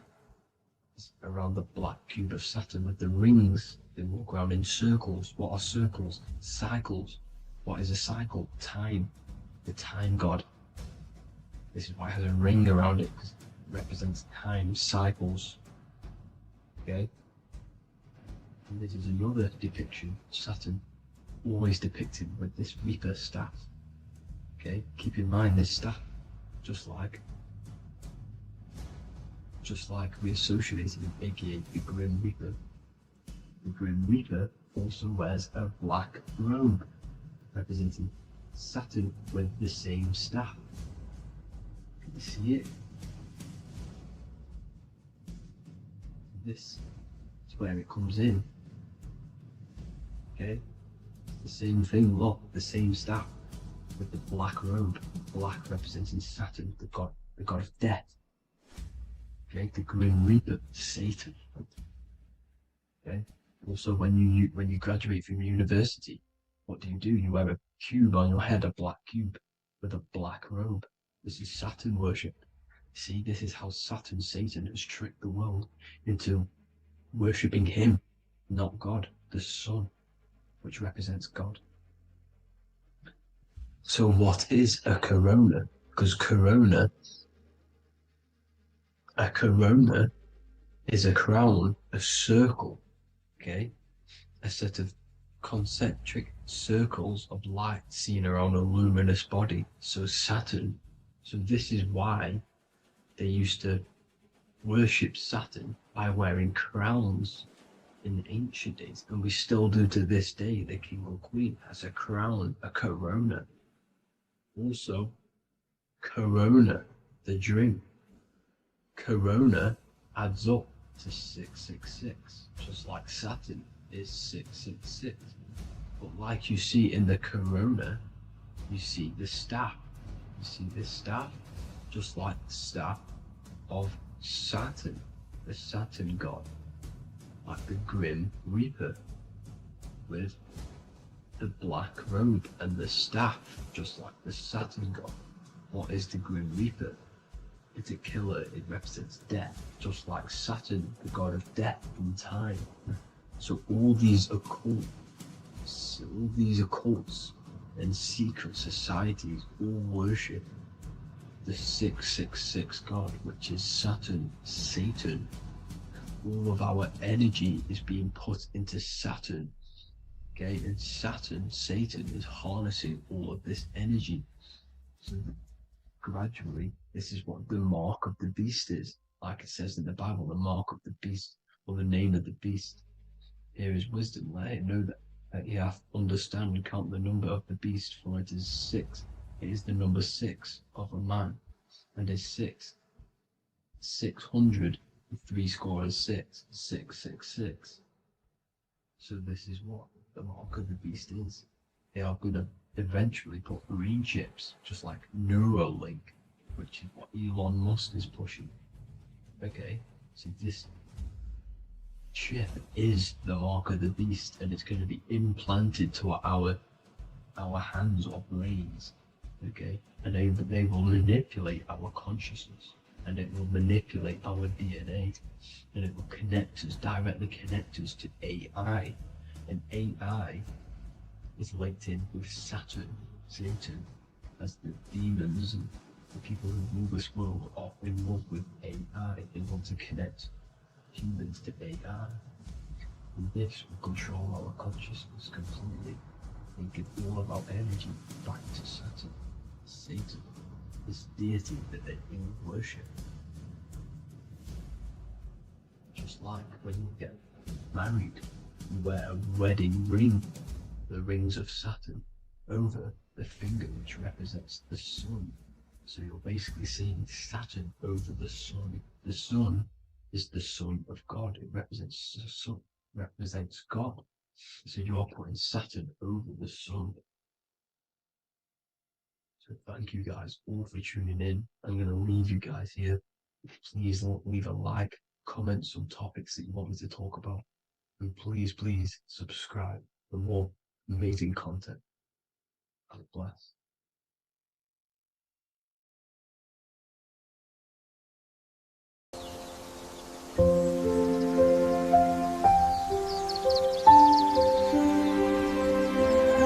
bookofwisdom.com.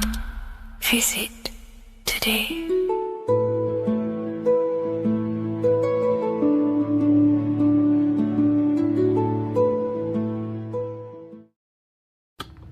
Okay. Is manifestation real? Of course it's real. You've just manifested that sentence. You turned a thought into an action and then generated a physical experience. You turned the invisible thought into a tangible reality. That is manifestation. You just have to learn how to do that on a mass scale, on a bigger scale, to generate something bigger. You know? So yeah, of course, manifestation is real. That's all you're ever doing. Creation is not created. It's in an ever state of becoming. You are in a continuous state of becoming something in the present moment. You know, so you're always molding creation through thought, emotion, and action.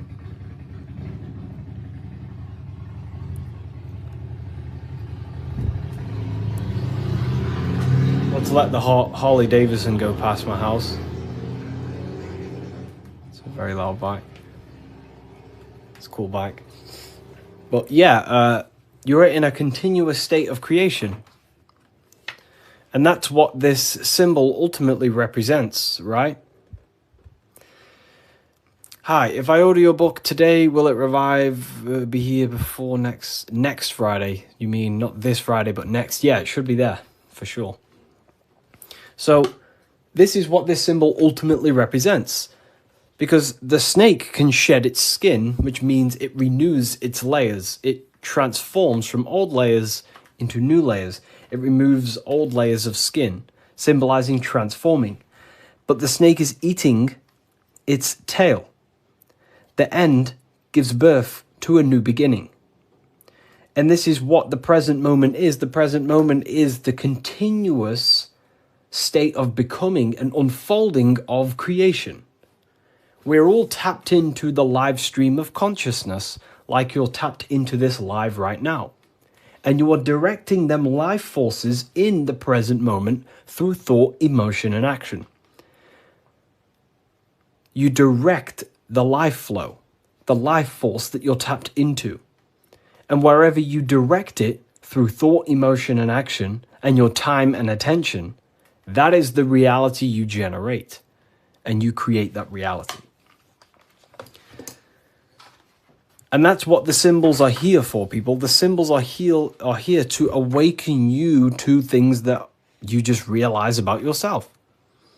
I'm not teaching you anything new. This is just something you realize. This is solid truth that you can't, escape.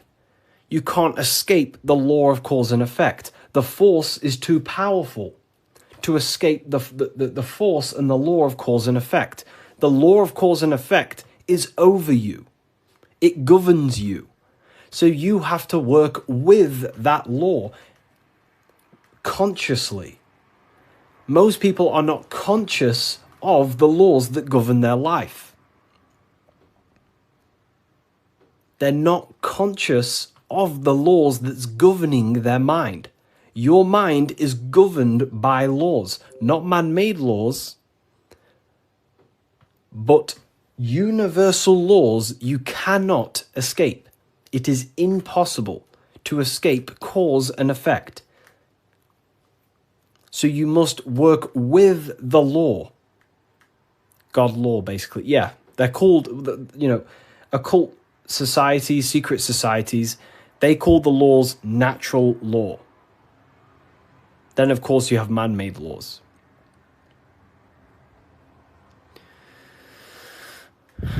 So you have to work with the law. If you do not work with the law is going to be working anyway. And it will probably work against your favor.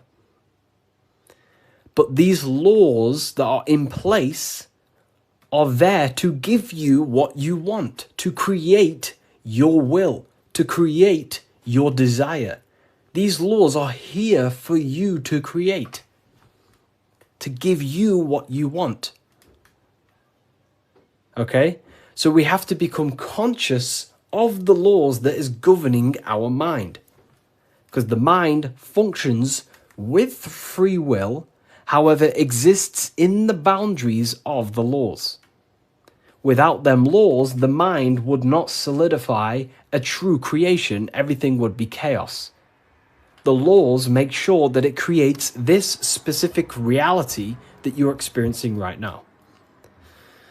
Hello, Harry. I've reached a higher state of consciousness thanks to you and your book. Wow, amazing, Craig. Absolutely amazing. Absolutely amazing. This book, don't read it once, read it many, many times. I'm probably sure you already have, but it just helps you. You pick up new things every time you read it. What do you think about getting a pentagram tattoo or a different symbol? I mean, the pentagram's a great symbol. It's just how you use the symbol. I gifted your book to a friend. Wow, amazing. Which book? The new one or the older ones? So we can influence our reality, of course, through thought, emotion, and action. You have free will. You have full control over them three things. If you try and control anything other than your thought, your emotion, and your action, you are going against natural law. God has given you the permission to only control your thoughts, your emotions, your actions. If you try and force anything on anyone else, you are then breaking natural law. They are the forces that consciousness expresses itself through the mind, mentalism, through thought, imagination, through emotion, through feeling, intuition, and through action, willpower, taking physical actions. That is how the force of consciousness expresses itself in three distinct ways. And that's how you create your reality, through thought, emotion, and action. And that's how you gain your personal power, by controlling your reality. How do you control your reality? Very simple. Is this the Book of Wisdom? This is not the Book of Wisdom. This is the Book of Symbolism, the brand new book, only available on my website. So here it is. Here it is, people. This is not the Illuminati. This is not the Illuminati, people. Let me make something clear. Everyone has demonized this symbol, and I think they use this symbol on purpose. Because this symbol unlocks your personal power, and that's what the Illuminati is. The Illuminati are illuminated people. That's ultimately what it means. Illuminated. What is illumination? Light. That's why there's light surrounded around it. Light in the eye. What is the eye? The internal perception. The mind that allows you to perceive information. The internal eye. The person in your mind who thinks. That's the real you. That is the real you. the person in your mind who thinks is truly formless. Okay? The Illuminati are illuminated people. They understand the secrets of the human mind and human consciousness. And other people who do not understand the secrets of the human mind and human consciousness are ignorant, and the people are using the knowledge they know against them. If you know psychology, right? If you know the deepest secrets of psychology, you can then use that against someone to manipulate them.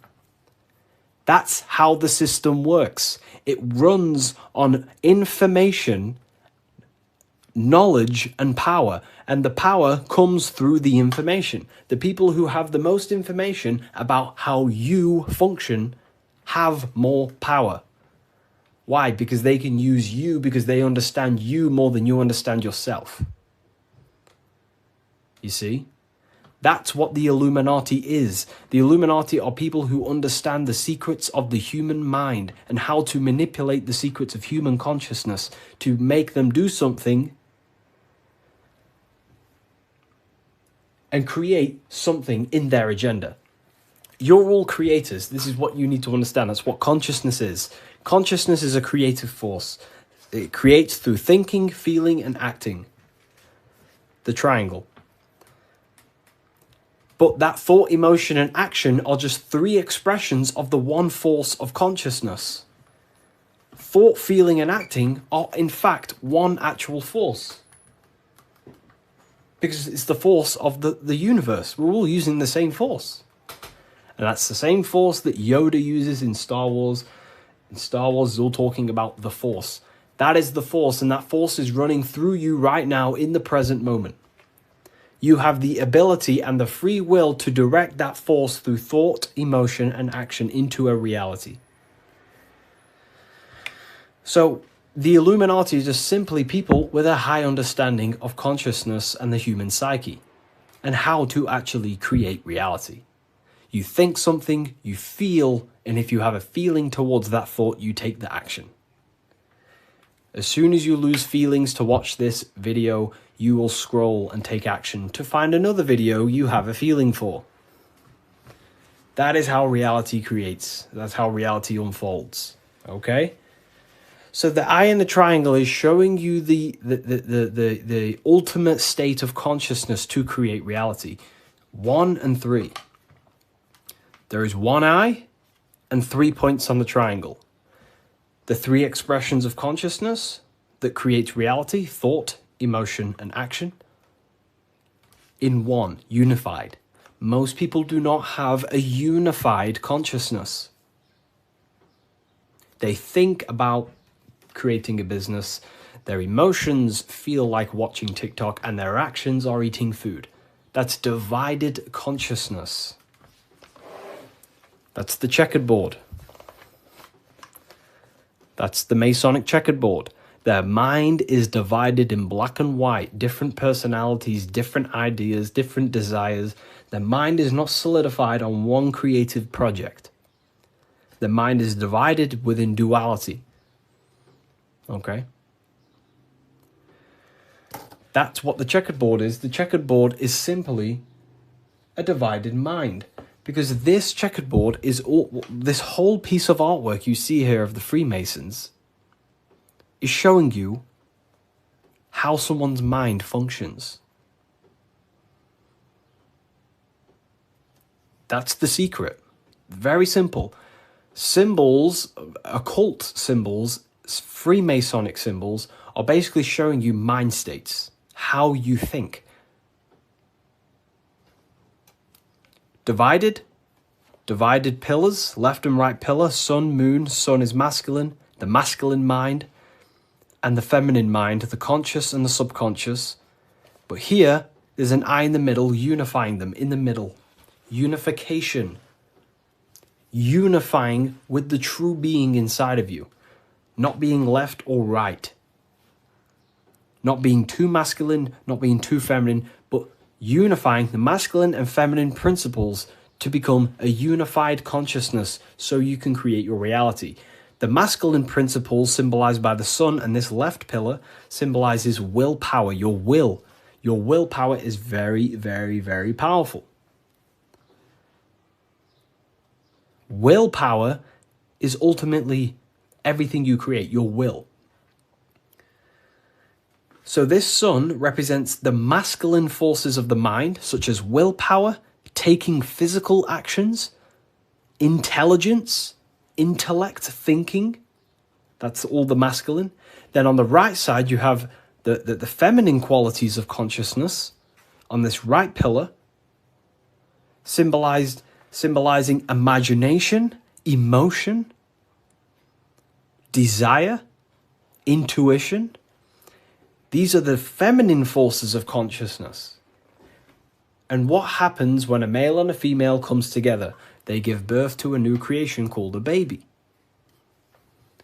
What happens when you merge your masculine and feminine qualities of consciousness? You merge your willpower, your thought with emotion and action. You give birth to a creation, a baby. The same principle. It's the same principle. Freemasonry is very simple. It's about bettering yourself, working on the temple, and the temple is symbolic for your mind. The stonework Freemasonry,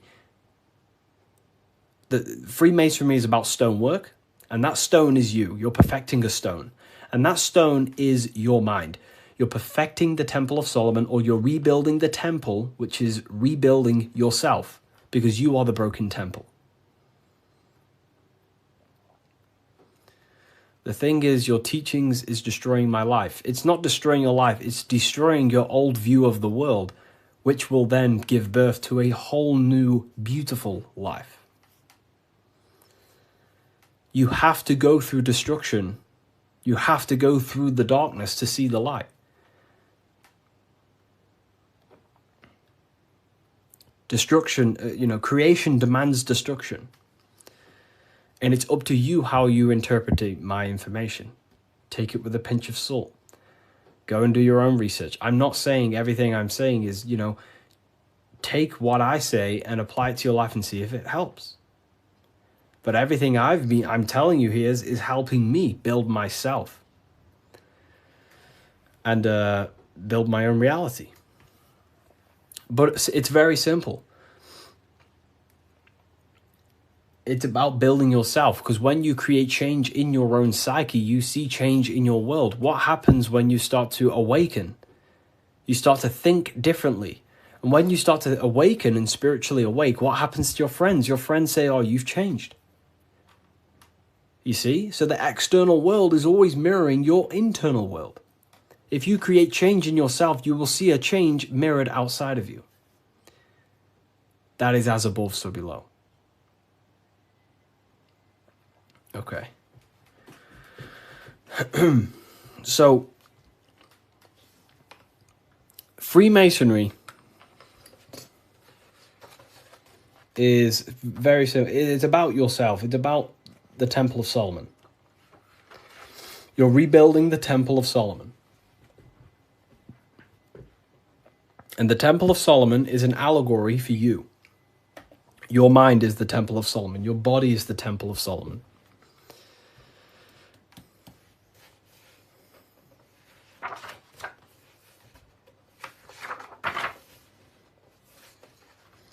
So why is it the Freemasons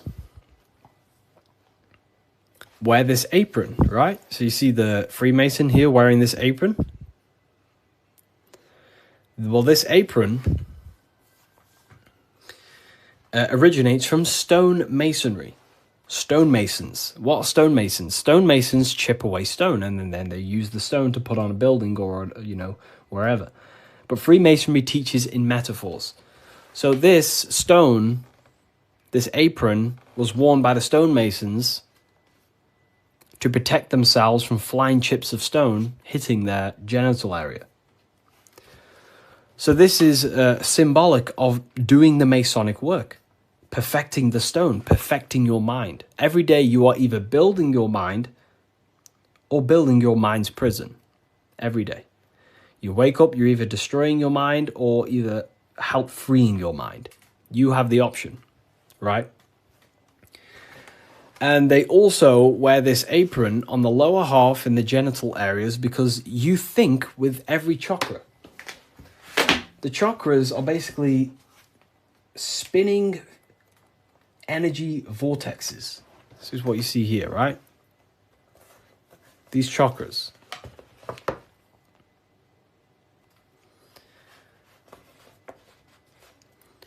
You can think with every single chakra.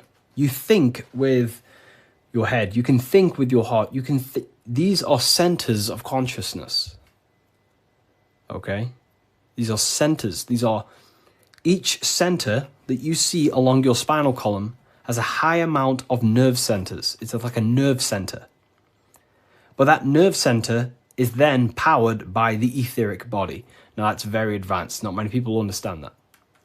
But your body is not just you. You have many subtle vehicles of consciousness, bodies of consciousness, which you'll learn about in the Book of Wisdom, Volume 1. So there is one force in the universe, and that force is emanating through you, manifested in 7 chakras. Anyways, the reason why they wear this apron on the lower half of the body, because it's a reminder to cover up, to stay conscious of their lower self, because this is the lower self of the lower half of the body, and this is the higher self in the higher part of the body. If you think with your genitals, all you think about is sex and eating. If you think with this lower half of the body, you will only, think about sex, eating, and power.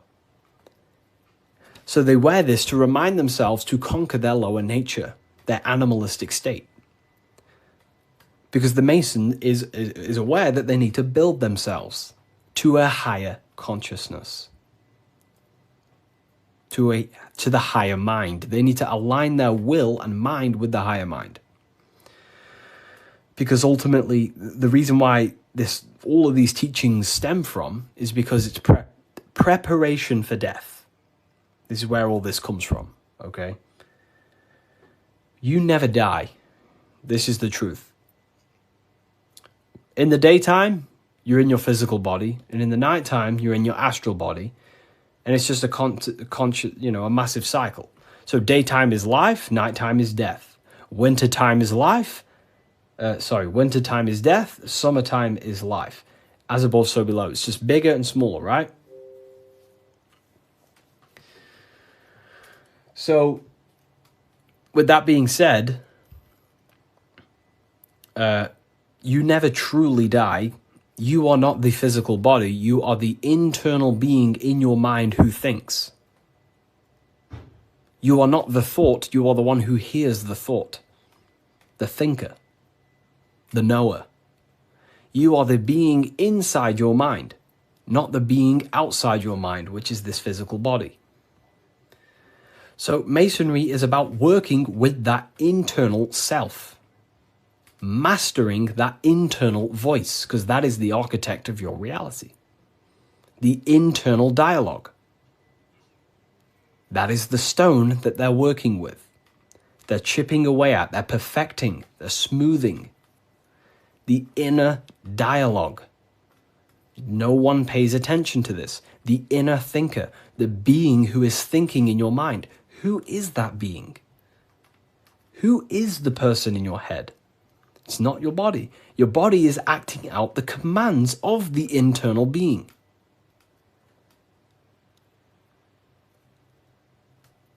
So, this is what we have to connect to and master the inner dialogue, the inner thought processes, because the thought is the architect of reality. Thought creates everything.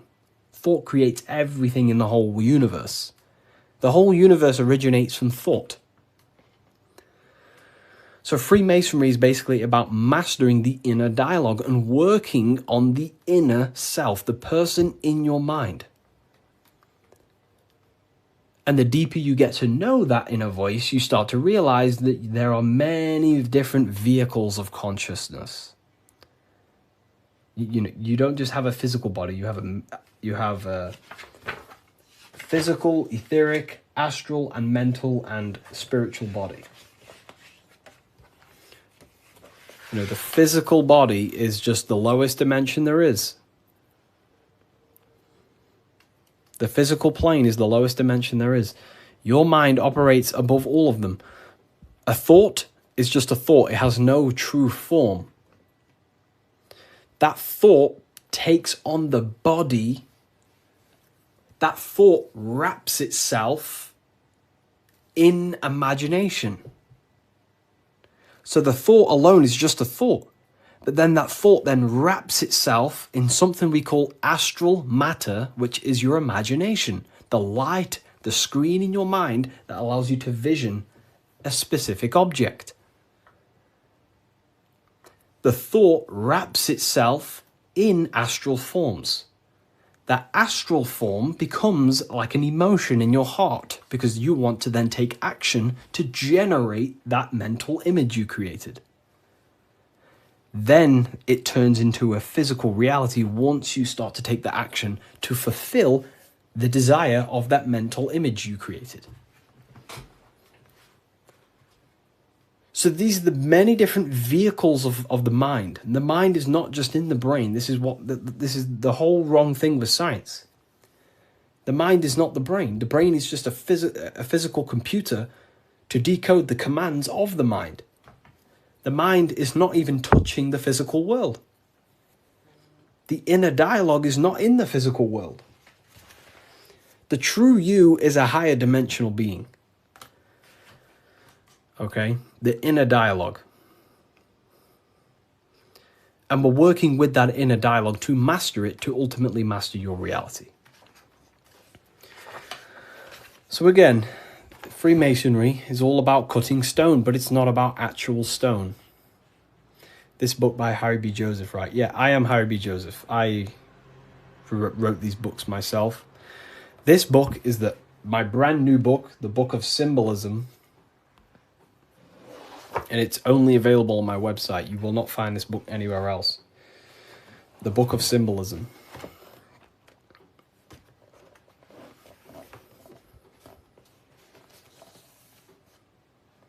So, nice to meet you. Welcome. Okay, so, again, what does this represent? The rough stone is a symbol of the self, the unrefined self, the unenlightened aspects of our mind. So the rough stone represents the uncontrolled aspects of our mind. We have many different versions of ourselves in our minds, right? We have a version of ourselves who's perfect. We have a rough version of ourselves that we can become. There's many different things in our mind. But the aim of the Mason is about unifying all of them different personalities into our higher self. It's about learning the secrets of the mind. So this represents the perfected aspects of the mind, and there is also there is no such thing as perfection. We will never actually truly perfect ourselves. But the aim is to be perfect. So the Freemasons show you the checkered board. I'm ordering all your books this week. Oh, wow, thank you. You will look, your whole life will change. Your whole life will change.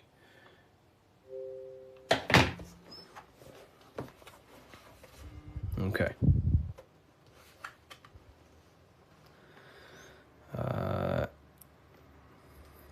The checkered board floor.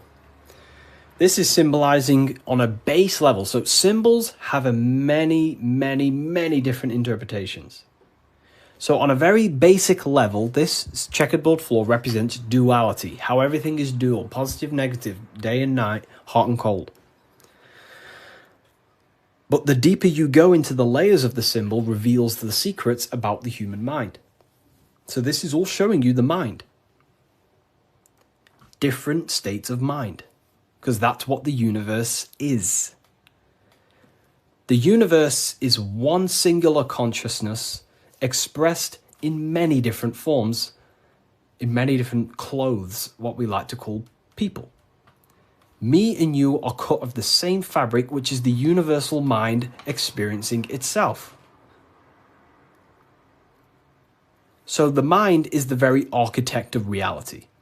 Life is not happening outside you, it's happening inside your mind. You are a projection of the mind.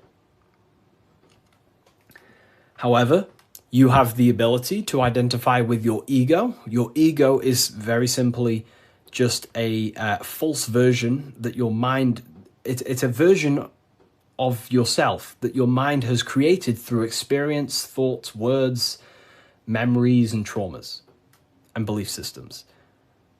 But beyond you, if you turn your mind off, if you stop thinking, then who are you then? That's what we call the universal soul. Everyone is that same substance. When we all turn off our mind, we are all the same substance, the universal soul. But we have the ability to generate an ego, which is our own personal identity. The ego is not inherently evil, but the ego can become bad if you don't tame it. It's the beast. But anyways, the duality represents, very simple, black and white, positive, negative, day and night, the opposites in the physical world. But on a higher level of masonry, it represents a divided mind. The one divided in many. The illusion of the third dimension, of how everything is separate. But in fact, we are all the same substance. We are all the I am. We are all the I, the inner dialogue, the inner voice.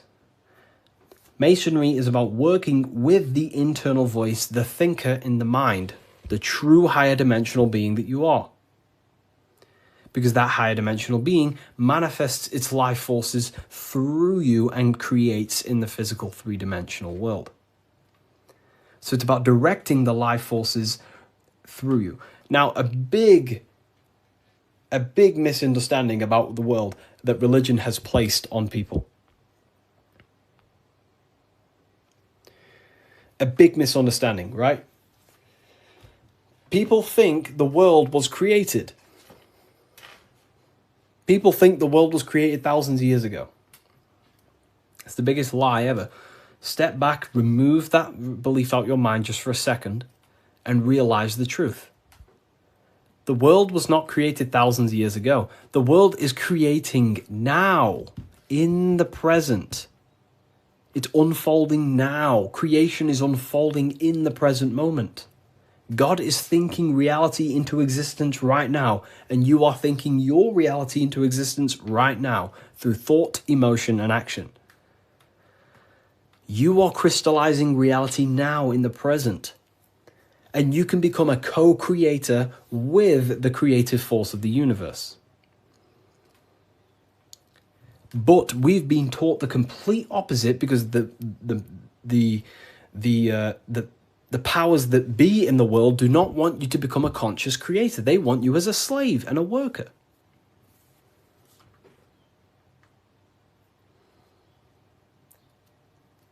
You see, so we have to understand that we are all co-creators of this world. We're all contributing towards the building project of Earth right now. But the elites make you think that the world was created thousands of years ago, and now you're just experiencing it. Now you become an experiencer. You're not an experiencer. You're an experiencer and creator. You mold it. And when you do not understand this, someone else who does understand this will use you to create their agenda. Because they understand this. And look what's happening in the world today. We are creating the agenda of the government. Why? Because we believe their lies. We don't have to, but we choose to. We all have free will. Everything else is just an illusion. Money is an illusion. It's a belief in the mind. Harry, are you a part of Freemasons? I am not. And if I ever do, I will be transparent about that.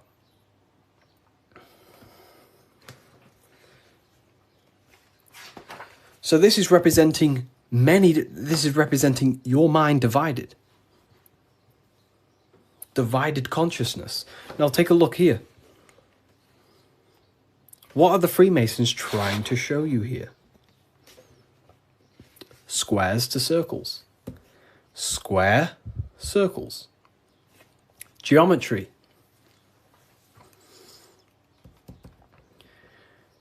Geometry. Harry, my book came, thanks. It's a pleasure. It's an absolute pleasure. Enjoy the book. Take your time, read through it, enjoy it, read it over and over. You know, I can't wait for you to read this. Was it the third book you got? The 3 represent alignment, the black and white represents conscious and subconscious. It can represent that, yeah, that's one layer of symbolism.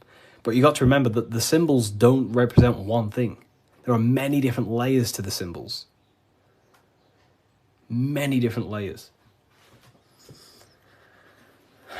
So it's going from squares to circles. So you have to understand geometry for this. There's different codes to this. A square. Can you measure the surface area of a square? Of course. Very easy. You just measure this side and that side and times it.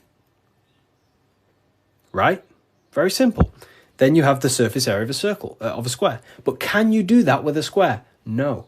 You can't find the surface area of a circle. It is impossible.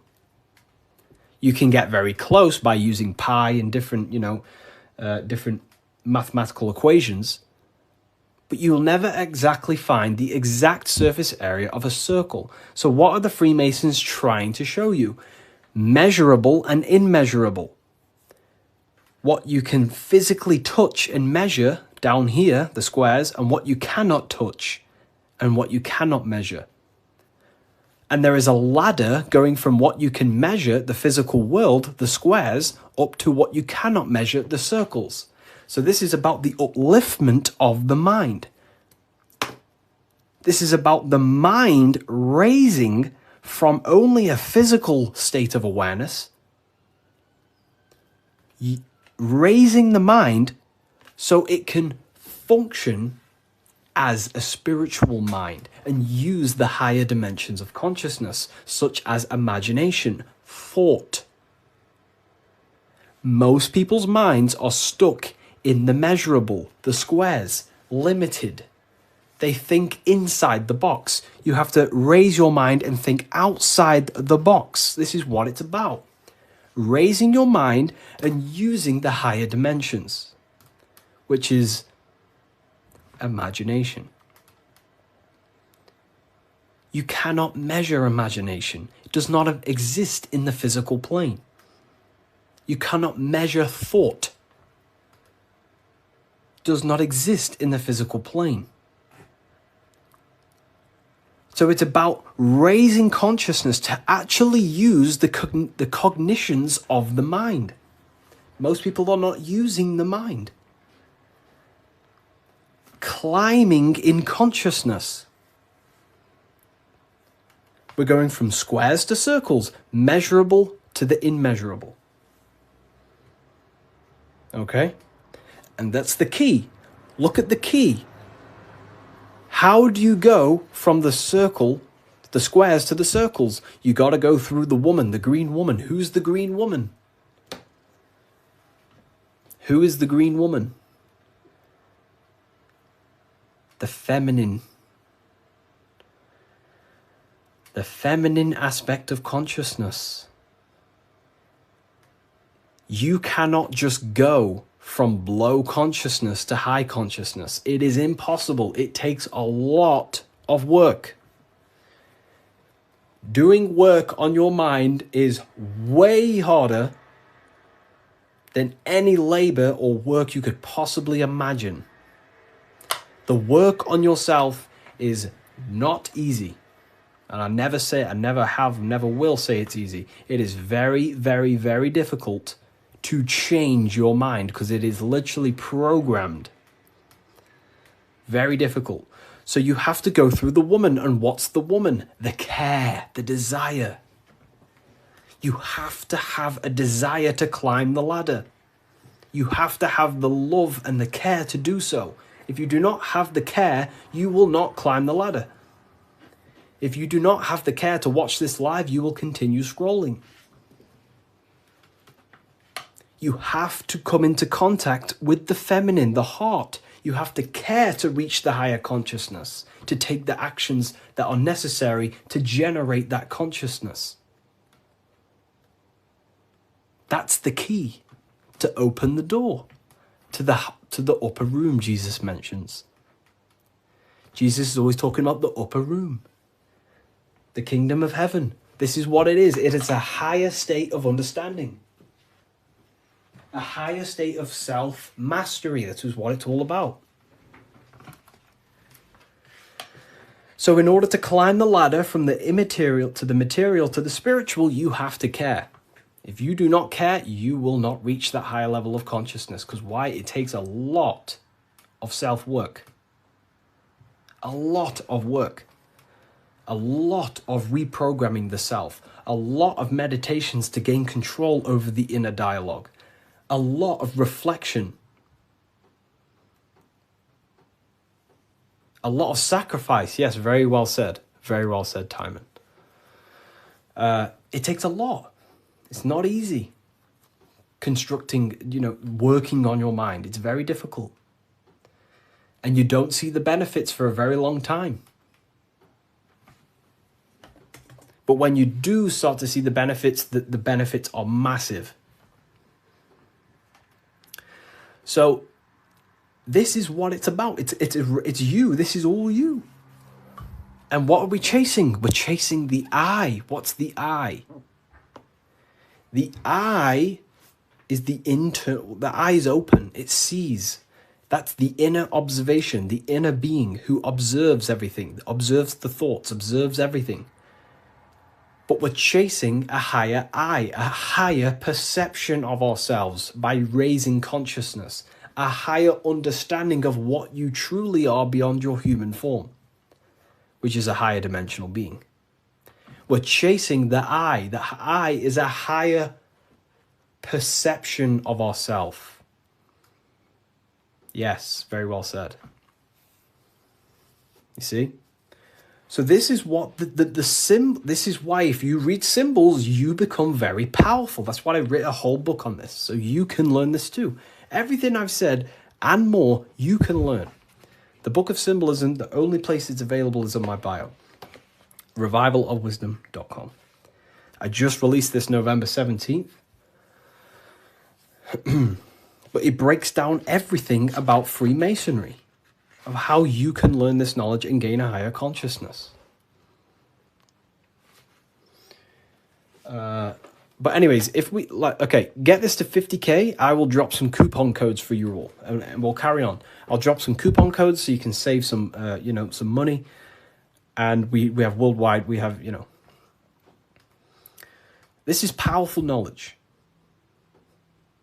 Powerful, powerful knowledge. What do you think about the Golden Dawn? I have a friend, well, not a friend, but I know him through, he's an Instagram creator, and he went through the Golden Dawn system, and he is a very famous author now. You've probably heard of his stuff. It's called The Serpent Rising. He went through the order of the Golden Dawn, learned about Kundalini and stuff like that. Golden Dawn Society, yeah. How can I buy your book? There's no link in your bio. There should be. There's a link in my bio. Revivalofwisdom.com is the only place you get the Book of Symbolism in English, French, German, Italian, Spanish. Okay, so let's carry on, right? So we've broke this down. You now understand that we're going from squares to circles, which is going from the measurable to the immeasurable, changing the mind from a state of reaction, because this is, okay, the circle cannot be measured, but the square can be measured. So this is the material, this is the spiritual, this is the seen and the unseen. This is the cause, this is the effect. The cause, effect. What does the sun do? The sun causes effect on the earth. This is why there's a sun here. It's showing cause, effect. The sun produces changes in the plants and the nature on the earth, which means as above, so below. The cause is above, the effect is below. So this is talking how to change the inner dialogue of yourself, the inner voice, from a reaction mind to a demanding causal mind. Most people live in reaction mind, the square. They're reacting to the world outside of them, when the world outside of them is simply the effect. You cannot change it. It's already affected. It's already manifested. The only thing you can do to change the world is to change the cause. The inner world is the cause, the mind is the cause, the external world's the effect. The inner world is the cause, the external world is the effect. Most people have something bad outside them. You know, I'm not perfect. I'm not saying I've reached the highest level of consciousness. You know, I'm still working on myself, and I'll always say that. But most people are stuck in reaction consciousness, where their mind is just reacting in a state of complaining about the external world. When the mind is the cause. The cause, the mind needs to be a cause and a demand and a command. But that's fine, you know, I was in that state. And I still catch myself now and then being in that state. But we have to train our minds to understand that the outside world is the effect and the internal world is the cause. And we need to raise that ladder towards the causes. Make the mind a powerhouse of control. A powerhouse of control. Okay? Awareness, yeah. Okay. Symbolism. The winding staircase. You can't see the room. Where is it taking you? This is talking about the upper room, climbing to a higher state of mind. But when you're down here, you can't see that room. You don't know what a higher consciousness is. You don't know, like right now, maybe there's some people in here, they don't even understand what even is a higher consciousness.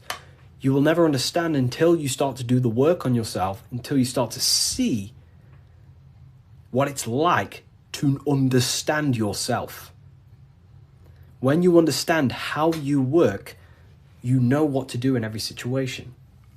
You have the tools to use in life. So this is about climbing the staircase of higher consciousness into the inner room that you can't see. Beyond the curtain. The curtain is the veil. This is about entering in yourself. Walking past these two pillars is about walking into the internal self. It's a journey inward. You have a self outside the mind, this body, and you have a self inside the mind, the inner being, the material and spiritual. That's why you're an individual. You have a dual nature, inner and outer. So when you're walking in between these pillars, you're walking, it's symbolic of walking in your mind, walking in a journey into the self. And we're working with the inner self. This is what Freemasonry is about. But it's a winding staircase, which means you can't see where this staircase is taking you. You don't know what a higher consciousness is, what it's like to be in a higher consciousness or a higher understanding of reality in the self. So you must have faith. Faith, not faith in a God, but faith that the staircase or this journey, this work you're doing on yourself is going to lead you somewhere. You must have willpower. It takes willpower to walk the stairs. You must have care. Faith, will, and care are the three forces that help expand the mind. into higher levels of consciousness. So it takes faith, will, and care to walk this staircase, to walk this path, to do the work on the self, to master the self. And a spiral staircase also represents time. It takes time. Time moves in a spiral. Yesterday there was 12 o'clock, but today there's also 12 o'clock. But today is higher than yesterday. So it's just a continuous spiral upwards. Yesterday was 12 o'clock, today there's 12 o'clock, and we're just going to continue this spiral. This is time. It takes time to walk this staircase. It takes time to reach a higher consciousness. It takes faith, will, care, and time. It's not an overnight process. Okay?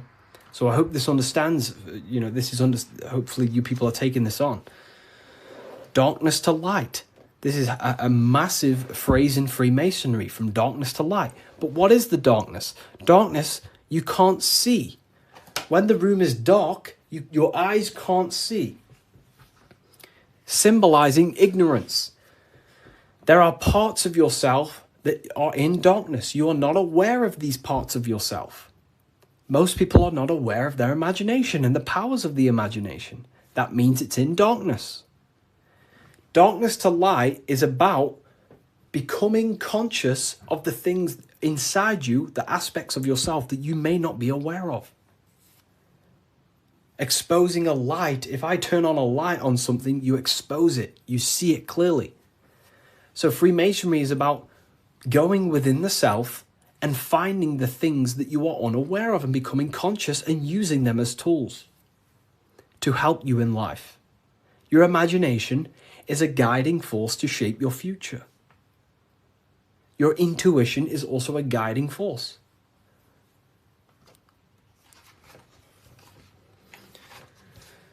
This is the hammer, the Freemasonic hammer. Why do Freemasons use hammers? The hammer, the force. What is your hammer? What is the force that drives you?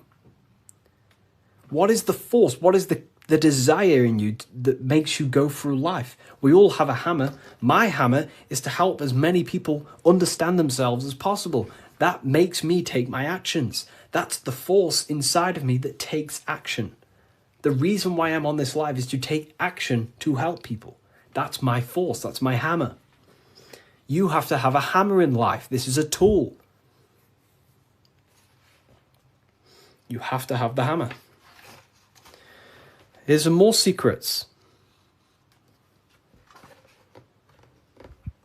Force, form, very powerful. Not many people understand this one. But like, I could sit here all day and talk about all the different symbols in this, but there's many different symbols that you can go over. Force and form. Okay, so we have hit 50k, by the way. I did promise people earlier, we have hit 50k, that I would give out a coupon code. I did promise people. So I'm going to have to give that coupon code, and then we'll carry on with this, breaking this down for you. Okay? So let me know in the comments if you want a coupon code. Just say the word yes or something. And if I know people want it, then I'll give one out. If not, I'll just carry on. Okay.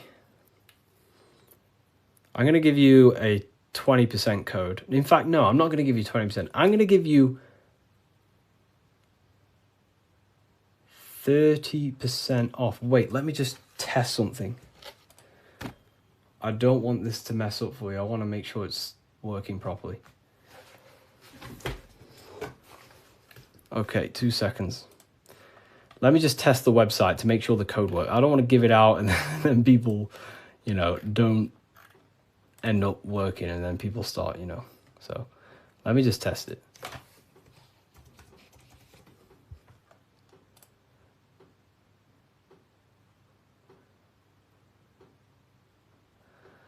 Okay.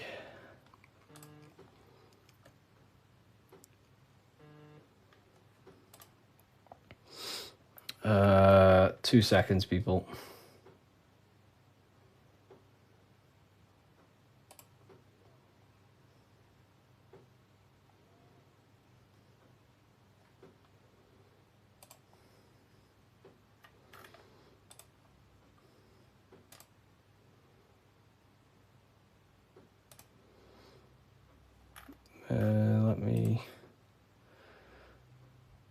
You said 50%. I didn't say 50%. I said if we hit 50k likes, I will give a coupon code. And that's what we've hit, 50k likes. I can't give 50%, then that would be pointless. I wish I could, but it's literally, I'd probably lose money. I'm just testing the code out for you.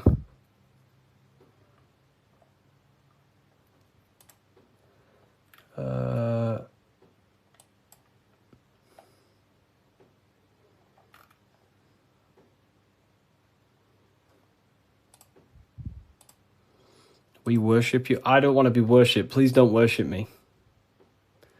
You know, I don't want to be worshipped.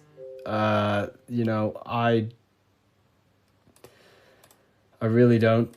I'm not here to be worshipped. I'm telling you the power within yourself. But I thank you for that comment. It's nice.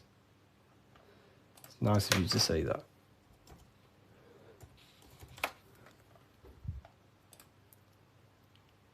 Okay, so it is working. Okay, nice. So the code is working, and the code is, I'm not giving you 20%, I'm going to give you 30%.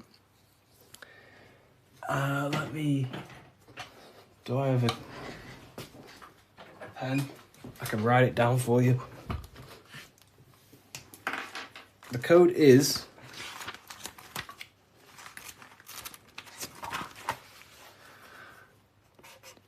light. All caps. That's the code. All caps, capital letters. And you'll save yourself 30%. This is the brand new book of symbolism. You're going to save yourself 30% on the brand new book of symbolism.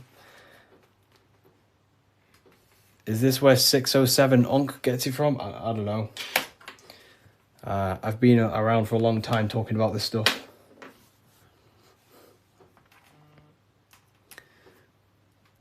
I don't know. I don't know. I don't know where he gets his information from.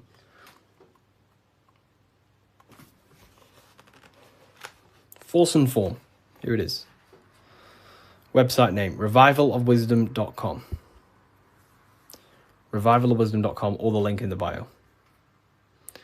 No book is going to help you just meditate. You know, I used to think that exact same thing. But unfortunately, that is I used to think that, but then I realized my ego was keeping me back. The ego wants to say, I don't need anything. I don't need someone else to tell me anything. But then you have to come to a realization that there are people out there with knowledge way beyond what I knew. There are books out there that I need to read. There are people out there with knowledge way beyond mine. And you have to suffocate your ego and let go of that to actually grow. I used to think that exact way. But it depends what you want, you know. You don't have to go down this path. You can just meditate. That's completely fine. You know, it depends what you want, I guess, as well. So you are completely right.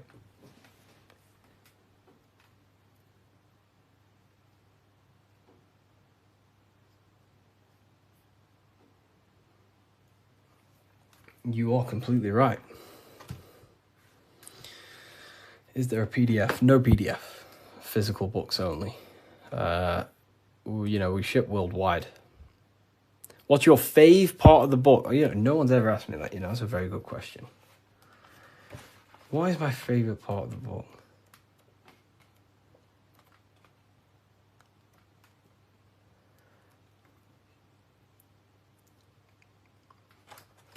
I love this part. I love this part. How quick is delivery? Delivery, it depends where you are. UK is around 7 days. US, pretty sure it's about 7 days. It's a print on demand. So basically, an order will go through the website, and then it'll go straight to my suppliers. They print it, and then they ship it. And then they obviously send you emails with the tracking information and stuff like that. you know. But this is probably my favorite part. Is it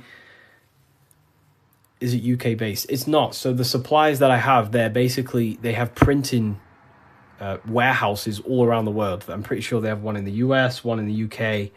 So wherever you are in the world, wherever the order is going to, it goes to the correct warehouse, so it gets shipped in time.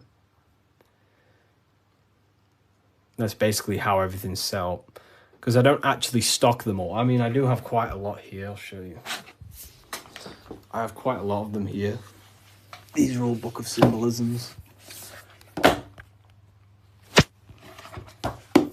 This is what they look like. Explain everything about Freemasonry, pretty much. Everything you can imagine about Freemasonry. That's the first book. That's the second book. This is the brand new one. But this is the one we're going over today, pretty much. They will be on Amazon in the next, I don't know, 2 weeks, 3 weeks maybe.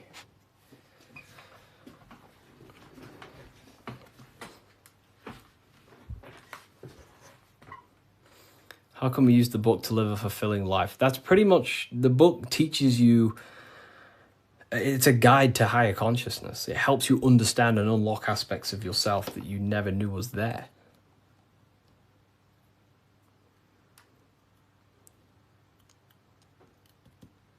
What are the 2 pillars in Freemasonry? Great question. So the first part of this book goes over that for a very long period of time. So the first whole section of the book goes over the Jachin and Boaz pillars, right? The different symbolism. So it basically represents the masculine and feminine forces of consciousness. But it ultimately represents division as well. The number 11 is a dividing number. It's left and right, right? It's left and right. So, have you experienced spiritual psychosis? No. If you met me in person, you would never even realize, because I don't talk about anything to anyone. People who know me don't even understand what I do. I don't talk about, I'm just a normal person. They probably think I'm asleep. Well, just a regular person who's not aware. But, you know, I only talk about this stuff to people who ask me. You know, to my family members, I'm just a regular person. But then obviously if they ask me about this, then I can tell them things. So yeah, in person you would never even know. I'm just a regular guy. I work throughout the day. I make videos. I work on my YouTube. I help my affiliates. I come on live. I help people. I speak to my university students. And then I go to the gym, see some family members, and, I'm just a regular person.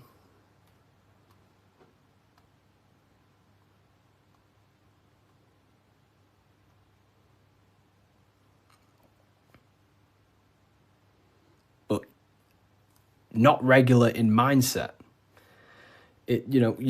Me personally, I don't agree with, making everything your whole person. That's fine if you do that. That's completely fine. We all have different ways of living and expressing ourselves.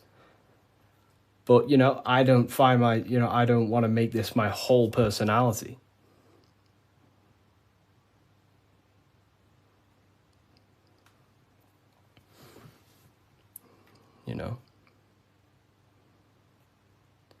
I love to read books in my spare time. I watch a lot of, listen to a lot of audiobooks. I don't really listen to much music. Whenever I'm in the car, I put on an audiobook. And just by doing that alone, you'll gain a lot of information. Just type in Masonic books or esoteric books. You will find so much on YouTube. Just listen to everything, and over a period of time, you'll start to develop pattern recognition, and you'll start to decipher your own truth. the Bully Slayer was cloned. I see some of his videos today. I don't know. I don't think he's being cloned. I think I don't know. He stayed off the internet for a while. He might have changed and stuff like that. But I love his stuff.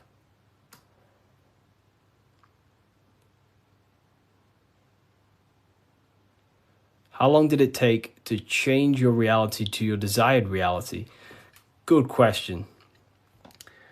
For me, it was, I wouldn't say got lucky because I work very, very hard. I work at least 10 to 11 hours a day most days, but not recently, but before.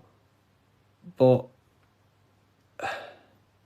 for me, there was not many people in this space talking about the things that I do at the time. So for me, it sped up very fast because of that. You know, there's not many people who can give you this information I give you. Of course, well, there's a lot of people who can give you this information, but they're not, you know, well known or outspoken about it, you know, respectively to them. And luckily, my stuff started to gain a lot of attention, and my life changed in a matter of a year. But, you know, it can take longer. For years before that, I was trying many different things. Many different things. But whenever you preach about mind control, I realize I'm in a prison of my own thoughts. Yeah, a lot of people live in their own prison. Like I say, every day you wake up, you're either building your mind, you're either building your freedom of your mind or building the prison of your mind. Every day. You're either building your prison or your freedom. How long have you been on this path, Harry? Long since way before 2020. Way before 2020. I was talking about, I can't say the thing on here, but you know, the virus. I was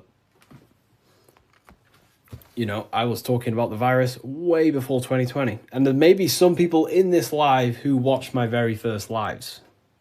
I used to go live all the time. But I was looking into conspiracy theories when I was year 7, year 8. And then I got really deep into like conspiracies 6 years ago. And then after about a year of that, I started to switch into like esotericism. And then for like the past 5 years, since 2020, it's been all esoteric stuff, pretty much. You know, like Masonic, the psyche, human psyche, human consciousness, metaphysics, symbolism. So the last 2 years, it's mainly been symbolism, because I'm obsessed with symbolism at the moment. But yeah. Do you believe in God, Harry? I believe in a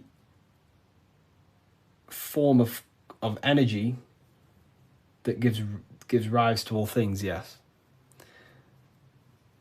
And we are a part of that energy source, that conscious energy. We are an emanation of that. We are cut of the same fabric of that. It is one consciousness clothed in different beings. Harry, you said faith, will, and care and time. Didn't you say time doesn't exist? Can you explain this? You know, time is the present moment. It's an eternal now. But, you know, that's what we call time. The movement of that.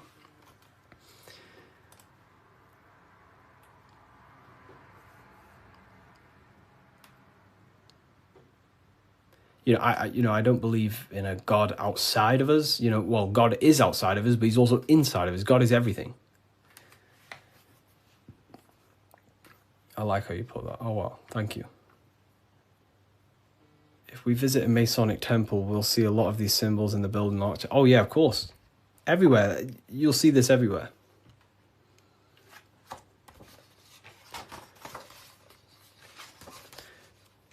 Look here. This is the gate of Europe. 2 pillars.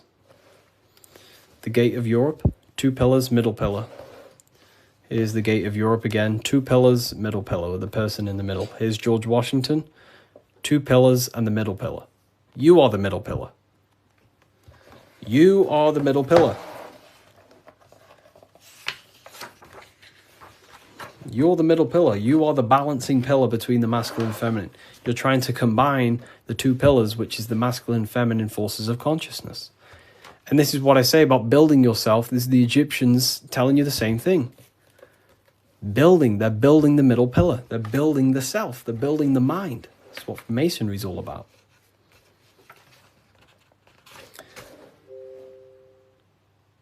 You know? So look. Here's the Anunnaki showing you 2 pillars, Jachin and Boaz.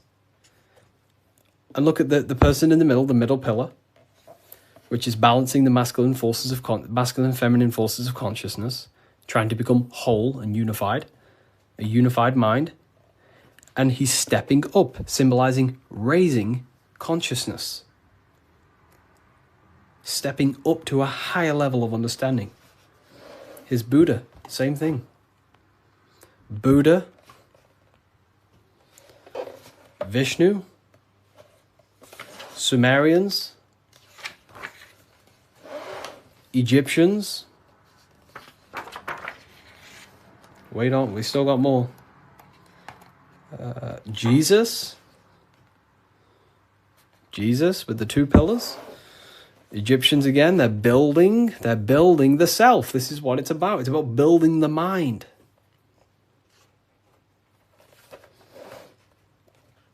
Royal Arch of Freemasonry. Knights Templars. It's everywhere. This symbolism is everywhere. It's in every tradition because this is the universal system of constructing the mind. This was way before religion. This is what it was about. It was the religion of the serpent. The serpent used to symbolize this knowledge about the serpent can shed its skin and transform. So it's about transforming the mind. The serpent was the universal symbol of this spiritual journey. What does the G mean? So here, you see the G. It wasn't a religion of the serpent. I wouldn't say religion, but I in my conclusion, you can take this as a pinch of salt. In my conclusion, I think the serpent, found in every religion. It's the Vatican. It was in the Garden of Eden. It's in every religion you can possibly imagine. There's a serpent, and there's serpent symbolism all around the world. I personally think the serpent was the symbol for gnosis, for the I don't like calling it religion, but a spiritual system that was universal before religion. It was the wisdom of Kundalini. It was the wisdom of awakening. It was the knowledge of the self. And then I think the serpent got demonized because then religion took over and started to externalize all the spiritual teachings and then following man-made gods and gods in the sky and stuff. But before all of that, I believe that me personally, I believe the serpent was a symbol for the universal spiritual system of knowledge that was before all the religion. That's my interpretation. It's about self-transformation. Yeah. Someone asked about the G. And now they say serpent is Satan. Yeah, very well said. Now everything about the serpent is demonized. And it's crazy to me when you realize, well, everything's inverted nowadays.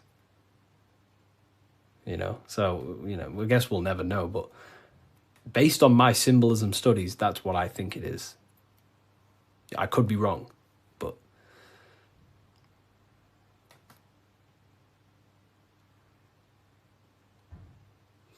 so okay, why didn't you join Freemasonry if you believe their teachings? It's not believing anything. These symbols are self-awakening. It's not everything I teach you is not about believing anything. It's about shedding light on what was there, but you just may not be conscious of it. You know? So for example, the G, this is a Masonic symbol, and the G represents the force of care, the force of love, the heart, the generative principle, the G, the generating force of reality. That is love. The heart generates your reality. You right now are watching this live because you have a care. You care for the information I'm sharing. So that care is allowing you to take the action to generate this experience you're having right now.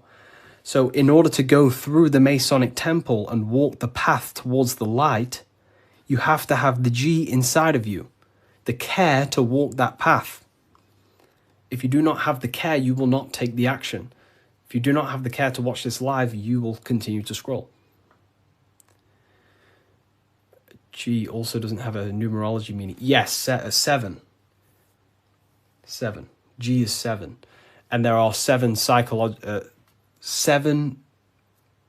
cognitions of the mind.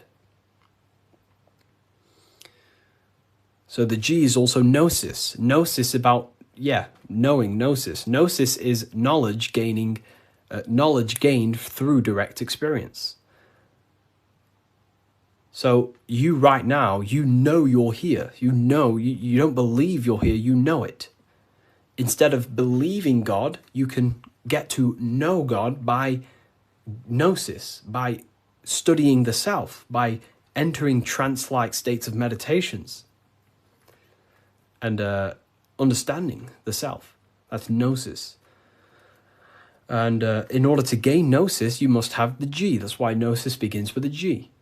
Because you must have a care to meditate. If you don't care about gaining a higher consciousness, you won't meditate. If you don't have a care to reach the light, which is just a higher state of understanding, you don't have the G. If you don't have the G inside of you, you will not take the actions to walk up this path, up the mountain. It's a difficult path of self-mastery. So that's the G. It's the driving force of your reality. And if you don't have the G, you won't walk up this hill. You know, so the teachings that I teach is, you know, it's about shedding light on something that was already there. Does the Book of Symbolism teach us how to get the G? Well, yeah, the G is just simply your care. Do you care about gaining information? Or do you not?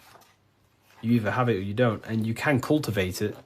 We do talk about it here. All about the G and different symbolic here. So in order to get off the checkered board and rise towards the light, so we're going from base consciousness to high consciousness, from material to spiritual, in order to do that, you have to go through the woman. And what is she doing? She's caring. She's caring for the little baby.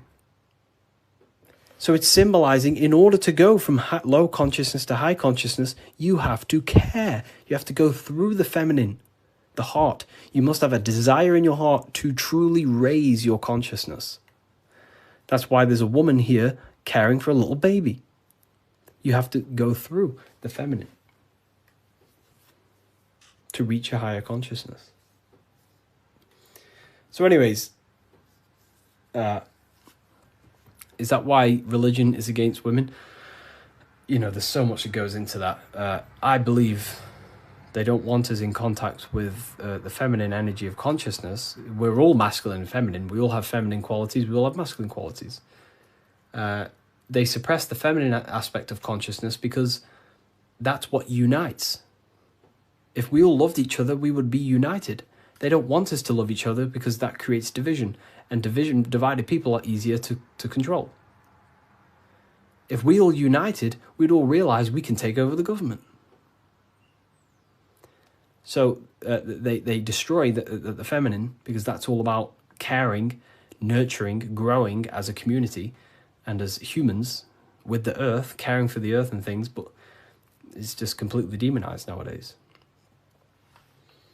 And now it's just a masculine-dominated world. But Freemasonry says that the G is geometry or God. It's all the same. God, what is God? God is a creator. How do you create something? Through the G, you have to care. If you don't care about something, you will not create it. If you don't care about the live, you will take action to scroll away until you do find something you care about and you take the action to watch it. So it's about generating reality. God, which is a G, which is about care, creation. Geometry is the same. It's all about creation. The mathematical codes. But it's all to do with the G principle, the generative principle. If that makes sense. So most words with G are all to do with care, gift. If I gift you something, it's because I care. I have a G. I have a care towards you, and I'm gifting this.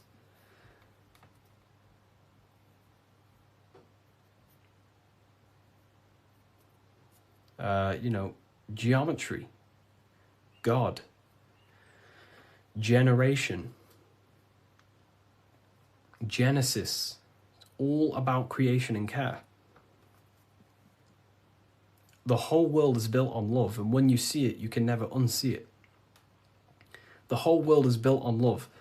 All creation is built upon the principle of love. That's why the earth is called heart.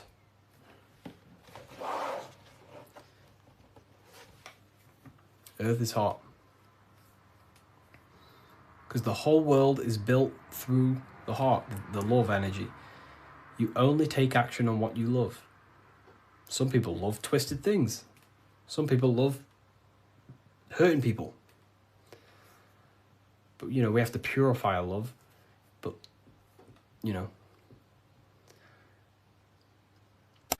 The Book of Wisdom by Harry B. Joseph has really piqued my interest. It's 119 pages of curated spiritual insight. This book has really piqued my curiosity. And regardless if I believe in everything I read out of here or not, I am just so mesmerized by a lot of these topics. It's all, some of them are controversial. Some of them are based in Christianity. Some are not. But it's just a really insightful book. And I'm super excited to check it all out. If you want to check it out too, I'll link it for you. Get your copy. Visit bookofwisdom.com. Geometry. This is the study of nature, of the codes, the mathematical codes behind physical reality. So today we're going to be going deep into geometry and the true esoteric internal geometry, the geometry that no one really talks about, and how geometry relates to human consciousness. So essentially, what we must understand when it comes to geometry, the basics of geometry is everything is vibration. And this vibration is vibrating on a certain frequency. And this certain frequency creates a geometric shape, which is why in nature we see all of these different geometric shapes. All matter takes form in shapes. So if we put sand on a plate and we vibrate the plate on a specific frequency, we see that the sand goes into specific geometric shapes and patterns.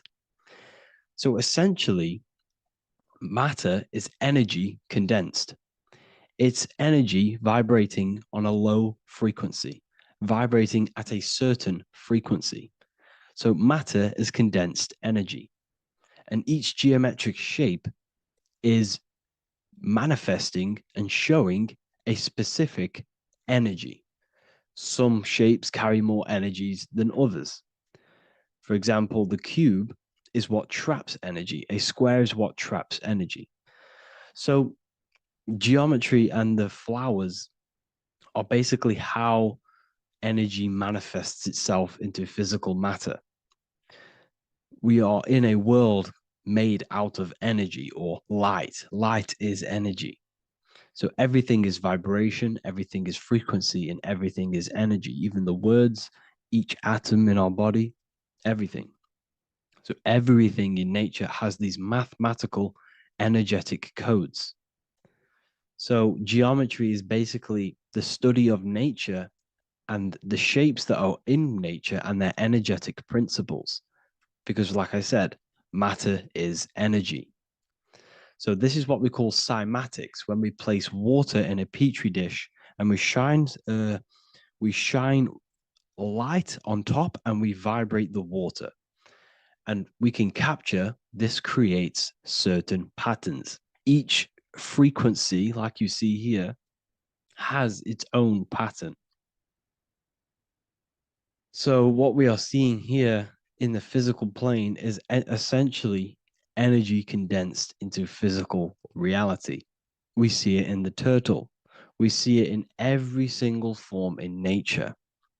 Now, external geometry and normal geometry, we normally get taught that this is God's way of creating physical reality, which is essentially true. However, it's far more deeper than that. Far, far, far more deeper. Okay, so what geometry truly is, it's not God's codes to reality. What we must understand is what the brain truly is. And what we must understand is that we are not in the world. We are not in the universe.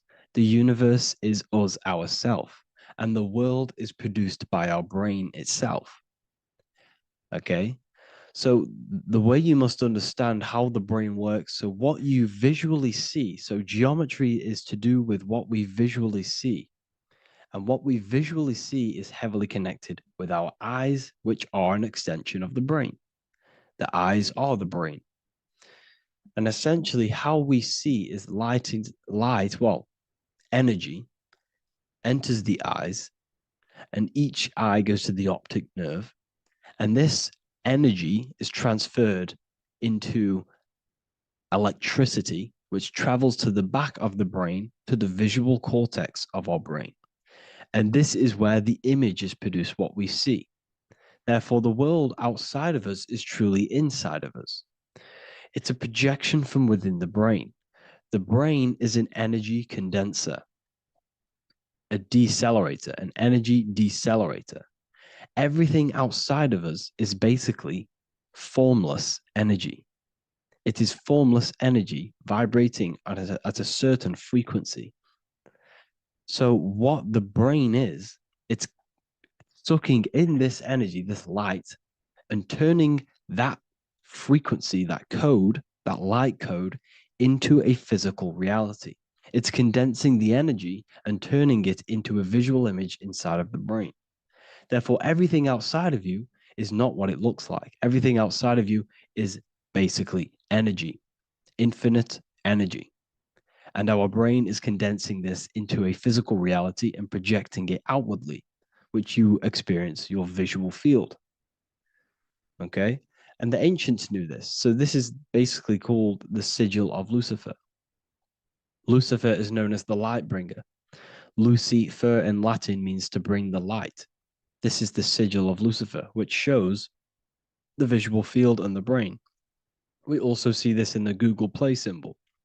It's a powerful symbol showing you the visual field, which is basically a symbol that tells you that reality is inside of the brain. The brain is what produces reality, but consciousness is not produced in the brain. The brain is essentially a consciousness downloader. It's a computer, and it's a reality simulator.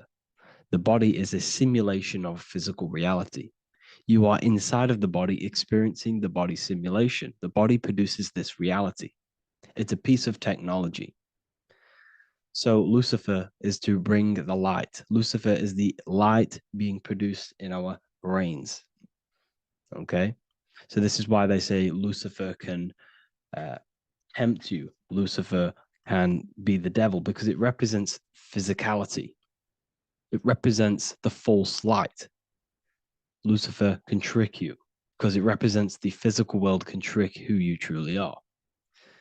So now that you understand how the brain is basically an energy decelerator and it creates and simulates a reality to your consciousness, you are no longer a person in a universe. You are the universe itself experiencing itself.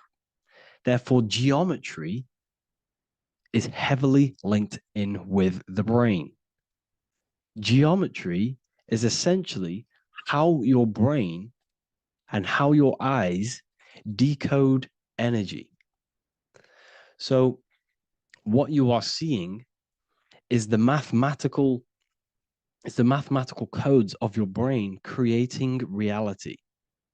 So what they teach you is the external is that geometry is God's way of creating this world, and these are the mathematical codes God's created. But now I'm telling you the internal. This is the truth. Geometry is how your brain mathematically condenses energy and light into a physical reality. So therefore, your brain is a computer program. So now geometry is nothing outside of you. Geometry is not something created by something else. It's created by your brain. Your brain produces these patterns through mathematical codes by breaking down energy into physical reality. And this is why you see geometry in everything around you. This completely changes your view on geometry.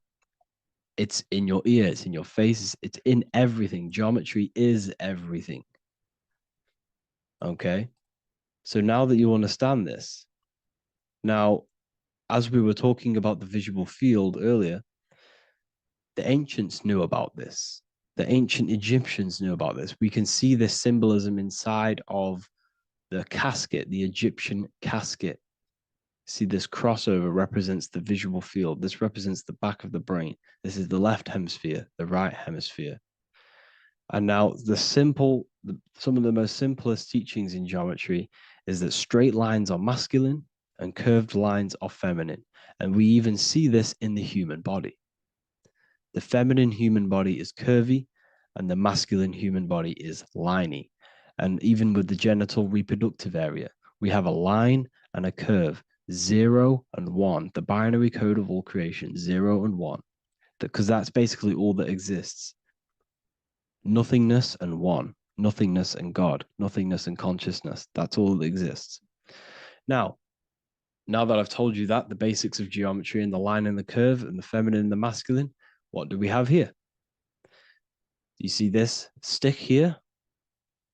This is a curve. And what's the right hemisphere? The right hemisphere is the feminine, the feminine energy, the feminine aspect of our brain.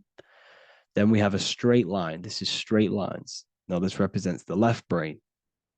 So the Egyptians are showing you the left masculine brain and the right feminine brain because of the curve and the straight line. And this is the visual field, the crossover. So there's a crossover in the brain. The left eye is connected to the right brain. The right eye is connected to the left brain. Okay, so the left eye is connected to the right brain. The right eye is connected to the left brain. The solar and the lunar. So, like I said, everything outside of you is basically energy. Your body is basically a holographic avatar, condensed energy produced by your brain. There's nothing actually outside of you. Your 5 senses are electrical threads of light. And when you touch something, this is basically electrical signals in your nervous system, which are reporting back to the brain. Therefore, what you touch is actually, you're not touching. The feeling that you feel when you touch something is not the true feeling. That's your nervous system you're feeling. You're feeling your nervous system in the brain. It's electrical signals to your brain. So the 5 senses do not decode, well, what you're experiencing as the 5 senses is not outside of you. This is your brain interpreting electrical signals. You don't experience the world, you experience your nervous system and your brain. The nervous system is an extension of the brain. So this is the truth. This is not woo-woo spirituality. This is true consciousness science that I'm teaching you here. Okay? So nothing is truly outside of you. It is a universe. You yourself are the universe, the fabric of the universe itself. The only thing that exists outside of you is essentially energy. That is it. And your body and your brain condenses this energy into reality. So when we look into architecture, why is architecture, the ancient architecture, so important? Because what did I tell you at the beginning? Shapes and physical matter is condensed energy. Each shape holds specific energy. Some shapes hold more energy, emit more energy. Some shapes condense energy. Some shapes transfer energy. Each shape, each geometric shape has an energetic principle because matter is essentially energy. So when we look into cathedrals and the ancient buildings, they were filled with geometric patterns, geometric shapes, because they understood the energy principle. Architecture is basically solid energy. It's physical energy. If we create this pattern here is an energy code. And if you stand next to it, you're going to gain that energy. It's going to be imprinted on your body. So essentially, they filled their buildings with high energy geometric shapes. Points, triangles, pyramids are very, very energetic. This is why you have crystal pyramids made, organite pyramids. They're always in pyramid shapes. That's why the Egyptians built in pyramids, because pyramids hold high energy. They emit high energy. So this is why you see all these different geometric patterns. Okay. So in the real reality, in the energetic plane, this building would basically look like this: lines and grids of energy. Okay. This is what it would look like in the energetic plane, a blueprint of the energy body.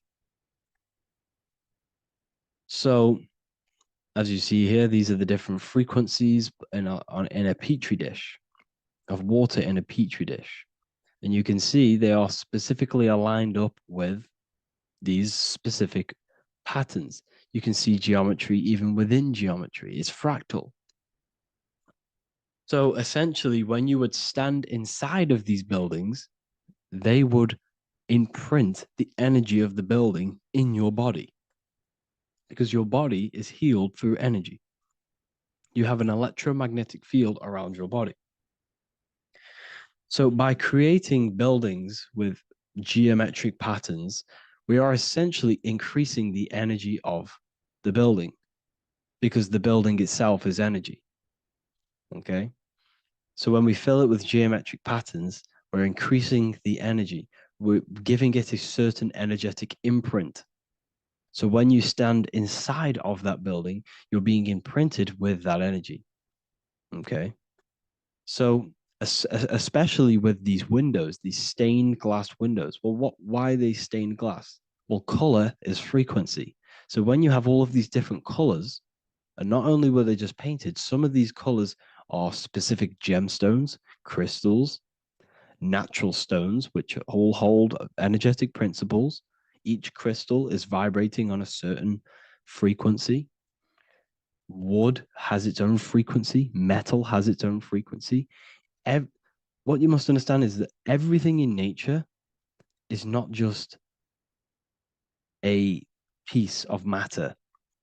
It's vibrating. The atoms of wood are vibrating on a certain level, which give it a certain energetic principle. Each crystal is vibrating. The atoms of the crystal are vibrating on a certain frequency, which give it a certain energetic principle, quality. So each thing, this is why the ancients were obsessed with natural stones, natural things, crystals, natural metals, and they wore different metals, different things like copper on their bodies, because they understood the atoms of these natural things are vibrating, which give certain qualities to you if you wear them. So you're not wearing it, you're basically putting that frequency onto your body, because they understood this is energy. If I put copper on my body, I'm not putting copper on the body. I'm putting the frequency and the energy of the atoms onto my skin.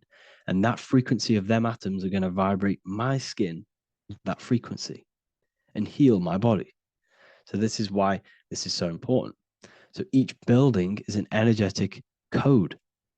Okay. So when you stand in these buildings, it can heal your body. This is why when people walk into these ancient churches, they feel like they've met God. They feel a certain way. They feel so amazing when they enter these churches. They feel holy, for example. It's not because God's there. It's not because these man in the sky dwells in these holy places. It's because the energy of these buildings affect our consciousness. They increase your energy. They raise your vibration. They heal your body. They heal your cells. They imprint the water in your body, especially with these stained glass windows. Like I went a bit on a tangent there, but these stained glass windows were encoded. Well, they use different gemstones, different lights, different colors. And when the sun would shine through this window, well, what's the sun? The sun is light. Light is energy.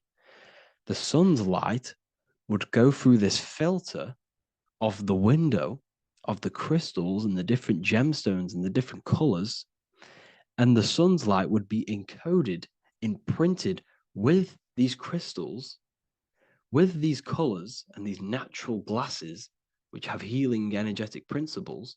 And when you are inside that building, the sun's encoded energy of the window would be imprinted into your body, into your energy field, and it will heal your energy field, and it would heal your body, your cells on a cellular level. Because your body is what? 60 to 70 to 80, some people say 80% water. And water is encoded with vibration. If you say certain things into water, it gives it a specific geometric pattern, like I broke down in the beginning. If you say love to a water and then freeze it, it will go to this. If you say hate, it will go to a distorted pattern. So when you are in these buildings, you're being imprinted by the energetic codes of these buildings, the energetic principles of the windows, of the structure itself. The ancients never used to build in squares. Their buildings, their insides were never square rooms because they understood squares trap energy. They always had pointed roofs so energy can escape.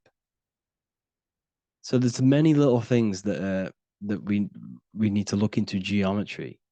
For example, when you see magicians, when you look at ancient magic, why do they stand in circles with different geometric patterns? They use different geometric shapes. Why? Because shapes are energy. They hold specific energy. So when the magician stands in a circle with a pentacle, they're working with the energy of that pentacle. You can work with different energies based upon the different geometric shapes that you draw. And you can use this in your structure, in your architecture, in your work, and it can influence everything. So this is the true geometry. I hope you gained a deeper understanding on geometry and how it relates with you and your consciousness. Like I said earlier, your brain produces geometry. It's basically how your brain decodes energy. It's not God, how God creates this reality. And no, you're in this reality. You are the reality itself. Your body produces the reality. Therefore, geometry is one with you. So therefore, if I play with the geometry of the buildings, for example, like the government have, everything's in squares. If you look outside, everything's a square, everything's a rectangle.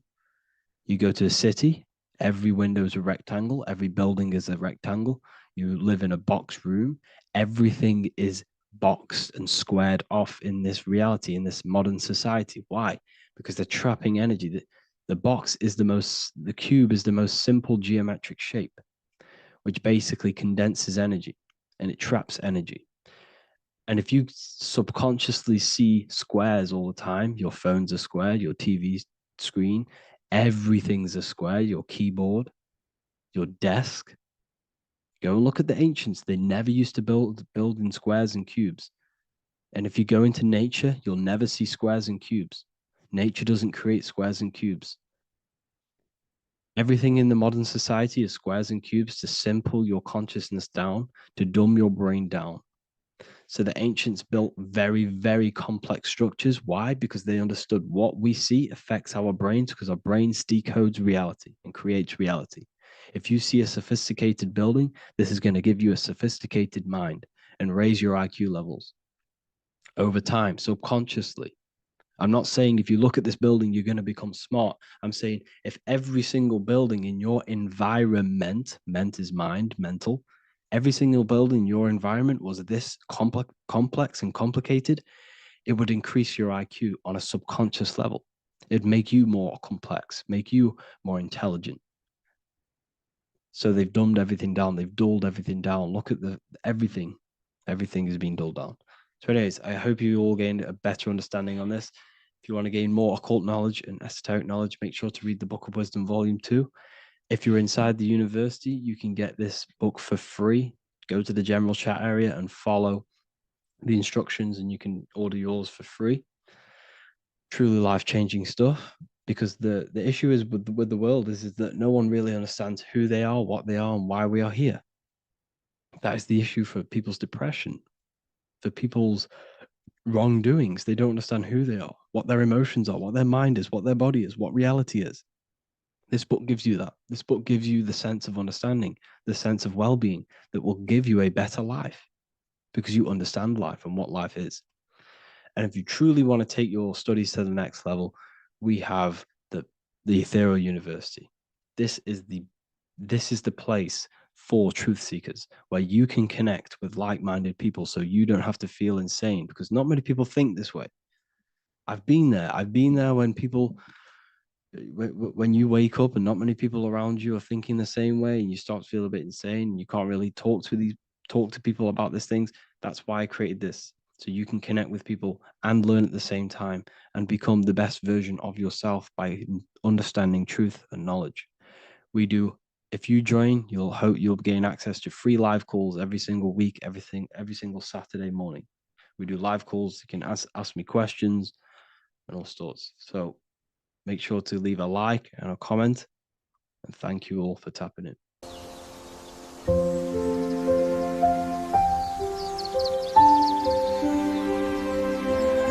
bookofwisdom.com.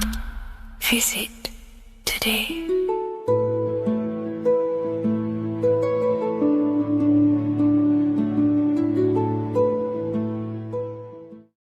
Welcome to Revival of Wisdom. Welcome people, we're back with another video. Please make sure to hit that like button, subscribe, and turn on notifications to never miss a video.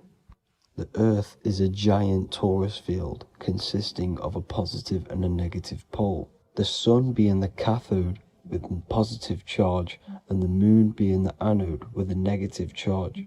This is why the Sun rules over the day, giving you lots of energy, and the Moon taking your energy from you, making you go to sleep. Now, the plane that we live on is called the plane of inertia. And at the center of this plane of inertia is the North Pole. This is where the two electromagnetical energies meet. Now, this is where the most electromagnetic energy is stored. This is why all compasses will point north, because it's the most magnetic place in this reality. So the Sun and the Moon is spinning around this center point, which is stirring the ether of this reality and making everything move in circles, meaning this is a cycle. Everything's recycling itself. It's an organic simulation. The ancients also knew about this sacred land at the center of this reality, known as the North Pole. As you can see on this map from the 1500s of the North Pole, you can see 4 islands around this center black rock. Ancient civilizations like the Mayans, the Buddhists, and ancient Chinese also depict these 4 islands. The endless symbology of these sacred lands at the center has been going on for thousands of years.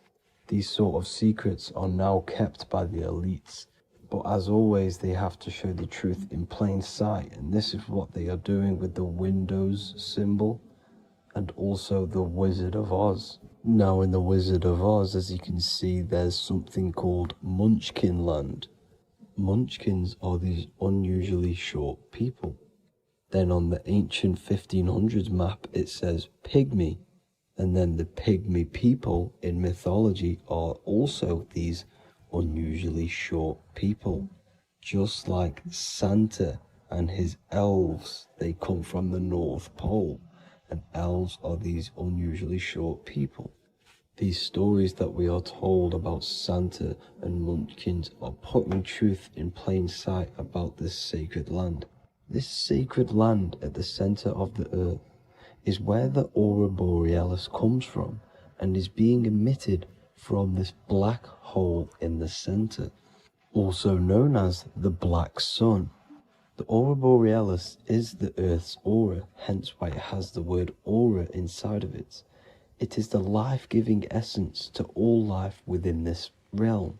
As this dualistic reality we live in consists of both physical and spiritual, the black sun is like our sun for the spirit. It's our spiritual umbilical cord, connecting us to the spirit realm. And the rising sun is the opposite. It's our sun for our physical 666 carbon suits, known as our human body, our physical aspect. As it states in the 40,000-year-old emerald tablets, deep in Earth's heart lies the flower, the source of the spirit. The flower of life is as thine own place of spirit, and streams through the earth as thine flows through thy form, giving off life to the earth and its children. So the North Pole is the core of this spiritual reality, and the closer you get to it, the more spiritual and lucid it becomes. So the elites have covered this up in order for us to forget the true nature of this reality.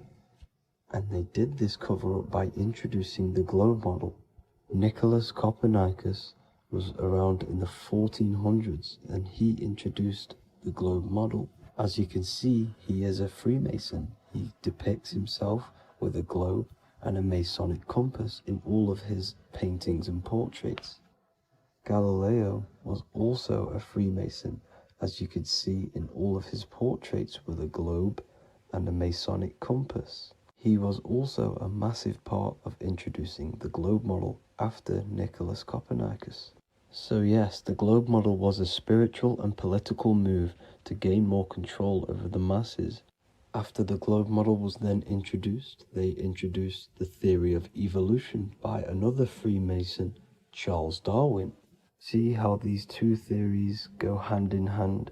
They both degrade humanity, and they make you confused of where we actually came from. By hiding the true form of this divine creation and hiding the true power of each and every one of us, they maintain control over the masses. Now this is order out of chaos, known to be the 33rd degree slogan of Freemasonry. Now this is the Masonic cosmology, and as you can see, you have the checkered board for the duality, the 5-pointed star for the 5 elements, the 4 corners for the 4 pillars, the all-seeing eye, which is Polaris, the sun, the moon, and the 7 stars.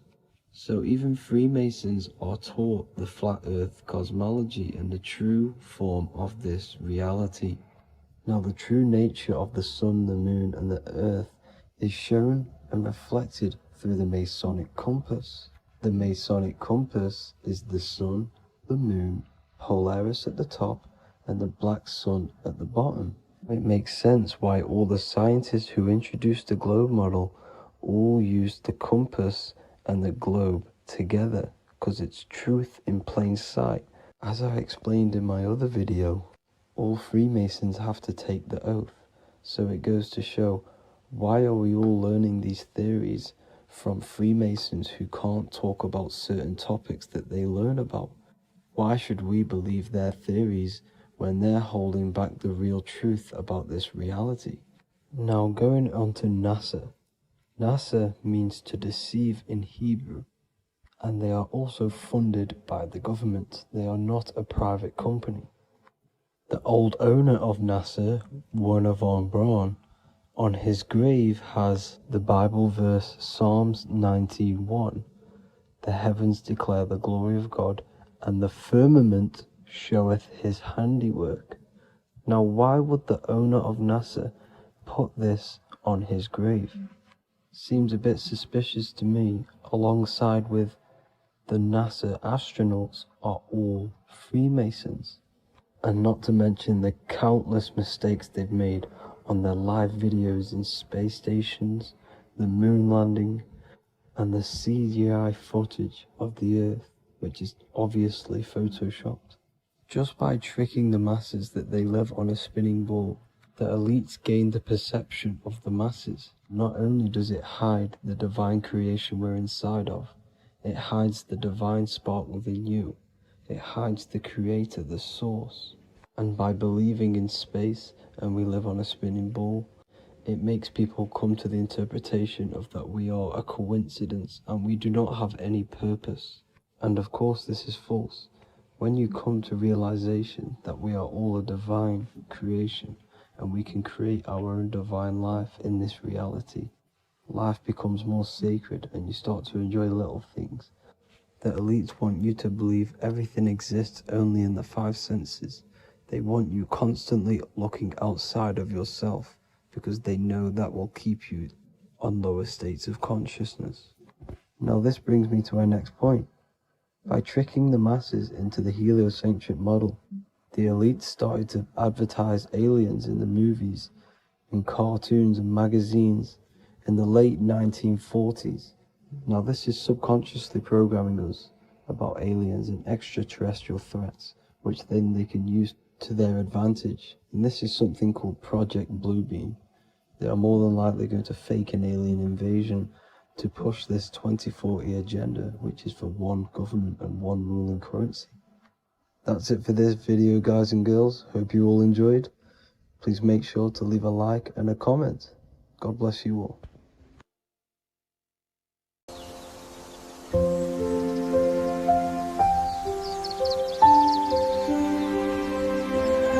bookofwisdom.com. Visit today.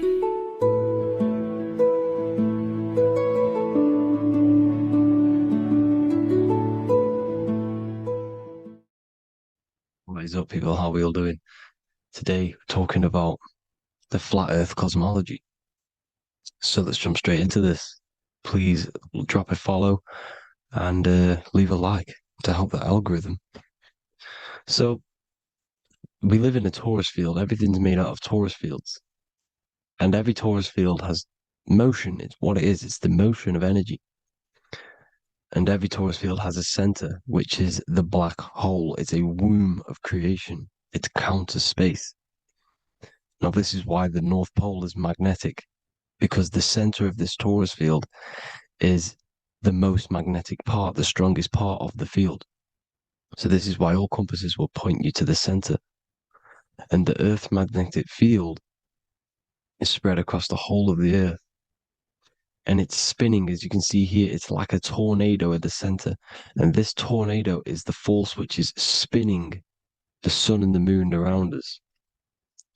You got the sun, the moon, Polaris, just like in the Masonic cosmos here. The sun, the moon, Polaris, the all-seeing eye. Now we'll get into Polaris a bit later, but the sun is the magnetic force. Sorry, is the electric force, because every field is electromagnetic. Now, the sun is electric. It's positively charged. It's going to give you energy. It's feeding energy. The moon is more magnetic energy, which is taking your energy away from you.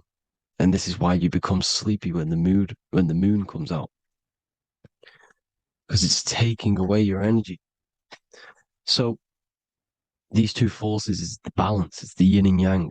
It's the balance. Everything in this creation is balanced, because the torus field is the Earth is the plane of inertia, the 0 point within the field, because physical matter is a result of two opposing forces equalized on the plane of inertia. And that is where matter crystallizes into physical results. And this physical plane is the plane of inertia, planet Earth. And at the center of this plane is the black hole, the womb of creation. And outside of this black hole gives birth to light. So the torus field is constantly rotating, going into counter space, the black hole, and then out of counter space gives birth to the white hole, white light. You see?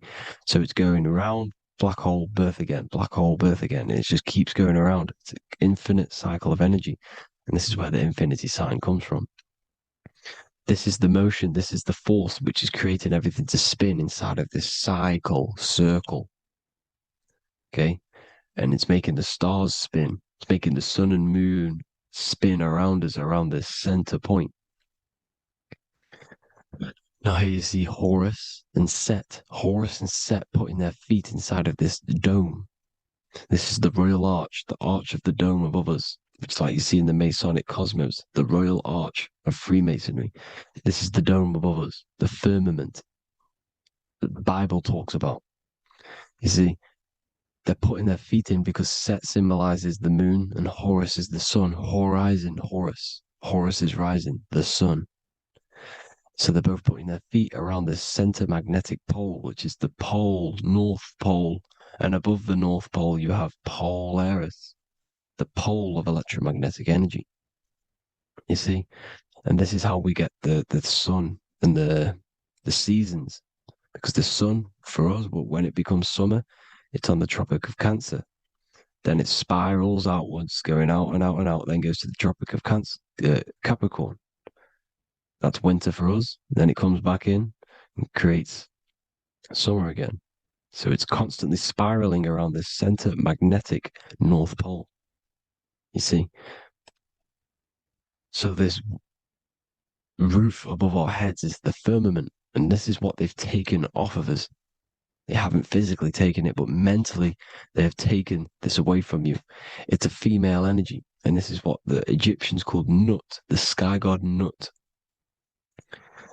And this is the womb. We are inside God's creation, God's womb. And the woman's womb, when she has a baby, is a microcosm of this, because everything inside of this creation is macro.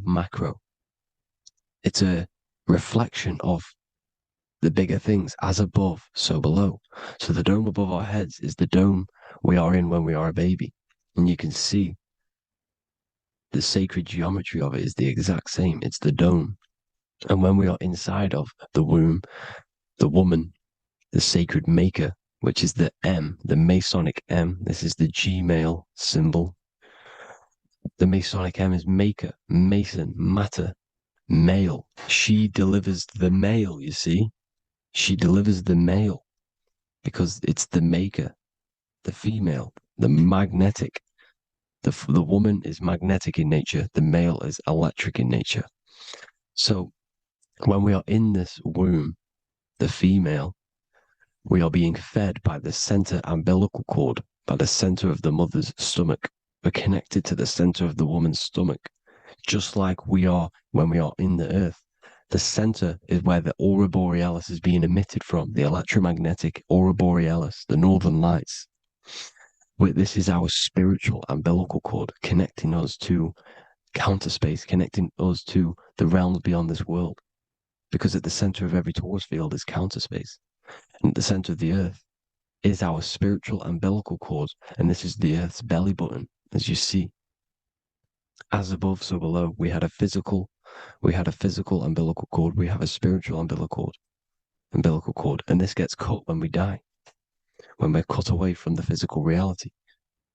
You see, here's the ancient Egyptian tablet showing this female. You can see the hair, it's a female above us, because the female energy is nurturing, helping, looking after. And that's exactly what the dome is. It's protecting us. It's the Ark of the Covenant, the Ark covering us. You see? And this is what they've taken away from us. By you believing in space, it completely destroys the idea of this being a sacred creation. They've taken the roof off your head, whether if you believe in space, you believe that there's chaos, there's planets, there's asteroids that could kill us at any moment. But this isn't true. They've made you fear your own creation that you're inside of. They've made you fear what's above you. You see, and it's to hide the power of astrology, the power of the lights in the firmament, which are constantly flowing through the ether. These powers which are above us are sending rays down to the earth, which are influencing our psychology and how we behave. And this is what astrology is. It affects human consciousness. It interacts with our consciousness. And there's a different energy every day because the planets are in different houses, different alignments. And this is, we'll go into this a bit deeper later on. So the world tree, this magnetic North Pole, the pole of electromagnetic energy, was symbolized as a tree, the great tree at the center of the earth. You see? And this tree is symbolized everywhere. You can see here how the center person, this Egyptian person, is holding up the sky. This is the North Pole, the hyperboloid, at the center of every torus field. And this tree was in the Mayan cosmology. This is an ancient depiction. This is the torus field. Here's the plane of inertia. Here's the center tree. Here's the tree in the center, the magnetic North Pole, the woman holding the stars.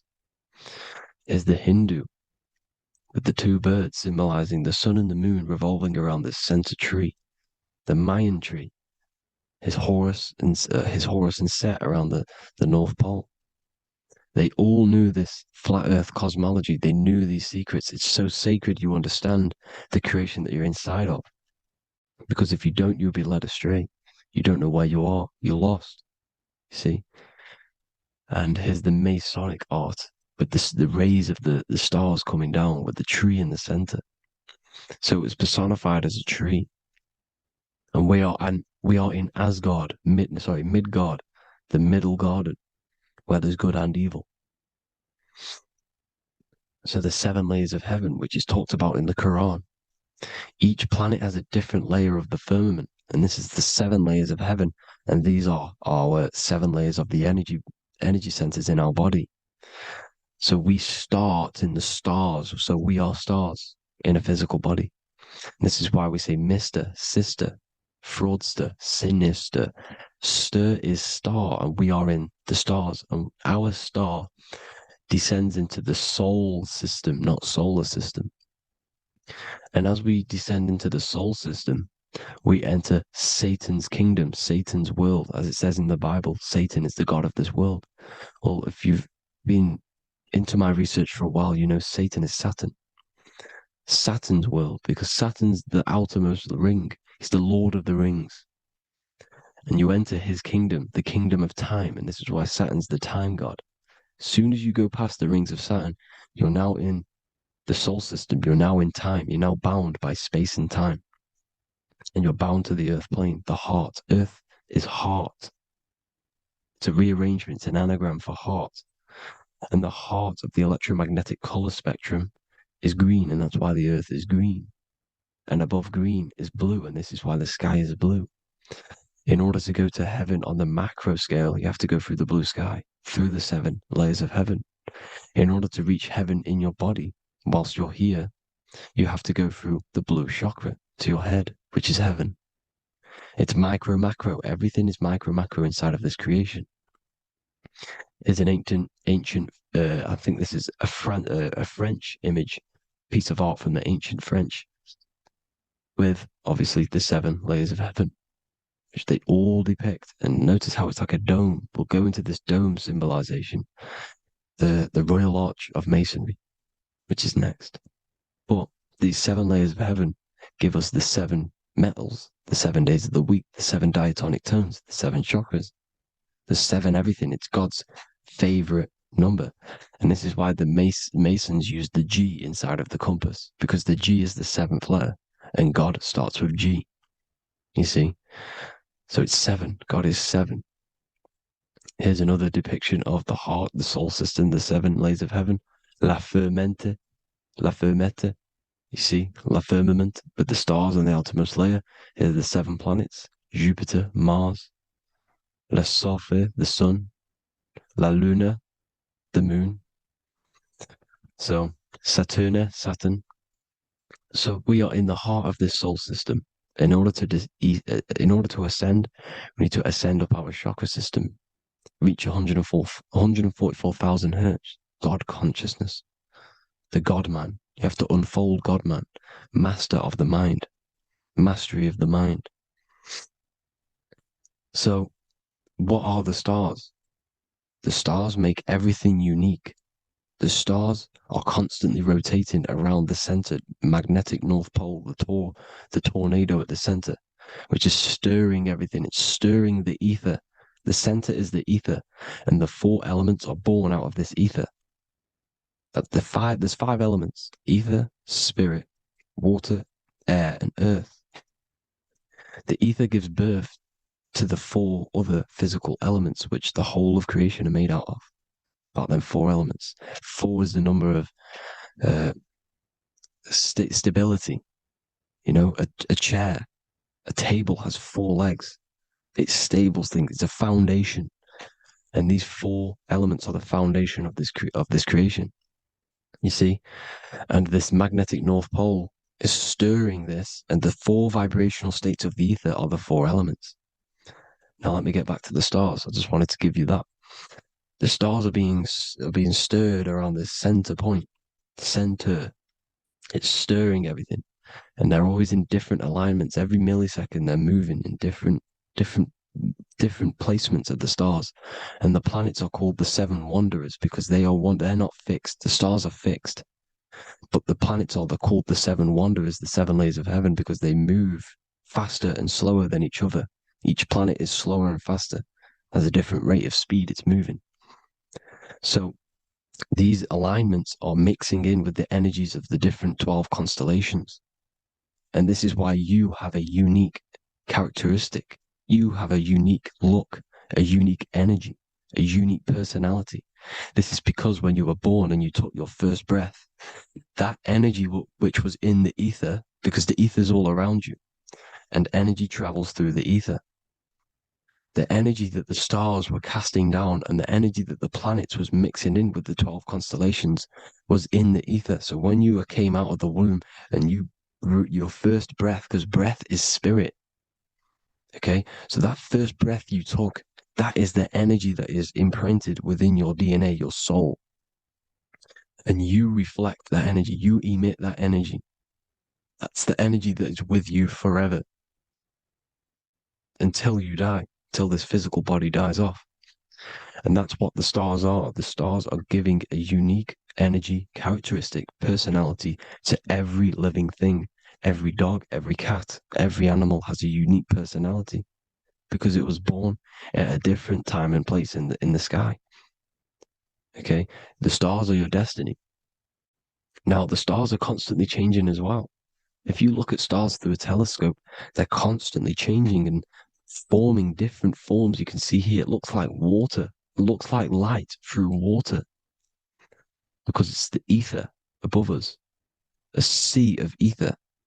And this light is being emitted through it, and it's just constantly changing, giving different energies, each star. So this is why this is what the zodiac is. It's the expression of energy. It's the expression of the stars. And each constellation has many different personality, different energies, different traits. Each planet has different traits, depending where your planets are, depending what energies you hold.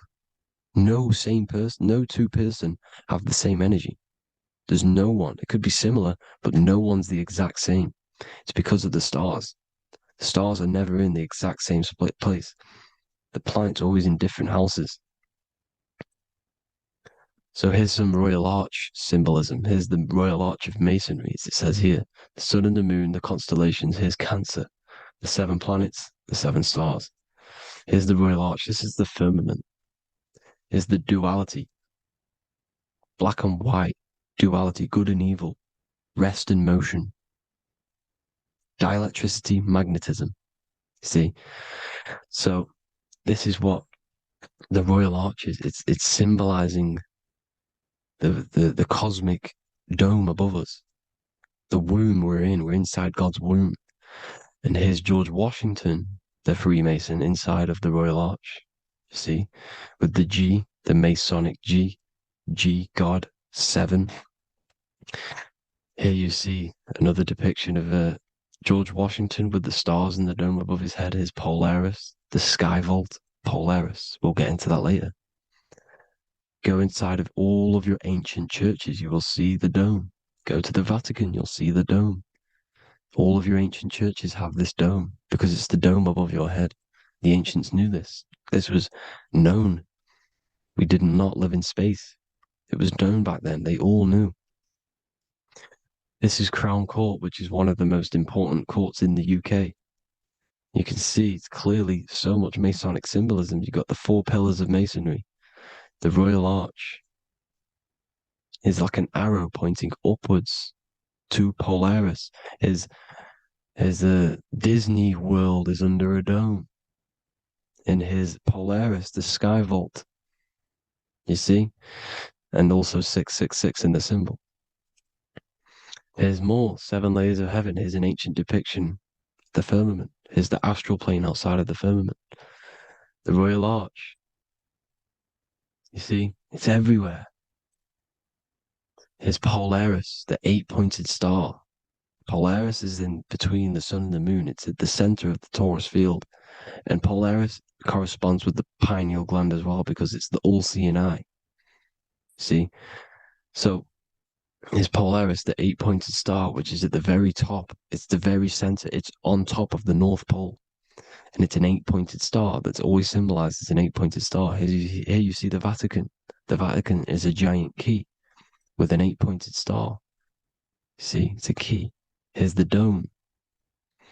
Here's the Space Delta, the USA Space Delta logos. Here you see the Egyptian god looking from the center of the North Pole, looking upward to an 8-pointed star, Polaris. An arrow pointing up to Polaris. Here's another, the bear holding a key with an arrow up to Polaris. 7 holds the key to Polaris. Here's an eagle holding a key above the North Pole to Polaris.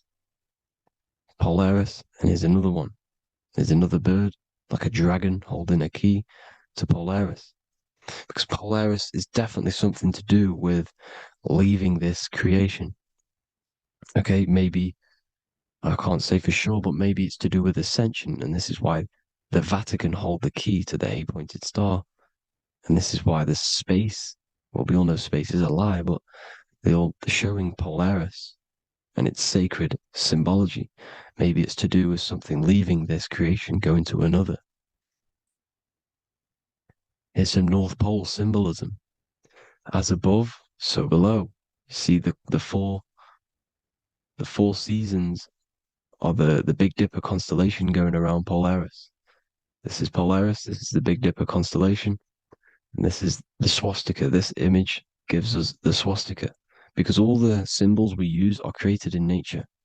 They're created somehow in nature. This is how we get them. As above, so below. This is the map of the North Pole with the 4 rivers, looking like the Big Dipper constellation.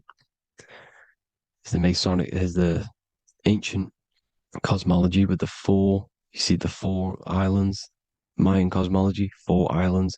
This is the alchemical symbol for Earth, 4 sections. The windows, because the center of the North Pole is a window to another dimension. The 4 lucky 4-leaf clover, which is supposed to be lucky. It's truth in plain sight. And here's Hitler looking at 2 flat Earth maps.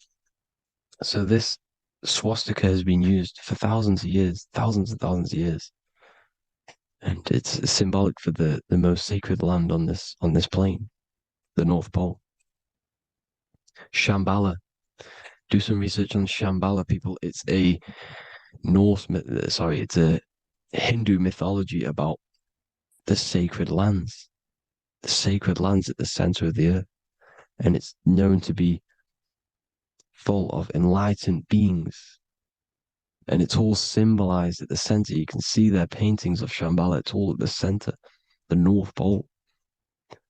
And it's known to be the most godly place ever, because it takes you to a portal to the higher places. And maybe this is something to do with Polaris, connecting you to this sacred land at the very center. But anyways, people, thank you all for tapping in. Hope you all learned something. Have an amazing day. Please follow, subscribe, like, all the links in the description for the courses, the PDF. Please have an amazing day. God bless.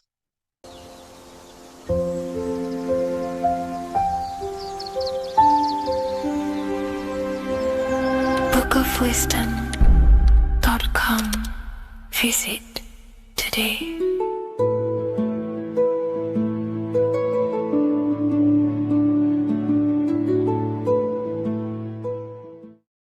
What if God is not watching you every move, not judging every mistake that we make, not deciding in real time who goes to heaven or hell? What if reality does not work through God micromanaging everyone in his creation, but through a law? And what if you are not separate from those laws, but an active expression of them? Once you understand this, everything in your reality will shift. The idea that God micromanages everything and does everything by himself to hold up his creation is illogical. It makes no sense. There are billions of souls and living people in this world. There are plants. There's no way there is an intelligence out there micromanaging everything. If you die and pass on, there's no one waiting in a queue to be judged by God. This is totally, just religion creating up their own version of the Bible or whatever holy book it is. We have to remove that system out of our mind that's being heavily implanted into us. If God were personally judging every soul the moment they died, there would be an endless queue of people waiting to proceed, punish, or rewarded. Reality does not operate like a courtroom with a single judge overseeing every case. Instead, reality operates through systems, through structure, through law. God does not intervene moment by moment. God sets laws into place, and creation unfolds by obeying them laws automatically. Think of like a video game. Reality works like a code, not a control. When someone creates a video game, they do not sit there creating and controlling every character, every movement, every outcome. They write a code.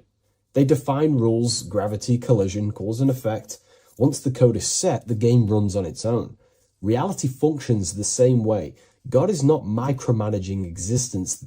There are laws that were written into the fabric of reality itself, and everything operates through them. And these laws are not just in the fabric of reality, like I just said. They're literally ingrained into your own mind. Your mind cannot escape these laws, are pretty much creating everything you call life. We see some of these laws in nature. This is where geometry becomes important. Geometry is not random decoration in nature. It is a law made visible. Spirals, symmetry, ratio, structure appears everywhere because geometry follows rules. These rules govern how plants grow, how crystals form, how cells divide, how planets rotate around the Earth, never ever falling off track. The sun rotates around the Earth. The moon rotates around the Earth. What is the order? What is the law that these intelligences are following? Why do they never distort? Why do they do the exact same thing every day and never fall off path? There is an order. And in fact, the word cosmos comes from Greek, and the word cosmos in Greek means order. This is why we call cosmology or the cosmos, the universe. It is order. It is an ordered, structured creation which contains and recycles and regenerates itself. For example, if we look at the Fibonacci sequence, this sequence is a code written into nature. It's not just decoration. It is an instruction into plants, into everywhere you see the Fibonacci, which is right there in your hand, the Fibonacci sequence. The pattern governs how things grow in the most efficient and sustainable way possible. Leaves, flowers, shells, trees, hurricanes, and even galaxies follow this sequence because it allows growth without collapse, overlap, or waste. The reason the Fibonacci appears everywhere is because it's the law of balance. Each stage of growth builds the one before it. Nothing is forced. Nothing is micromanaged. Growth unfolds naturally because the rule already exists. Without this law, nature would not sustain itself. Plants would block their own light. Branches would compete instead of expand. They would all be fighting for space. Systems would collapse under their own complexity. The Fibonacci solves this by allowing infinite expansions while maintaining order. This is what an actual law looks like in action. A single principle set once, creating harmony across all scales of existence. Nature does not think about how to grow. It follows the code on a subconscious level. And because the code is perfect, growth appears intelligent. This is the same principle that governs reality itself. Without the Fibonacci sequence, plants would be fighting for space, fighting for light, that it would be pure chaos. The reason why there are laws in place is because it allows everything to self-sustain itself, to grow infinitely. These laws, such as the Fibonacci sequence, is pretty much a code to ensure that plants, nature, are eternal and they keep recycling themselves without a being micromanaging these things. Just like how your body works. Your body is running off subconscious programs. You don't tell your heart to beat, you never have. You don't tell yourself to breathe, you never really have. You don't tell your digestive system to digest food. These laws are already in place before you even become conscious as a baby. Who is the one telling your body to grow, to regenerate itself when it cuts? Who is this intelligence? What is this intelligence? Well, this is what we call the universal subconscious mind. The universal subconscious mind, the same power that is making the planets rotate around the earth, the same power that's telling the seed to grow into a plant, the same power that turns your cut into a scab, then into skin, is the same power that is running your heart, that is telling your lungs to breathe. We're all interconnected with this universal subconscious blueprint which sustains reality and creation itself. It's a self-containing system. Now that we've gone over some of the basic stuff, but you see where I'm trying to come from now. There are laws you cannot escape, and one of them laws would be cause and effect. It's impossible to escape this law. It is too powerful for your consciousness to actually escape cause and effect. Every cause will produce an effect, and every effect will produce a cause. It is an endless, infinite circle or cycle. It creates everything in your reality. The way I like to use cause and effect is before I make a decision, I know I'm trying to push my life towards who I want to be, towards my higher mind, but towards my goal. So every decision I make, let's say my friends contact me and say, do you want to come out? Let's do this. Let's say it's, something that's just going to waste my time and it's not very important. Of course, it's good to have time with friends, but let's say it wasn't important, for example. Before I make any decision in life, I say, well, what is this cause going to affect? Is that effect that this cause I'm about to decide on going to push me towards who I want to be, where I want to go in life, or what I want to achieve? Is it pushing me towards who I want to be? If it's not, I will not take that action. I will not produce that cause. I only take actions that I know are going to make positive effects. Now, of course, there are things we can't control, but we can minimize these things. I only take causes, which is just an action, if I know the effect is going to benefit me. I know sitting here, making videos will help me produce value for the world and for yourself, and to help people awaken to these things. I know by this is the cause, this is going to benefit humanity and help people awaken even more, because that's all I want to do. I want to help people, provide value, to change people's lives. Another law that you can't escape is obviously time. You can't escape these laws. They are eternal principles that were set into place by some sort of intelligence. We live inside them. We express them. We are shaped by them. But you are not separate from creation standing outside the system. You are geometry. Geometry is right there in your hand. That's the Fibonacci sequence. You are the law made conscious. You are thought crystallizing into experience. Every object, every person in your reality is pretty much an externalization of your mind. The friends that you have a similar thought process to you, or they maybe have similar thoughts to you, or similar things that you both like. Your friends are mirrors of yourself. Reality responds to you because you are part of the same structure that governs everything else. Thought becomes action, and action becomes consequence. Consciousness shapes your environment. This is not punishment or reward. It's simply just reflection. It's either punishment or reward depending on how you perceive things in your belief system. Everything you experience is neutral. It's just your mind's perception on whether it's labeled good or bad, because that's what the mind likes to do. It likes to think it's in control. But in truth, if you just observed it without the mind, just with pure awareness, it's neutral. So there are mainly 8 laws that govern your reality, and I've talked about these before in a previous video on my YouTube. This is what creates the seed of life. The seed of life is 8 circles, and each circle represents a law, and these individual circles come together to create a geometric form, which is a flower. So it's symbolic of how nothingness turns into something. When geometry comes together, it creates physical matter. And the reason why they're circles is because circles represent something that is invisible, something that cannot be measured, such as a thought or a law. Anything that is considered spiritual or unseen by the human eyes is symbolized as a circle inside the occult traditions.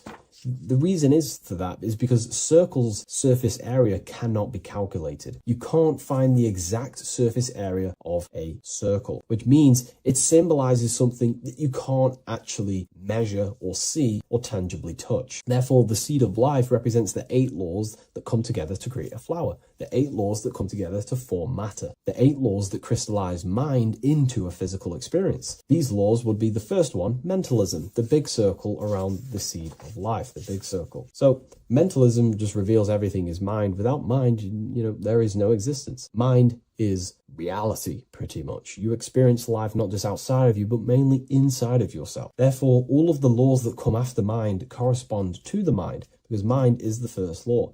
The second law will be vibration. Every thought has its own vibration, and you attract to you the thoughts that you put out based on the vibration. If you think negative, low vibrational thoughts, you will receive back to yourself more negative thoughts. If you think positive, you will receive more thoughts. If you think about football, you will receive more thoughts based on that vibration that you put out into the mental field. The third law would be correspondence. Everything corresponds, which means everything is just a reflection of something. Your reality is an externalization and a reflection of your mind. The things that you possess, the things that you've achieved, all comes from the internal mind. Everything corresponds to everything. As above, so below. Your reality is just an externalization of the thought loop that you live in every day, because thoughts work in cycles.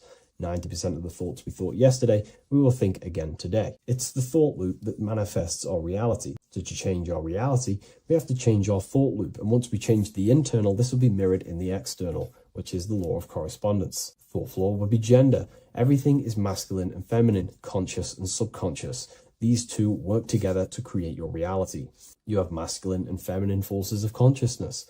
Masculine forces of consciousness would be physical actions, willpower, thinking. Feminine forces of consciousness would be intuition and imagination and emotion. These are all aspects of the mind, the first law. The next law would be cause and effect. Very simple. We went over that earlier. Every cause produces an effect, and every effect will produce a new cause. It's an endless cycle. The next law would be rhythm. Rhythm is everything is in cycles, like I just said, day and night, winter, summer. The universe works in cycles.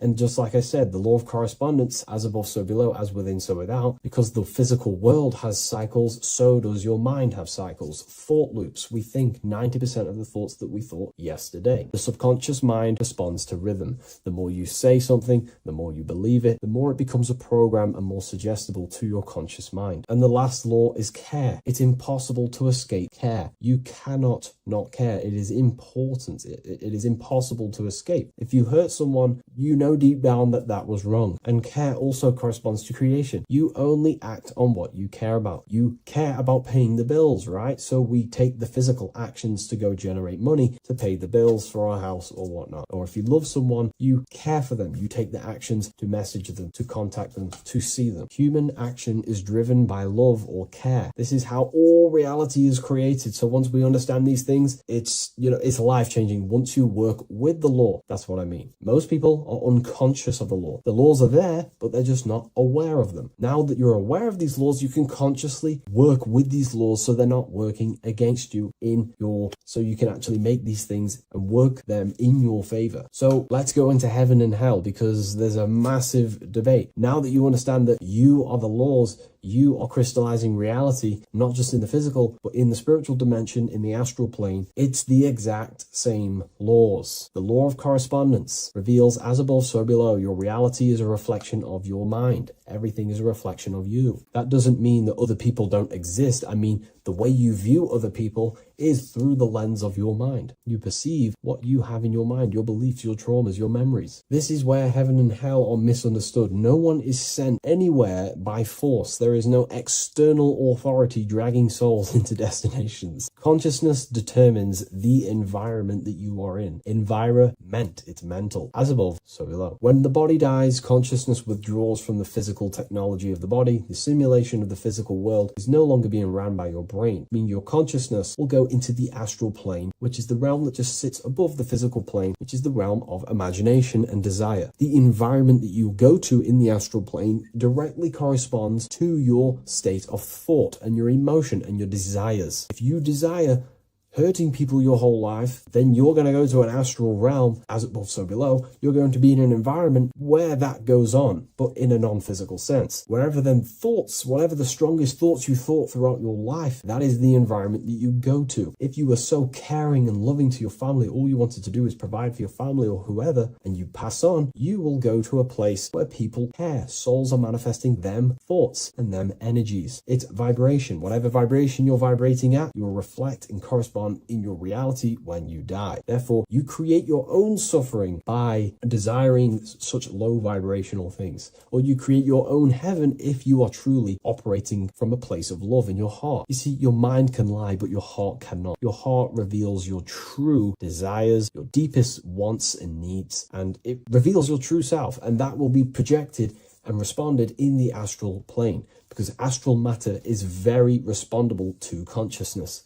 The physical plane is not really. It takes a longer time for things to be manifested in the physical plane. But in the astral plane, whatever you think, whatever you desire, it instantly corresponds to your reality there. So God does not micromanage everything. The law does not judge, it simply reflects. The universe is made of laws. The Emerald Tablet of Thoth even mentions this. He says, the search for the laws that governs man's life are an eternal mystery. Man is always forever searching for the laws that govern his existence. This understanding now changes everything in your reality. It removes fear-based control, it removes blind obedience, and it returns responsibility to where it belongs, to you, your consciousness, yourself. You are not being watched, you are not being mirrored. Reality is not punishing you, it is responding to you. Once you understand that God works through law, not micromanagement, you stop waiting to be saved, judged, or condemned. You realize something far more powerful. You are not separate from creation. You are participating in it. You are the universe experiencing itself. What a fabulous video, and I really enjoyed this today. Please leave a like, comment, and share on the video, and I'll see you all in the next one. And if you wish to get this book, there is a link in the description. Have an amazing day, everyone. Take care. There's an ancient symbol hidden in plain sight, one that holds the key to transformation, power, and unlocking your true potential. It's been used for centuries by mystics, rulers, and even modern science, but almost no one understands its true meaning. Once you do, it will change the way you see yourself and the world forever. Stay with me, because this could be the key to your own awakening. The symbol of the snake, or the serpent, is a very powerful symbol that refers to something within you, that we all are on this journey. So first of all, we see this symbol in ancient Egypt on the top of the pharaoh's head. We also see this with Buddha, with the snake on top of the Buddha's head and below. We also see this in Rome, with the Roman god Mercury holding the staff with the snake. We see this in Adam and Eve's story, with the snake tempting Eve. We even see this today on the medical facility. What does this mean? Why is this symbol being used for thousands and thousands and thousands of years? It has a very deep esoteric meaning. We see this in the caduceus staff, and we even see the snake representing the kundalini. What does the snake actually mean? A lot of people think it represents the kundalini, which it does. However, there's a deeper interpretation of this symbol, and it goes very far beneath the surface of what the snake actually represents. Okay? So first of all, when looking at symbols, we need to observe what the snake does in nature. The serpent sheds its skin. The serpent shedding its skin is a sacred symbol of an inner transformation. It transforms from its old self to a new self. It sheds layers of itself. As the snake discards its old exterior, it mirrors our own journey of realizing outdated beliefs and patterns, paving the way for a renewed, authentic self on the esoteric path of awakening. Essentially, it represents transformation, but not transformation of our physical bodies, transformation of our inner world. Now, this is where things get a little bit tricky, and you may become a little bit confused, but I'm going to make this very clear for you. The snake symbol, or any symbol, can be used for different contexts. For example, the kundalini. We see the snake representing the Kundalini. We all know that energy can't be destroyed, only transferred. Like I said, this is a transferring of energy. It's a changing, a transforming, shedding its skin. It represents transformation. Sexual energy is energy, and we can transform the sexual energy into a Kundalini awakening to activate dormant brain cells in our brain and to activate the human light body, which is the spirit. We can cultivate, save, and retain our sexual energy, transmute it up the spine to activate the brain. This is a symbol of transformation, of energy in this context. However, when we go to the emergency services, this does not mean the same thing as the Kundalini. The snake in this context represents transformation of health. When we are picked up by the emergency services, we are looking for a transformation. We are unwell, and now we need to transform to well-being. This is why they use this symbol. It represents transformation, especially with the pole and the snake climbing. It's climbing, it's transforming from the bottom to the top, shedding its skin, shedding old layers, transformation. We see this in the Bible with the snake tempting Eve to eat the apple of the tree of knowledge of good and evil. Well, what does this mean? Where's the transformation in this? Well, this is a very hidden one. The transformation takes place in Adam and Eve's consciousness and their mind. They go from a pure, whole state of consciousness, from being tempted by the snake, and they eat it and they transform into knowing the good and evil, into the dualistic ways of thinking and the dualistic meaning of this world. Let me rephrase that. They understand the dualism of this world, and they now understand the two good and bad ways of thinking. They know the knowledge of good and evil, of duality. They shifted from a whole state of consciousness into their consciousness being split into good and evil. This represents the journey of every single soul that incarnates into this world, including yourself. When you were a child, you were whole. You had no understanding of good and evil. But as you grew older, you eaten the fruit. You grew to understand the knowledge of good and evil. Your consciousness split from a whole into a separate and divided way of thinking and divided understanding of the world. We suppressed aspects of ourselves to fit in with society norms. And we just limited ourselves with limiting belief systems. We knew the knowledge of good and evil. Our consciousness split from a whole state. This is what Adam and Eve is symbolic of. We see this with the Roman god Mercury, with the snake. Mercury represents intellect, communication. He's always flying in the air, which represents the air, the mind, the intellect. He's holding the snake to represent transformation of the mind. This is what we call mental alchemy, turning base metals into gold, turning the unenlightened aspects of our mind into enlightened ones, turning our negativity into power and control. We see this with Buddha, and Buddha is all to do with transformation of the inner world, transformation of the mind and the soul and the emotions. And it also represents the Kundalini. We see this in ancient Egypt. We always see the snake on the head, representing the place where the third eye is, representing the intellect or the mind's eye, the third eye, whatever you want to call it. This is the place of the invisible intelligence within us. This is our mind or intellect. And this is the transmutation of the mind.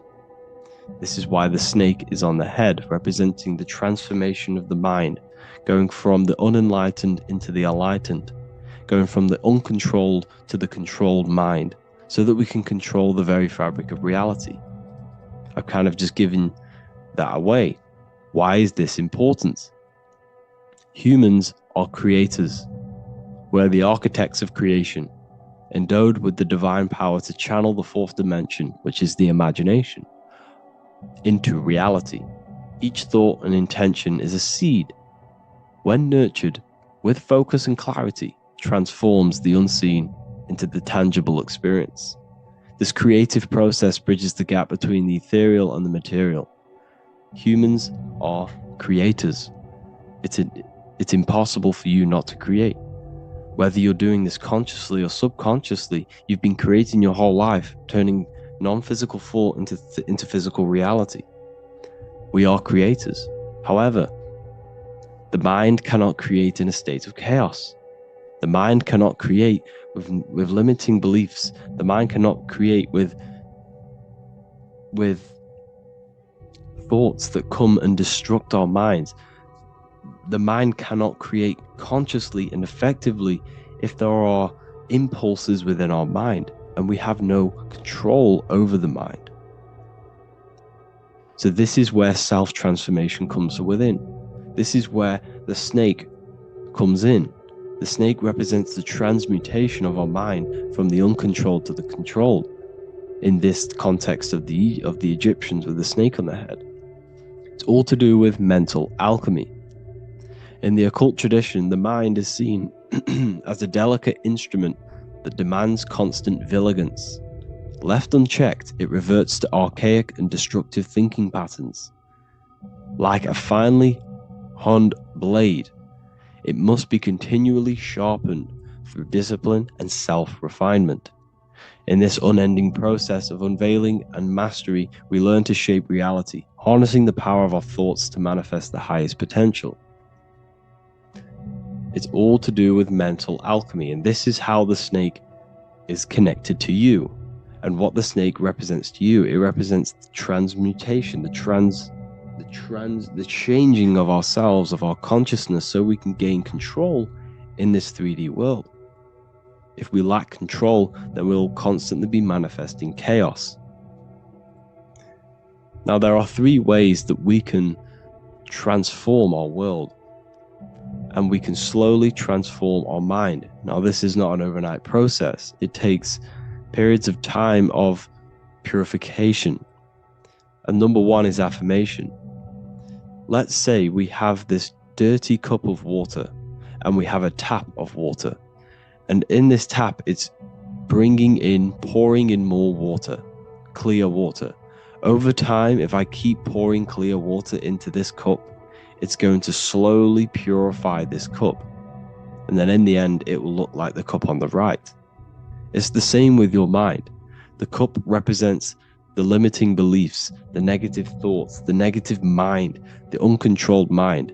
But if we keep repeating affirmations over and over and over again, such as I am disciplined, I am powerful, I am limitless, over time this can purify our subconscious and we can gain control over the mind, and we will become conscious of the thoughts that we are giving attention to. The second way is meditation. Meditation allows one to develop an off switch for the mind, providing a sense of control over it. Over time, we gain the ability to filter our thoughts and become more conscious of the ones we choose to engage with.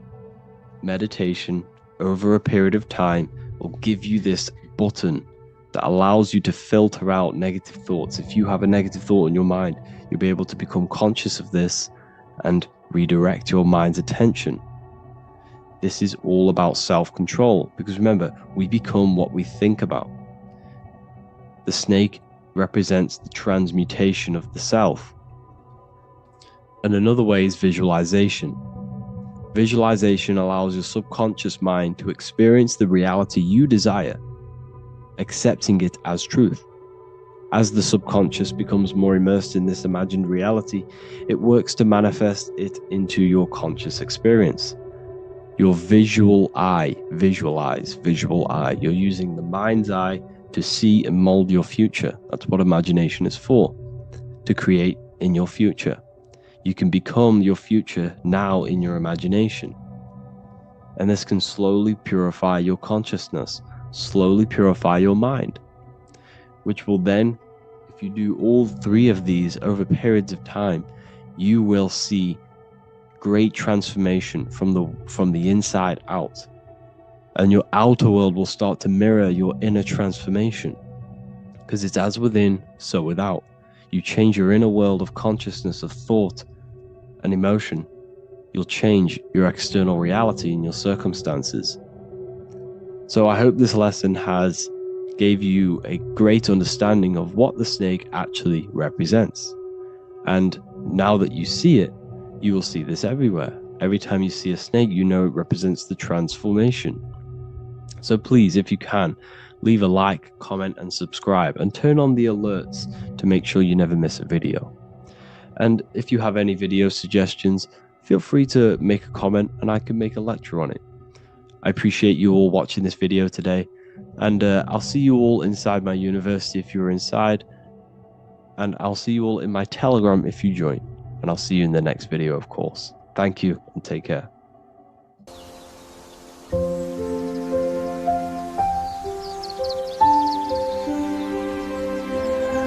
bookofwisdom.com. Visit today.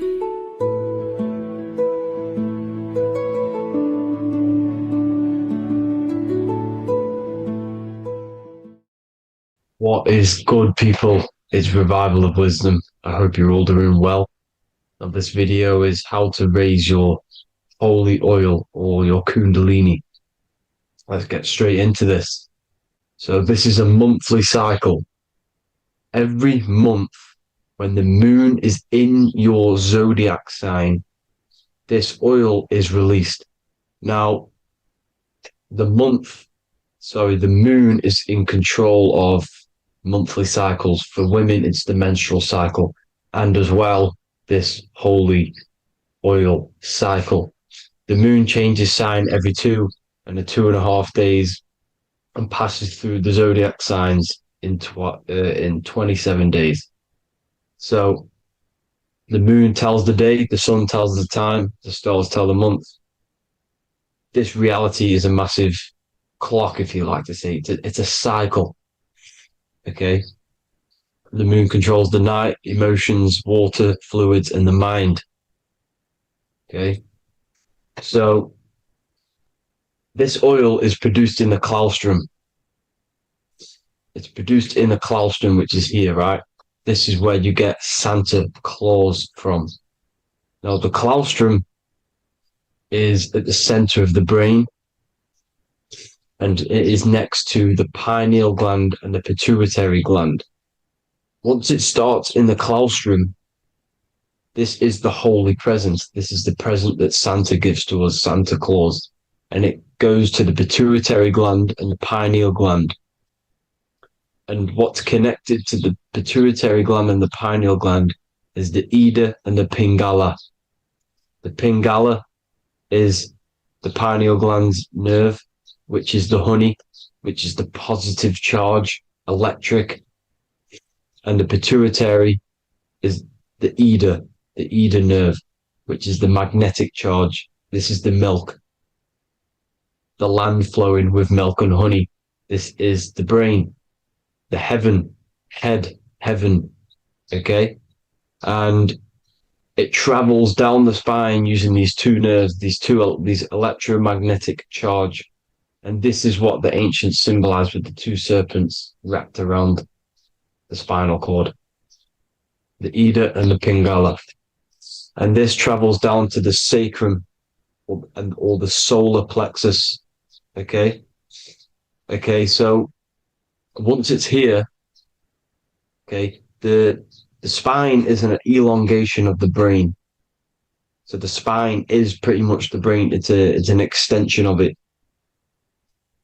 And it's kind of a microcosm of how we descended from heaven to physical reality, to physical matter, which is our consciousness has done. Our consciousness has descended from heaven into physical matter. And this is a microcosm of it. Okay. So once we're in the sacrum bone, this holy oil, like I've just explained, this holy oil starts in the Santa Claustrum, goes down the chimney to the sacrum. This is the sacrum, the solar plexus, and drops the present off at the sacrum.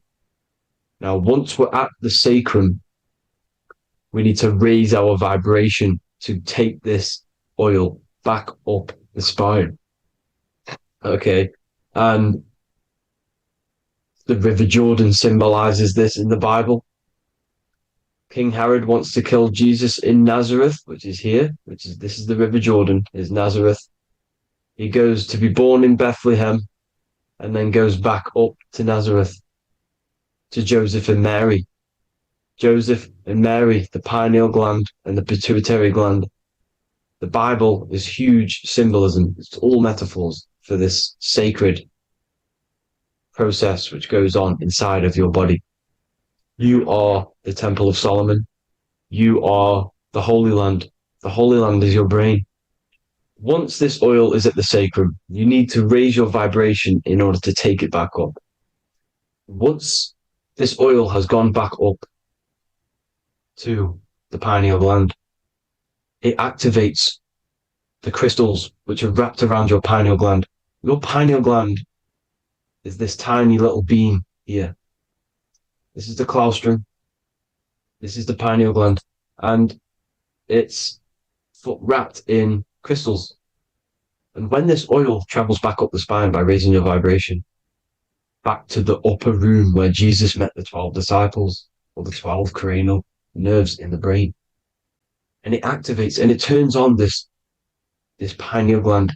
And once it's turned on, it illuminates all the cells and the nerves in your brain and turns them all on and activates the higher God man, the God consciousness, Christ consciousness. And it regenerates the whole body. This is the secret to regeneration. It regenerates all the cells in the body. And this is how the ancients lived for thousands and thousands of years, as talked about in ancient texts. They lived for hundreds and thousands of years because they knew this secret.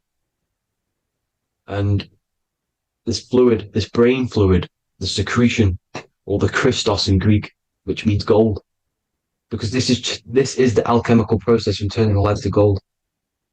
Your body is the alchemical furnace. Now, the ancients knew about this center of the brain because they symboled it.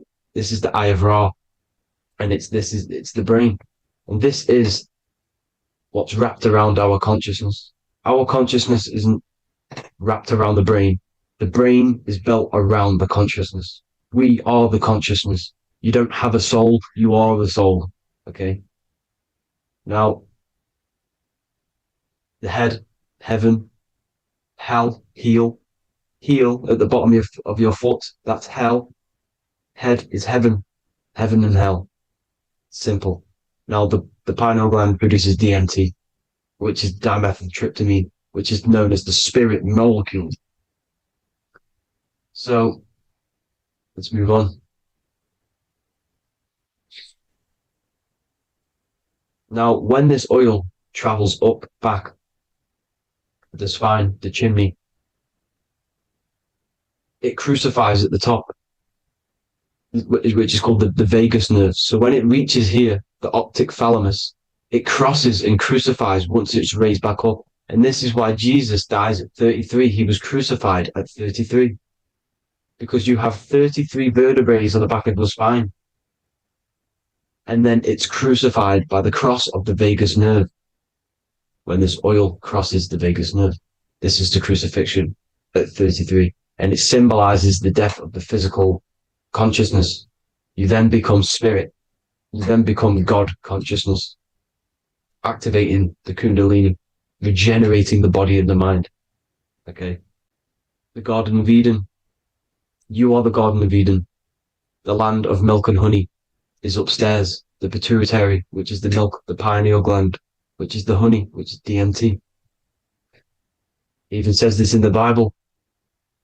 As he brought us into the place, and he has given us this land, a land flowing with milk and honey, which is also symbolized as the sun and the moon. The Bible also says, the light of the body is the eye, not the eyes, the eye. If therefore thine eye be single, thy whole body shall be full of light.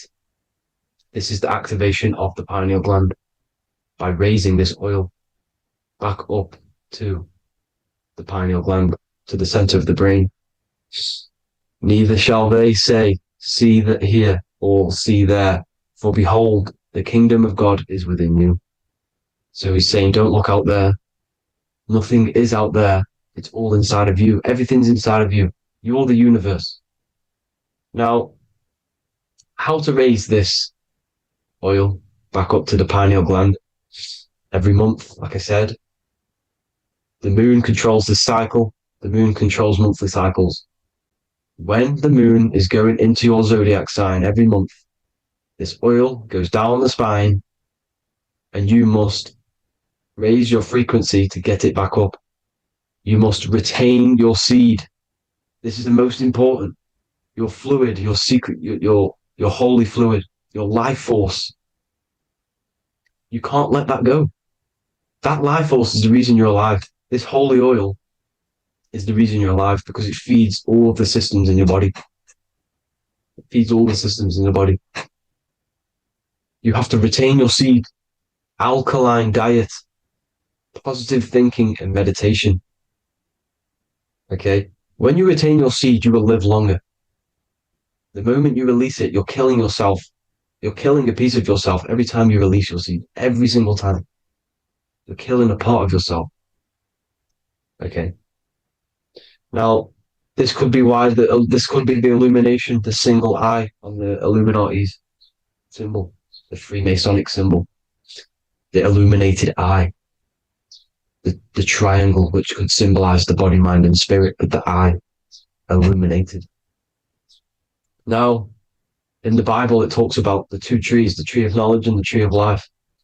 The tree of knowledge is the tree of good and evil, which is the most important system in your body, which is the nervous system. The nervous system, the most important. The tree of good and evil. And the tree of life, which is the cardiovascular system. Now, this oil, when it's released every month, feeds these two systems, and these two systems feed everything. Now, it's important you understand that. Okay? The ancients knew all of this knowledge. The Bible's telling you this knowledge. But it's in a metaphorical way. You have to understand the context behind it so you can read it properly.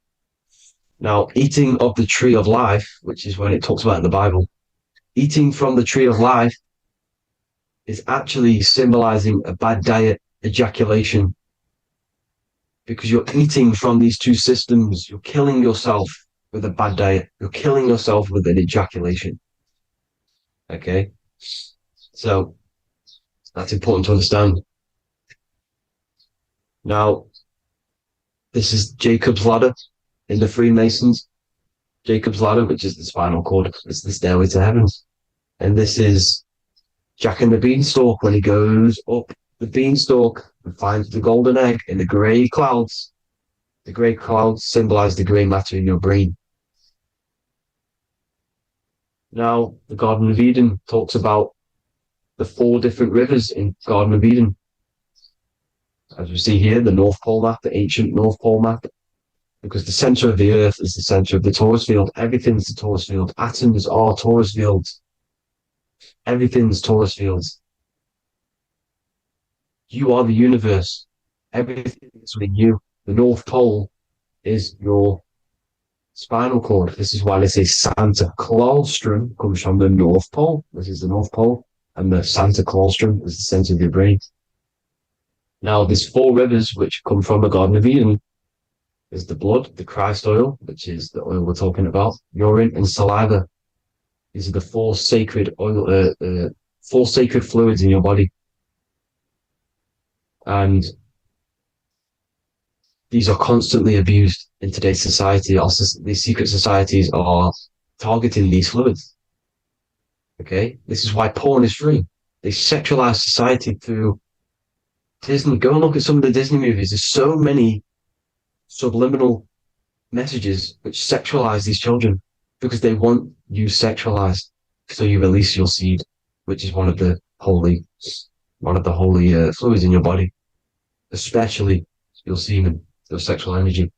So important you retain this. So important because it's your life force. It keeps you alive. Okay. Now, let's recap on this. If you want to raise your oil every month, you can't just retain your seed for the month. You have to retain your seed forever. Don't just do it for a couple of days. Have to do it. It's a lifestyle. You want to become God consciousness, you got to do what it takes. It's hard in this society because this society is made around, it's designed to kill you pretty much. It's designed to keep you in these lower states of consciousness with all the bad food, the chemicals in the food, the chemicals in the water, the sexualized TV programs, sexualized adverts, sexualized TikTok and apps, videos, subliminally stimulating you. Because that is your weakness, sex. It's your weakness. Now, you have to retain your seed, meditation, and an alkaline diet. Why alkaline? Because acidic is low vibrational. This is the color spectrum. And what's the highest vibrational color? Violet. It's the lowest, red. You have to have an alkaline body in order to raise this oil. When you drink, when you have a bad diet, when you drink alcohol, when you smoke, this destroys the oil. It destroys the oil in your sacrum, and it can't be raised again, can't be raised up. This is why it's so important. Without that oil, you don't live. That oil makes you live. It feeds everything in your body. It's crazy how we're not taught this. It's insane. But that is how you raise the oil, people. I hope you all gain some knowledge out of this video. And I hope this assists you on your journey, your spiritual journey. And please like and share this video. We need this knowledge out to the public to wake up humanity. Thank you all, people. God bless.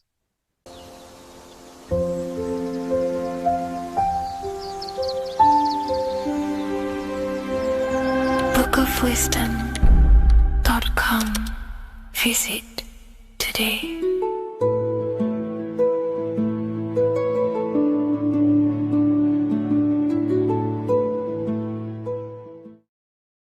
So depression doesn't actually exist, and in this video I'm going to show you how depression is actually a choice. And I'm going to give you some solutions on how to deal with it. And this is probably going to change your life forever just by doing this alone. Okay, so the first thing you need to understand about depression is that it exists in your conscious mind. It exists in your thinking mind. So what is inside your thinking mind? You have your body, your name, your reputation, your trauma, your memories, your family, your worries, your interests, your bills, your passion, dislikes, goals, right? Most people identify their lives with this. They identify their lives with their thinking mind. They think they're their name, their job, their reputation, their memories. But this is not who you actually are. Who you actually are is the observer of that. What happens if you stop thinking? What is left? You're left with unconditioned consciousness. You're left with the self, which is what we refer to as I. We are the consciousness, not the thinking consciousness. You are not these labels. You are not your thoughts. You are not your job, your name, your reputation. Okay? And the reason why I'm telling you this is because it's very important, is that we are something beyond this body, beyond this name, beyond our thoughts. We are the consciousness. So depression exists inside of the thinking mind, the conscious mind. Okay? So if you want to get rid of depression, you must learn how to escape the thinking mind. And not only just escape, but that's step one. In meditation, you do meditations, right? We sit still and we have to learn how to control the mind and turn off the thoughts. And when we turn off the thoughts, depression goes out the window because there's no thought present in your mental field of consciousness to be depressed. Okay? You must understand, who is the one suffering from the negative thoughts? Who is the one suffering? Your mind is not suffering because the mind is producing the thoughts. Your body's not suffering from the negative thoughts. You are suffering. And who is you? You are a soul. You are that feeling. You are that person beyond the thoughts, beyond the feelings, beyond that. You are the one experiencing. You are that. Meditation gives us the ability to turn off the thinking mind. This allows us to escape our thoughts. okay?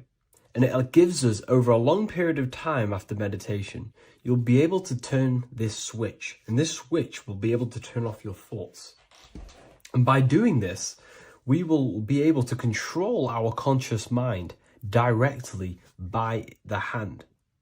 So when you notice yourself gaining them negative thoughts, we can then turn off the switch of turning off the conscious mind and rising to our authentic self and knowing the thoughts are just illusions. Now, let me tell you something that's very powerful. Most of your thoughts are coming from beliefs. Most of your feelings are coming from beliefs. So if you have a feeling of lack, this is coming from a belief that you don't have much. If you are feeling alone, this is coming from a belief that you are alone. So what we must do is restructure ourselves. We must restructure the subconscious mind, and we do this in many different ways. We can do this with meditation. We can do this with visualization, visualizing our desired reality as if we are living it. We can do this with affirmation. Now, a lot of people think, oh, I'm trying to speak something into existence with affirmation. No, you're not using vibration to try and change reality with what a lot of these new age people will teach you. Vibration, your words will not have much an impact on reality. That's the truth. But what they do have an impact on is reprogramming and recrafting and refining your mind. If you repeat, I am wealthy all day long, your subconscious mind, that word will be lingering inside your subconscious, and you will start to mold that into your conscious. You'll start to be consciously thinking about this.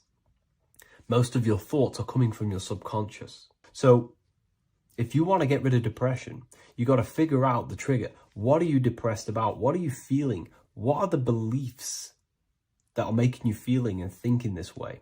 And that's what you must restructure. You must restructure your subconscious mind through visualization, meditation, and affirmation. You do these all the time. You do these every single day, and you will slowly, if not surely, restructure your subconscious mind. While by doing the practice of meditation, you'll gain the off switch as well. Sometimes depression comes from not living in your authentic self. You're not doing the things that your soul is telling you to do. We all know what we should be doing at all times. I don't care what you have on. We all know we should be doing something. We all know that we have there's a higher aspect of our mind that tells us, oh, we need to be doing this, but I'm actually sat here on my phone. Oh, I shouldn't be eating this, but I'm doing it anyway. There's always that higher voice. And that is the voice that has to be connected to. And when your body's not acting out the voice of the soul, then the soul becomes sadder, and suffers more and more and more. There has to be a connection between the soul, the mind, and the body. They have to work in unison. Okay? So I hope this video helps with depression, with whatever you're going through mentally.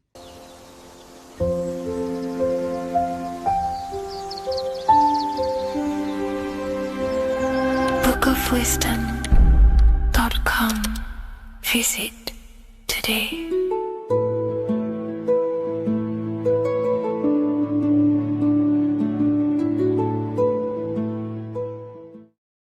People, how are you all doing? It's Revival of Wisdom, and today we're going to be talking about your birth certificates and how we are slaves to a system and how they have trapped us into this system. Okay, so the first thing you need to understand about this system is there are two types of laws. You have the law of water, which is admiralty law, and the law of the land. So the admiralty law is the law of water, and this is what money is. Money is water.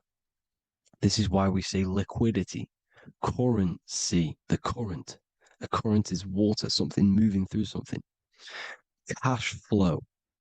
And this is why banks are called banks, because a river bank is on either side of the water, and it directs the currency. You see? So money is water. And as you can see here, Ripple, the cryptocurrency, Ripple, water Ripple, and they're building a bridge over water, overseas, international banking with cryptocurrency. So money is water. And this has specific laws about water, but water is the same everywhere, you see. What the difference is with the law of the land is that you can have different laws in different lands. I can't do certain things in the UK that people can do in America, for example. You see, that's the law of the land, but the law of water is the same because water is everywhere. Now, this is very important to understand when it comes to, these birth certificates. So, Pope Gregory, this is where we're going to start off. Pope Gregory in 1582 took the Orthodox Eastern sunrise calendar and changed it to his own Gregorian timeline, not a calendar, a timeline. This timeline was copyrighted by Pope Gregory under the name of the Vatican. So the Vatican owns the timeline that we are using today, 2023. They own it. They own the title of this Gregorian calendar. Okay. Therefore, anyone who is born under this copyrighted timeline, not calendar, they are subjected to Rome because Rome owns the timeline. They have a patent, a copyright for that timeline. What is on our birth certificates? That timeline. We are born underneath, we are subjected to the Vatican. This is why all birth certificates go to the Vatican. They own every single birth certificate. Okay? So when we use this timeline, we are subjecting ourselves to this timeline. Okay? Which the Vatican has a claim over. This calendar or timeline is set to sunset, not the sunrise, which is associated with death, darkness, and the moon, lunatics. You see, so this is a sunset calendar timeline. Okay, this is now, they've changed a couple things, right? They say that the new year is January the 1st.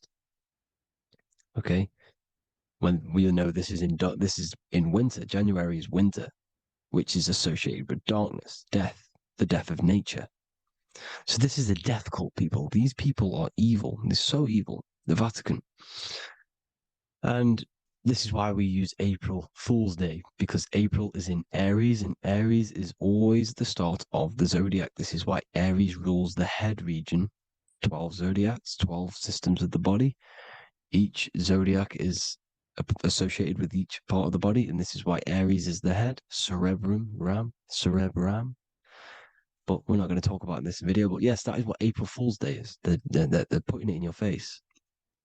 April Fool's Day is the real start of the year, when the sun starts to rise again, when the risen Savior is resurrected, when it's born again.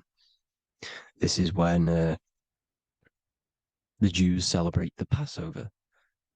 This is when the Christians celebrate the resurrection of Jesus, and they eat lamb. The Jews eat lamb because we're in Aries, the new year. The sun is now born again, our risen Savior, the light of the world. So yes, this is what April Fool's Day is. It's the first day of the year, which they changed. Pope Gregory changed. So you need to understand is that you are in the womb.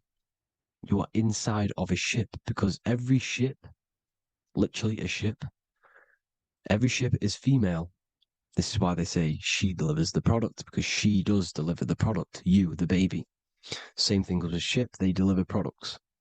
They are a she. And when they pull up to the bay, like you can see on this picture, they're pulling up to the bay. This is now called the birth canal. The ship is now in birth on paper. Okay, this is law. And when they pull up, they tie up to the bay, and now they get a certificate of manifest certifying all of the products which are on the ship and what they are bringing into that nation.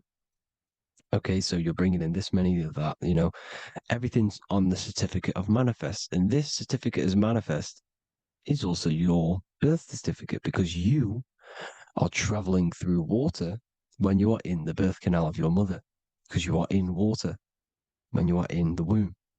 and you travel through the birth canal. And when you arrive, you get a certificate of manifest with the name, how many, the quantity, you know what, that's your birth certificate. Okay. And this is what it is. We are a well, we're not a corporation, but we represent a corporation, which is your name in full capital letters. That is your corporation. You cannot physically tax a body, but you can tax a corporation. This is why we get charged. This is why we get taxed, because it all goes down to the corporation, which our name represents, which we are subjecting ourselves to. We are my name. I am subjecting myself to this name, and that name has a corporation which I represent, which I subject myself to. You see, this is how we are attached to this straw man, this character that they have built on paper. So it's a character which is on paper. This is what we represent. So when the woman gives birth, she delivers the baby, and then she has another substance. Now I'm going to break down how they attach this name to us, how they do it. Okay. Our mother is carrying us the product in the womb, the water. And it goes, for example, it goes from the United Kingdom into a state-owned, corporate, federal-owned hospital, which is government-owned. She does not declare the package when she enters the building. Aha, so keep that in mind. When she delivers the package in the federal territory, she does not declare the package either when she leaves. Therefore, there is no evidence that we exist when we arrive. On paper. On paper, there is no evidence that we came into the building or left the building. We have not been declared. So we do not exist on paper at this point. When the woman gives birth, she delivers the baby, and then she has another substance, which is called the afterbirth material. Okay? This afterbirth material has the same DNA as our physical body, with the body, mind, and spirit. Okay? This is how they get this corporation. Hold on. The afterbirth material does not get claimed by the mother nor anyone. Therefore, they salvage that substance because we are under the Vatican. Every state is all Catholic. Your birth certificate is Catholic. No matter what religion you think you are, every single birth certificate is Catholic because we are subjected to Rome. All roads lead to Rome. Rome runs all of this. Okay? We're still under the Roman Empire. Okay, so Rome are Catholic and they believe in salvation. This is how religion comes into this. This is how they use religion to get this. So they salvage the afterbirth material and they claim it and they salvage it and give it and charge it to Rome. And they give it a name. Here's the legal term, born alive. Here's what it says. Each product of such birth is considered live, born, and fully recognized as a human person. So each product of such birth, so that could be anything, the afterbirth, the person who actually comes out, the baby. So your afterbirth, which we do not take with us, we take the baby with us, they keep that in the hospital, they collect the afterbirth, and they salvage it, and they give it the name, which it is us. We are a representative to that afterbirth material, which they put the name on, they claimed, which is subject to Rome. So we are walking around our whole lives as a representative to that claimed salvaged afterbirth material, which the federal state have. Okay. We are under the Catholic Church, Vatican. Therefore, the afterbirth material is a child of God. See, on paper, therefore, they believe in salvation and salvage the afterbirth material. This material has no mother or father. The state pick it up. It becomes a war to the courts and gets charged to the state. So we are a representative to that character they salvaged because it is the exact same DNA as you. Subject is the name or the title, and the matter is the physical aspect left behind in the hospital, which represents us. You see? So now we're moving on to Unum Sanctum. Unum Sanctum was in 1302, a very, very important year. Very important year. Unum Sanctum says this is basically how they claim everyone in the world. So the Vatican had all this power, all this gold, all these people under them. They need to get a claim for them so then they can rule over them and make them slaves. So what they did, they created Unum Sanctum. Pope Boniface VIII did this. And it says, the spiritual man judges of all things, and he himself is judged by no man. The spiritual man, keep that in mind, unless he invent like Manichaeus, two beginnings, which is false and judged by heretical, since according to the testimony of Moses, it is not in the beginnings, but in the beginning that God created heaven and earth. Furthermore, we declare, we proclaim, we define that it is absolutely necessary for salvation that every human creature to be subjected to the Roman pontiff. So they are claiming us in Unum Sanctum, and it's in the vaults in the Vatican. They will put a spell on it because they are sorcerers, they are magicians. They put a spell on it, they lock it up, and whatever goes on that piece of paper goes. And this Unum Sanctum is claiming all of us. So what does it say in the beginning? The spiritual man judges of all things, and he himself is judged by no man. The spiritual man, the man with the body, mind, and soul, the first baby that comes out the birth canal. That's you, your body, body, mind, and soul. You have the Christ, which is I am, which is grace. Grace means here now, in the present. You have the Christ, which means I am. Therefore, you have a soul. If you can say I am, you have the Christ. You have a soul. But a creature can be anything with no soul. You see? So no man can judge the man with the soul. However, as it says in the second part, we proclaim, we define that it's absolutely necessary for salvation that every human creature to be subject to the Roman pontiff. So they are subjecting the afterbirth, not the man with the body, mind, and soul, but the afterbirth to the Roman pontiff, to the Roman Catholic Church. We are the ones who are claiming to be the afterbirth material, which is our birth certificate, which is our representative. We represent that because it is our DNA. This is how we are stuck. We are stuck because we represent this DNA, which is on paper, recorded. You see? So we, being untaught, uneducated in these subjects, we are subjecting ourselves to this system, to this slavery, because we just want to live. We just want to live happily, just peaceful. Think about it. Where's all this coming from? Where's all this war, all this killing, deaths coming from? We just want to live.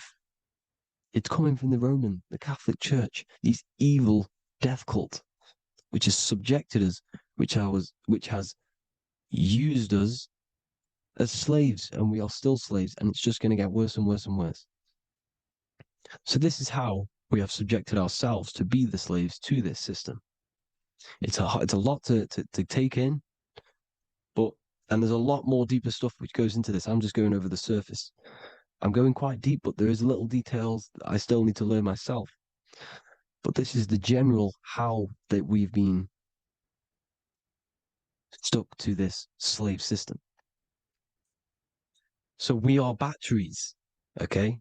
This is why we get charged. When you go in a court, you get charged, okay? Because you're a biological battery. This is why cities look like motherboards, because we are feeding energy to this matrix, Okay, when we look outside of ourselves, when we give power to so-called Jesus Christ, worshipping idols outside of ourselves, where attention goes, energy flows. We are feeding the matrix with energy. By looking within, placing your attention within yourself, you are taking back your power. Because the I am is Christ. The you, the soul, is Christ. It's God. The awareness is God. Okay? However, we are subjecting ourselves to this system. We're subjecting ourselves to this system and the feeding of our energy.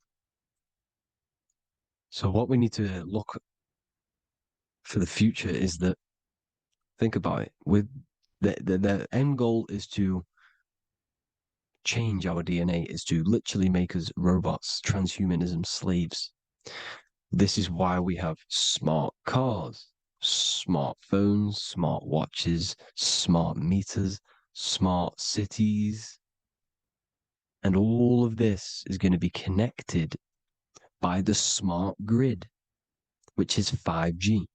This is why 5G is rolling out. 5G is going to connect all of these technologies to one. It's like a big net system. And you know why they're doing this? It's because all of this is going to be connected through AI, through this 5G, and that 5G is going to be controlled by the elites. So you say anything wrong, you do something wrong, you say the wrong thing online, they'll turn off your car, they'll turn off your phone, they'll turn off your smartwatch, they'll turn off your TV, because it's all going to be connected and controlled by the smart grid. And this is what the Great Reset is, people.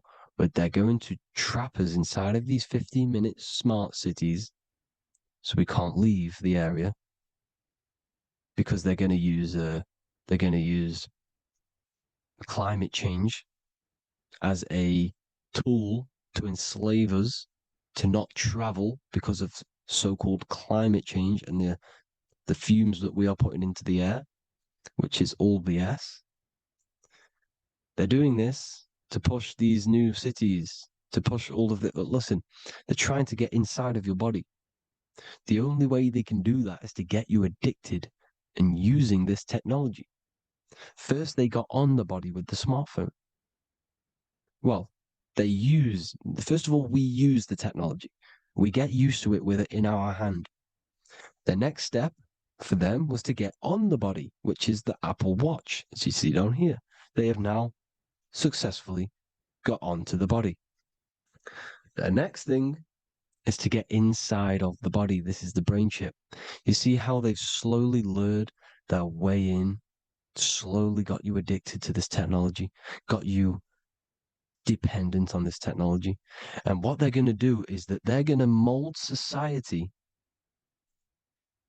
to be dependent on the brain chip. So in order, for example, if you want to go and pay for food, you're going to have to get a chip to pay for the food, because it's all going to be digital money. And that digital money will be connected to the chip, and you'll need the chip to pay for things. You see? So this is how they're slowly transhumanizing us. These phones, these apps, these things which are all we are all using was created by Freemasons. Mason means traveler, because they travel the depths of the mind. They understand human consciousness. They understand the brain. They understand the mind. By the deepest root cause, they understand it. This is what Masonry is. It's the occult. So these technologies is designed by these people. This is why they're so addictive, because they understand how it works. They understand how to get people addicted, because they understand human consciousness, the brain, the body, and the mind. So this is the advantage Freemasons have over us.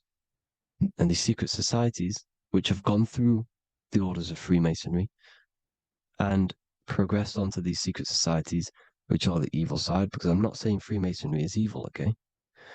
the societies which they go beyond Freemasonry, because you can go beyond the 33rd degree into these secret societies, and they use this knowledge for the bad, to enslave people. And this is what's going to happen.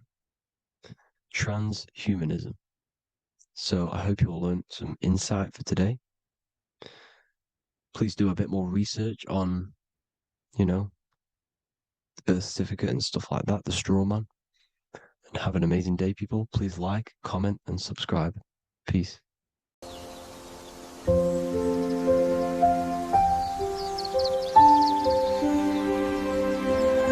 bookofwisdom.com. Visit today.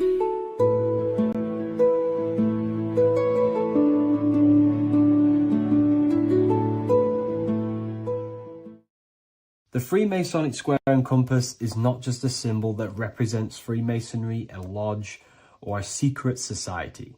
It is a symbol of gaining your own personal power. Now, in this video, I'm going to be breaking down this symbol in the most detail I can possibly go into. Most people live in a state of illusion. They live their life impulsively, acting based on their five senses, tasting.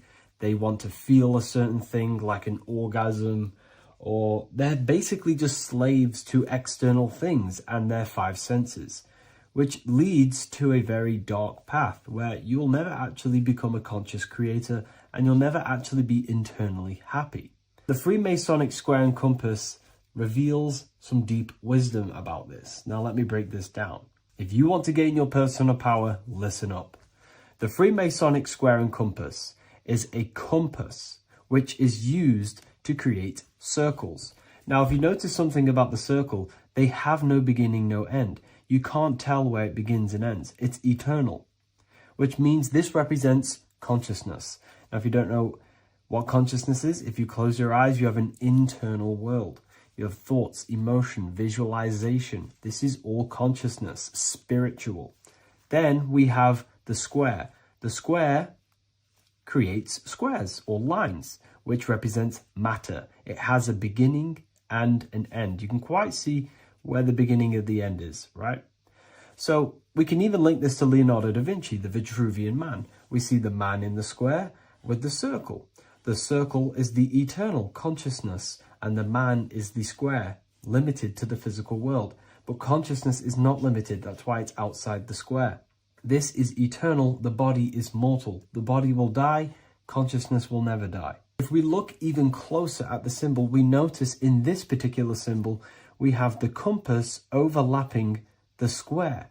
This is very, very symbolic. This represents spirit over matter, also known as mind over matter, consciousness over matter, the circle over the square. Like I mentioned earlier, most people are slaves to their senses. They go through their day and all they do is chase validation and feelings. They eat all day to feel good, which means they're slaves to their taste. They're slaves to their feeling. They masturbate, which means they're a slave to orgasms and external things.